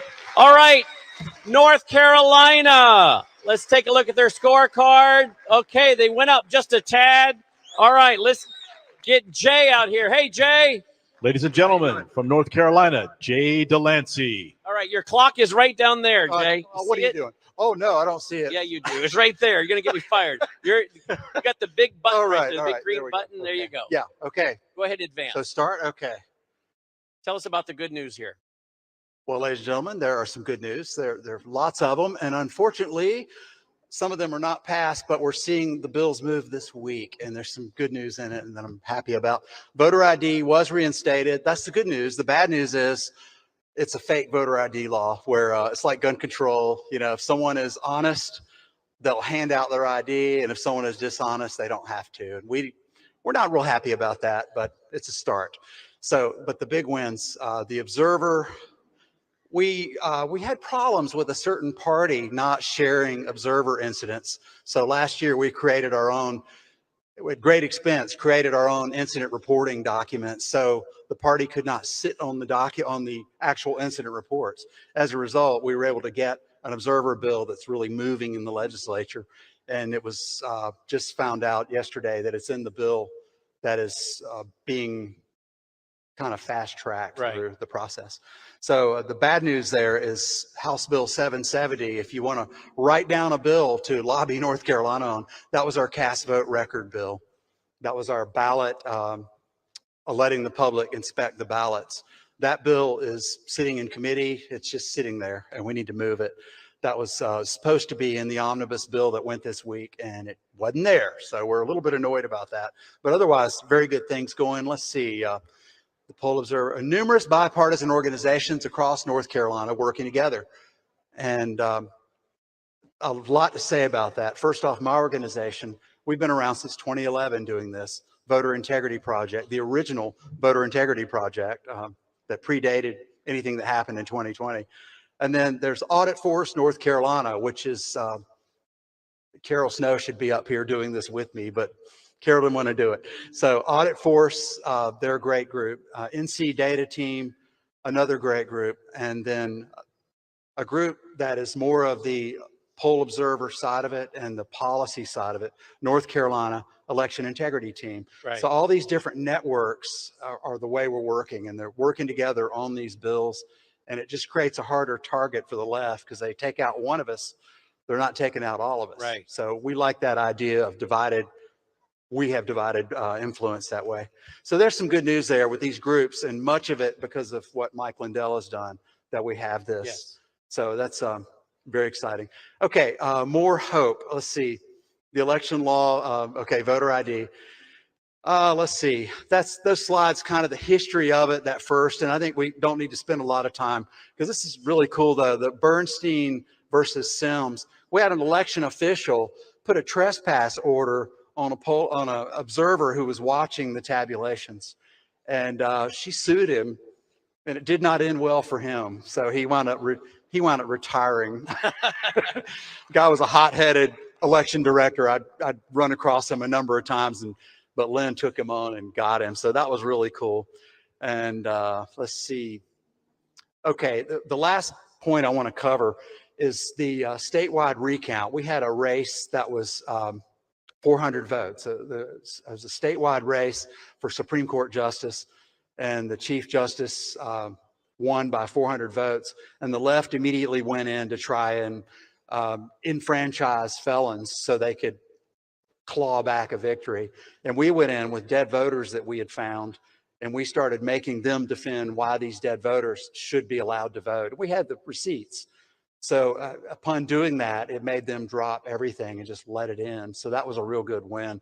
But the hand recount was such an embarrassment because the law says 2% of the ballots recounted, and the numbers were incredibly low. And I owe a huge apology to Audit Force for not having these exact numbers. But what we saw was less than 1% were actually done of the hand-eye recount for that. And yet, when we tried to get an audit, they were saying, oh, but we did a hand-eye recount, and they didn't. They just a minuscule amount. And that was something we need to work on. And then they give a 10-day notice for when they randomly choose which machines they're going to look at, and they give them 10 days to get their story straight. The same office that's holding the ballots and holding the machines has a 10-day notice that we're going to come out in 10 days and make sure those machines were accurate on this one race. Wow. So we got a baseline to really work for. Jay. And I'm out of time. You're out of time. Jay from Okay. North Carolina. Thank you, Jay. We really appreciate it. Thank you so much. Appreciate it. Let's go to North Dakota. Take a look at their scorecard for North Dakota. See how they're doing. And let's get our state rep out here. Ladies and gentlemen, from the state of North Dakota, Shiloh Kilber. All right, Shiro.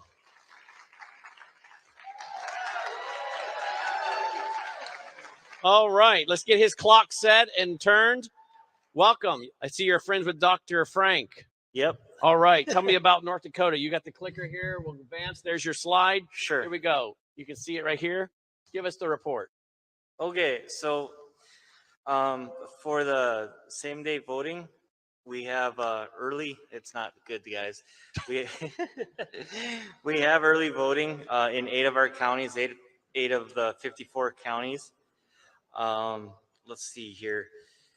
To vote by mail, 34 of our 54 counties are by mail as well, and that was changed by our governor, presidential hopeful Doug Burgum.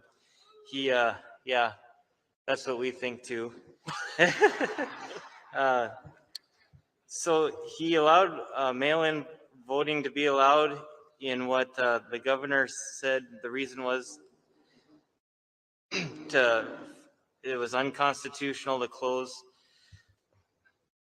I apologize. Sorry, I'm a little nervous. I'm not a public speaker. Well, you're doing fine. Thank you. Why did the governor say we couldn't do that? Said it was unconstitutional. It says vote by mail being allowed in what the governor used for a reason to unconstitutionally close physical polling locations with the June primary in 2020. That's when COVID hit. As well as allowing processing counting of mail-in ballots 5 business days before the election. So, yeah, we don't have any voter ID.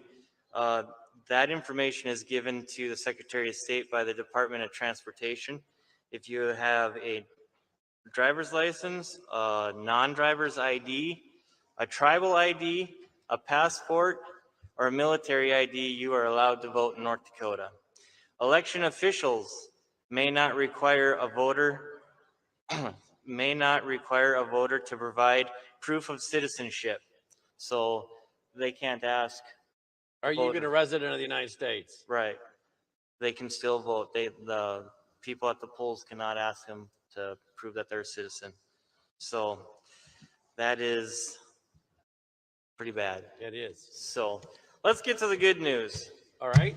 The good news is I'd like to speak about the Sons of Liberty, North Dakota Sons of Liberty. It's the group that I'm a part of. Actually, our group was founded by 2 individuals from Tioga, North Dakota. And one of their main foundations was for voters, for cleaning up the election. We wanted fair elections, fair media. And so what we've done in the last month or so is we have taken over our state North Dakota GOP party. And what I mean by that is, yeah, it's great news. There's a lot of people that have worked on that. 4 out of those 5 seats in our North Dakota GOP were won by 1 vote. And that's how important our vote is 1 vote. And we were able to take back our state party with grassroots people. So we're really proud of that. And Dr. Frank was a part of that. He was up in February. We had him up there, and I got to drive him around for 4 days, and we did the seminars with him, and that was the start of it. So anyway, our group is really on fire. We started about 3 years ago. There was 15 people who started in that parent chapter up in Tioga, North Dakota, which is about 1,000 people up there.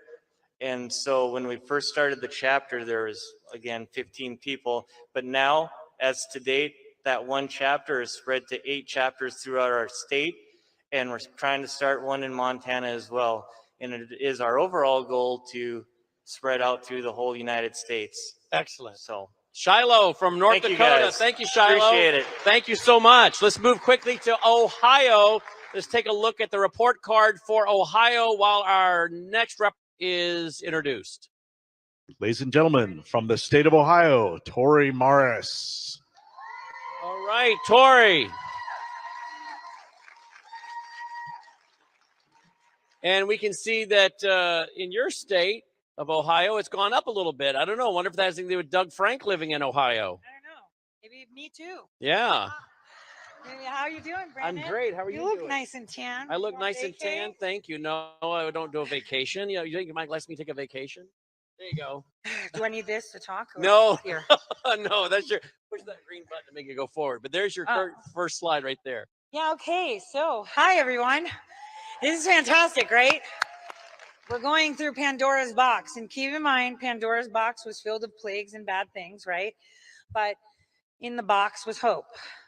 And hope is the representation of potential.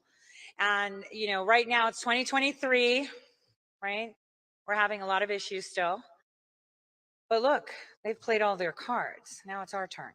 Sometimes while they're trying to tire us out, they're the ones getting tired. So it's time we bite the ear.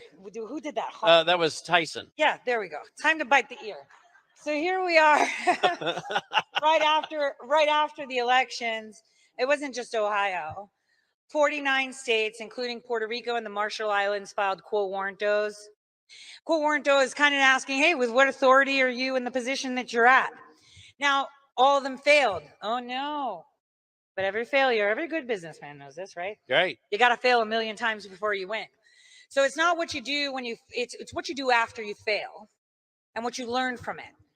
But this one actually, I think in another state already served its purpose. This was putting them on notice. So this document actually served all those states except for Mississippi, where we didn't get it filed, that you've been put on notice that we are questioning with what authority you are sitting in the seat you were at. Now, Ohio filed so many open records requests that we made national press. And at that point, our Secretary of State was so kind to create new laws and regulations to avoid answering those open records requests. I think it was the only state was Washington, where the Attorney General there actually sent letters back to people requesting information that he's going to sue them for asking too many. Wow. So this is where we're at. And so obviously the Secretary of State of Ohio, who was elected in 2018, which was an election we ran with non-certified machines. That's actually in court transcript. He put all these out. So we thought in Ohio we'd take another notch. Aside from the canvassing and everything, we thought, you know what? Why not conduct our own overt operation? And so we needed to find a way to figure out where the flaws were and what needed to be fixed. We already know the ballot boxes, right? The counting of the votes, we can't see it. You know, it's in that little software that anonymizes your vote for your safety, of course. And you're not allowed to observe it for your safety, of course, but not Microsoft or Iran or Venezuela or your DHS officials, AKA Social Security. So I ran for office, actually. And yeah, it would have been great if we won. We would have had a party shredding all those machines. It would have been so much fun. But the purpose of that was to show them that we're coming. And we actually succeeded in making U.S. history. I'm the first woman independent to actually make it to ballot. Yeah, but I didn't do it. The people did. I was just there with the mouth talking and observing. And the reason we wanted to do it is, can independent candidates observe the counting of the votes? Absolutely not. They're not allowed. They're not allowed to have poll watchers either. That's interesting. But the point of that was to bring us to the point where we got them to break the law. With me running, they actually broke the law. We documented it through state cases. We spent about $150,000 doing it. We went all the way up to the Supreme Court of the United States right before the 2022 elections, requesting that SCOTUS provide me the right to observe the counting of the vote, because that's actually in the law of Ohio that you can observe the counting of the vote. I can't count the vote in the box, can I? No. Yeah, but I can see the algorithm, right? So we failed. That's okay. Because you know what the Ohio Supreme Court gave us? That the Secretary of State of Ohio operated with complete disregard for the law. That's their words, not mine. Yep. And you all know how we win, right? Those are all losses. I'm telling you, I lost money. I lost time. People laughed and ridiculed, but I still got 1%. That's a big deal when the media hasn't even talked about you. When nonprofits didn't mention that you were on the ballot. He fought me and he put me on the ballot 30 days before the election.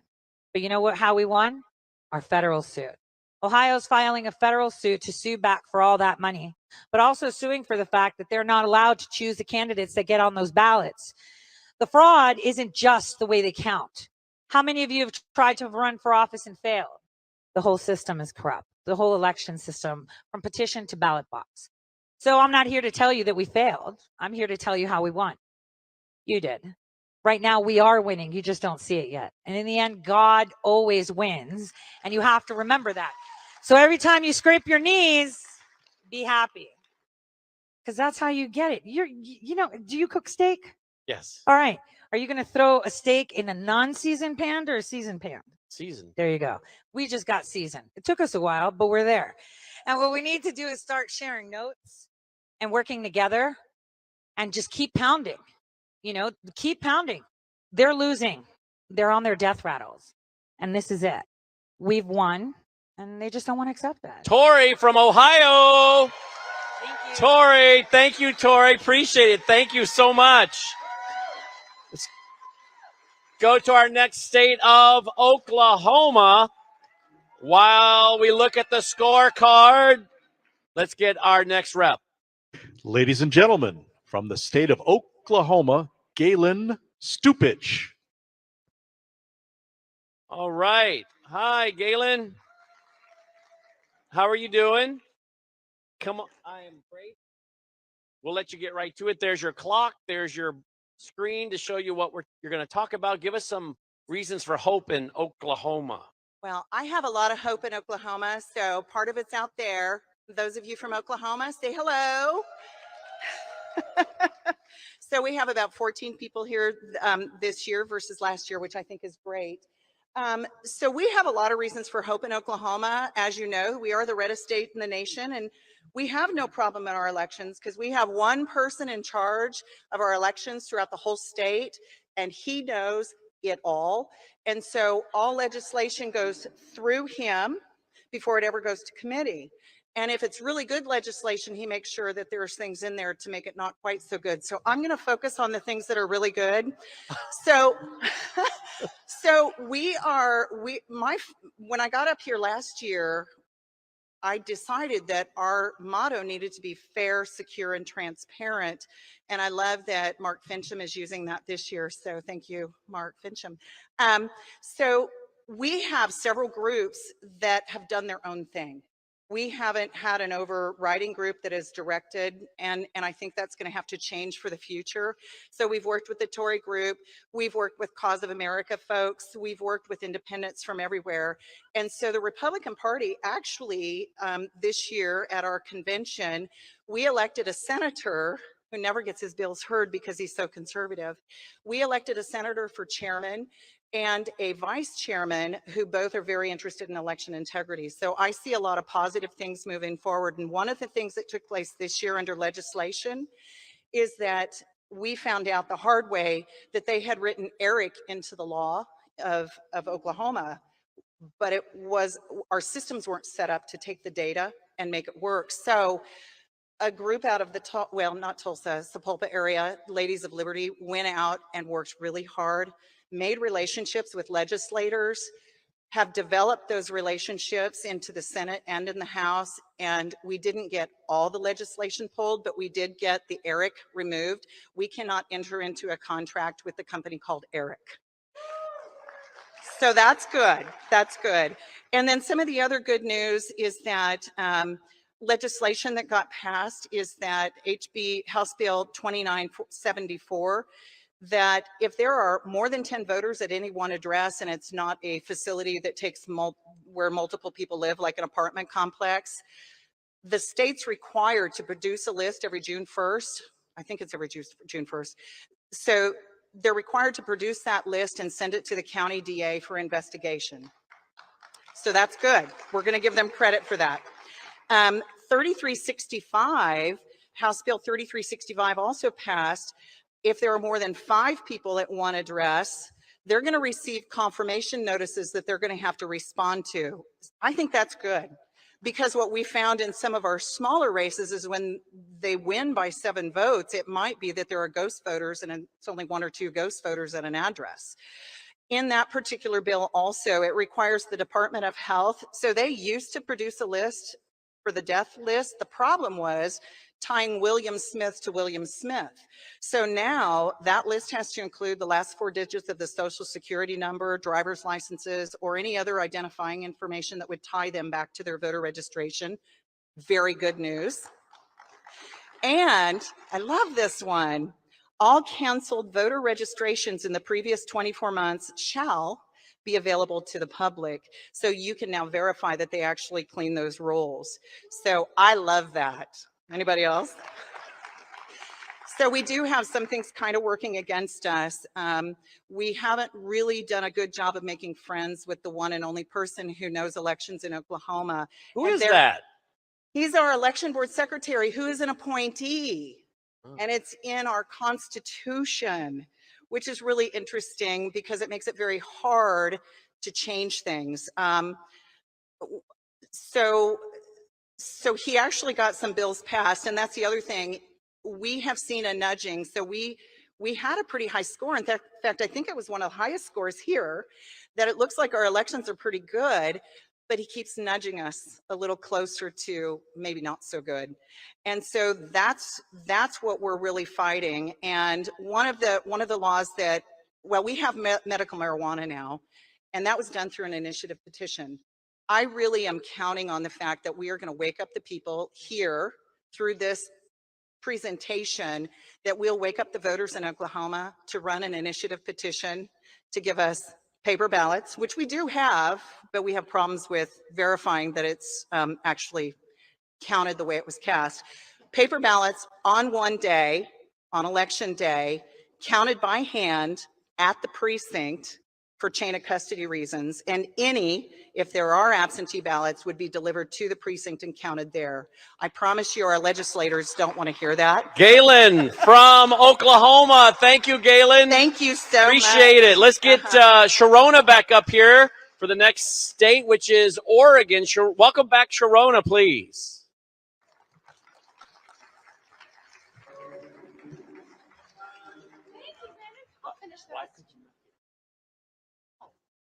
I know, for real.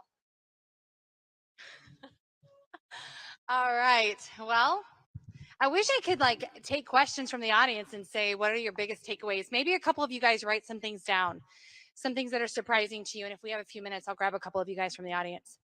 All right, moving right along. It's Oregon.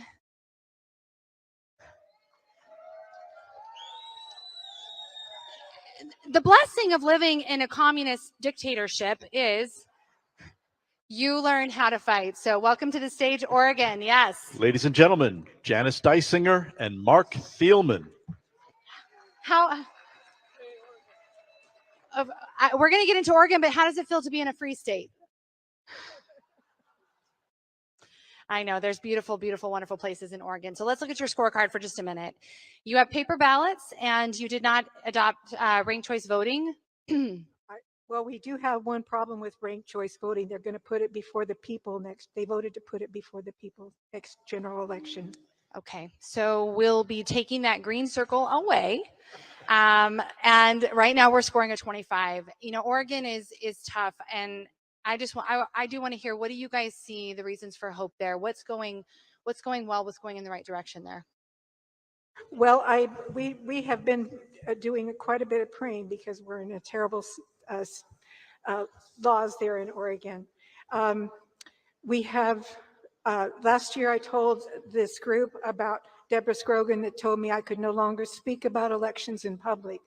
She quit in December. It was too much for her, she said. Wow. And wow. Yes. And this legislative session was not a good one for us, but we were quite delighted to learn in May that Shemia Fagan, our Secretary of State, decided to resign because she was caught in an ethics scandal for advising the pot industry and was taking money, and along with other Democrats who were involved in the Oregon legislature and our total government, took over $220,000 in drug money. But just as a caveat, she was getting paid in $10,000 in cash in an envelope, no receipt, while auditing the cannabis industry. Yes. Man. So the Wow. exposure of all of this, God was exposing it. This was awesome. It's like a version of Breaking Bad right there. Okay. All right. What else do we have going on in Oregon? Right there. So we, with this ranked choice voting, some of our county commissioners and other leaders of the state are not happy with the ranked choice voting because it will require that the counting of the ballot goes from this county to the state to finish the ranked choice voting, and that's not allowable in Oregon law. So that's a good thing that they're standing up. Let's see. So we're still focusing on anomalies. We're finding 20 to 30% of our voter rolls is fraudulent. And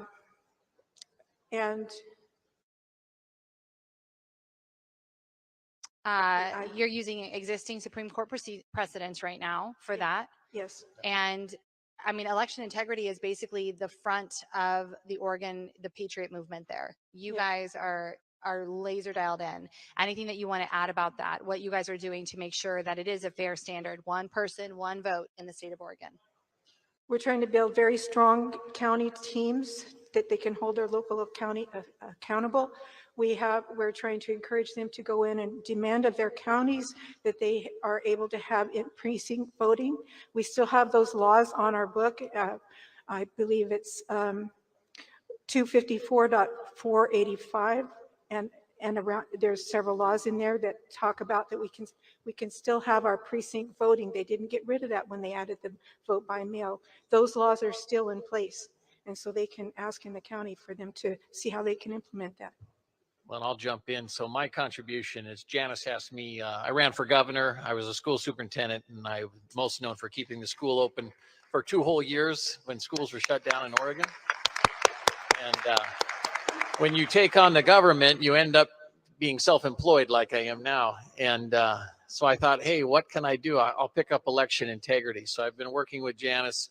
We do have a lawsuit called Thielman versus Fagan. And unfortunately, Fagan is now out of office, so it's going to get renamed, but we'll stick with it.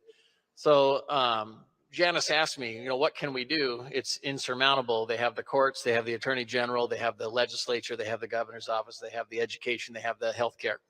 So I said, I know, I got an idea. So what I did is I looked at doing what people don't expect. And so instead of looking at election integrity in terms of proving election fraud, as I did all the research on all the existing cases a little less than 2 years ago, and they're all getting dismissed. Did you guys notice that? Yeah.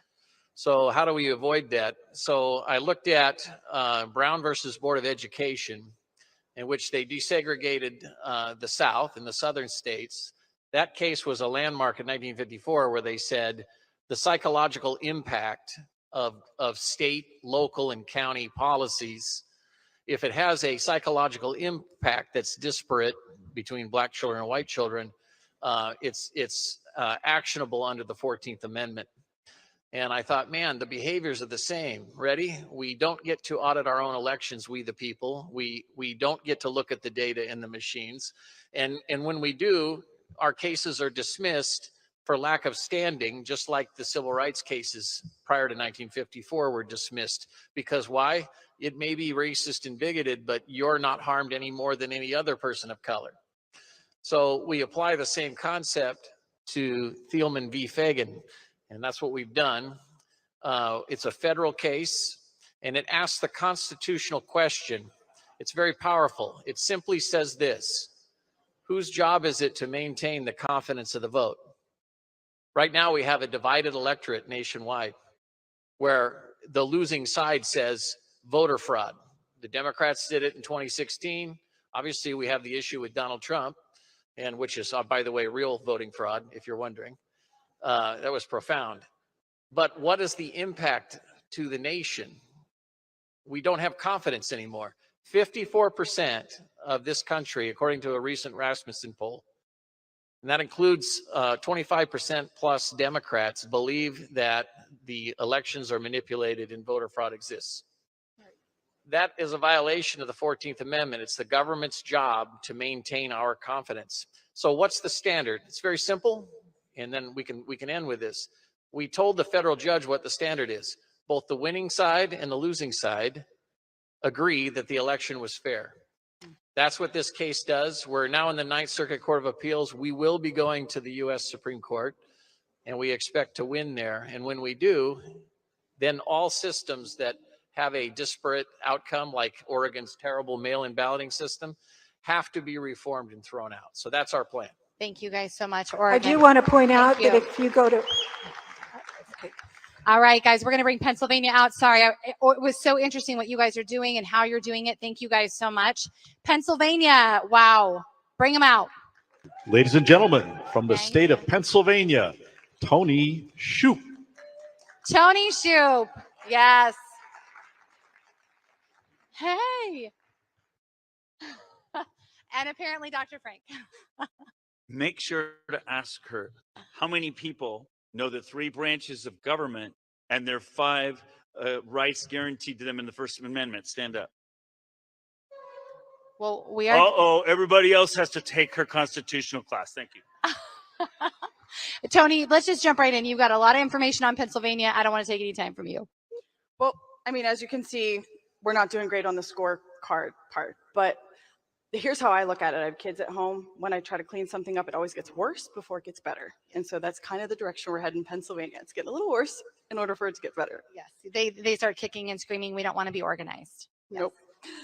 So our biggest wins thus far are really at the local level. We're getting people engaged locally, utilizing the precinct strategy, trying to get as many of those committee positions filled in the GOP as we possibly can. We're also working on a voter roll cleanup effort. We're going to eventually roll out statewide. We've had a lot of success in Allegheny County of all places, which is really good because Allegheny is Pittsburgh area. It's a really big county, and if we can get Allegheny under control and kind of stop the bleeding there, we can actually save the state through that one county and put it back in play for 2024. Awesome. So we're working hard on that. Election integrity task forces we're forming in as many counties as we possibly can. There's probably at least 20 to 30 that have people that are really engaged in those. And then I see this as the biggest win, what Dr. Frank just told you, is that we have House reps that are becoming Constitution coaches. And so when I started this whole shenanigans was with a Constitution class through Patriot Academy that I took. It was a 6-week course in the fall of 2020 with my partner, Karen Taylor, with Audit the Vote. And it's really what got me interested in politics, and Audit the Vote would not exist really if it wasn't for those classes. And so I actually now work for them. I think I talked about that in my video that played earlier. But the classes, in my view, are the hope because, like Dr. Frank said, actually 70% of Americans can't name the 3 branches of government, and only 80% can't name more than one of the 5 freedoms in the First Amendment. And kind of what disturbs me the most is I'm traveling around the country and speaking, and I'm talking to large patriot groups, and when I say that, stand up, not even like 20% of people stand up. So if the most red-blooded, Constitution-loving Americans who want to save the country can't recognize the 5 freedoms, that's not good. So the solution is get educated. You can take our Constitution classes at auditthevotepa.com is our website. You can go there and register for the next ones that are coming up. Or you can go to patriotacademy.com's website, click on Find a Class. There are 25,000 Constitution coaches like me all over the country now that are hosting these courses. And I think once we get the Republic back, once we save it, it's the only way we're going to keep it. And so the win in Pennsylvania is that we've got 5 House reps right now that have gone through the courses, and they themselves are actually becoming Constitution coaches and offering it to their constituents. That's an amazing way to stay accountable to the people also. You guys have had some some legal wins though. You've had some lawsuit success. We've had a little bit of lawsuit success, which I believe in reaping and sowing, and as hard as we're working and not seeing the wins that we want to, then Judicial Watch kind of comes in and working parallel. We didn't even know really what they were doing, but we got a win with Judicial Watch, getting over 170,000 voters off the rolls through 5 counties. So good. Yeah. So And good. yeah. So, as discouraged, all you're getting today is hope, and there's a lot of reason for hope, but reaping and sowing is real. So we do the work. John Quincy Adams' famous quote, "Duty is ours, results are God's." At Audit the Vote, we live by that. We're just doing our duty and we're leaving the rest to God. And we got to win through Judicial Watch, removing voters from our voter rolls. So that was awesome. Tell us a little bit about York County. What's going on there? Our hand counting success right now, we're just trying to get our election directors skeptical about what's going on with the voter machines, which Clint Curtis is an asset for. But we were able to convince, because of our relationships in the counties, York County to do a hand recount of 3 random precincts right after the November general election, just to increase public confidence in the outcome. And they did do it. We've got relationships with them. And then we also, Delaware County of all places, kind of the belly of the beast of our state, we're able to get a hand recount of 1 precinct from the November general election. And there were discrepancies, not massive discrepancies, but the hand count did show something different than what the machine count showed. I like what you said there, where you, what was the word that you used? Getting them skeptical? Yes, just get them to question. Yeah. Are these machines as secure as I'm being told? And if we can get our foot in the door there, I think that's a way we can win. Fantastic work. And I would not have been paying attention to Pennsylvania if it was not for you and your social media and telling everybody all the time what was happening in Pennsylvania. Tony Shoup, thank you so much. Thank you. All right, guys. Rhode Island is next. Let's take a look at their scorecard and see how they've been doing. Rhode Island. I mean, boy, I don't think a lot about Rhode Island, but it's so important. You know, gosh, they're way up there all by themselves, and look at their score. In 2018, they were at 46. They have dropped down to just 16 points on the scorecard. Let's bring out our representatives. Ladies and gentlemen, from the state of Rhode Island, Sarah Vieira. Oh, Sarah. Sarah, boy, did the laws change in 2018 to today, or did the law, did they use the law? People just decided this is what we're doing. What happened there? Yeah, we did have a law pass in 2021 called the Let Rhode Island Vote Act, and they codified all the pandemic voting that they put through. So wow, it really made a change in our voting. I mean, you have drop boxes now. Obviously, you have mail-in voting, no hand counting of the ballots. You have single day voting, and no audits allowed.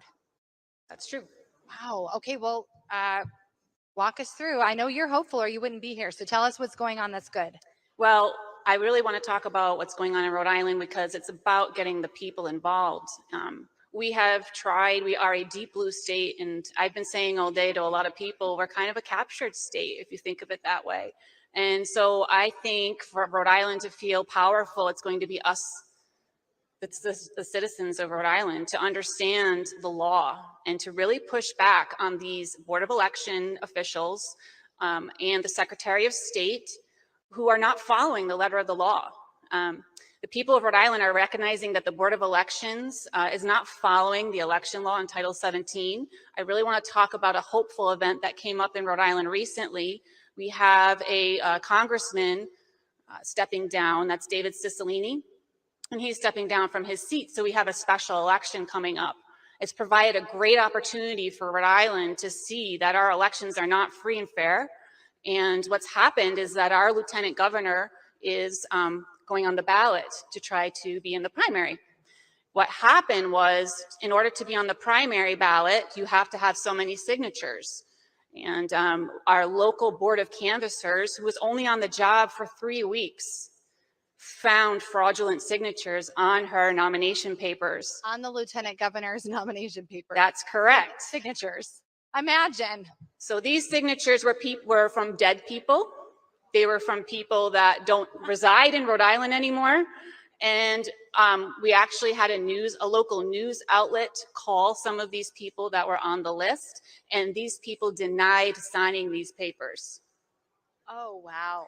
Correct. That's not a good look. It's not a good look. However, what's been remarkable for us is that the MSN, our local news stations, have been broadcasting it. We have radio stations that people listen to on the way to work, and they've been listening to what's been going on.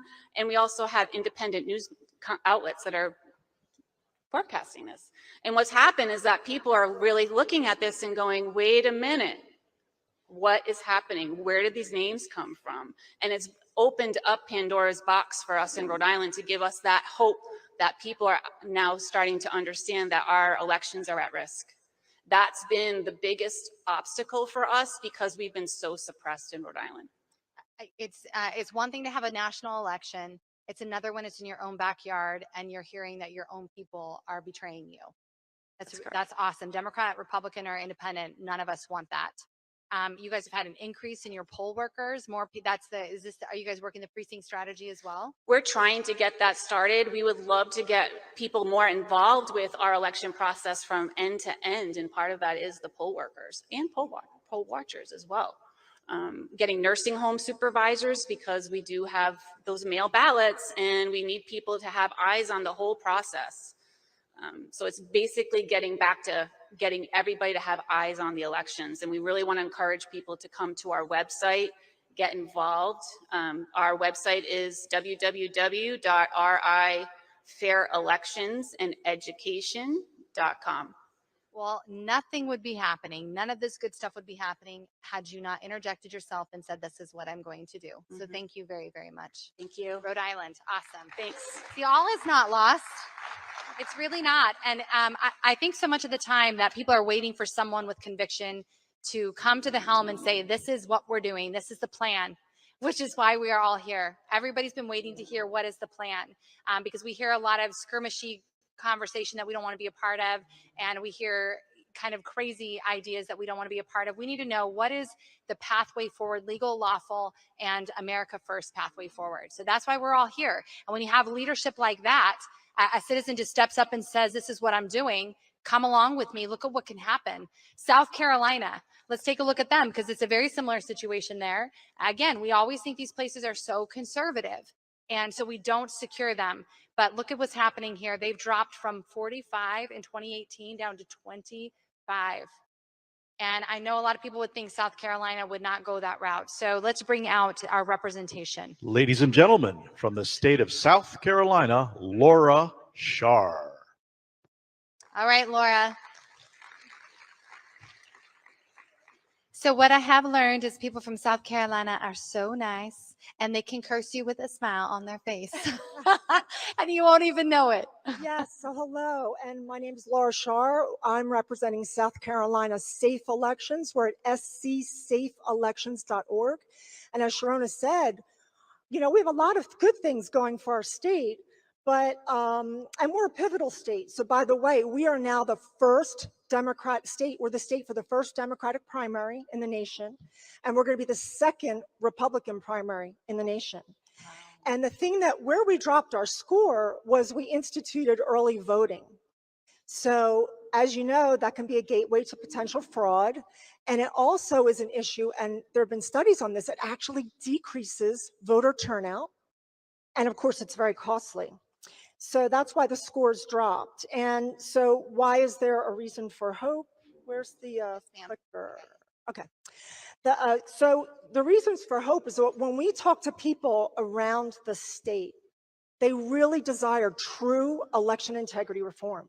They want strong election integrity bills, and the people want paper. Can you imagine? They want to see paper ballots. And so if we can pass some election integrity bills that are now in our House subcommittee, I think we can be a model for election integrity for our nation. We can get it right. These three bills, they are sponsored by a member from our team. We helped him draft these bills. And he's a member of the Freedom Caucus. His name is Rob Harris. And one of the things that's in that bill is it allows for hand-counted, hand-marked paper ballot pilot program in at least three counties, and that would be for the 2024 election. So if our legislators are truly serious about election integrity, they need to walk the walk and not just talk the talk and pass these bills and get them out of subcommittee. I had a question for you. So do they do a receipt of the vote after they use the machine vote? There's no paper at all, or do they offer a receipt? Well, there's a ballot that comes out after you mark it, and that then goes into the tabulator. But you should know that I don't even call that a paper ballot. It's a coded ballot. It has a barcode on top of it. There's no way for a person to verify their vote because we have no idea what that barcode says. And so moving on to our legal wins. In August of 22, so late August of last year, we actually, right before the expiration of that 22-month retention period for the 2020 election records, we filed a lawsuit to gain access to the cast vote records in our state. And we sued the South Carolina Election Commission as well as 8 counties in our state. So this was essentially a FOIA challenge lawsuit, a simple FOIA challenge. We asked for these records since late December of 21. They denied all those requests repeatedly. And so we said, hey, 27 plus states allow these reports. We don't get any in the red state of South Carolina. So what did they do? They turned around and they sued us. Because, you know, that's what happens when you just ask questions and you ask for public information. Now, here's the interesting thing about that counterclaim, which I just feel is horrendous. They basically want to bar us from any further FOIA requests for the 2020 election and any further investigation of the 2020 election. Wow. Think about that. Wow. That is patently unconstitutional. And it really restricts and restrains our free speech, and it bars any investigation. So moreover, you've got the government that's spending tens of thousands of dollars basically fighting, and it's our money, it's taxpayer dollars, fighting the very tax-paying citizens who are asking for public records and just to know how their vote was counted and to make sure it was transparent. Now, the other thing that's positive for South Carolina, just like Louisiana, our South Carolina Constitution says that your vote shall be cast in secret, but it shall not be counted in secret. Oh. Right now, our vote is counted in secret. That tabulator is a big black box. When you put that in, you have no idea what happens in that black box. And so, guys, this FOIA lawsuit should have taken 3 months and, you know, not as much money as we're spending. But we're now a year into this, and it's going to be probably in October, November until this goes to trial.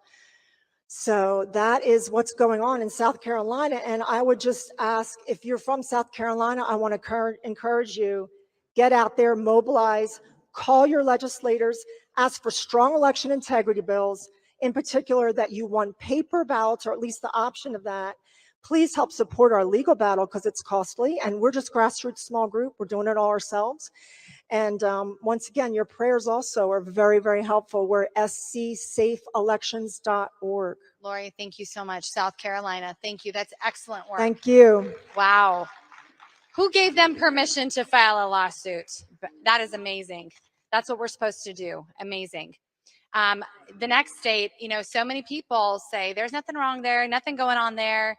South Dakota, right? It's got the really conservative governor. Everything's just great here.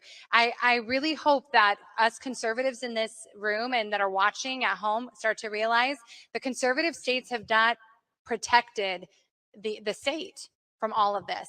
They're just relying on the fact that we're a conservative red state. This will never happen here, but you've seen time and time again that fraud is everywhere. So South Dakota, let's bring out their representation. Ladies and gentlemen, from the state of South Dakota, Jessica Polema. Hi, Jess. Jessica, now the good thing about you guys, you have increased your score. It was very in the tank before, and you've gotten better since 2018. You guys have no ranked choice voting. And what was it that was added? No drop boxes? Right. So we had drop boxes in 2020, and with the pressure from the citizens in South Dakota, we got rid of them in the legislative session just now. So, fantastic. Yeah. And we believe they're actually illegal to begin with. And we were able to get them out of 2 of our biggest counties before they passed the new law banning it, because it was actually illegal in the first place. Fantastic. Great work. So all right, tell us what's good. Right. So in South Dakota, the citizens are getting more active for sure. We have people going to county commission meetings across the state and petitioning the commissions to defund the machines. And so that's been great. And then our group has been going across all over the state, presenting our findings on the election, and then waking up the citizens to empower them with knowledge so they go and fix their counties. So that's kind of our strategy. It's so good. When it comes to the elections that you guys have you noticed a lot more increase in participation? In the elections? Mm-hmm. In the elections, and even in like the polling and, you know, all of that, all the volunteer stuff that has to happen. A lot more volunteers for sure. So we had, I know a poll worker who had been working the polls for 20 years, and she said she had never seen a poll watcher in South Dakota, in Sioux Falls, in our biggest city. And this last 2022, in the primary and the general, we had poll watchers all across the state. So we organized people, we trained them on Zoom, and we had them kind of dispatched everywhere. And so we really made a difference. We kept late deliveries of ballots out in Minnehaha County, The sheriff is called in Yankton County when the poll watchers were kept out from watching the count. Nice. Yeah, so we armed them with the law, and when the law was not being followed by the poll workers, just simply because they didn't know, our poll watchers could go and say, well, this is actually what the law says, and it worked great. But again, the rhinos in our state, the first thing they did was bring a bill to keep the poll watchers in a box where they really, again, to limit their participation, when this is the first time ever we've really had people that involved in South Dakota. That's incredible. So, yeah. Well, so that's amazing. And then what else is happening here legislatively? So we enacted a post-election audit. Now it's not really an audit, but it's a good try. So we were one of the top 5 states in the country that did not ever have a post-election audit of any kind. So I guess it's an improvement. And then we did ban ranked choice voting. We didn't have it, but we banned it. And then during the legislative session, we really did expose the rhinos.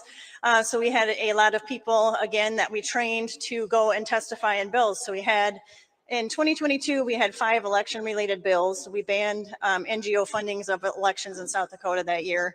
That's the only election bill that passed. And in 2023, we had 100 election bills drafted, 35 dropped, and 16 that were passed. So wow. That was simply because we had been making so much noise about the elections in South Dakota that they felt they had to do something.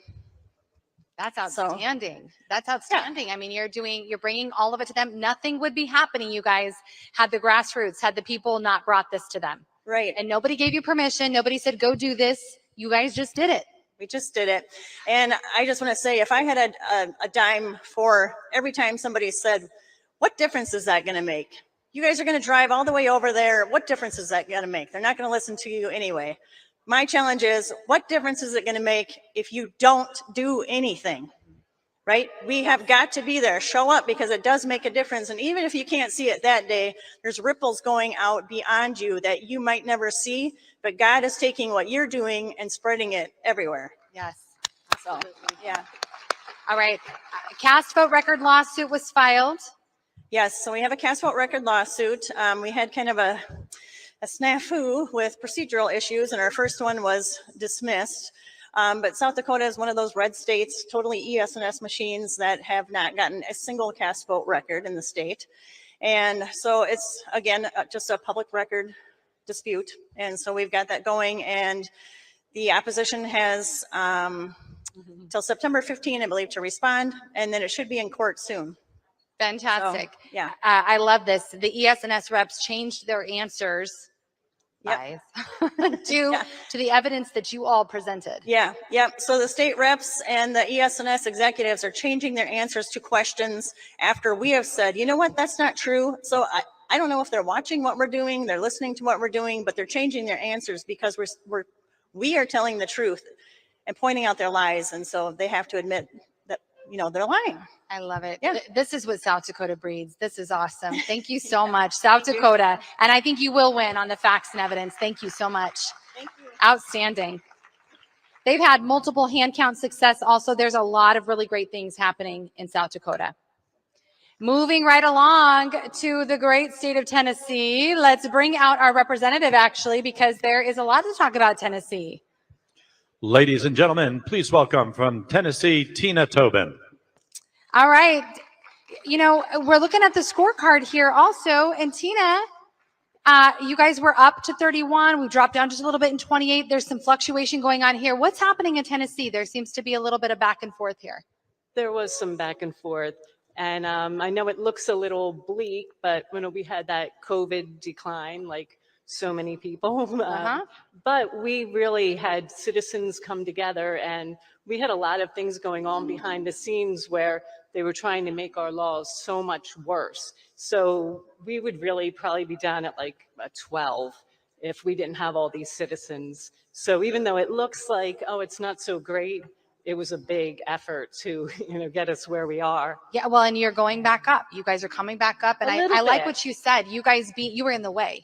You stayed in the way so they couldn't do more harm. We did. There was definitely a lot of blocking. So, and even though, like I said, the numbers might look bleak, but we feel hopeful because we have citizens that are attending our county election commission meetings. It used to be either nobody went or, you'd be there by yourself. I was by myself a lot.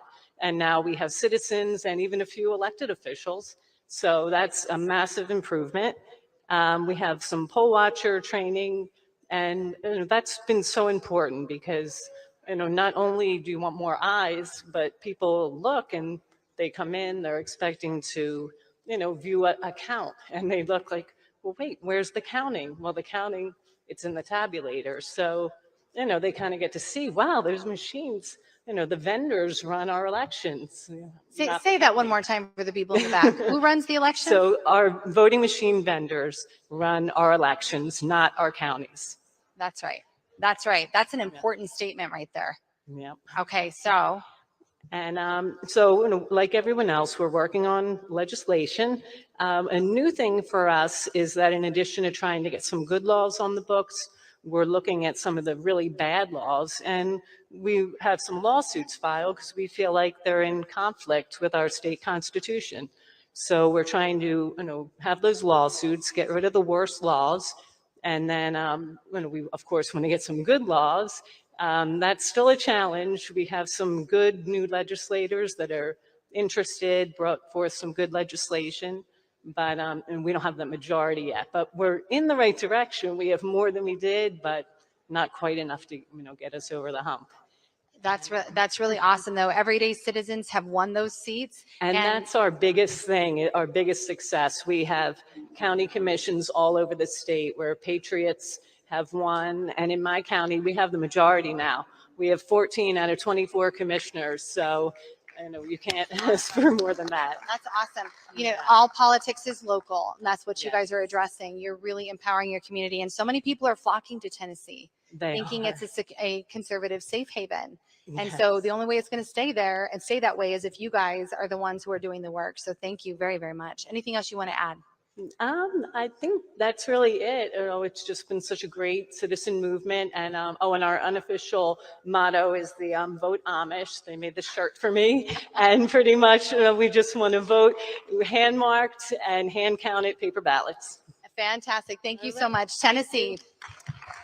They're doing good things. They're getting things back on track. There's a consistent theme through here. The precinct strategy is a consistent theme. Of course, moving to paper ballots, holding legislators accountable. Are we switching? Yeah. Do you want me to switch? I'm just kidding. I just wanted to be here for Texas. I wanted to be here for Texas. Can I have Texas? All right, Texas, and then I'll switch. Okay. All right. Ladies and gentlemen, please welcome from the state of Texas, Lori Gallagher and Walter Daugherty. All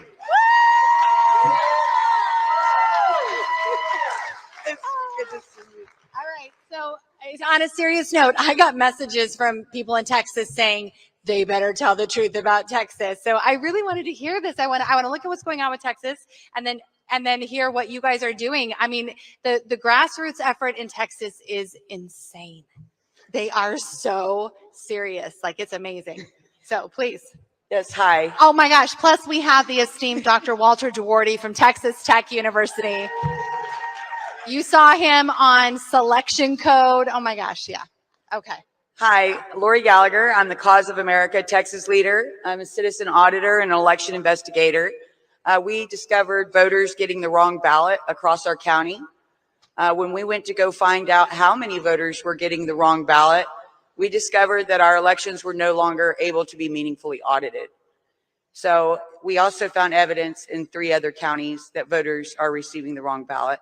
So we've spent the last 2.5 years petitioning our government in every possible way that we could for remedy and relief. We've filed a criminal complaint against our election administrator. And finally, after 2.5 years, Mr. Davis has resigned. So we have been working on getting Public Information Act requests, looking into election records, and we have the evidence that our electronic voting systems fail to meet Texas Election Code 122001, which is the 10 voting system standards our electronic voting systems must meet. And we have evidence that 7 out of the 10 voting system standards required by law are violated with our electronic voting systems. That's amazing. That's amazing. Talk to us a little bit about the actions that are going on and all the details that you guys are presenting. Since the 1800s, Texas had a secure, auditable, and accountable paper ballot voting system.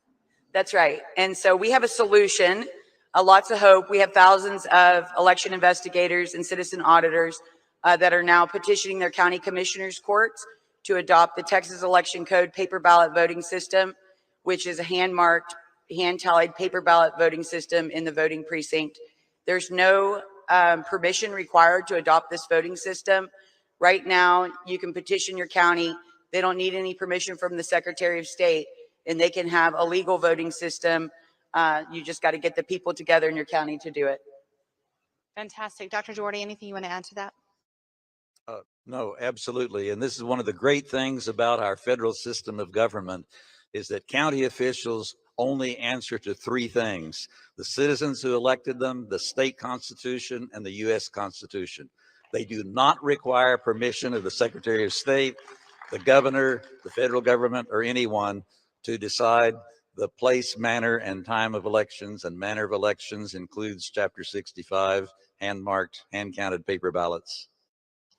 That's fantastic, you guys. So let's look at, so lots of things are going really good in Texas. They really are. Talk to me a little bit about the voting machines where people are kind of digging in a little bit. Why should Texans or anyone else really not be, they should get rid of their machines immediately? Oh, let's pull up that slide. Yep, it's up. Oh. There we go. So this is our message to Texas and really to the whole country, is that voting machines have to go because they're not transparent. When you have a hand-marked, hand-counted paper ballot, the whole process is 100% transparent.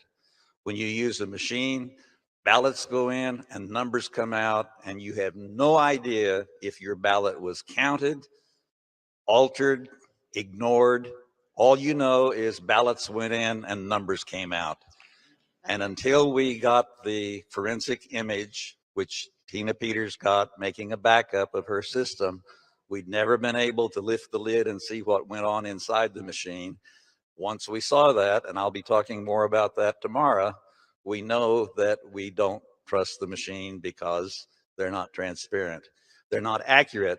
So in Brazos County, Texas, where I live, in November 2020 election, there were 2,226 ballots that left page 1 and page 2 blank and voted for at-large place 6 and propositions 5, 6, and 7 on page 3.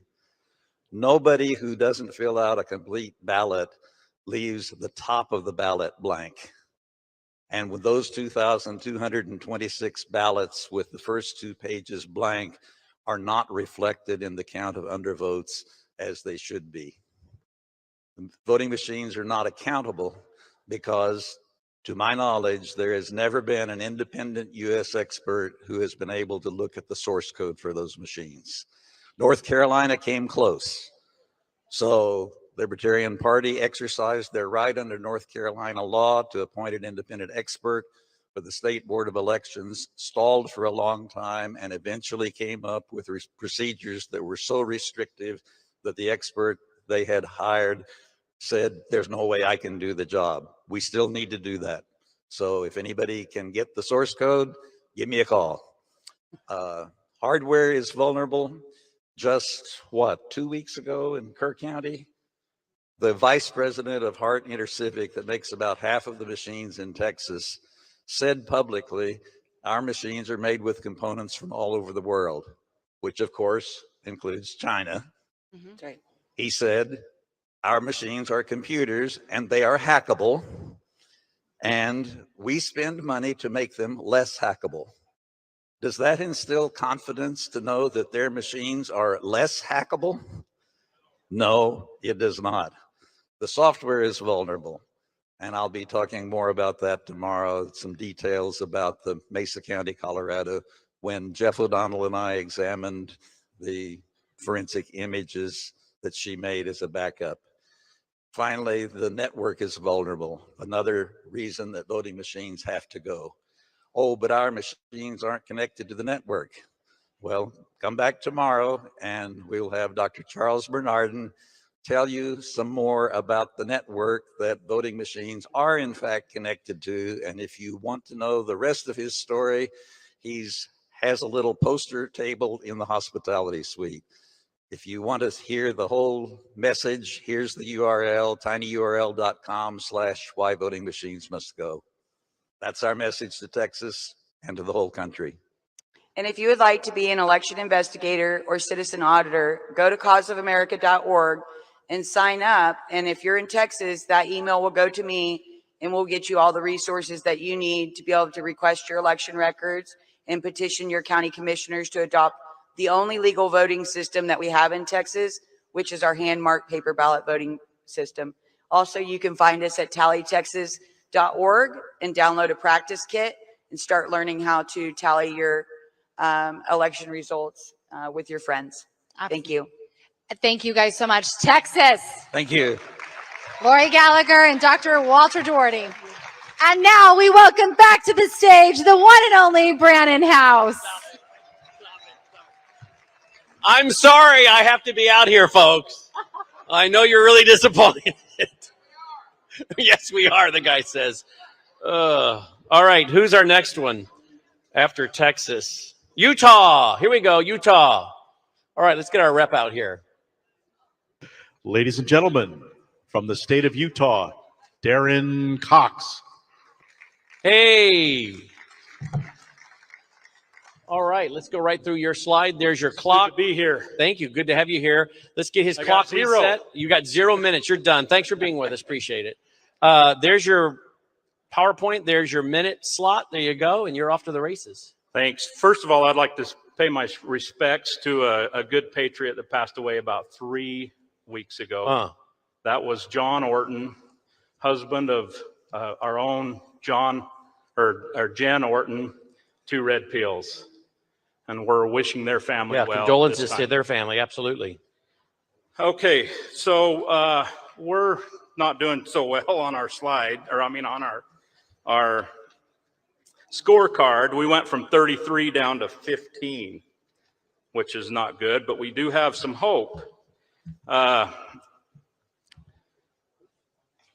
legislative commissioned a statewide audit that was published in December of 2022, and they had over 80 pages of documents that they found problems with our post-elections or our elections. Sorry, I'm a little nervous. I've never been up on stage like this before. Bear with me, but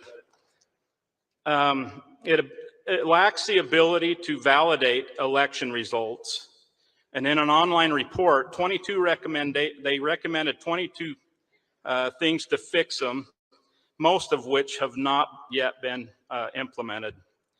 But we did have Phil Lyman, Representative Lyman, presented a bill this year requiring independent election evaluations. And it passed the House, but it failed to pass the Senate. The other thing was almost 50% of our voters are on a withheld or private record, which means that we can't access them to do any auditing. But this our legislative session, House Bill 303, they passed a bill that let candidates have that ability to have those names and be able to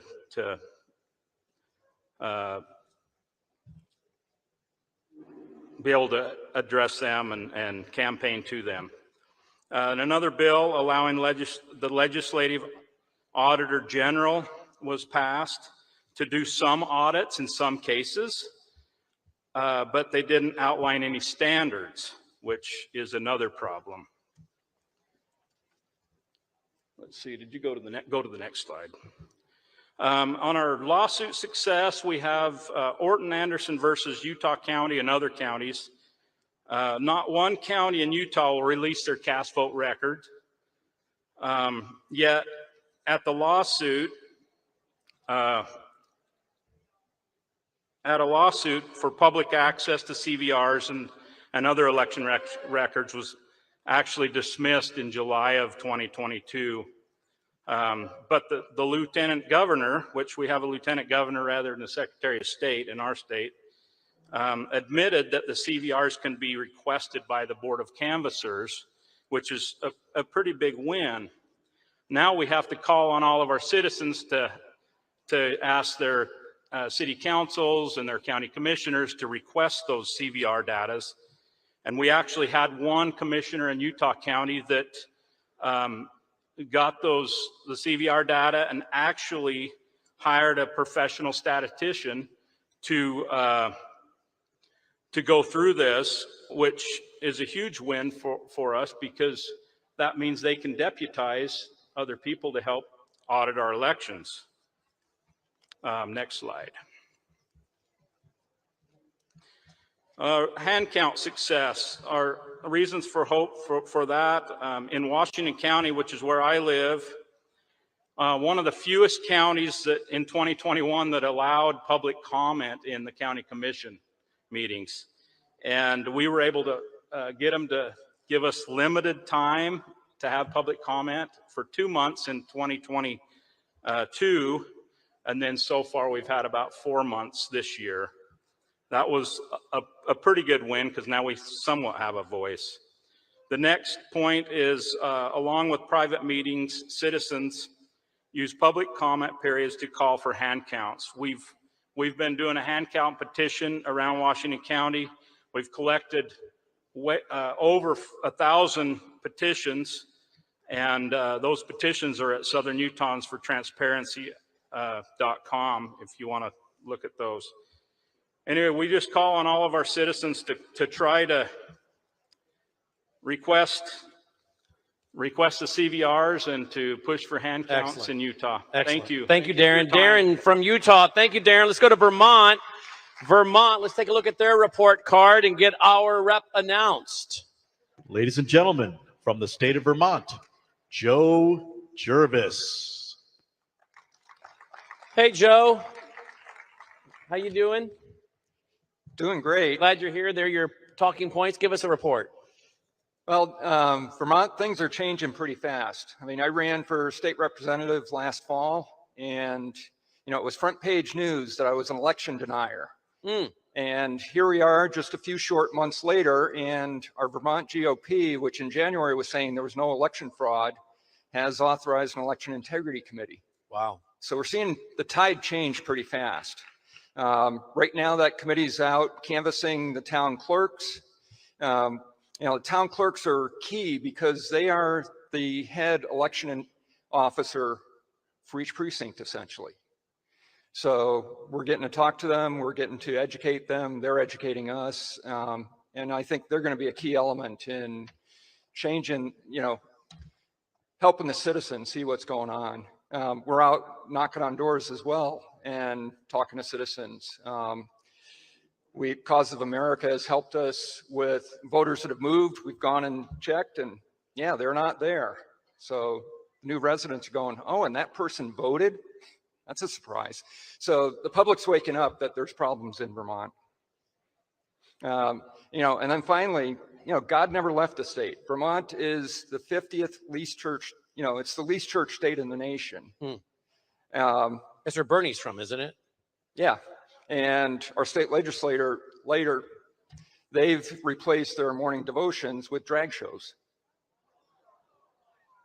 But God called a number of us Christians to run in the last election. So he's recognizing there's still a remnant there, and he's going to use us to fix this state. Good for you. Lawsuits, we've got one of our citizens, he had run for Secretary of State, and he's got a lawsuit right now about the constitutionality of our universal mail-in ballots. That was dismissed in the county it was filed in because of standing, but he's working through an appeal right now. So we're still working that one. We still have hope for that. And then we've got the Republican National Committee that's working with our state GOP with a case about two cities, specifically Winooski, that is allowing non-citizens to vote. So lawsuits there to clarify the ability of non-citizens to vote. Is that it? And then finally, hand count, Vermont, we've got many small towns. Small towns are not required to use machines. So we could hope there. The gotcha on that, we had one of these groups of small towns that somebody lost by 14 votes in the last election, asked for a recount. They did a machine recount on it. But you know what? State law allows us in that recount process, if the ballot looks spoiled to us, we can hand count it. So even though they're forcing a machine count, in that recount process, we could have 100% hand count. Excellent. Joe from Vermont. Thank you, Joe, for being with us. Appreciate it. Let's go to our next state of Virginia. Take a look at their scorecard while we get our rep introduced. Ladies and gentlemen, from the state of Virginia, Colonel John Mills. Colonel John Mills, who's with me every Tuesday night at 7:30 Central Time on Brandon House Live on Lindell TV. You made it.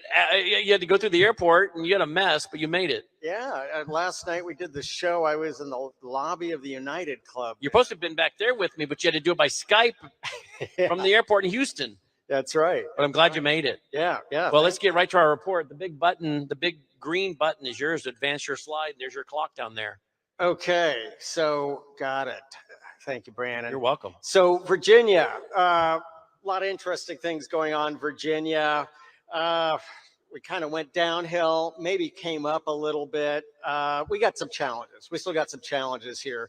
Single day voting, no, we have an election season. That's the law. Like it or not, that's the law. I don't like it. We're gonna have to work on that. Right now we have a split legislature. The red team has the House barely, and the blue team has the Senate. We're going to have to get both sides. Paper ballots. This is a big challenge. We do not have a trusted ballot in Virginia. We need something that can not be reproduced. We know that it's non-counterfeitable, that it's a trusted ballot. Hand counted ballots. No, we really don't do that. Mail-in voting, you have two forms of voting in Virginia. It's day of, or everything else is now called by state law absentee. It's absentee. So you can even go on day of and put it in the drop box. That's considered absentee. So this is not a good situation. Registration, we still have a number of places at the DMVs where you can register. That's a big point of where we're having challenges in Virginia is the motor voter law and that first line on that ballot, on that form to register. It's first line, do you want to vote? We do not have trusted databases that validate that person on the first line of registering to get a driver's license, is somebody who is a U.S. citizen, is a lawful voter. The rest of the form, everybody is moving to that, has to be Real ID Act compliant, not that first line. And we need to drill into the databases, make sure we can address that. And fully auditable. We had a situation where we did a hand recount because of a question of one precinct. But we really don't have a good audit system here. It's a very poor description. The risk limiting audit that has essentially no guidance. And that's a big thing is election boards need to provide more specific guidance on exactly what is meant by an audit there. And ranked choice voting, we don't do that. If you're in a primary, a party can choose to do that, but that's the only time. And then the registration, we still got a lot of problems on that. We have to hold registrars accountable for clean rolls. That's the center of gravity there. Good pressure from citizen activists. That's a good thing. It's spotty, and I want to always differentiate those who are truly interested in election integrity from the GOP, because I think the problem is if you're going to be really focused on election integrity, you need to be separate from the GOP, because that gets kind of clouded in party politics and things like that. If you're going to focus on election integrity, focus on election integrity. We got a lot of good groups. Ivan Rakeland here, my colleague at the NEIA, is here. John LaRoe is here somewhere. He was somewhere down here. There we go. I thought you were closer to the front. There you are. Okay. And Tom Kasperick. We got a number of people, Leon Benjamin, that are involved. No more Zuckerberg bucks. That's state law. We got that through the last open season. That is state law. But there are tainted personnel that are from that era, like my current registrar, who I have a problem with. ERIC system, a point paper was presented to the Attorney General's office last fall, and the Attorney General looked through it and said the basis of the white paper was, hey, it is in the inherent authority of the governor and the administration to remove themselves from the ERIC system. And they went through it and they said, that's right. That's what we're going to do. So it didn't require any legislation. That was totally an executive branch decision.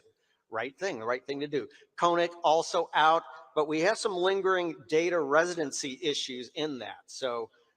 And remember, Koenig connection is China. So we got a lot of concern over that. Better GOP activism. And again, separate and distinct, because personally, I've had to really kick my county GOP in the rear end to get them to do what they're supposed to do. In Virginia, the Virginia laws are, there is some say and involvement from the GOP in aspects of the voting process. And the GOP was dropping the ball on a lot of things. Equivalency behind the counter. This is the big one, because they sued, and this is something I've been pointing out for almost 15 years. By Virginia law, should be behind the counter, those running the election officers. It's state law. There's supposed to be equivalency. And it's better. It's still not 50-50, but it's a lot better. My local party sued, and we got a number of people in as assistant, as either precinct chairs or deputy chairs. I was brought in. I was parachuted into a blue precinct. Precinct 511, so it's 1 red, 11 blue. They're all looking at me. It still didn't work out perfect, but at least we started to degrade or come to better equivalency. And aggressive Freedom of Information Acts are really helping. Again, there's that state law, acceptance of gifts, boom, that's out. And that was really a bad thing. Koenig and Eric, gone. We have an Attorney General election unit. Miara's has done a very good job. However, we still need better state investigative capacity. I'm a career federal person. I'm used to the federal environment. You have robust inspector general that have, those are law enforcement officers that have arrest ability. We have still and I think it's true across many states, very weak investigative capacity. I think Florida may be one of the better ones. A great decision by the election board in Richmond. And this is the election board, again, by Virginia law, it's the election board that's supposed to be giving guidance and direction. Okay, but most of the time it's the other way around. The election board just kind of sits around, hey, registrar, what am I supposed to do? And a lot of these registrars are career registrars from the blue ilk. And we got to get better on holding our boards accountable. Some great data analysis. John LaRoe's done great analysis here of that. So appreciate that.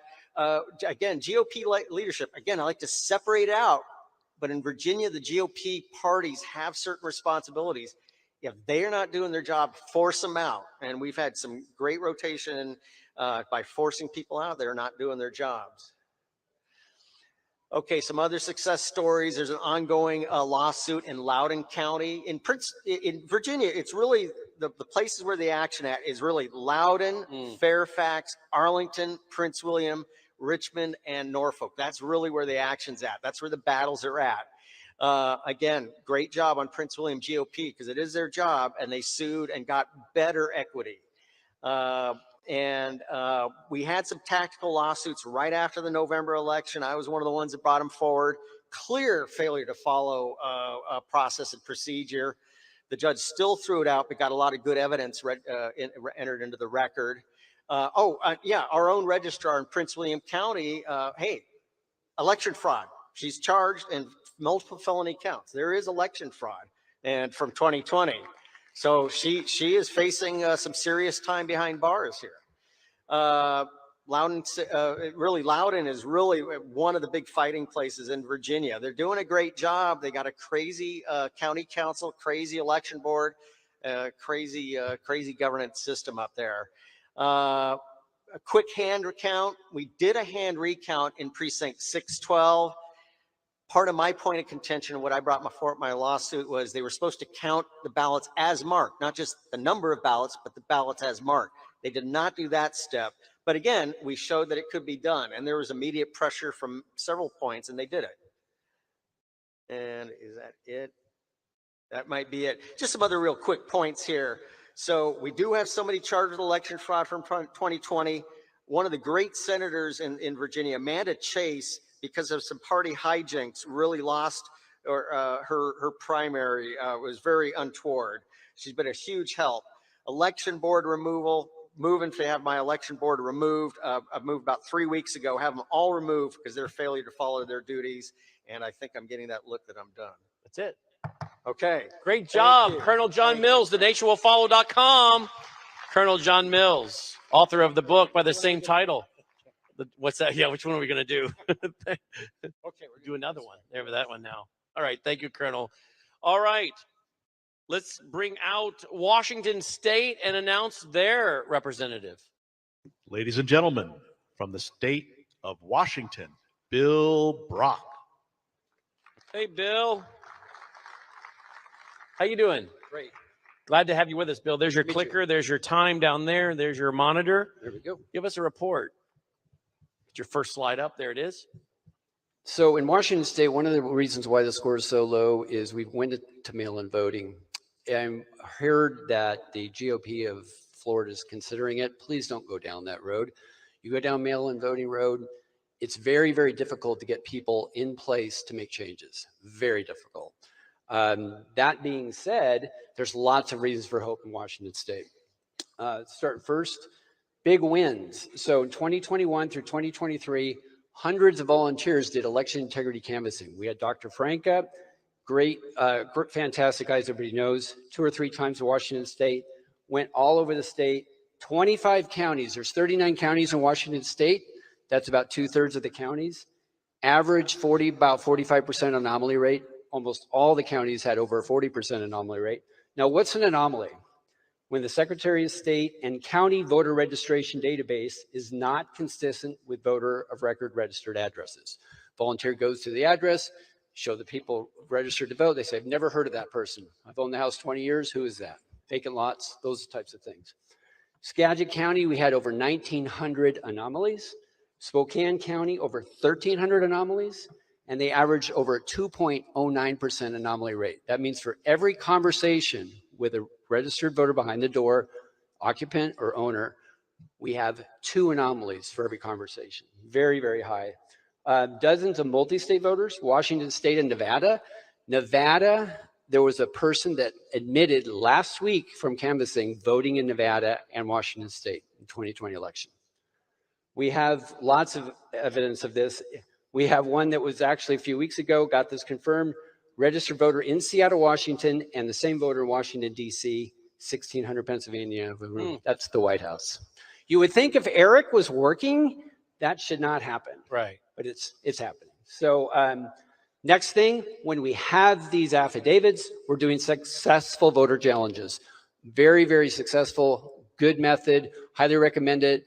Working with the state RCWs, our codes and WACs, following state law, getting these people off the rolls. If the Democrats and the media say there's no proof, do some canvassing, take 2 or 3 days, go through this process, and go through the process to get them off the rolls. Hand count options also being explored. Next slide. So litigation hold notices, lawsuit successes. 2022 July, a year ago, 25 counties in Washington State were caught admitted deleting election records or not backing them up or not providing them. I think a lot of people have seen this, what happened with Colorado. It also happened in Washington State. Probably more than 25 counties. We know at least 25 counties. The 25 counties use Clear Ballot, Hearts Civic were the main two, and also Dominion. These vendors are the ones that actually did, like the trusted build, that type of thing, go in, new software, that situation.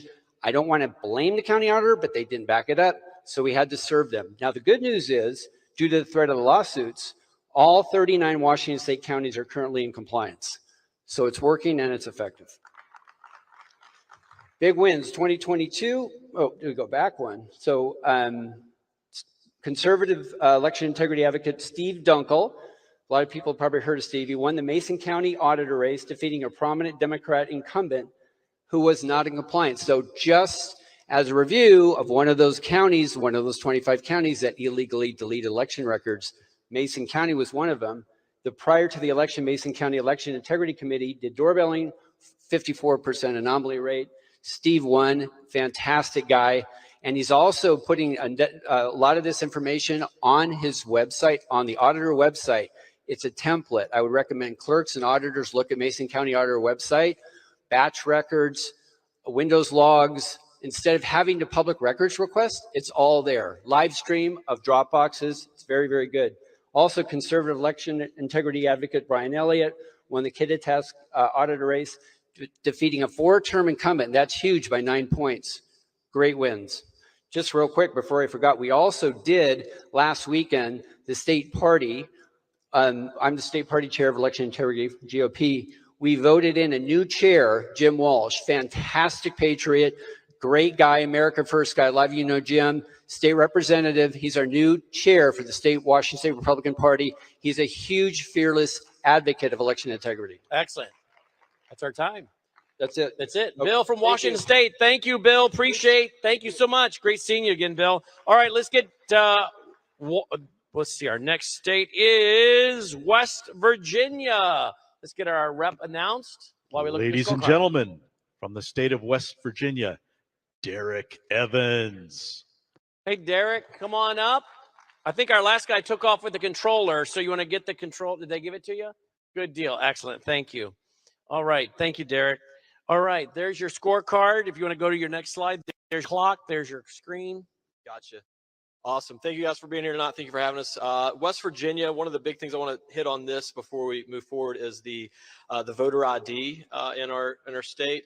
So we do not, we require voter ID, but it's a very squishy to say the least. Someone can bring in a utility bill or something and count as a voter ID. So that's why I did not include that on there. Someone looks on there and says, well, you have to have ID, but it's not a government issued real ID. Some of the reasons we have hope in West Virginia is, first of all, we've got patriots taking over the precincts and everything by the precinct strategy with Dan Schultz has been promoting. So we've got a lot of that happening in our state and across the state through the counties, and that's a huge win for us. We did vote one of 7 states to withdraw from the ERIC system, and I think that's a huge step in the right direction for the state of West Virginia. Some of the other reasons is everything we see in this room right now, I guess the exposure and everything in other states, is continuing to lead our own citizens in West Virginia to take these issues from other states even into our state legislators. It's kind of mobilizing everyone. So it's contagious. When we have wins in other states, it's contagious and is flowing over to other states. We also have a citizen push right now to eliminate the machines and move to paper ballots counted by hand. A very good citizen group, grassroots organization pushing for that. And then that same group, we've also formed, we have members and the form for canvassing, and we're now in the process of gathering up the list of what they would consider the risky voters, if you will, to go out and start doing the canvassing process in the state of West Virginia. But look, we're a red state.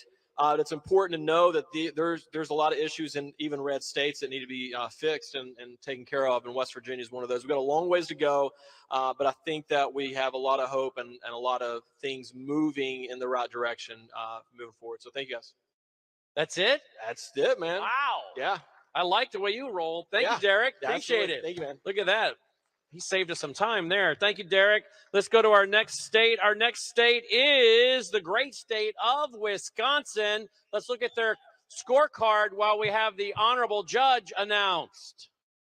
Ladies and gentlemen, from the state of Wisconsin, Timothy Ramthung and Lenny Bolts. All right. Well, I'm glad to have. I had on my schedule Judge Gableman was coming out, but we're glad you guys are here. How you doing? We're doing fine. We're doing fine. A little bit of change of personnel, but That's all right. It works. we're flying at the seat of our pants all the time. There's your clicker, the big green button. There's your clock, and there's your screen. Well, I think all we've got is our report card, ladies and gentlemen, because we don't have other slides, but we're going to speak at those. So I'd like to first say thank you for having us. Yeah. Thanks to Mike Lindell for this outstanding event. And I'm honored to be sitting next to this guy here, Lenny Bolts. He's vice chair for Langlade County, and talk about fire-breathing patriot, this guy right here. And that's why his shirt's red, okay? Anyway, grassroots individuals in our state have done a great job for our state, and I'll speak at some of the things they've helped make happen.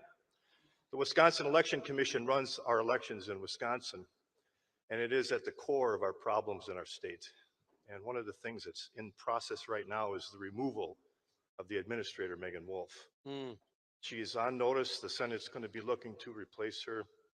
They have the dutiful obligation to do so, and I believe I'm hearing from my connections that that's going to happen. So we're going to have a personnel replacement.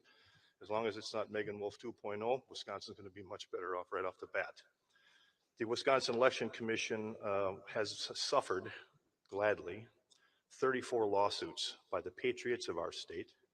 We've won 9, and there's 25 still to go. So again, I'll tell you, the grassroots, the patriots, the freedom fighters, they're making a difference in our state. State Statute 5.40 requires machines to be used in municipalities of 7,500 people or more. I can tell you that my awareness has anyone under 7,500 is looking to get them out.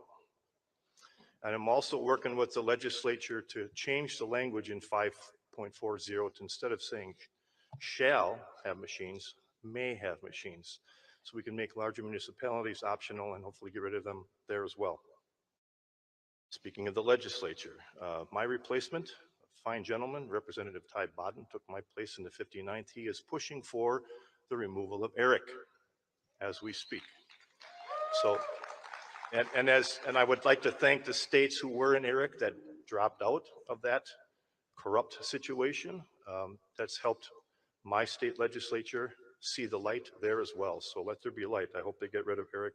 That's a bill I submitted last session, by the way, and it didn't go anywhere. But we'll get it done this time.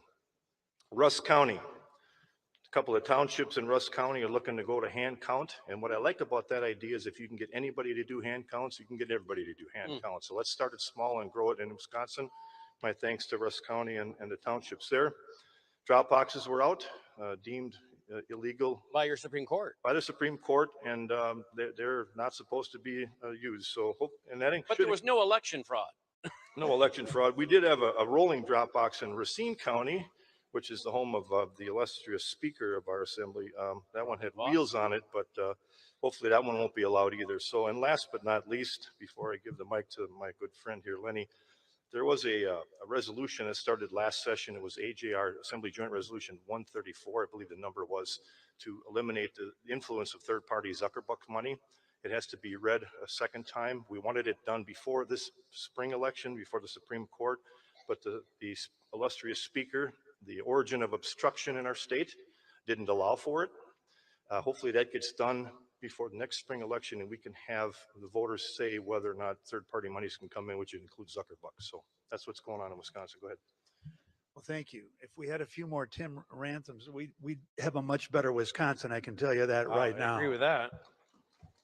Some of the things that we won, though, a couple of things that I think were important. Megan Wolf has been slapped down by our Supreme Court on several things. So when you have someone administering the elections that's breaking the laws, that's got to stop. She's giving unlawful guidance to the clerks all throughout Wisconsin. They follow her instructions dutifully, not knowing that they're actually breaking the law as well. Curing ballots is going to end now. She was telling people they could cure ballots. That's not going to happen anymore because of a successful lawsuit.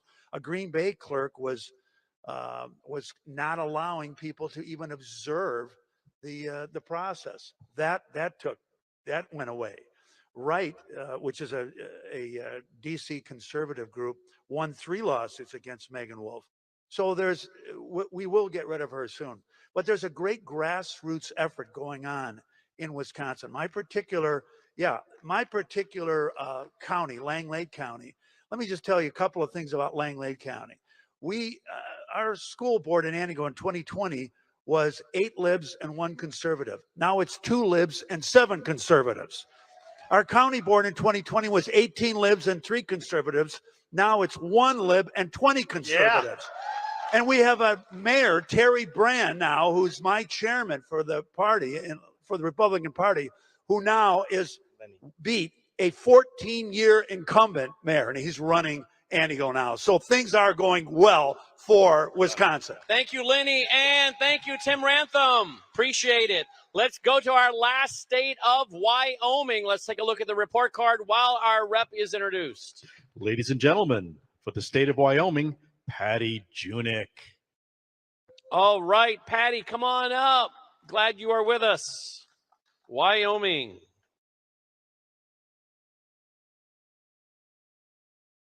There's your clock. There's your screen. Push the red button or the green button, and that will bring up your first slide. There you go. Well, we need to get it on the monitor in front of us for her if you can. Otherwise, it's right there. Okay, it's okay. Okay. We're almost done. We are. This is it. That's it. Yes. And you know what? I brought some really great news. Yeah? For you. Well, it kind of has already happened, but I think you'll all appreciate this. Probably one of the best things that Wyoming has done for the country. We kicked her to the curb. Yes. Are we talking about Miss Cheney? Well, I was going to use the initials Liz Cheney, All but right. you got her. All right. Yes. And I want to tell you that her replacement, Harriet Hegman, phenomenal. You see She her? has given some great speeches, has she not? She is amazing. She has Yes. exceeded our expectations. Yes. We campaigned hard for her, and we're so excited. That is a good report Very right there alone. And you Yes. got more to go, I'm sure. I do, because especially according to Dr. Frank, he says this everywhere he goes. We also have the best Secretary of State in the nation. Wow. Yes. Chuck Gray was another one that was an incredible victory for us. And he's just done an amazing job. The former Secretary of State and then the interim Secretary of State left him with a lot of damage that he's having to redo. The legislature tried to strip all of his duties over elections, but they're going to try again. They haven't succeeded. We're not going to let them succeed. So those are some of their great victories. And something else is there is hope. In 2017, we only had 6 true conservatives in our House, and in 2020 we had 17, and in 2022 we have 26. And you know what's going to happen in 24? We're taking it back. Excellent. Taking it back. Excellent. So that's a big thing. You know, we've been spinning our wheels. Since I'm the last one, I'm just going to go right into this. We've been spinning our wheels as this election integrity group for 2 years. Of course, we started in 2020 like most everybody else. But I just want to say thank you. And I think this is a thank you for every state that's been before us. Thank you to the Moment of Truth Summit. Thank you to Dr. Frank, and thank you to Cause of America. You have gotten us off that spinning wheel, and we are making progress, and we're going to bring back Wyoming as the most conservative state in this nation. Perfect. Thank you, Patty. Thank you. Appreciate it. That's the report from Wyoming, and that is the report from all 50 states. And we thank you, and we got a big panel coming up. So if you know anyone that has left the building or out somewhere else, text them, call them, ask them to come back in. We're about to have an awesome panel. Thank you, folks.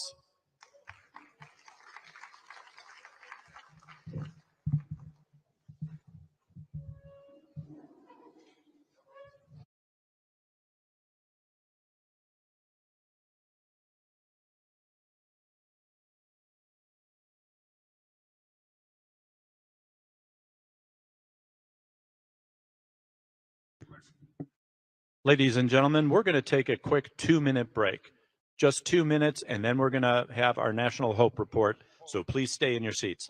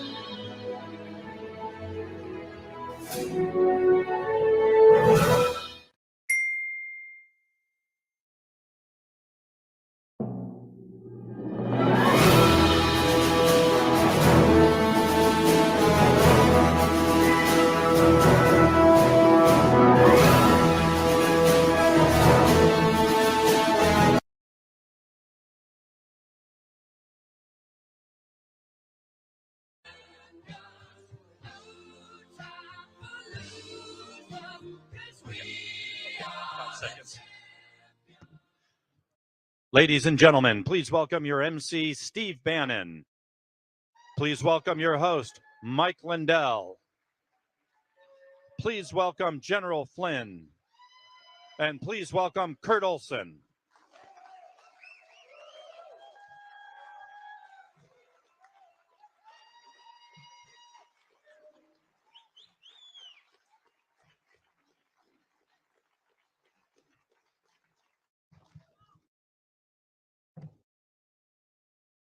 Well, you guys, we've spent the whole day about talking state by state hope. The state by state hope report, what Steve's going to kind of host here now, is the national hope, where we are nationally. And Steve, it probably doesn't look like there's too much hope, right? I'm so glad I got Mike Lindell on my panel. How did I write this? Holy crap, no kidding. Just kidding. So this is a realistic discussion tonight about not just where we are, but where we're going and where the hope is. I think we could see the hope today in the state by state presentations. I thought they were absolutely incredible, and I want to give all you guys a hand for doing it.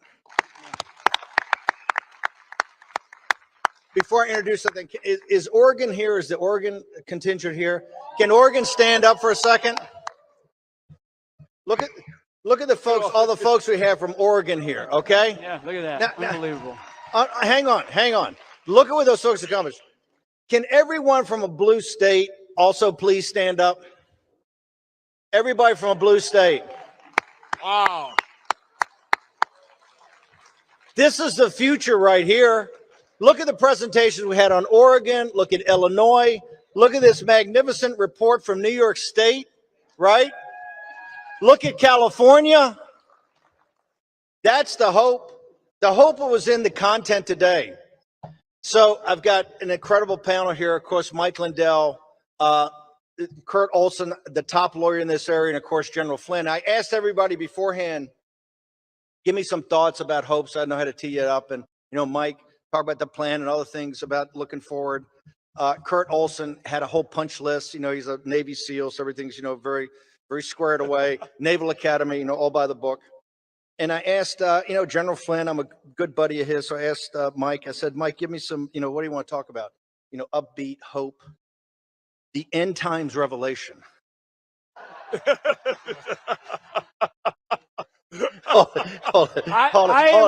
I am ready to meet these son of a guns at the gates of hell if necessary. All right. Okay.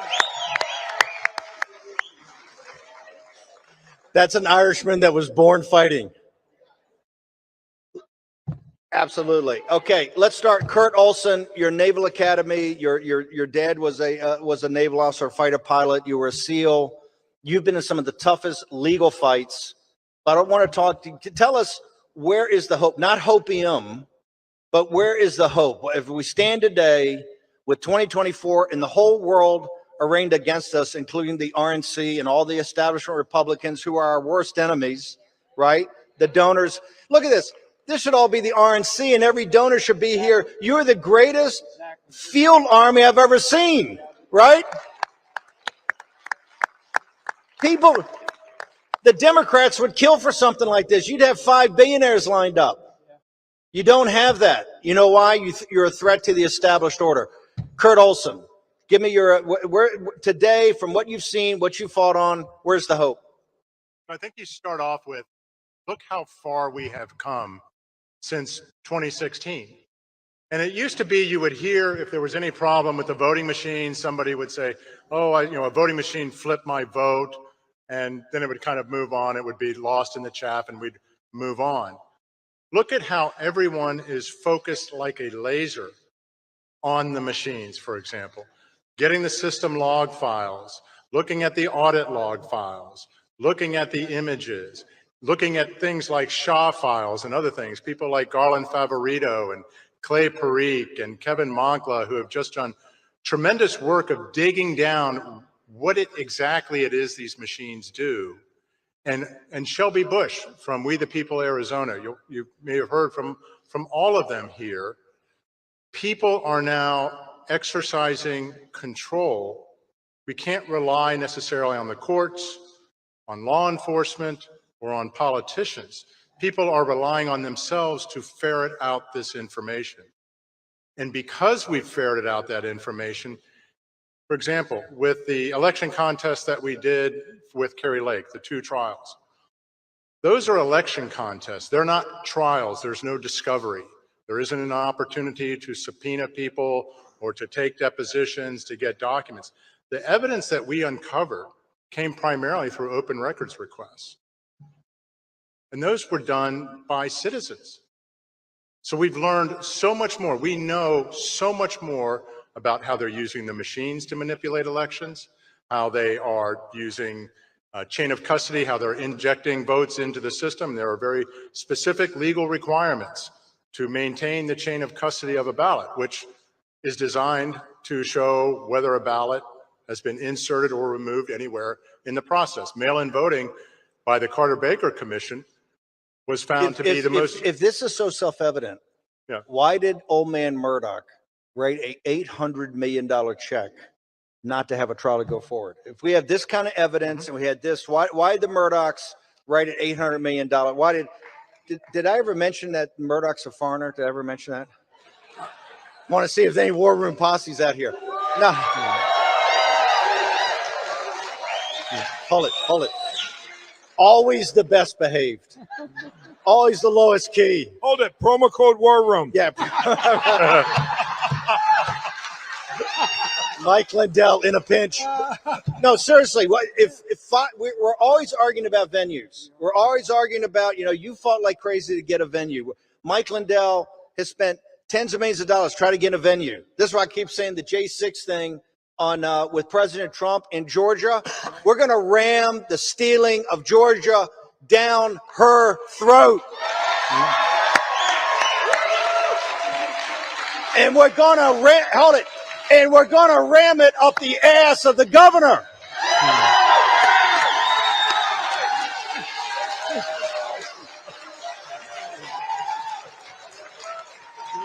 Are you fired up yet? I can't hear you.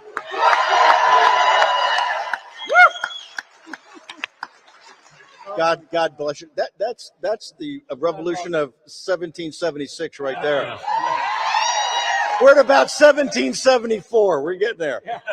So, Kurt, seriously, if we got all this, and by the way, the presentations today, if you compare them to the first year in Sioux Falls and last year, the sophistication of the audience of now, it's self-taught. It's a learning organization, this group, in all 50 states. They're teaching themselves the learning curves like this, and that's why they are feared by the media, and that's why they are feared by the established order. But if we got all this, why did old man Murdoch, who throws nickels around like they're manhole covers, why did he write an $878 million check to avoid going to trial?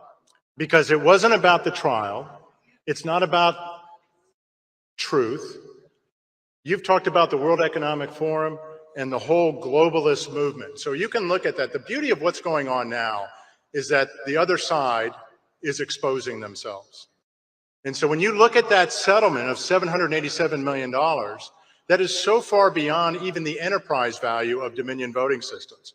That was 10 times the multiple of that company. It makes no sense from a legal standpoint because Dominion could have never recovered that amount of damages, not even close if they'd gone to trial. Never. So what does that tell you? That tells you there is an alternative purpose. It's not a business decision. It's not a legal decision. It's just like firing Tucker Carlson. Fox News fired Tucker Carlson. He was their biggest draw. They lost 30%. They lost a lot of money by doing that. They didn't fire him because of a business decision. They fired him because of what he was saying. And so what is the message that was sent by settling for $787? Are you telling me that I shouldn't settle for $2 billion when I'm sued for $8 billion? Nah, I think I would never settle. But by the way, they didn't fire Tucker. They're still paying him not to talk. Right. Think about that, everybody. Right. They're paying him to sit on a bench. Imagine having a ball player that bats 400. He's your best ball player, and you go, okay, we're going to put him on the bench and keep paying him.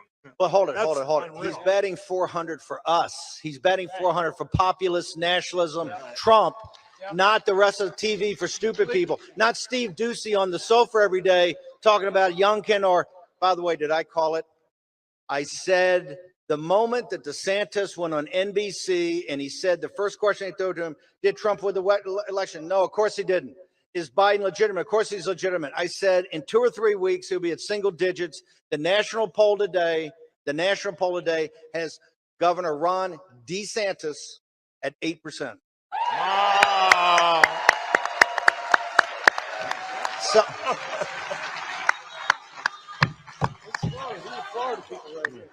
this worked up for this front row, man. This Florida crowd's very rowdy. Wow. Florida men and women. Yeah, but just to finish this point, Murdoch paid $787 million, and that shows that it was worth more to him to shut people up and to perpetuate a false narrative.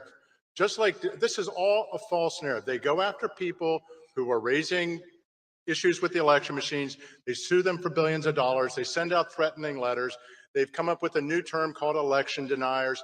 It's all a psyop. So from the standpoint of Murdoch and the people that in the circles that he walks with, it was more important to give the narrative that, hey, there must be something here. Look, Fox settled for $787 million. There's nothing wrong with those. Do you think, look, people know and people watch the show, I say I'm not a machine guy because I believe in the old, mail-in ballots, the signature verification.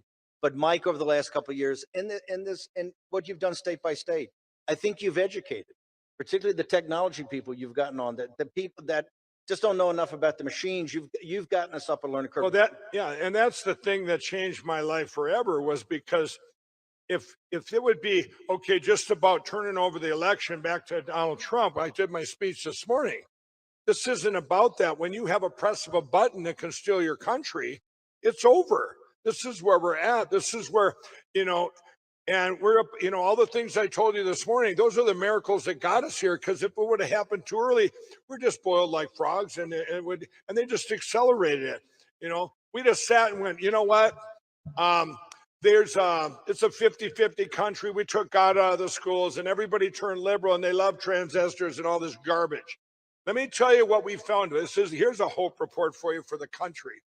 In the cast vote records, y'all know what them are? Okay. Yes. They're like the cast vote records. This is stuff we can get from inside the machines under the Freedom of Information Act. If you miss a football game, it's like watching a replay of the game in the order it happened. It doesn't go 7-7, 14-7, second quarter, third quarter, 7-3. Okay.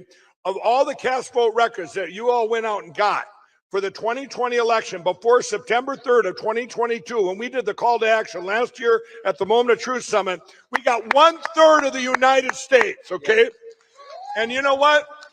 There are many states, I could list them, say, no, you can't get them, you can't get them. They're passing laws right now that we can't get them, but it's too late, we got them. In 2022, we have 1/5 of the United States of the cast vote records. But let me tell you something here. I was sitting last January and I thought, I look for deviations every day. In the 2020 election, we couldn't find one county of those 1,100 counties we had that had either shows manipulation or not, computer manipulation or not. There's no in between. And we could not find one that wasn't computer manipulated. Now here comes 2022. And we're going, I'm going, we got to get an example, at least a fair election here, right? Well, same thing. All of them, you couldn't find one, except I'm sitting at my show in January, and I go, wait a minute, Ron DeSantis won Florida, won Miami-Dade County by 11%. I go, that's a deviation. I said on my show, we got to look into that. So Miami-Dade County, who had given us the cast vote records in 2020, no problem. Now I put out a thing, hey, we're going to look into that. The media hits the next day. Mike Lindell says DeSantis stole his election. Well, they took that story down right away, right? And here's what they did. So we go in there and we ask for the cast vote records. You all did. Anyone in Florida, you guys made those requests. They turned us down. They didn't want to give them this time. That's weird. Week goes by later and I put out another call for more people to go there and get them. Finally, they relinquished the cast vote records. Well, it took the great Jeff O'Donnell, it took him about 2 weeks to get those. I go, I want those. I got a hunch, right? And it wasn't just Miami-Dade County. It was every county we could get in Florida. Well, you know what came back? The first time there was no computer manipulation. In other words, they said, well, the evil says, we're not going to manipulate that one. We're going to make DeSantis look real good. He didn't cheat. You just said an absolutely fair election. You follow me? So, but let me tell you, and I'll sit here, I could tell you all about DeSantis sitting with Dominion lawyers and stuff, but he's already at 9%. I don't even care anymore. Here's where your hope is. This is very important hope. We took those numbers. Remember what I said now in Florida, that was an election, imagine, without machines, without computers. Every county we found, and I'm sure if we got the rest of them, that's what they did in Florida. Nothing. They didn't cheat with the machine. So we took that and we extrapolated across the United States, all the way to Hawaii and Alaska and every state in between. This country is 68% red if we get the machines gone. Now you think of that. You guys, you That's think right, you got California, you think you're a blue state, you're probably not. Yeah. Okay? This is where we're at. That's great hope. It's 2/3, 1/3. Two-thirds of the country. They have lied to us with their lying propaganda. That's why I can't go anywhere in the country and can't find. Like I told the story this morning, I'm out in California in this very liberal Democrat city, and they're all coming up to me and they're coming over this bucket of common sense. By the way, I'm not saying Republican. I'm saying the new Republican Party, this bucket, the common sense party, the party of Donald Trump. Amen. And they're piling in from both sides. And once you're in this bucket, you never leave the bucket. Period. Yeah, but how many people knew what a cast vote record was 6 years ago? Nope. Yeah, but 6 years ago, nobody. And I'll tell you, and that's hope too. Do you guys understand what they tried to hide for 2.5 years to cover up? The biggest thing was the computers and the machines. because 51 other countries, Bolsonaro and Brazil being number 52, they've succumbed to the machines. Period. That's it. That's the bottom line. When I told you this morning, a cabal of people running in, let's go commit a crime. When it would take 10,000 people to do the same crime, now it takes one person, ding, ding. And that's where we're at. But the hope is now, you know, we get our elections secure, and it's 68%. And you know what? But that's okay. But that's the point. That's the point. They're not going to allow that because that's how they have control. They understand that 2/3 of the country is populist Trump, MAGA, America First, that are tired of shoveling this money over Ukraine, are tired of having our kids brainwashed in school, are tired of this freak show, the groomer freak show. 2/3 of the nation's repulsed by it. And that's why they're out. They will never, ever, ever give up control of this. Well, that's why we have great news. Tomorrow, you're going to get the plan that's going to secure our elections immediately. Are you immediately? Are you tough enough to take your country back? Are you tough enough to take your country back? Are you going to let them steal this republic?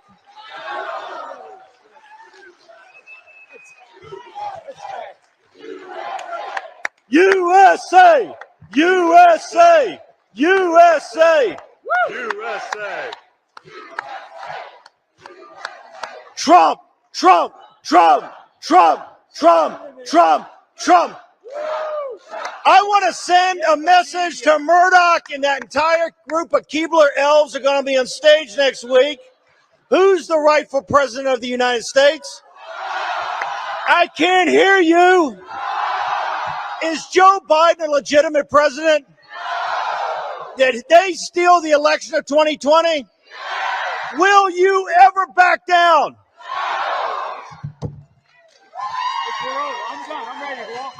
Hey, I want to say one more thing because we're streaming to 85 languages around the world right now, and I want to say, they know exactly what we're saying. If you're watching, and I want to tell you, the only way this plan fails is if people don't watch it. Right now, you need to spread the word everywhere. That is the most important thing for everybody to do. Let everybody know tomorrow at 1 p.m. Central Time, you're going to see it live to the world. And I will say this, the United States, this isn't for them. The 52 countries that have been taken, this plan will work there too, so they'll have renewed hope. Hold it. Eduardo Bolsonaro stood on that stage in Sioux Falls, South Dakota, and he told us exactly how they were going to steal it and put in a diehard communist, Lula, and a partner of the Chinese Communist Party.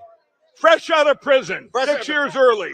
For all the Lao Beijing they're watching in mainland China and the heroes that have come here to the United States to fight for your freedom, we will never allow machines. When you take down the CCP, we'll have your back. No machines in China. Take down the CCP. And then, I want to say one more thing, and then I'll quit talking for a minute. One of the things this plan does, everybody, and I've said this isn't a Democrat-Republican thing. This is our election platforms, okay? Amen. Our election platforms. When people are elected, I got no problem if they're elected and not selected. But I will tell you, this plan does another thing. It's a filter. It's going to filter out anyone that doesn't like this plan.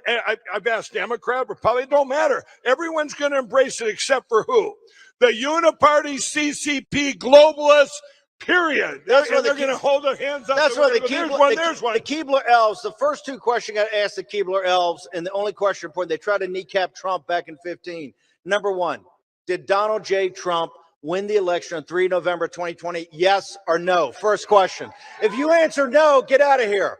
Number two, is Joe Biden a legitimate president of the United States? Answer the question, yes or no. There's no more Republican and Democrat. They're nationalist, populist, and they're globalist, right? That's the two differences. That's why Bobby Kennedy Jr., we don't agree with everything he has to say, but that's why he's getting traction. That's why Vivek's getting traction. All the other Keebler elves, they talk about stuff that was relevant in the 1980s. It's not relevant today, right? One question before I go to Mike Flynn, because I got to get, the reason I love Flynn, you get these dark Irishmen, man, they are fighters, okay? This brother will never give up. Kurt, one last thing. All right, I just want to make sure, because the thing gets so confusing to me.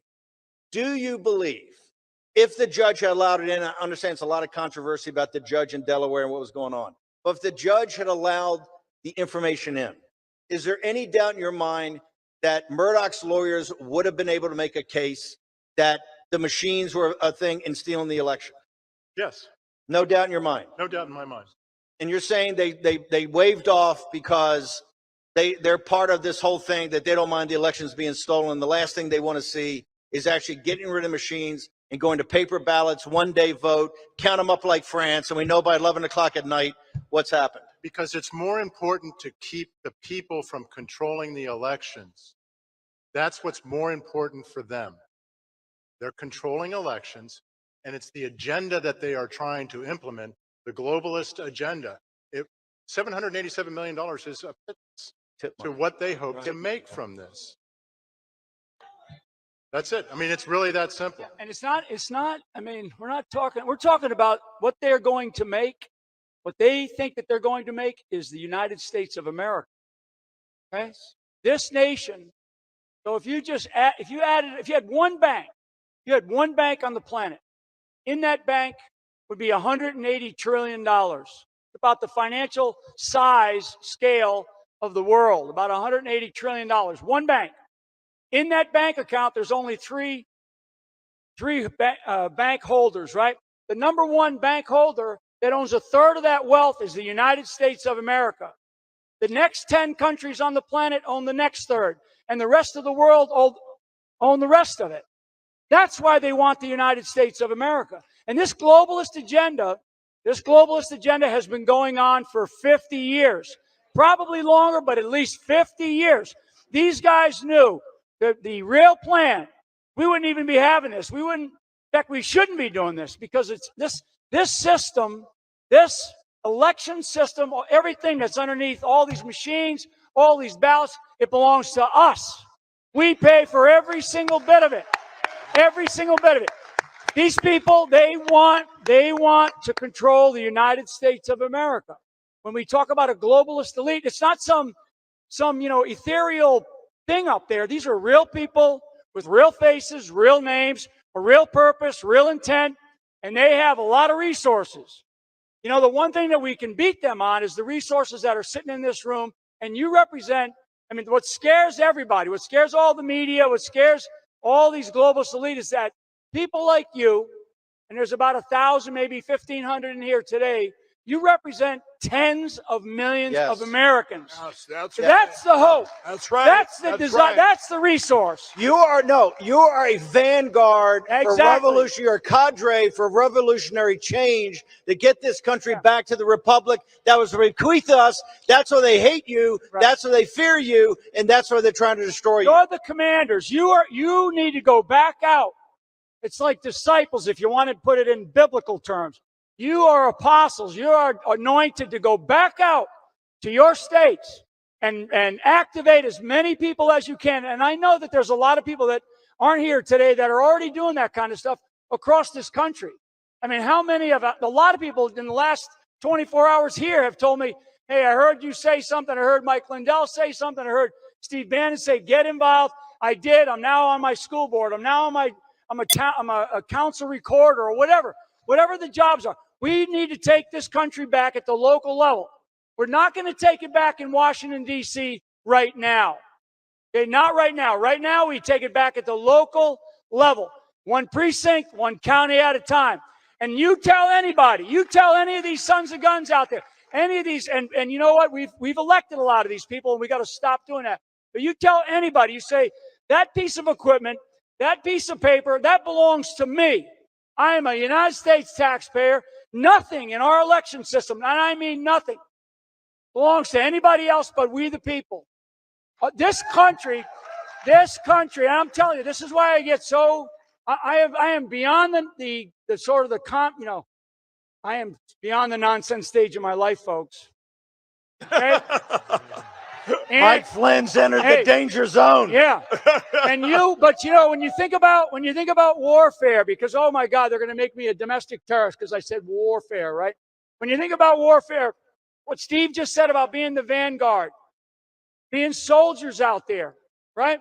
Being people who are willing to step up and lead. The political class in this country has crushed our country. Amen. And I know that there's a few politicians that we had in here, over the last day here, and I'm looking at them going, and I first thing I say is, are you brand new politician or how long have you been in office? And if I hear they've been in an office for more than a term or two, I'm like, you need to leave. You need to leave because you're doing us no good. And don't go back to your states and fall into the trap that a lot of us do.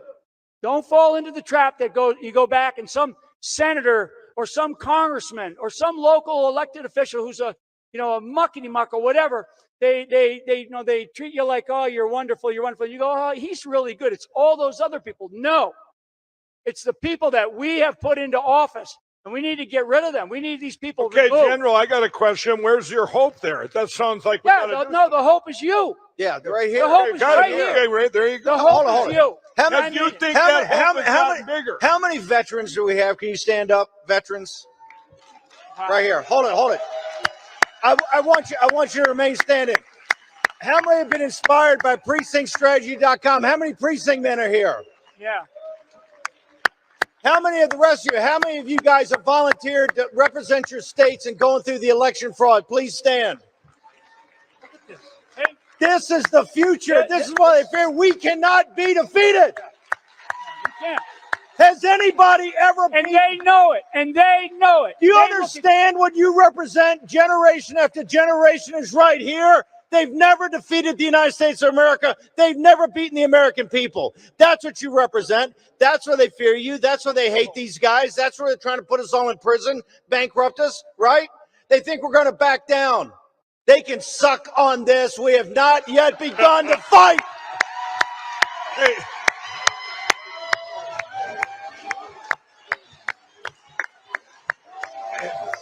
It's you. It's you.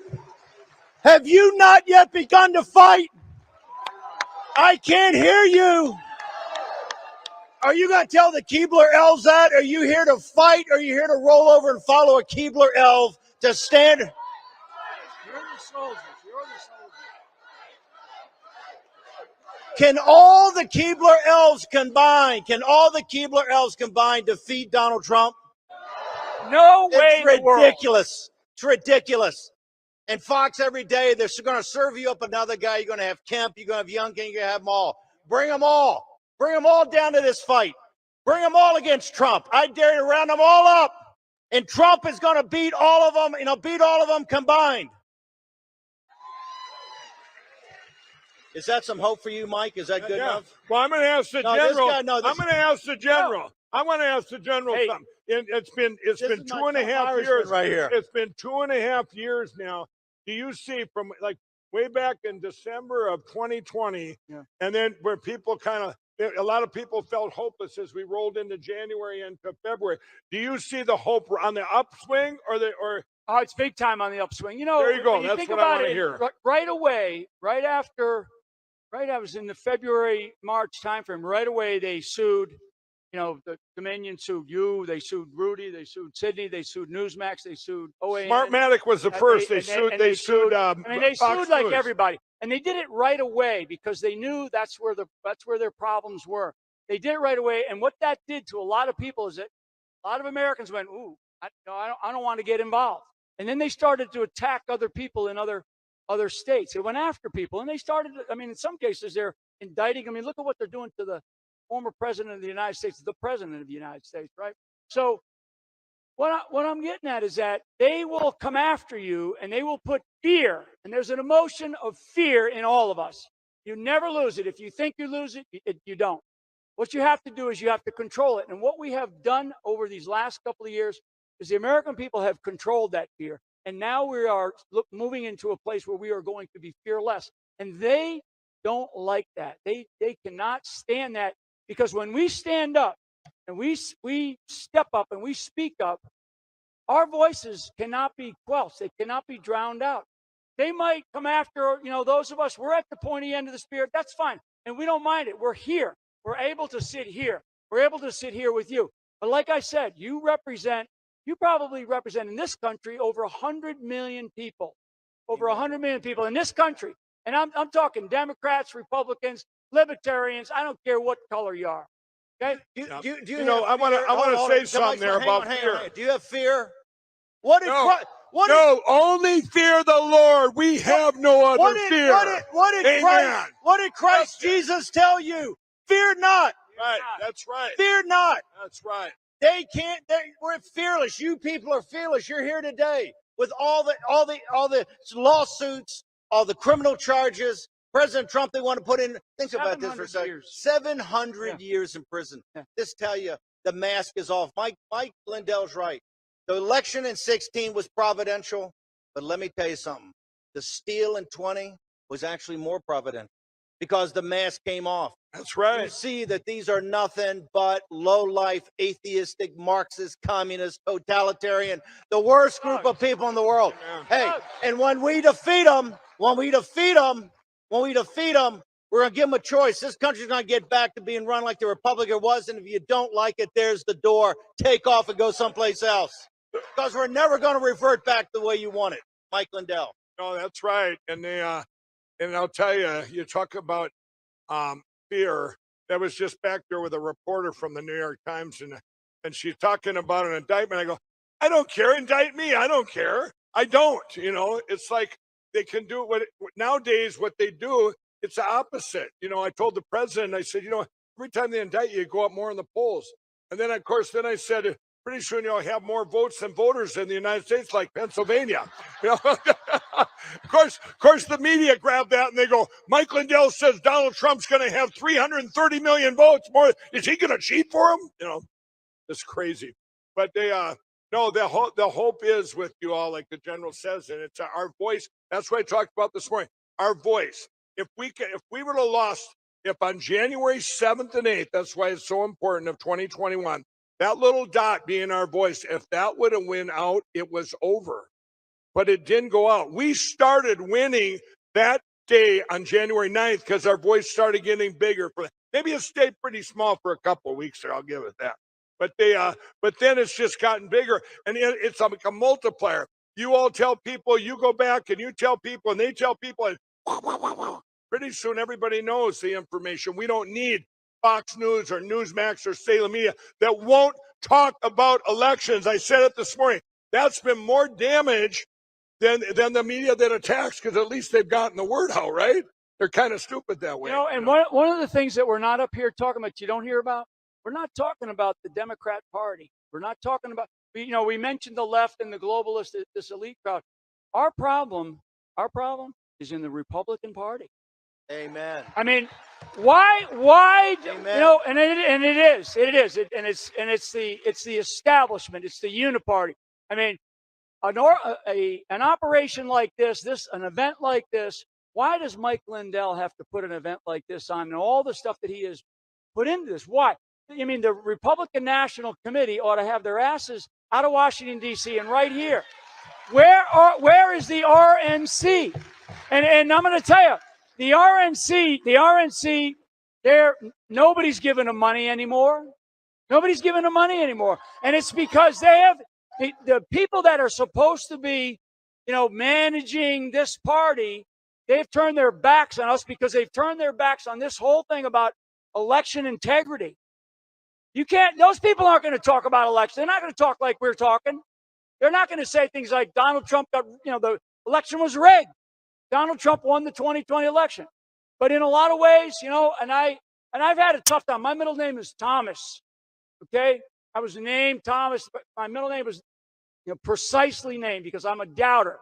I doubt sometimes. And I've heard Mike Lindell talk about these miracles as to why we are where we are. And I've come to believe that because if we did not know that, because if I was on their team, I would have let Donald Trump win. I would have let him win. Donald Trump, and then just beat on him for 4 more years.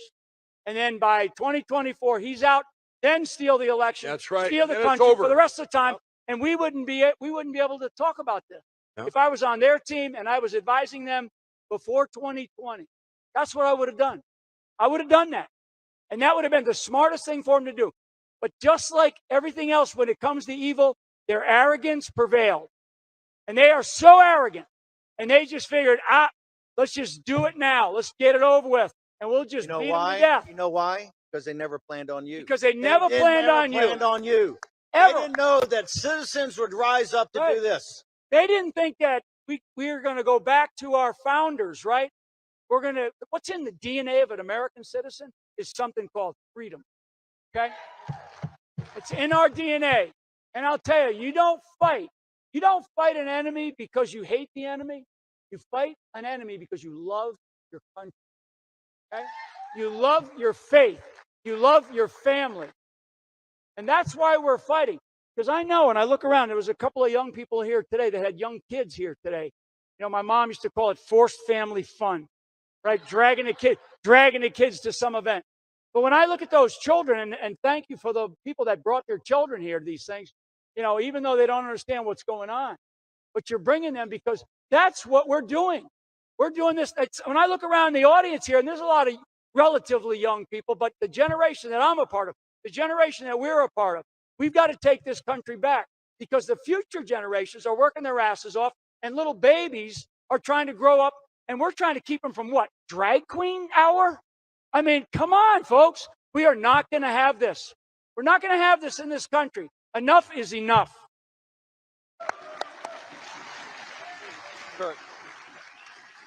I was just going to say one thing. Courage is contagious. All right. The more people stand up, the more others will stand up as well. And there we go. Will you stand and fight? And this is a test of wills. That's all it is.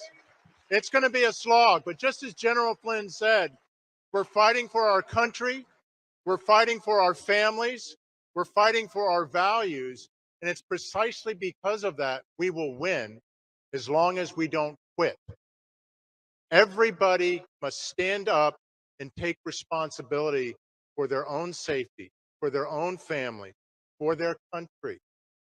Let me say something about that. If Donald Trump, the loneliest day at the war room was the afternoon of January 2021, when President Trump went to Andrews. Boris was there reporting. You saw the plane took off, right? Our show ended at noon. Biden's out there with about 10 people in this ridiculous, because he didn't have anybody. They couldn't have drawn a crowd. That's what I said. Oh, this is absurd. How dumb do they think we are? How stupid do they think we are? If Trump had gone back to Mar-a-Lago, by the way, all the Republicans, everybody left town. It was empty. Everybody gone. We said, no, we're going to stick right here because we need a rally point, right? We need a rally point because folks out there want to fight, but we have to have a rally point. President Trump went down to Mar-a-Lago. If he had just gone back to his businesses and going back to buying these golf courses and, you know, get him into the Open Championship Rota and the PGA and all that, and he rebuilt his businesses and became an elder statesman and wrote his memoirs, none of what has happened to him would have happened. Right. He showed more leadership, more moral courage than any president in the United States, except for maybe Lincoln in Washington. Maybe. He was like Cincinnatus, the Roman general that came back from the plow to save the Roman Republic. That's what Trump did, and that's why they hate him, and that's why they got to destroy him. Because he said he was not going to back down, and he's here. He's bigger than he's ever been. He's more focused than he's ever been. He's tougher than he's ever been, and he's the leader of a movement that has ascended, and that what has fear in them. They're the ones that have the fear. That's where they're striking out all over. That's where they're ripping apart the Constitution. That's where they're coming up with all these lawsuits, and this is why they're rounding up in Michigan the electors. In Georgia, the electors. In Wisconsin, the governor says it's going to come up. You're going to see it in Arizona because that's what they're going to try to do to scare you. They're going to say, hey, if you're an average citizen, we're going to get Trump and the people around him, Rudy and all that, but we're going to get you, the average person, that will stand up and do things that an average person won't do and show courage. Trump led the way. Right now, if this continues on like we're going and we don't stop and we don't flinch, we are keep going building and keep building. Keep building this army. Keep building this army. Do you understand the work of what you guys showed today? Trust me, people's heads were blown up. You came up here in such a all 50 states. When was the last time you had a roll call of states on anything? They don't do it at the conventions anymore, right? They don't want to hear about states. They just think they run the whole deal, and then that they're just going to run as some big market for the World Economic Forum. They don't want to hear about states. You came up representing your states of the way this republic used to be run, and you made a report of what was happening, and you had the courage to say, we're not perfect. We've had some defeats. Here's what we're doing. But that organization, that organizing principle, nobody showered tens of millions of dollars on you. Nobody's been leaders to you. You've self-organized and done that. That is exactly how we won the revolution, right? They see exactly what's happening. That's why they hate you. And that's why they hate Trump. If Trump been a good boy and just gone home, they would have had a big book deal, had a TV deal, all of it. He said, no, I'm returning. And he said, this country is now not in managed decline like in 16, managed decline by our elites. It's in a total, complete free fall. And he put everything on the line. 700 years in prison. 700 years in prison. 100 felonies. 100 felonies. Think about that for a second. Is that absurd? For an individual to put everything and throw it at Hillary Clinton and all those Marxists back in 16? That's what he deserves, 100 years in prison. You see him up there laughing on TV all the time, laughing in the newsroom of the New York Times. Hey, I got news for you, MSNBC and the New York Times, Wall Street Journal, Washington Post. You ain't going to be laughing when we take over in 2025, okay? Because we're going to take the administrative state and we're going to take the deep state. And those of you we don't take to trial and put in prison, we're going to get rid of the rest of you. You're all going to go home. Okay, I want to, and I want to say tomorrow, everything you've all been doing for 2.5 years, everything all the courage, all of you went out there with courage, and you've come. It's kind of like chutes and ladders when you're kids. You climb up, you go down, but you keep climbing, you keep going, right? You get setback, and we're getting bigger and bigger. I'm telling you, tomorrow, when this plan is announced to the world that secures our elections immediately, Friday morning, you guys. But the one thing I forgot to tell you, what you're doing is going to be 100 times easier come Friday morning. You might even be able to take a day off once a week, okay? Hold it.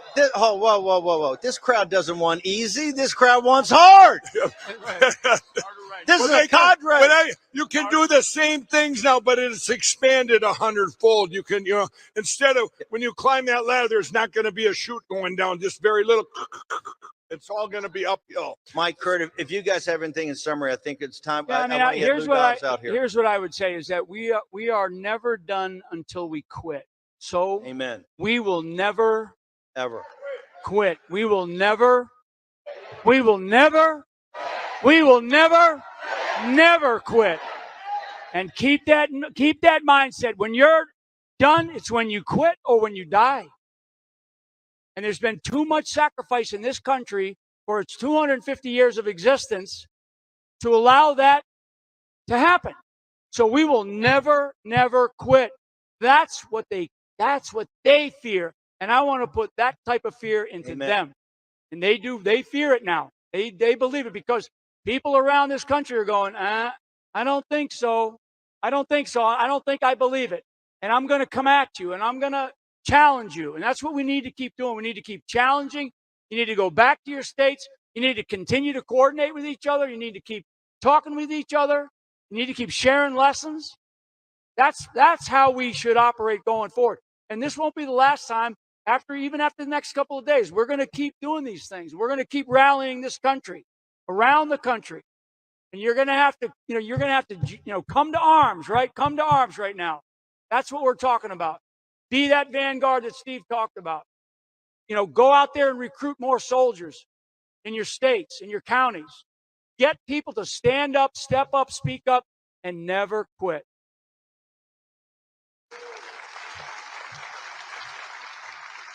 Our strength is in the power of numbers. And it's been said that is what they fear. They just don't fear just the numbers, but they fear the numbers coming together. That's why they are doing everything they can to keep us divided, to keep us in fear. Once people come together, we are unstoppable. They know that. And I will give a couple little pieces of optimism. There was an opinion that came out of the Western District of Louisiana in a case called Missouri v. Biden. It was about censorship. It was issued on the 4th of July. That opinion is one of the most significant opinions to come out of a court in 100 years. What the court said is what the government did in censoring Americans was the most significant violation of our Constitution ever. That's a crack in the dam. Yep. We are going to win because the truth wins as long as we keep fighting. I want to add to that, when you talk about all the lawsuits out there where no judges have ever looked at any evidence on merit, and you think, but Kurt, you've been involved in so many of them. I don't know if you know, Kurt was also involved in Texas versus Pennsylvania, and all these things. Well, this just happened when lawfare started on February 4th of 2021, when Smartmatic sued Fox. Just yesterday, maybe you don't even know this, or maybe it was the day before. I don't know if Garland Favorito set it up here, but they sanctioned him with lawfare in Georgia, and he won the case. A judge ruled against it, and they couldn't, against his sanction. That's the first one, isn't it, in the United States? They tried to sanction me twice at the end of Kerry Lake's trial, and the judge denied it both times. Oh, so you were first. Okay, we got Lou Dobbs next. I want to leave with one thought. Tonight, when you go home and pray, thank God in heaven that you're here now to save the greatest country in the history of mankind. He put you here for this purpose. Clement said today, you're the Red Sea. The administrative state, the deep state, all the Marxists, the World Economic Forum, that's Pharaoh's army, and they're marching to the Red Sea. Let's get rid of them.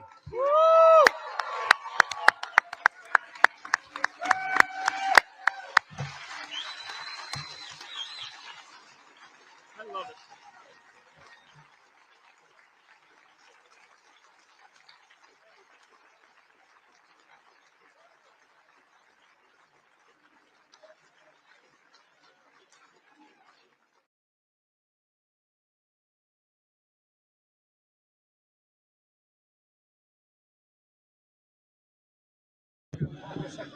Ladies and gentlemen, we'll be taking a 2-minute break, a 2-minute television break. If you can hold for 2 minutes, we'll have Lou.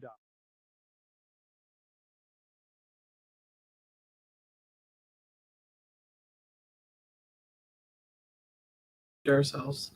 So, baby, what do you think so far of Mike Lindell's third Cyber Symposium? I think it's great. Or else we will get copyright strike. We'll come back when Lou Dobbs is ready to give the State of the Nation.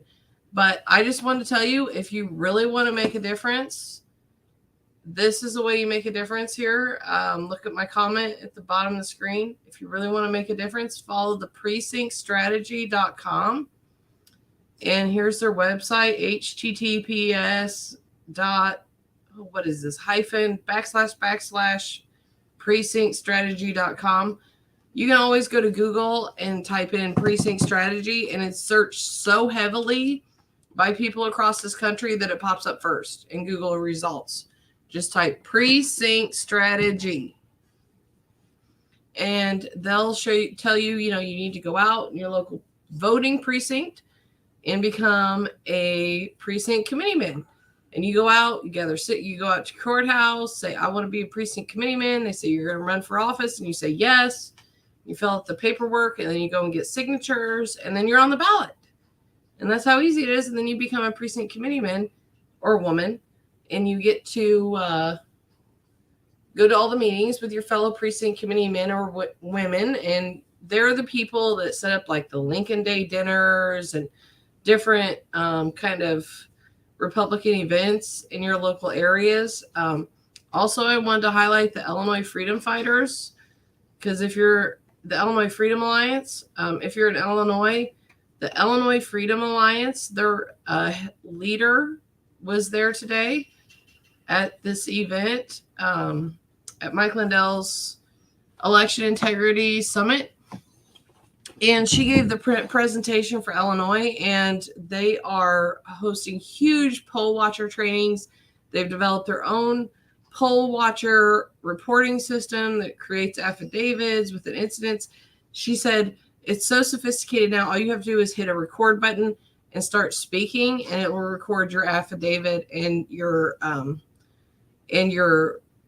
incident report of what you saw. And she's trying to nationalize it. Well, not nationalize it, but statewide it, trying to get it popular statewide. So if you're in Illinois, I would ask you to please join the Illinois Freedom Alliance.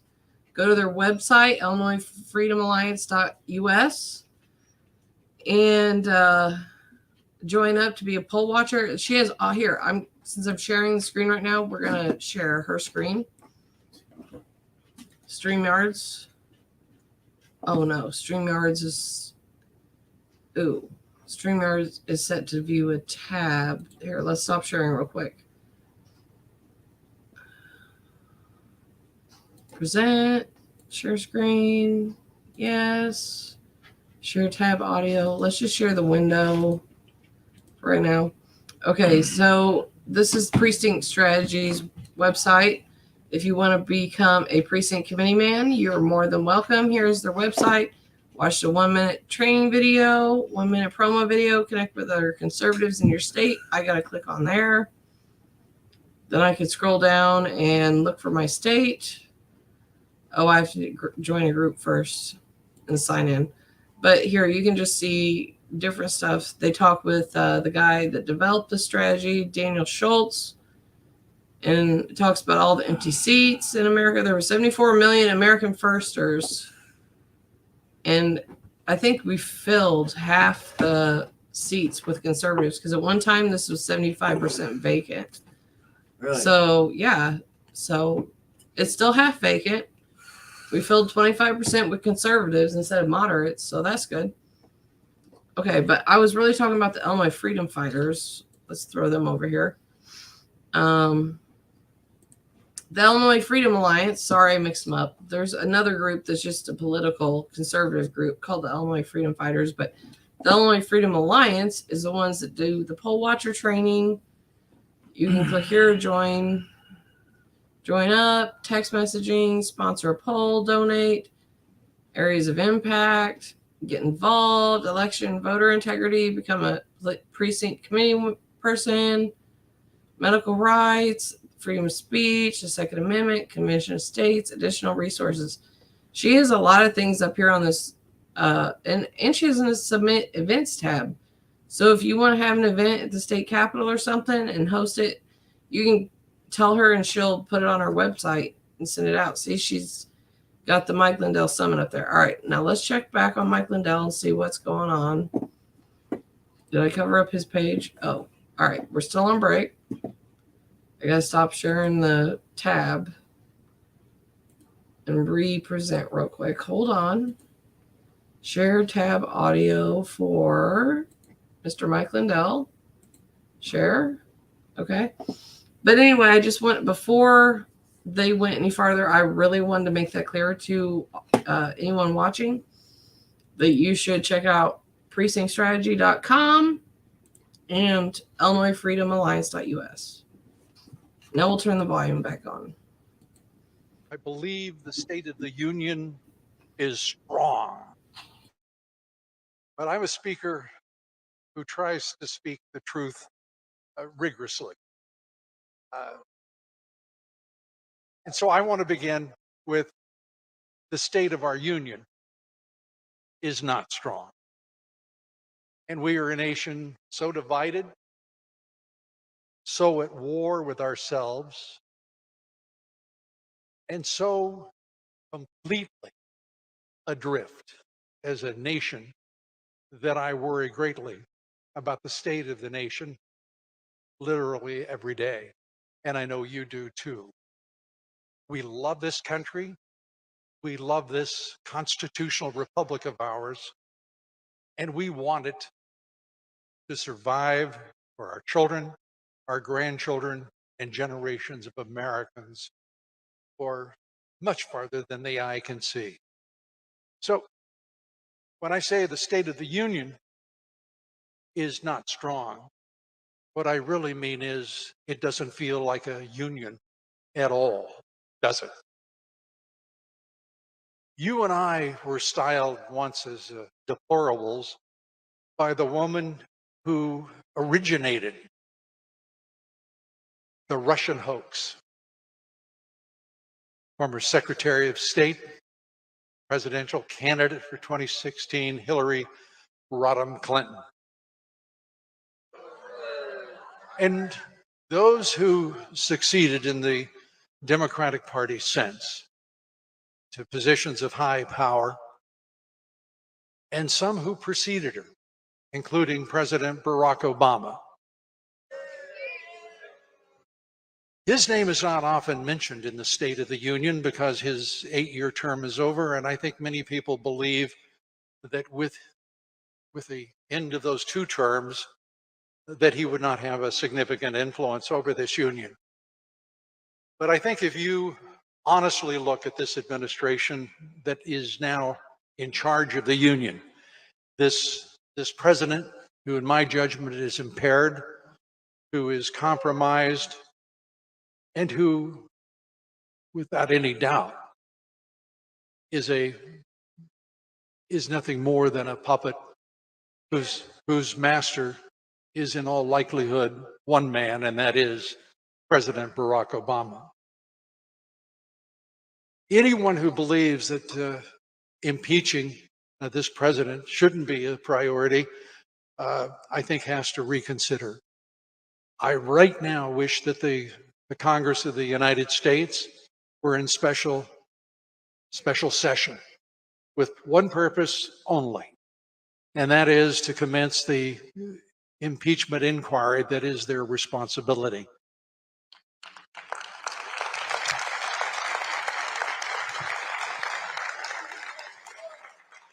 I'm not a big fan of rhinos, but I noticed that. But I have to say, it is my estimate, my judgment of the Marxist Dim Party is even harsher, because the rhinos are simply collaborators with the Marxist Dim Party that some call the Democrat Party. And I think we have to all be very clear about who the rhinos are. They're not just rhinos and Republicans in name only. They are, in point of fact, those who are traveling under false colors. When 20 congressmen refuse to censor Congressman Adam Schiff, who lied to the American people straight for 2 years, and who led the attack against President Trump, knowing full well that he was an innocent man being framed by both the deep state, the FBI, the Department of Justice, and the intelligence chieftains from the Obama administration. How 20 Republicans could possibly vote against his censure is, to me, unthinkable and inexplicable and inexcusable. So as we look here talking about the State of the Union,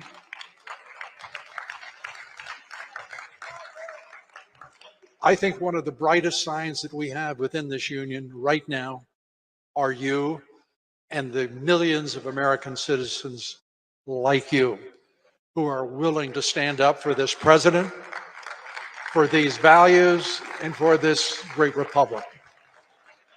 If we did not have in this country a known quantity of courage, a history of rising to moments of crisis, I would despair seeing all of you, having the opportunity to speak with you, to listen to you and your stories today. I'm inspired.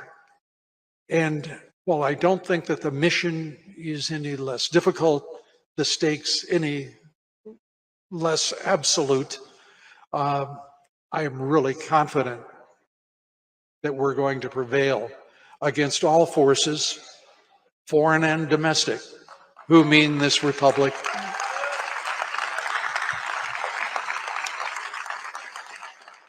to be utterly devastated. What we permit is on us, and what we have permitted to this point is the Marxist dim and deep state's political persecution of Donald J. Trump for now an 8th year.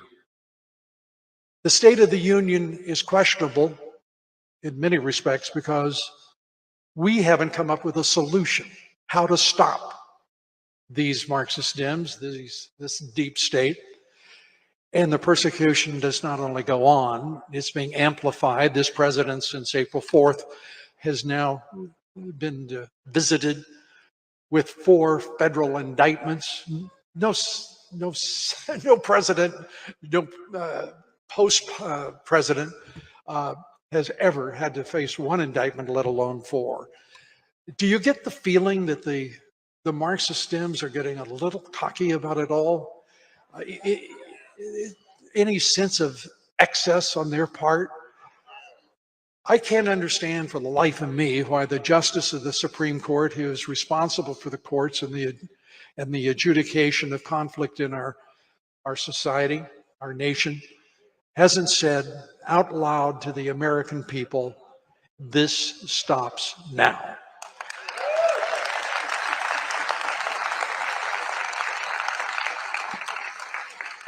I don't understand why Senator Mitch McConnell, the minority leader of the Senate, Kevin McCarthy, the Speaker of the House. In the interest of time, I won't name any others. I don't understand why they can't bring themselves to say, we may not call a special session of Congress or stand up too much, but why not say what is true? That this is a disgrace to the nation perpetrated by the Marxist Dems, the deep state, and we will not tolerate it further. This does not have to be a matter of evidence in court. It doesn't have to be some sort of court procedure.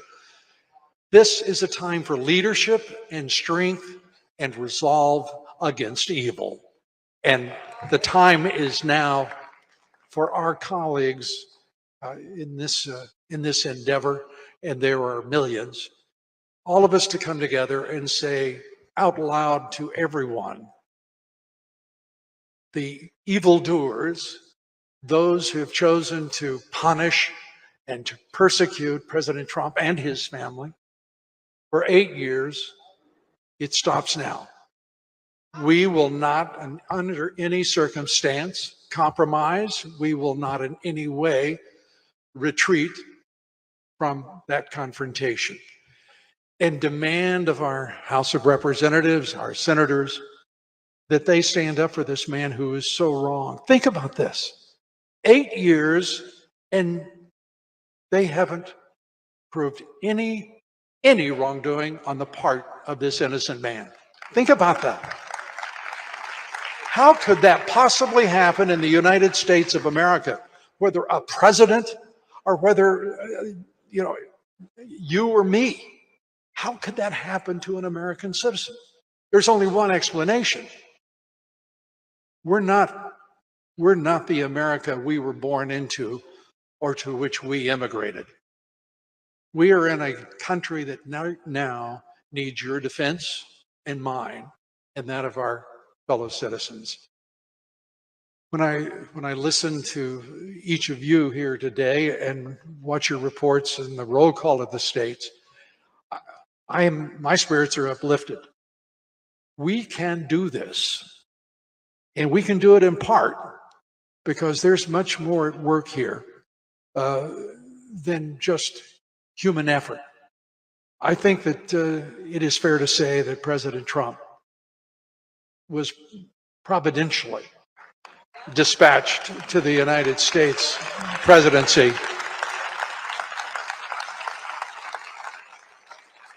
and I'm a great believer in, well, I have a great faith in the unexpected, the unforeseen consequences of whether it be infamy, whether it be corruption.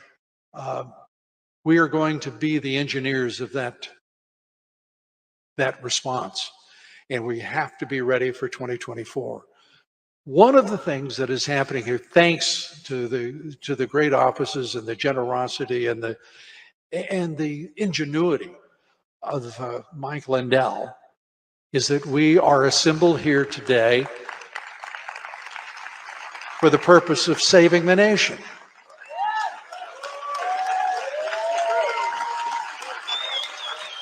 I don't know about you, but I feel I feel about a foot taller just being a momentary participant in the effort. I hope you do too. I want to applaud you for everything you're doing here today and that you will do when you return to your home states and communities. And I know that you will inspire there and prepare for the battle that is already joined. You are the point of the spear, in point of fact, and we have got to bring millions together to that purpose. So when I think of the State of the Union before I got here today, yes, I didn't think it was strong, but I know that our purpose is. And yes, I thought that the odds were high, and I think against resolving this conflict in this society of ours, I didn't think they were good. I think that you've made those odds a lot better.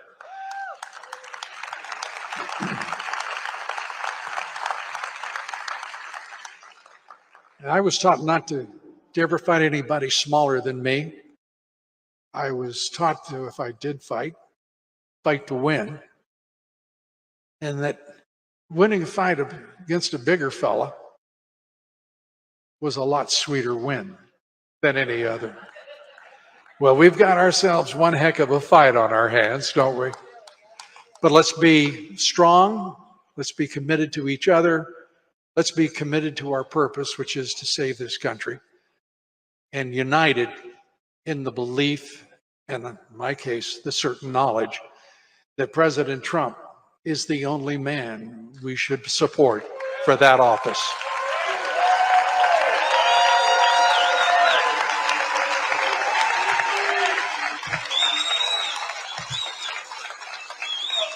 Thank you. It's my great honor to have been able to spend some time with you. And all of you who I met, thank you for your time and sharing your thinking and your plans. I only want to say thank you, Mike Lindell, and I want to say thank all of you, and thank God, and may God bless America. Thank you.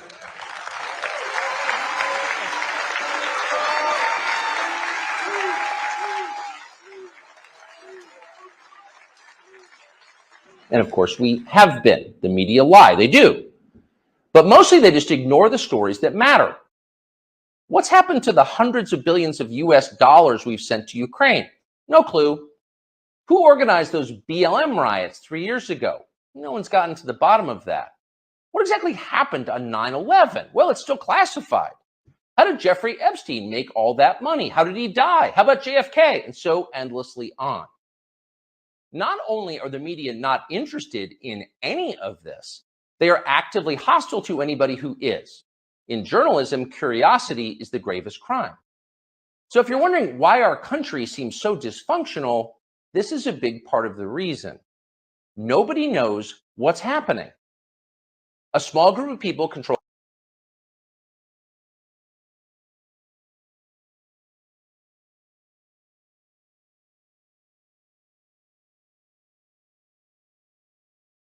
In the back, we have no mic.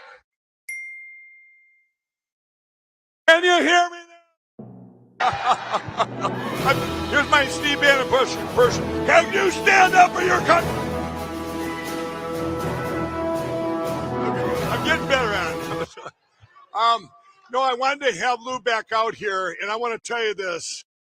This is what I heard from his production manager when I called up Lou, and I told him what we were doing here, and I said, Lou, he said yes right away. And I said, you know what? I want to pay you. I want to pay you. He goes, no, Mike, this is to save our country. I don't want anything. So, God bless you. Thank you.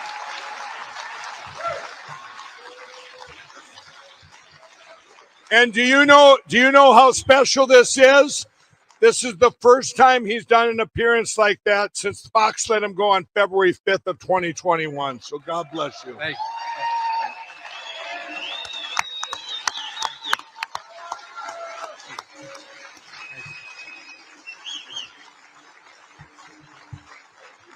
And we're going to plug his podcast at the end here, but I wanted to talk to him a little bit about, you come from an era where media was journalism was journalism. And, you were one of my favorite shows all the time, and actually our great real president, Donald Trump, he always talked about your show. And it's, back in 2004 or 5, I seen where the electronic voting machines, where you even had concerns back then, and you were speaking out though back then. And I want you to talk a little bit about that, but then I want to say, what changed between now and then? Why are the people that speak out now are getting attacked, as you know, and it's totally different? Well, I think my earliest reporting, can you hear me all right? My earliest reporting was, I believe, 2003. Electronic voting just coming into play. And most of the critics at that time, and Brenda and I were talking about this earlier, most of the critics, the few that were Democrats. By the way, that was true in 2020 as well. Until just a few months before the election. Now, I don't know what happened, but it seemed like it was an orchestrated withdrawal of the Democrats from the complaint. They did get the memo. It's your turn, right? And back then, my concerns were the same as they are to this very day. The machines are unreliable. There is no transparency, which is a wonderful word. There's no clarity whatsoever about how those little boxes are working. And they're proprietary, and all of the companies that have them are private, and they count 90% of the votes in the country. And I'm telling this to you, you've spent so much time on this, but it's what has changed since then. The fact that the Democratic Party has been overtaken by Marxist Dems. They have moved farther left. They have become an anti-American force in this country. They have actually joined with the deep state and created a fifth column in this country that means to do us not only great harm, but they mean to destroy the very idea of a constitutional republic. Well, I'm going to ask you this. So the Democrats for basically 2 decades, and I think one time you might have even interviewed Clint Curtis back then, and where he set the first algorithms to deal with these machines, and he was a Democrat, and then the Republicans are doing it. So he sounds the alarm, and you all know the story. The Netherlands listened. They said, well, they asked Clint Curtis, they said, what do we do with these machines now that you can hack them and set them? He said, throw them in the ocean. And the Netherlands did, and they got rid of them in 4.5 months, forever, right? But back then, everybody complained. It was all over the news back then. I'd seen a lot of your shows back then talking about these electronic machines. And people and the Democrats out there, there's a whole movies on them in 2018 called Kill Chain, right, and complaining about them. We got to get rid of them. We got to get rid of them. We can't have them. It's not fair. but they didn't get attacked, and they didn't get. Why do you think it changed in the last couple of years? Where people like me, I say one thing and I'm sued for $8 billion with a B. No, I'm starting to understand that B number, but I'm only part of a $2.7 billion discussion. You mentioned kill chain. It couldn't be clearer, the vulnerabilities of these machines and the opportunities for evildoers to work their way as they have in I don't know how many elections, how many election cycles have been, the outcome may have been manufactured and produced for a nefarious purpose. What changed is the Marxist Dems have seized enough control of our government. And it really began this iteration with the advances of the Obama administration to seize the control of the apparatus of the federal government. Look at Hillary Clinton. Suddenly there was the Clinton Foundation, and suddenly it was okay to bring up they're worth $190 million, which is pretty interesting for a couple of people who haven't made a lot of money, just working as public servants. And no one wanted to acknowledge that the FBI could be as evil as it has become. No one wanted to acknowledge that teachers could be actually indoctrinating minor children and talking to them about changing their gender, suggesting that there are any number of multiples of genders. I can't imagine if you still had your show the last 2.5 years, you'd have been. And there, I'm thinking that probably I'd have been canceled. I mean, can you ever imagine even 10 years ago these things that we have to talk about? And it's but does it surprise you? The biggest things that from even you getting let go at Fox, when our voice was taken, what do you think? For them to pull this whole thing off, having they call it the bad media, the left, the fake news. I've always said I think that it's worse is the conservative media that say they were silenced, which is your Foxes, your Newsmax, and your Salem media. And I've compared it to Lou they turned into weather channels where you couldn't report hurricanes or tornadoes, where you had a list in front of you. Okay, would you ever could you imagine back in the day you have a list now, you can't talk about this, you can't talk about this? No, my employment with two networks would have been quite a bit shorter than it was. It's strange to me that they have aggregated a group of people who will call themselves journalists, who will side with power. We're not talking about CNN, ABC News, whatever it may be. They're not asking questions of this administration. They're not demanding answers.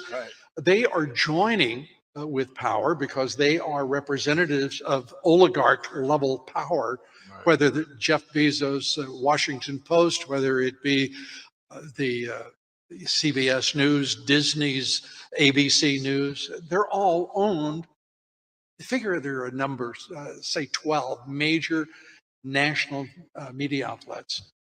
They're under the control of the very corporatist, globalist elites who we fight every day. But we will sit there and we will talk about the personalities on them. We'll watch them and not think too much about who really owns them and who's really pulling the strings. So I think this is a valid issue. I think there's another issue as well.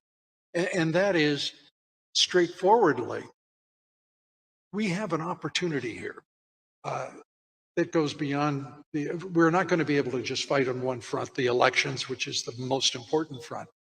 But we've seen what the power of the purse does, and the consumer who is taken just as for granted as a unit by these corporations. Look what happened to Anheuser-Busch. Take a look at what happened to Target. And other organizations. We have to be able to coalesce around an idea that this is our country. We're not going to be told what to do by corporations. We're not going to be told what to do by Marxist Dems and the left in this country. And they damn sure aren't going to touch our Constitution. That's right. That's right. And And you know it's be a good time for my pillow commercial, right? Yeah, but the media hasn't even, they're going to hit me. Mike Lindell did commercials during his whole event. I don't know if we've done one or two, and we've been just talking about Frank's speech. So, yeah. Promo code, we'll use promo code Mike. That's easy to remember. Mike, promo code Mike. But yeah, because my pillow but they came after me. You guys got to realize when they did an attack on my pillow, this isn't people like we're talking about other, not buying or whatever. This is, they went after the companies, the vendors to take me down, to take my pillow down and attack them with bots and trolls and social media and attack and go, you better not sell, you better not carry my pillow. And then these companies just fold up and just, be cowards, they're cowards not realizing, but any other time you would worry about, because we're in a different time where they're attacked. And I'm going, and I told all those CEOs and CMOs from all these box stores and all these shopping channels going, these aren't real people. The real people are going to be upset that you do this. Their number one selling product in history of all of them was my pillow. Every one of them, from Walmart to Bed Bath & Beyond to Kohl's to all of them. Now, yeah, in Bed Bath & Beyond. But what happened then when they did this, people they boycotted their stores going, how dare you do this? So it backfired on them. Was the opposite of what they thought. Thanks to all of you out there, my pillow, any other time in history probably would have been destroyed, but by the grace of God and everybody supporting them, here they're attacking a USA-made company with people who have careers there and families, over 1,500 families of all walks of life, all political parties, and here they've had to sit there and every day worry about the job because they just continue to get attacked and attacked, and it's for me, my pillow 2.0. Yeah, they're back to making their products. But my point being is, the media started it all, and they started it all when I was the media's darling before 2016. I would go across the street and there'd be ABC, NBC, they'd all there. Hey, how many people you hiring? Boy, you got your recovery network, your Lindell recovery network. And how many people did you hire today? And all of a sudden, because, I met in a meeting with our great President Donald Trump before he was president, August 15th of 2016. And I come back and do a press release to say, hey, here's the businessman. I just met the guy. We were talking about Made in America and all the great things that he said he was going to do. And I do this, and then they call me a racist. They attack me, and people I broke bread with in the media, all of a sudden they're attacking me, and it was a change. So I mean, how do you explain where you think it's just people worrying about their own agenda? It's their bosses, and they just have to go to this narrative. When you say the people, I don't think the people had much to do with it, frankly. I think that the media, the corporate media, corporate America, Wall Street, Donald Trump, let's be honest. I'll be straightforward and speak only for myself. I love the guy because he was an obvious disruptor. Yep. He was ready to put America first. And think about how many politicians preceded him in the Oval Office who never said America first. Right. It just occurred to Donald Trump. How about that? How about make America great again? Suddenly it was Reagan-esque. He reminded us we can be proud of our country because our country has been driven down by the left. There's nothing that America's ever done right. We have to have reparations, for crying out loud, for something that happened 150 years ago. Right. And the people are having serious discussions about this craziness. Right. I would like reparations, by the way, for the fact that, my parents had to work 2 jobs and, there's some folks who didn't, and, and I think I could make a pretty penny on that. So I think we just have to be really very straightforward about this. We are a nation right now that, we're close to having a mental illness issue of immense proportions. Half the country is is just behaving irrationally. There's no way in which you can justify the agenda, the programs of destruction on the part of Joe Biden, Barack Obama, whomever on the left. It's uncannily irrational. And by the way, it's okay to say that out loud. It's nuts what we're doing. And talking about Tucker, the world isn't what we see it as. Yes, it is. It's exactly how we see it. What isn't true are the representations of the corporate media. What isn't true are the representations of corporate America, and the fact that they are using their power to govern our lives instead of seeking the consent of the governed. And that has to change. And when we look at what is happening to us, we've got to admit what we've done. We're a vastly more dependent nation than at any point in our history, frankly.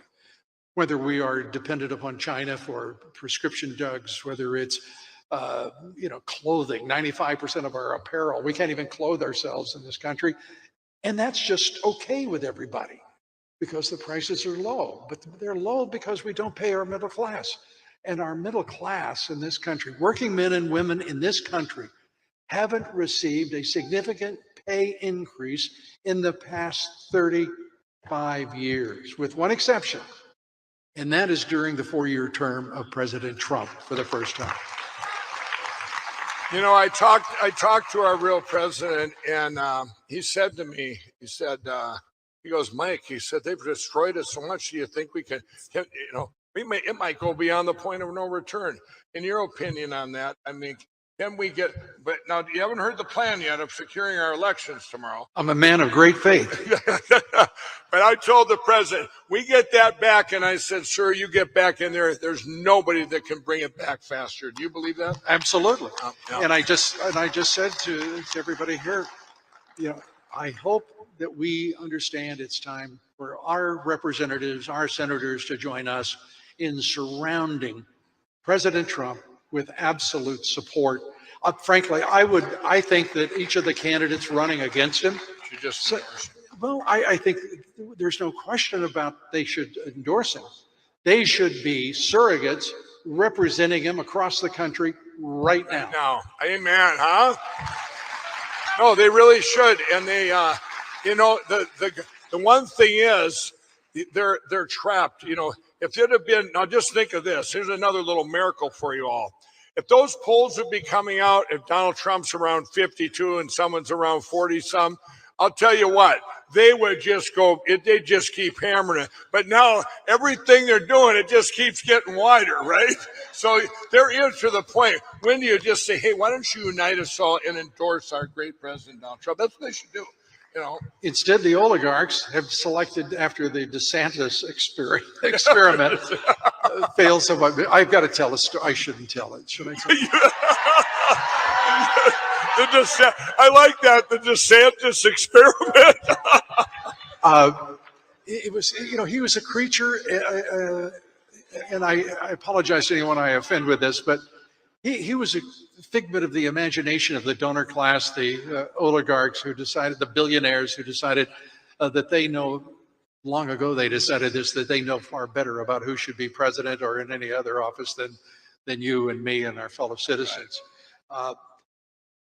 The president is a genius, a political genius. And he says he's not a politician, but I assure you, he is, in my judgment, a political genius. He's a marketer.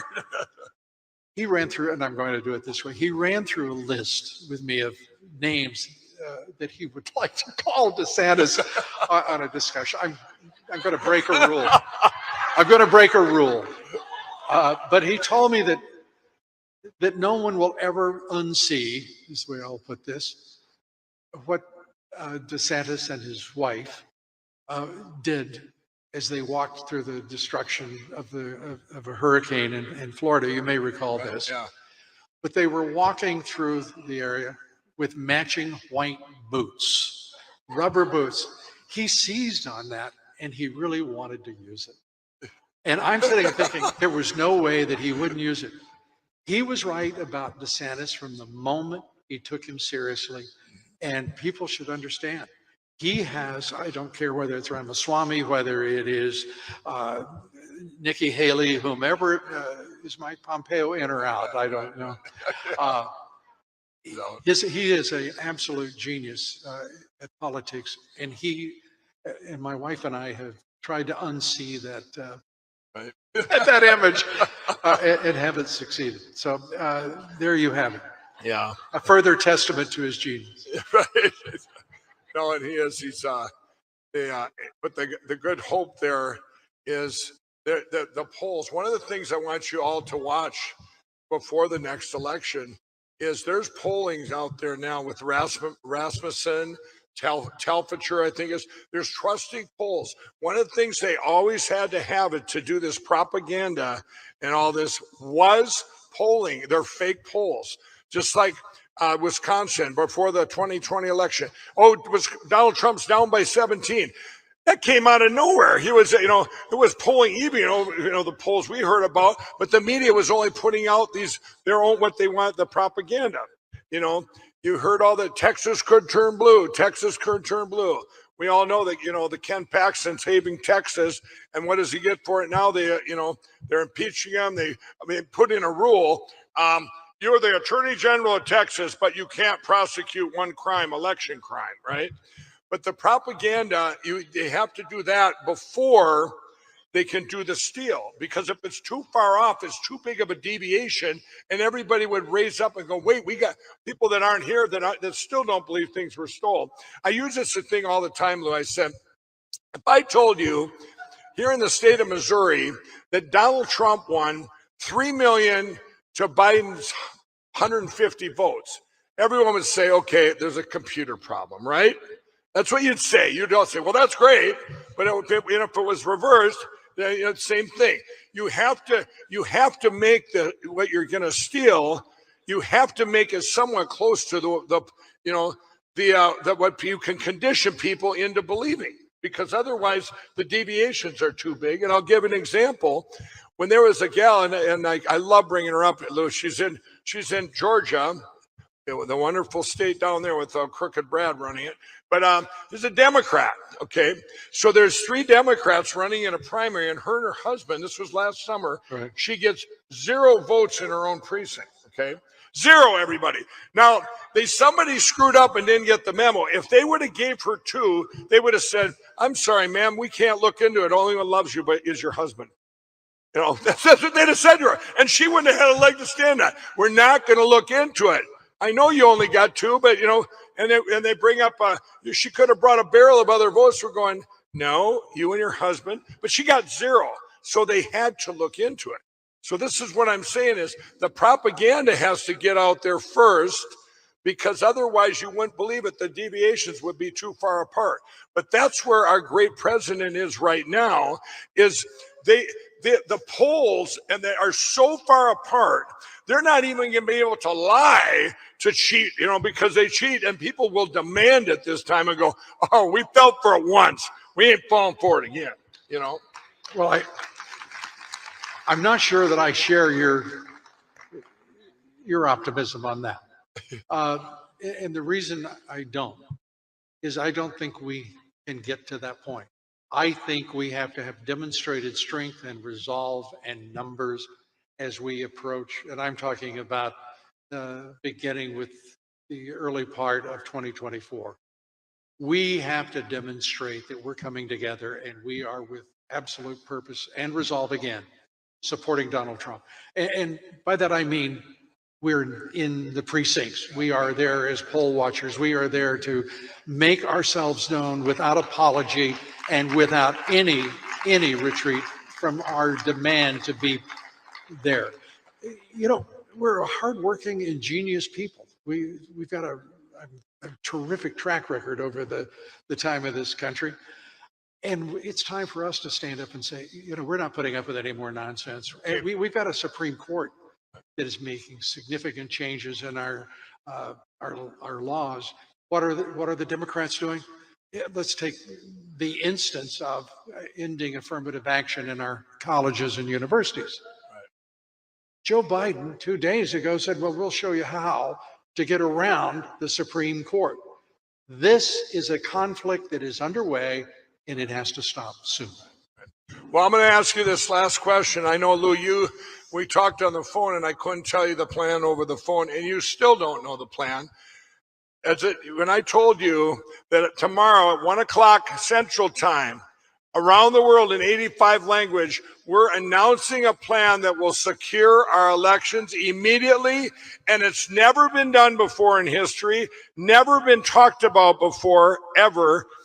It's in your mind, is it? I know you have great hope, but if I sat here and told you that everyone's going to embrace it, I don't care if you're Democrat, Republican, of the people now. And then the only ones that aren't, it's going to be like a filter going, well, then you must be in on it. How can you not like this plan? So I'm saying to you is, does that spark your curiosity, or do you think that it's impossible? And I'm telling you, it's a miracle because it's going to happen. Well, you know what? This country needs a miracle. No, that's right. Yep. And that's the fact. And I just said I have great faith in the unexpected. I'll be watching closely at 1 o'clock tomorrow. Well, let's give Lou the biggest hand ever when journalism, Thanks, everybody. the best reporters ever. Thank you very much. Appreciate it. Thank you, guys. God bless you all.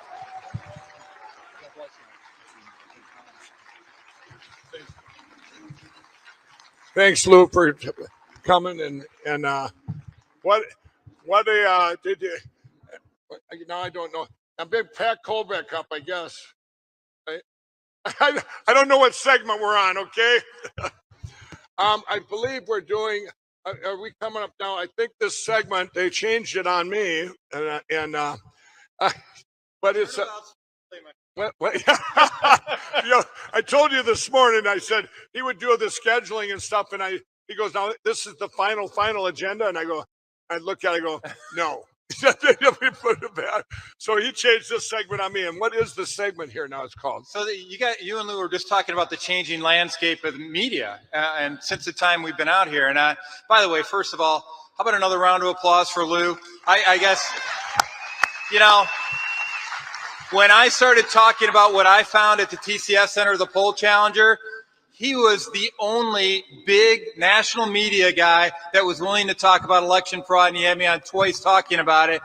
Nobody else was taking that chance. So God bless Lou. And part of the framing of this, too, was we had that little Tucker episode. And that was his first episode on Twitter Space. How many of you guys have watched that? And I thought it was important because the media spun it as a discussion all about Ukraine. But if you listen at the end, and you saw in that video clip, he was talking about the media.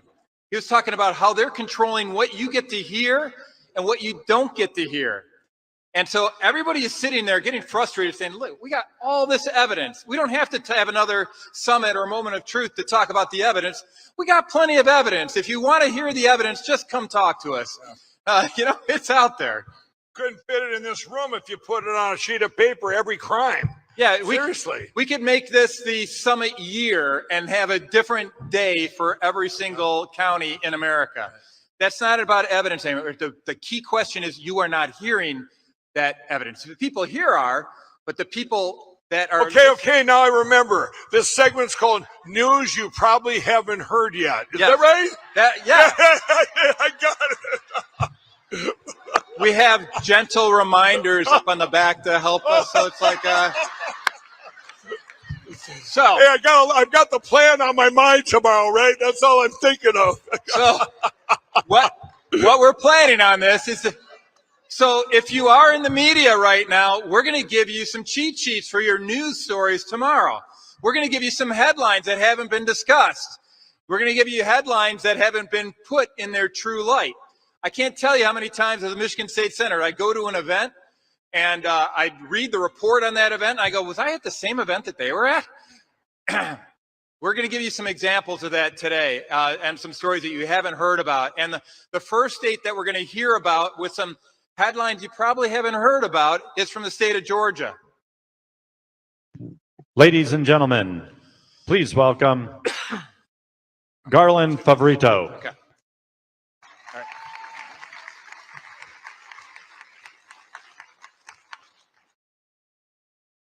Welcome, Garland. Great to be with you. Hey, I got to give at least a little tribute to Lou Dobbs before we go. I've been on his show 3 times, and a lot of folks may not know, but Lou had started this all the way back in the early 2000s. He was on this issue, and I was on a show once. Probably we can't even remember when. Sometime between 2003 and 2006 when he was back at CNN, plus a couple more times at Fox.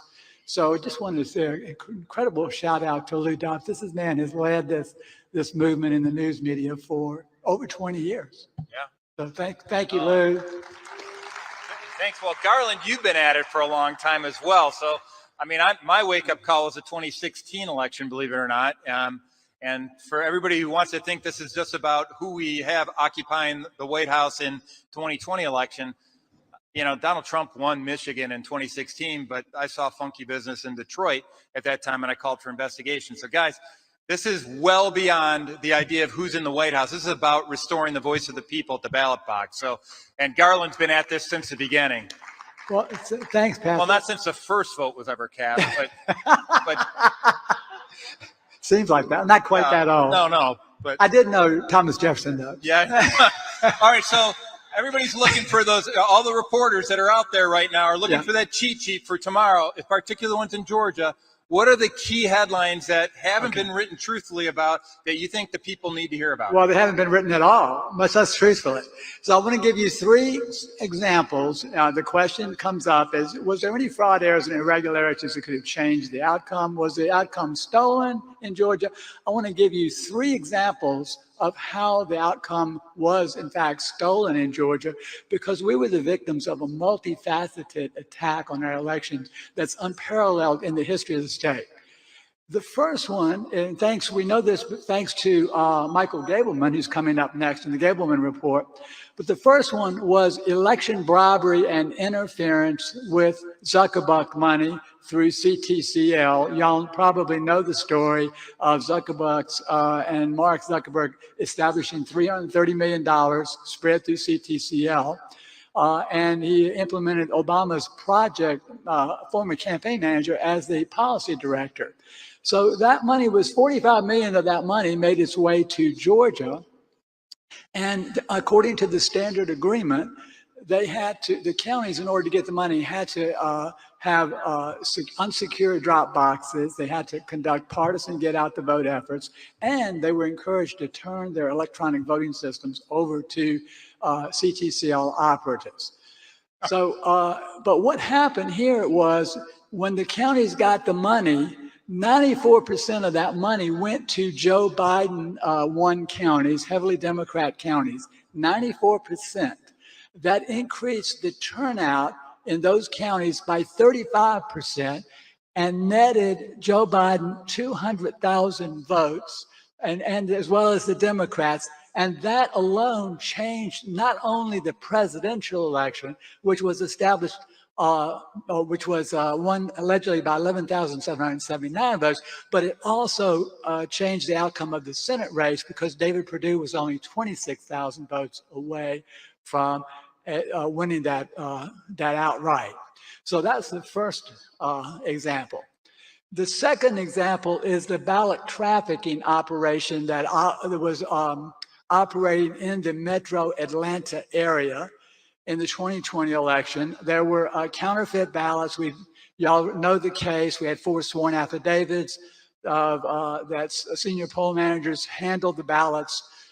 These were mail-in ballots that were not folded from being mailed. They weren't on the correct paper stock. They were marked with toner, not writing instruments, and they were marked the same way in every single race, 100 ballots in a row in the down ballot.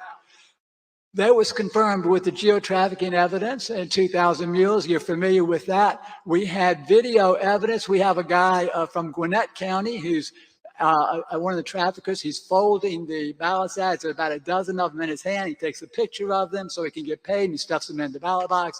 That's the third piece of corroborating evidence. But the other statistical evidence, and we have to thank Seth Keshel for this, the Biden's average, he averaged winning, had 32% more votes than Hillary Clinton got in Georgia. However, In all 150 of the 159 counties, he netted 47% less votes than Hillary Clinton. In the 8 or 9 metro Atlanta counties, he got a net of extra from the ballot trafficking operation of 292,000 votes. And what was the margin in Georgia again? 11,779. Slightly north. Slightly north of that. And then there was also, remember, 26,000 in the U.S. Senate. So the ballot trafficking operation also created the wind as well. Again, it was a death by 1,000 cuts thing. And then finally, the last example is the electronic vote manipulation. And we requested the original ballot images from the 2020 election when we found out that we had made them public record through Senate Bill 202, which we lobbied for. We got them. We found out that 70 counties had destroyed the original ballot images, which was 1.7 million were destroyed, so we couldn't check the results. But in one county, Fulton County preserved their mail-in ballots. We were able to check those, and we checked the recount ballot images. We were unable to authenticate a single one of the 524,000 ballots that were cast, or ballot images that were cast in Fulton County. Now, ballot images, everyone here knows, a ballot image is scanned to create a cast vote record, and cast vote record is tabulated to produce the results. Well, and you can find this up on our March 7th press conference at Voter GA in the events tab.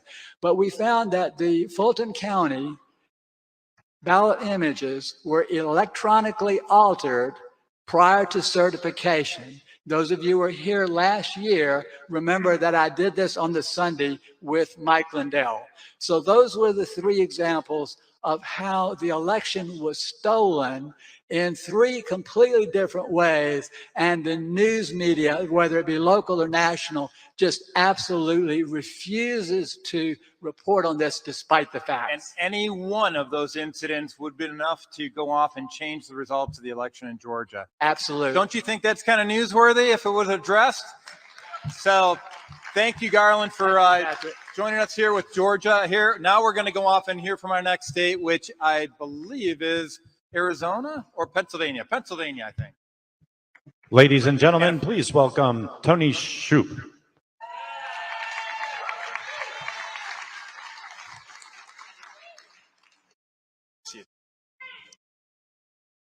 Thank you, Tony. So you have that same 3 headline challenge here that we gave Garland. And so remember, all the reporters start taking notes. These are the cheat sheets for your headlines for tomorrow. In Pennsylvania, we certified the election on November 24th of 2020. I shouldn't say we, our then Secretary of State, Kathy Bookbart, did. And when she did that, there were over 700,000 more paper ballots cast than there were voters who actually participated in the election between Election Day and the mail-in ballots. Yep. There seems to be a common theme. We get that in Michigan as well. Yeah, so that's kind of a big deal. So remember the narrative on election fraud, right? First they said there was no fraud. Then they said it wasn't widespread. And then they said it wasn't significant. But 700,000 is kind of significant considering what was the vote margin? 80,555. That's kind of significant. By the way, the only reason we use the presidential vote margins, because that's the one that's easy to go off and call out. Who knows how many races this impacted down ballot as well. So this is a big deal. And a lot of times they try to marginalize us by saying that, oh, the number's not that big. Sure, somebody carried in 5 ballots and put it into a drop box. You know, that stuff adds up over time. And we need to hold them accountable. We've done a lot of research on what's going on with our elections. And it takes time to go off and add up all these numbers across all the different precincts and counties. They know it. And they're going off and deliberately putting out deceptive headlines to protect against the fine work that people are doing over time. So what else we got for a key headline that we think people need to know about? Well, so our Republican-led General Assembly at the time knew this.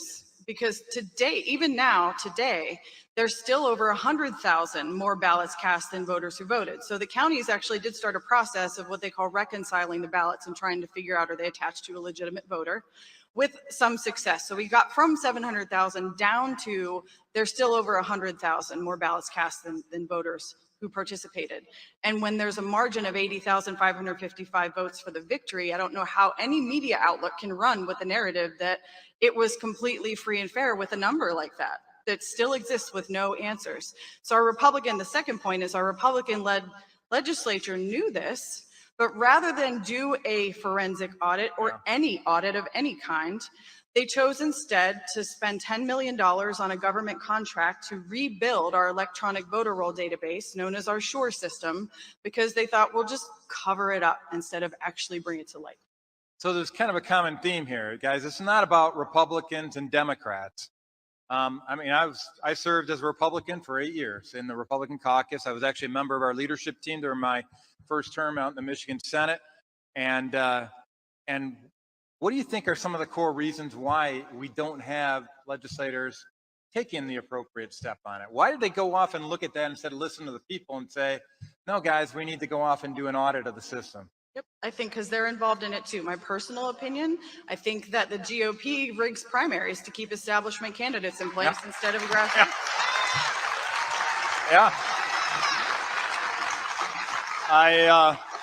I will tell you, I don't tell a lot of people this, but I'm sure this is just between us. But during my run for governor, during the primary, we had a friend of ours in Australia that on election day saw Politico had the results of my election posted online. And in Australia, it's on the other side of the date line. So we were a little dubious about what was going on. So yeah, that was during the Republican primary. So guys, we have to look at the integrity of the elections across the whole spectrum. So the third point, what is the key headline you'd like to share with everybody? So then my organization was born in February of 2021. We launched a petition for a full forensic audit. We wanted answers to our questions. And that included canvassing effort. And we assembled teams in 12 different counties across the entire state, red and blue. We knocked over 3,000 doors between those 12 counties. And we would ask 3 questions, would knock on the door and say, did you vote in the 2020 election? And then we would say, how many people are registered to vote at this address, to the best of your knowledge? And the third question was, well, how many of those registered actually voted, to the best of your knowledge? We compared those results to what the State Department had as the certified result, and the discrepancy ranges anywhere between 37% all the way up to 78%. That's pretty significant, especially when you put that against the whole number of people that voted in the state, right? Yeah, we had a group, the Election Integrity Force. I think Joanne Bockley is here. She led, I think it was canvassing efforts throughout the state of Michigan in about 6 counties.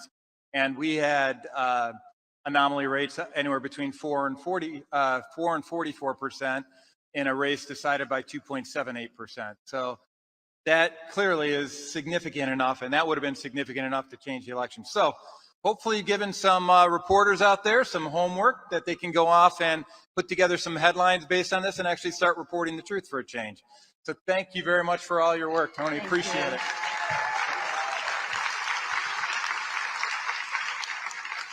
All right, next up, we got folks from Arizona. Ladies and gentlemen, please welcome Shelby Bush.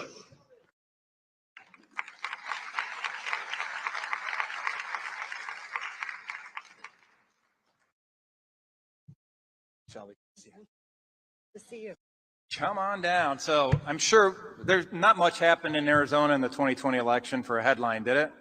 Nothing at all. It was pretty quiet. So, okay, next up we got, obviously you guys, Arizona was on the hotbeds of the 2020 election because you guys actually had a legislature that was actually willing to go off and investigate what was going on. Matter of fact, I was called out by State Representative Mark Fincham at the time to go off and testify in front of a joint panel about election improprieties I saw in Michigan that had a lot of parallels to what happened in Arizona. So I'm sure, obviously, tongue-in-cheek, we got a lot of headlines to talk about in Arizona. Which ones would you like to highlight that you think haven't gotten enough attention?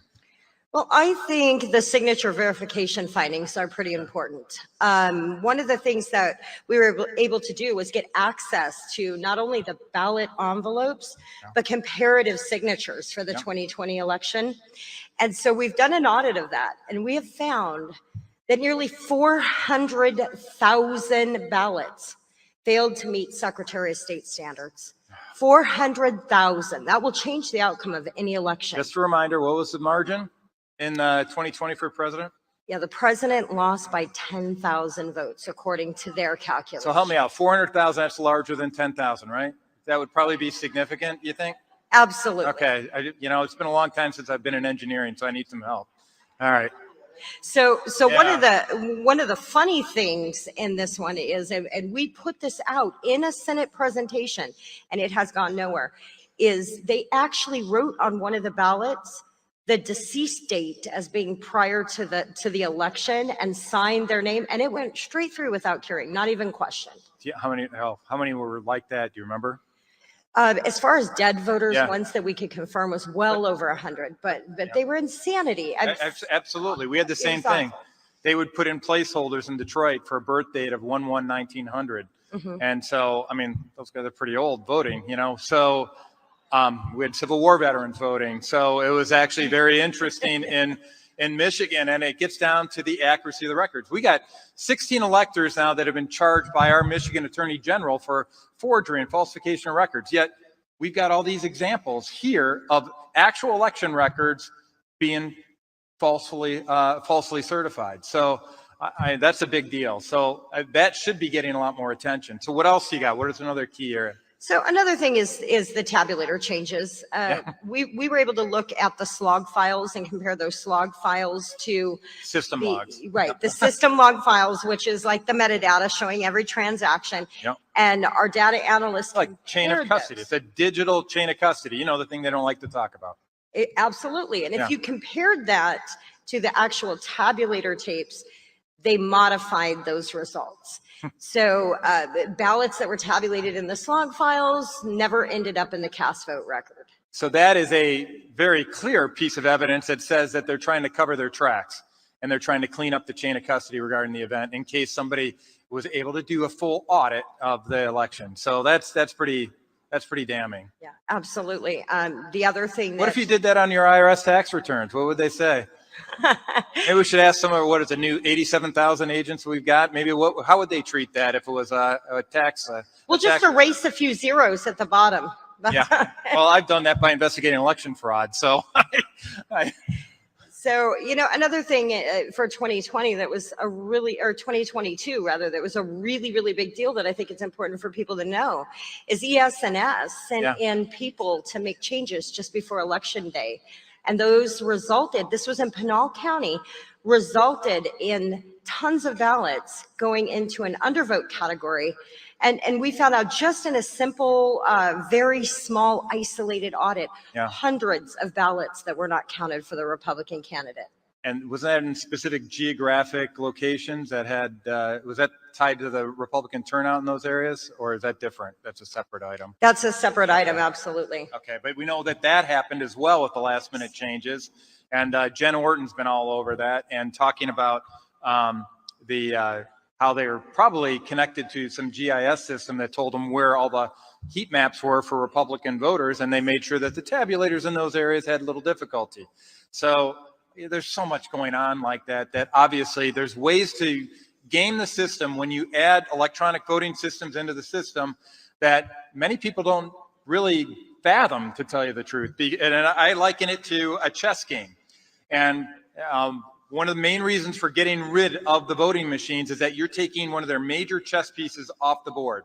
You can't eliminate fraud all over the place, all fraud, but you're going to take away their queen or their bishop, or one of the most powerful tools that they have to centralize the management of our elections, decrease the number of people who have to be on the inside. And so all you're highlighting are extremely important. One other thing that I was kind of surprised you didn't put on the headlines here, but I want to highlight because it shows the pure arrogance of the people that we're dealing with. And I was, out talking across the country on various election issues. And this is something that a lot of people talk about. In the Maricopa County audit, when we finally got the ballots back from them First of all, the ballots that were counted in the recount that they said, oh, it didn't show anything except Joe Biden got more votes, you know, the official narrative. Those ballot containers, the seal was broken on them, and the ballots were put back in a very suspicious manner. But they were also, this is something that if you got kids listening, it's probably not good to listen to, but what they did in one of the ballot containers, just to show their contempt for America, show contempt for American voters, they actually had somebody defecate in one of the ballot containers that was out there. And that's not getting headlines either. And it's not something that is a proud moment in any case, but I just want people to understand the attitude of the people that are stealing our elections. I saw that arrogance in full display out in Detroit at the TCF Center, and we just need to be aware of that's the type of folks that we're dealing with. So if you think they're beyond lying, you think they're beyond manipulating media stories to their advantage, think again. That's what they're doing. There's pure arrogance, and I'll tell you, the truth has a very consistent record of finally getting revealed, and it's through the efforts of folks like yourself, Shelby, and all the other meddling kids that are out there. And I want to say thank you very much for all your efforts. Thank you. Thank you. Thank you. All right, next we're going to talk about some headlines.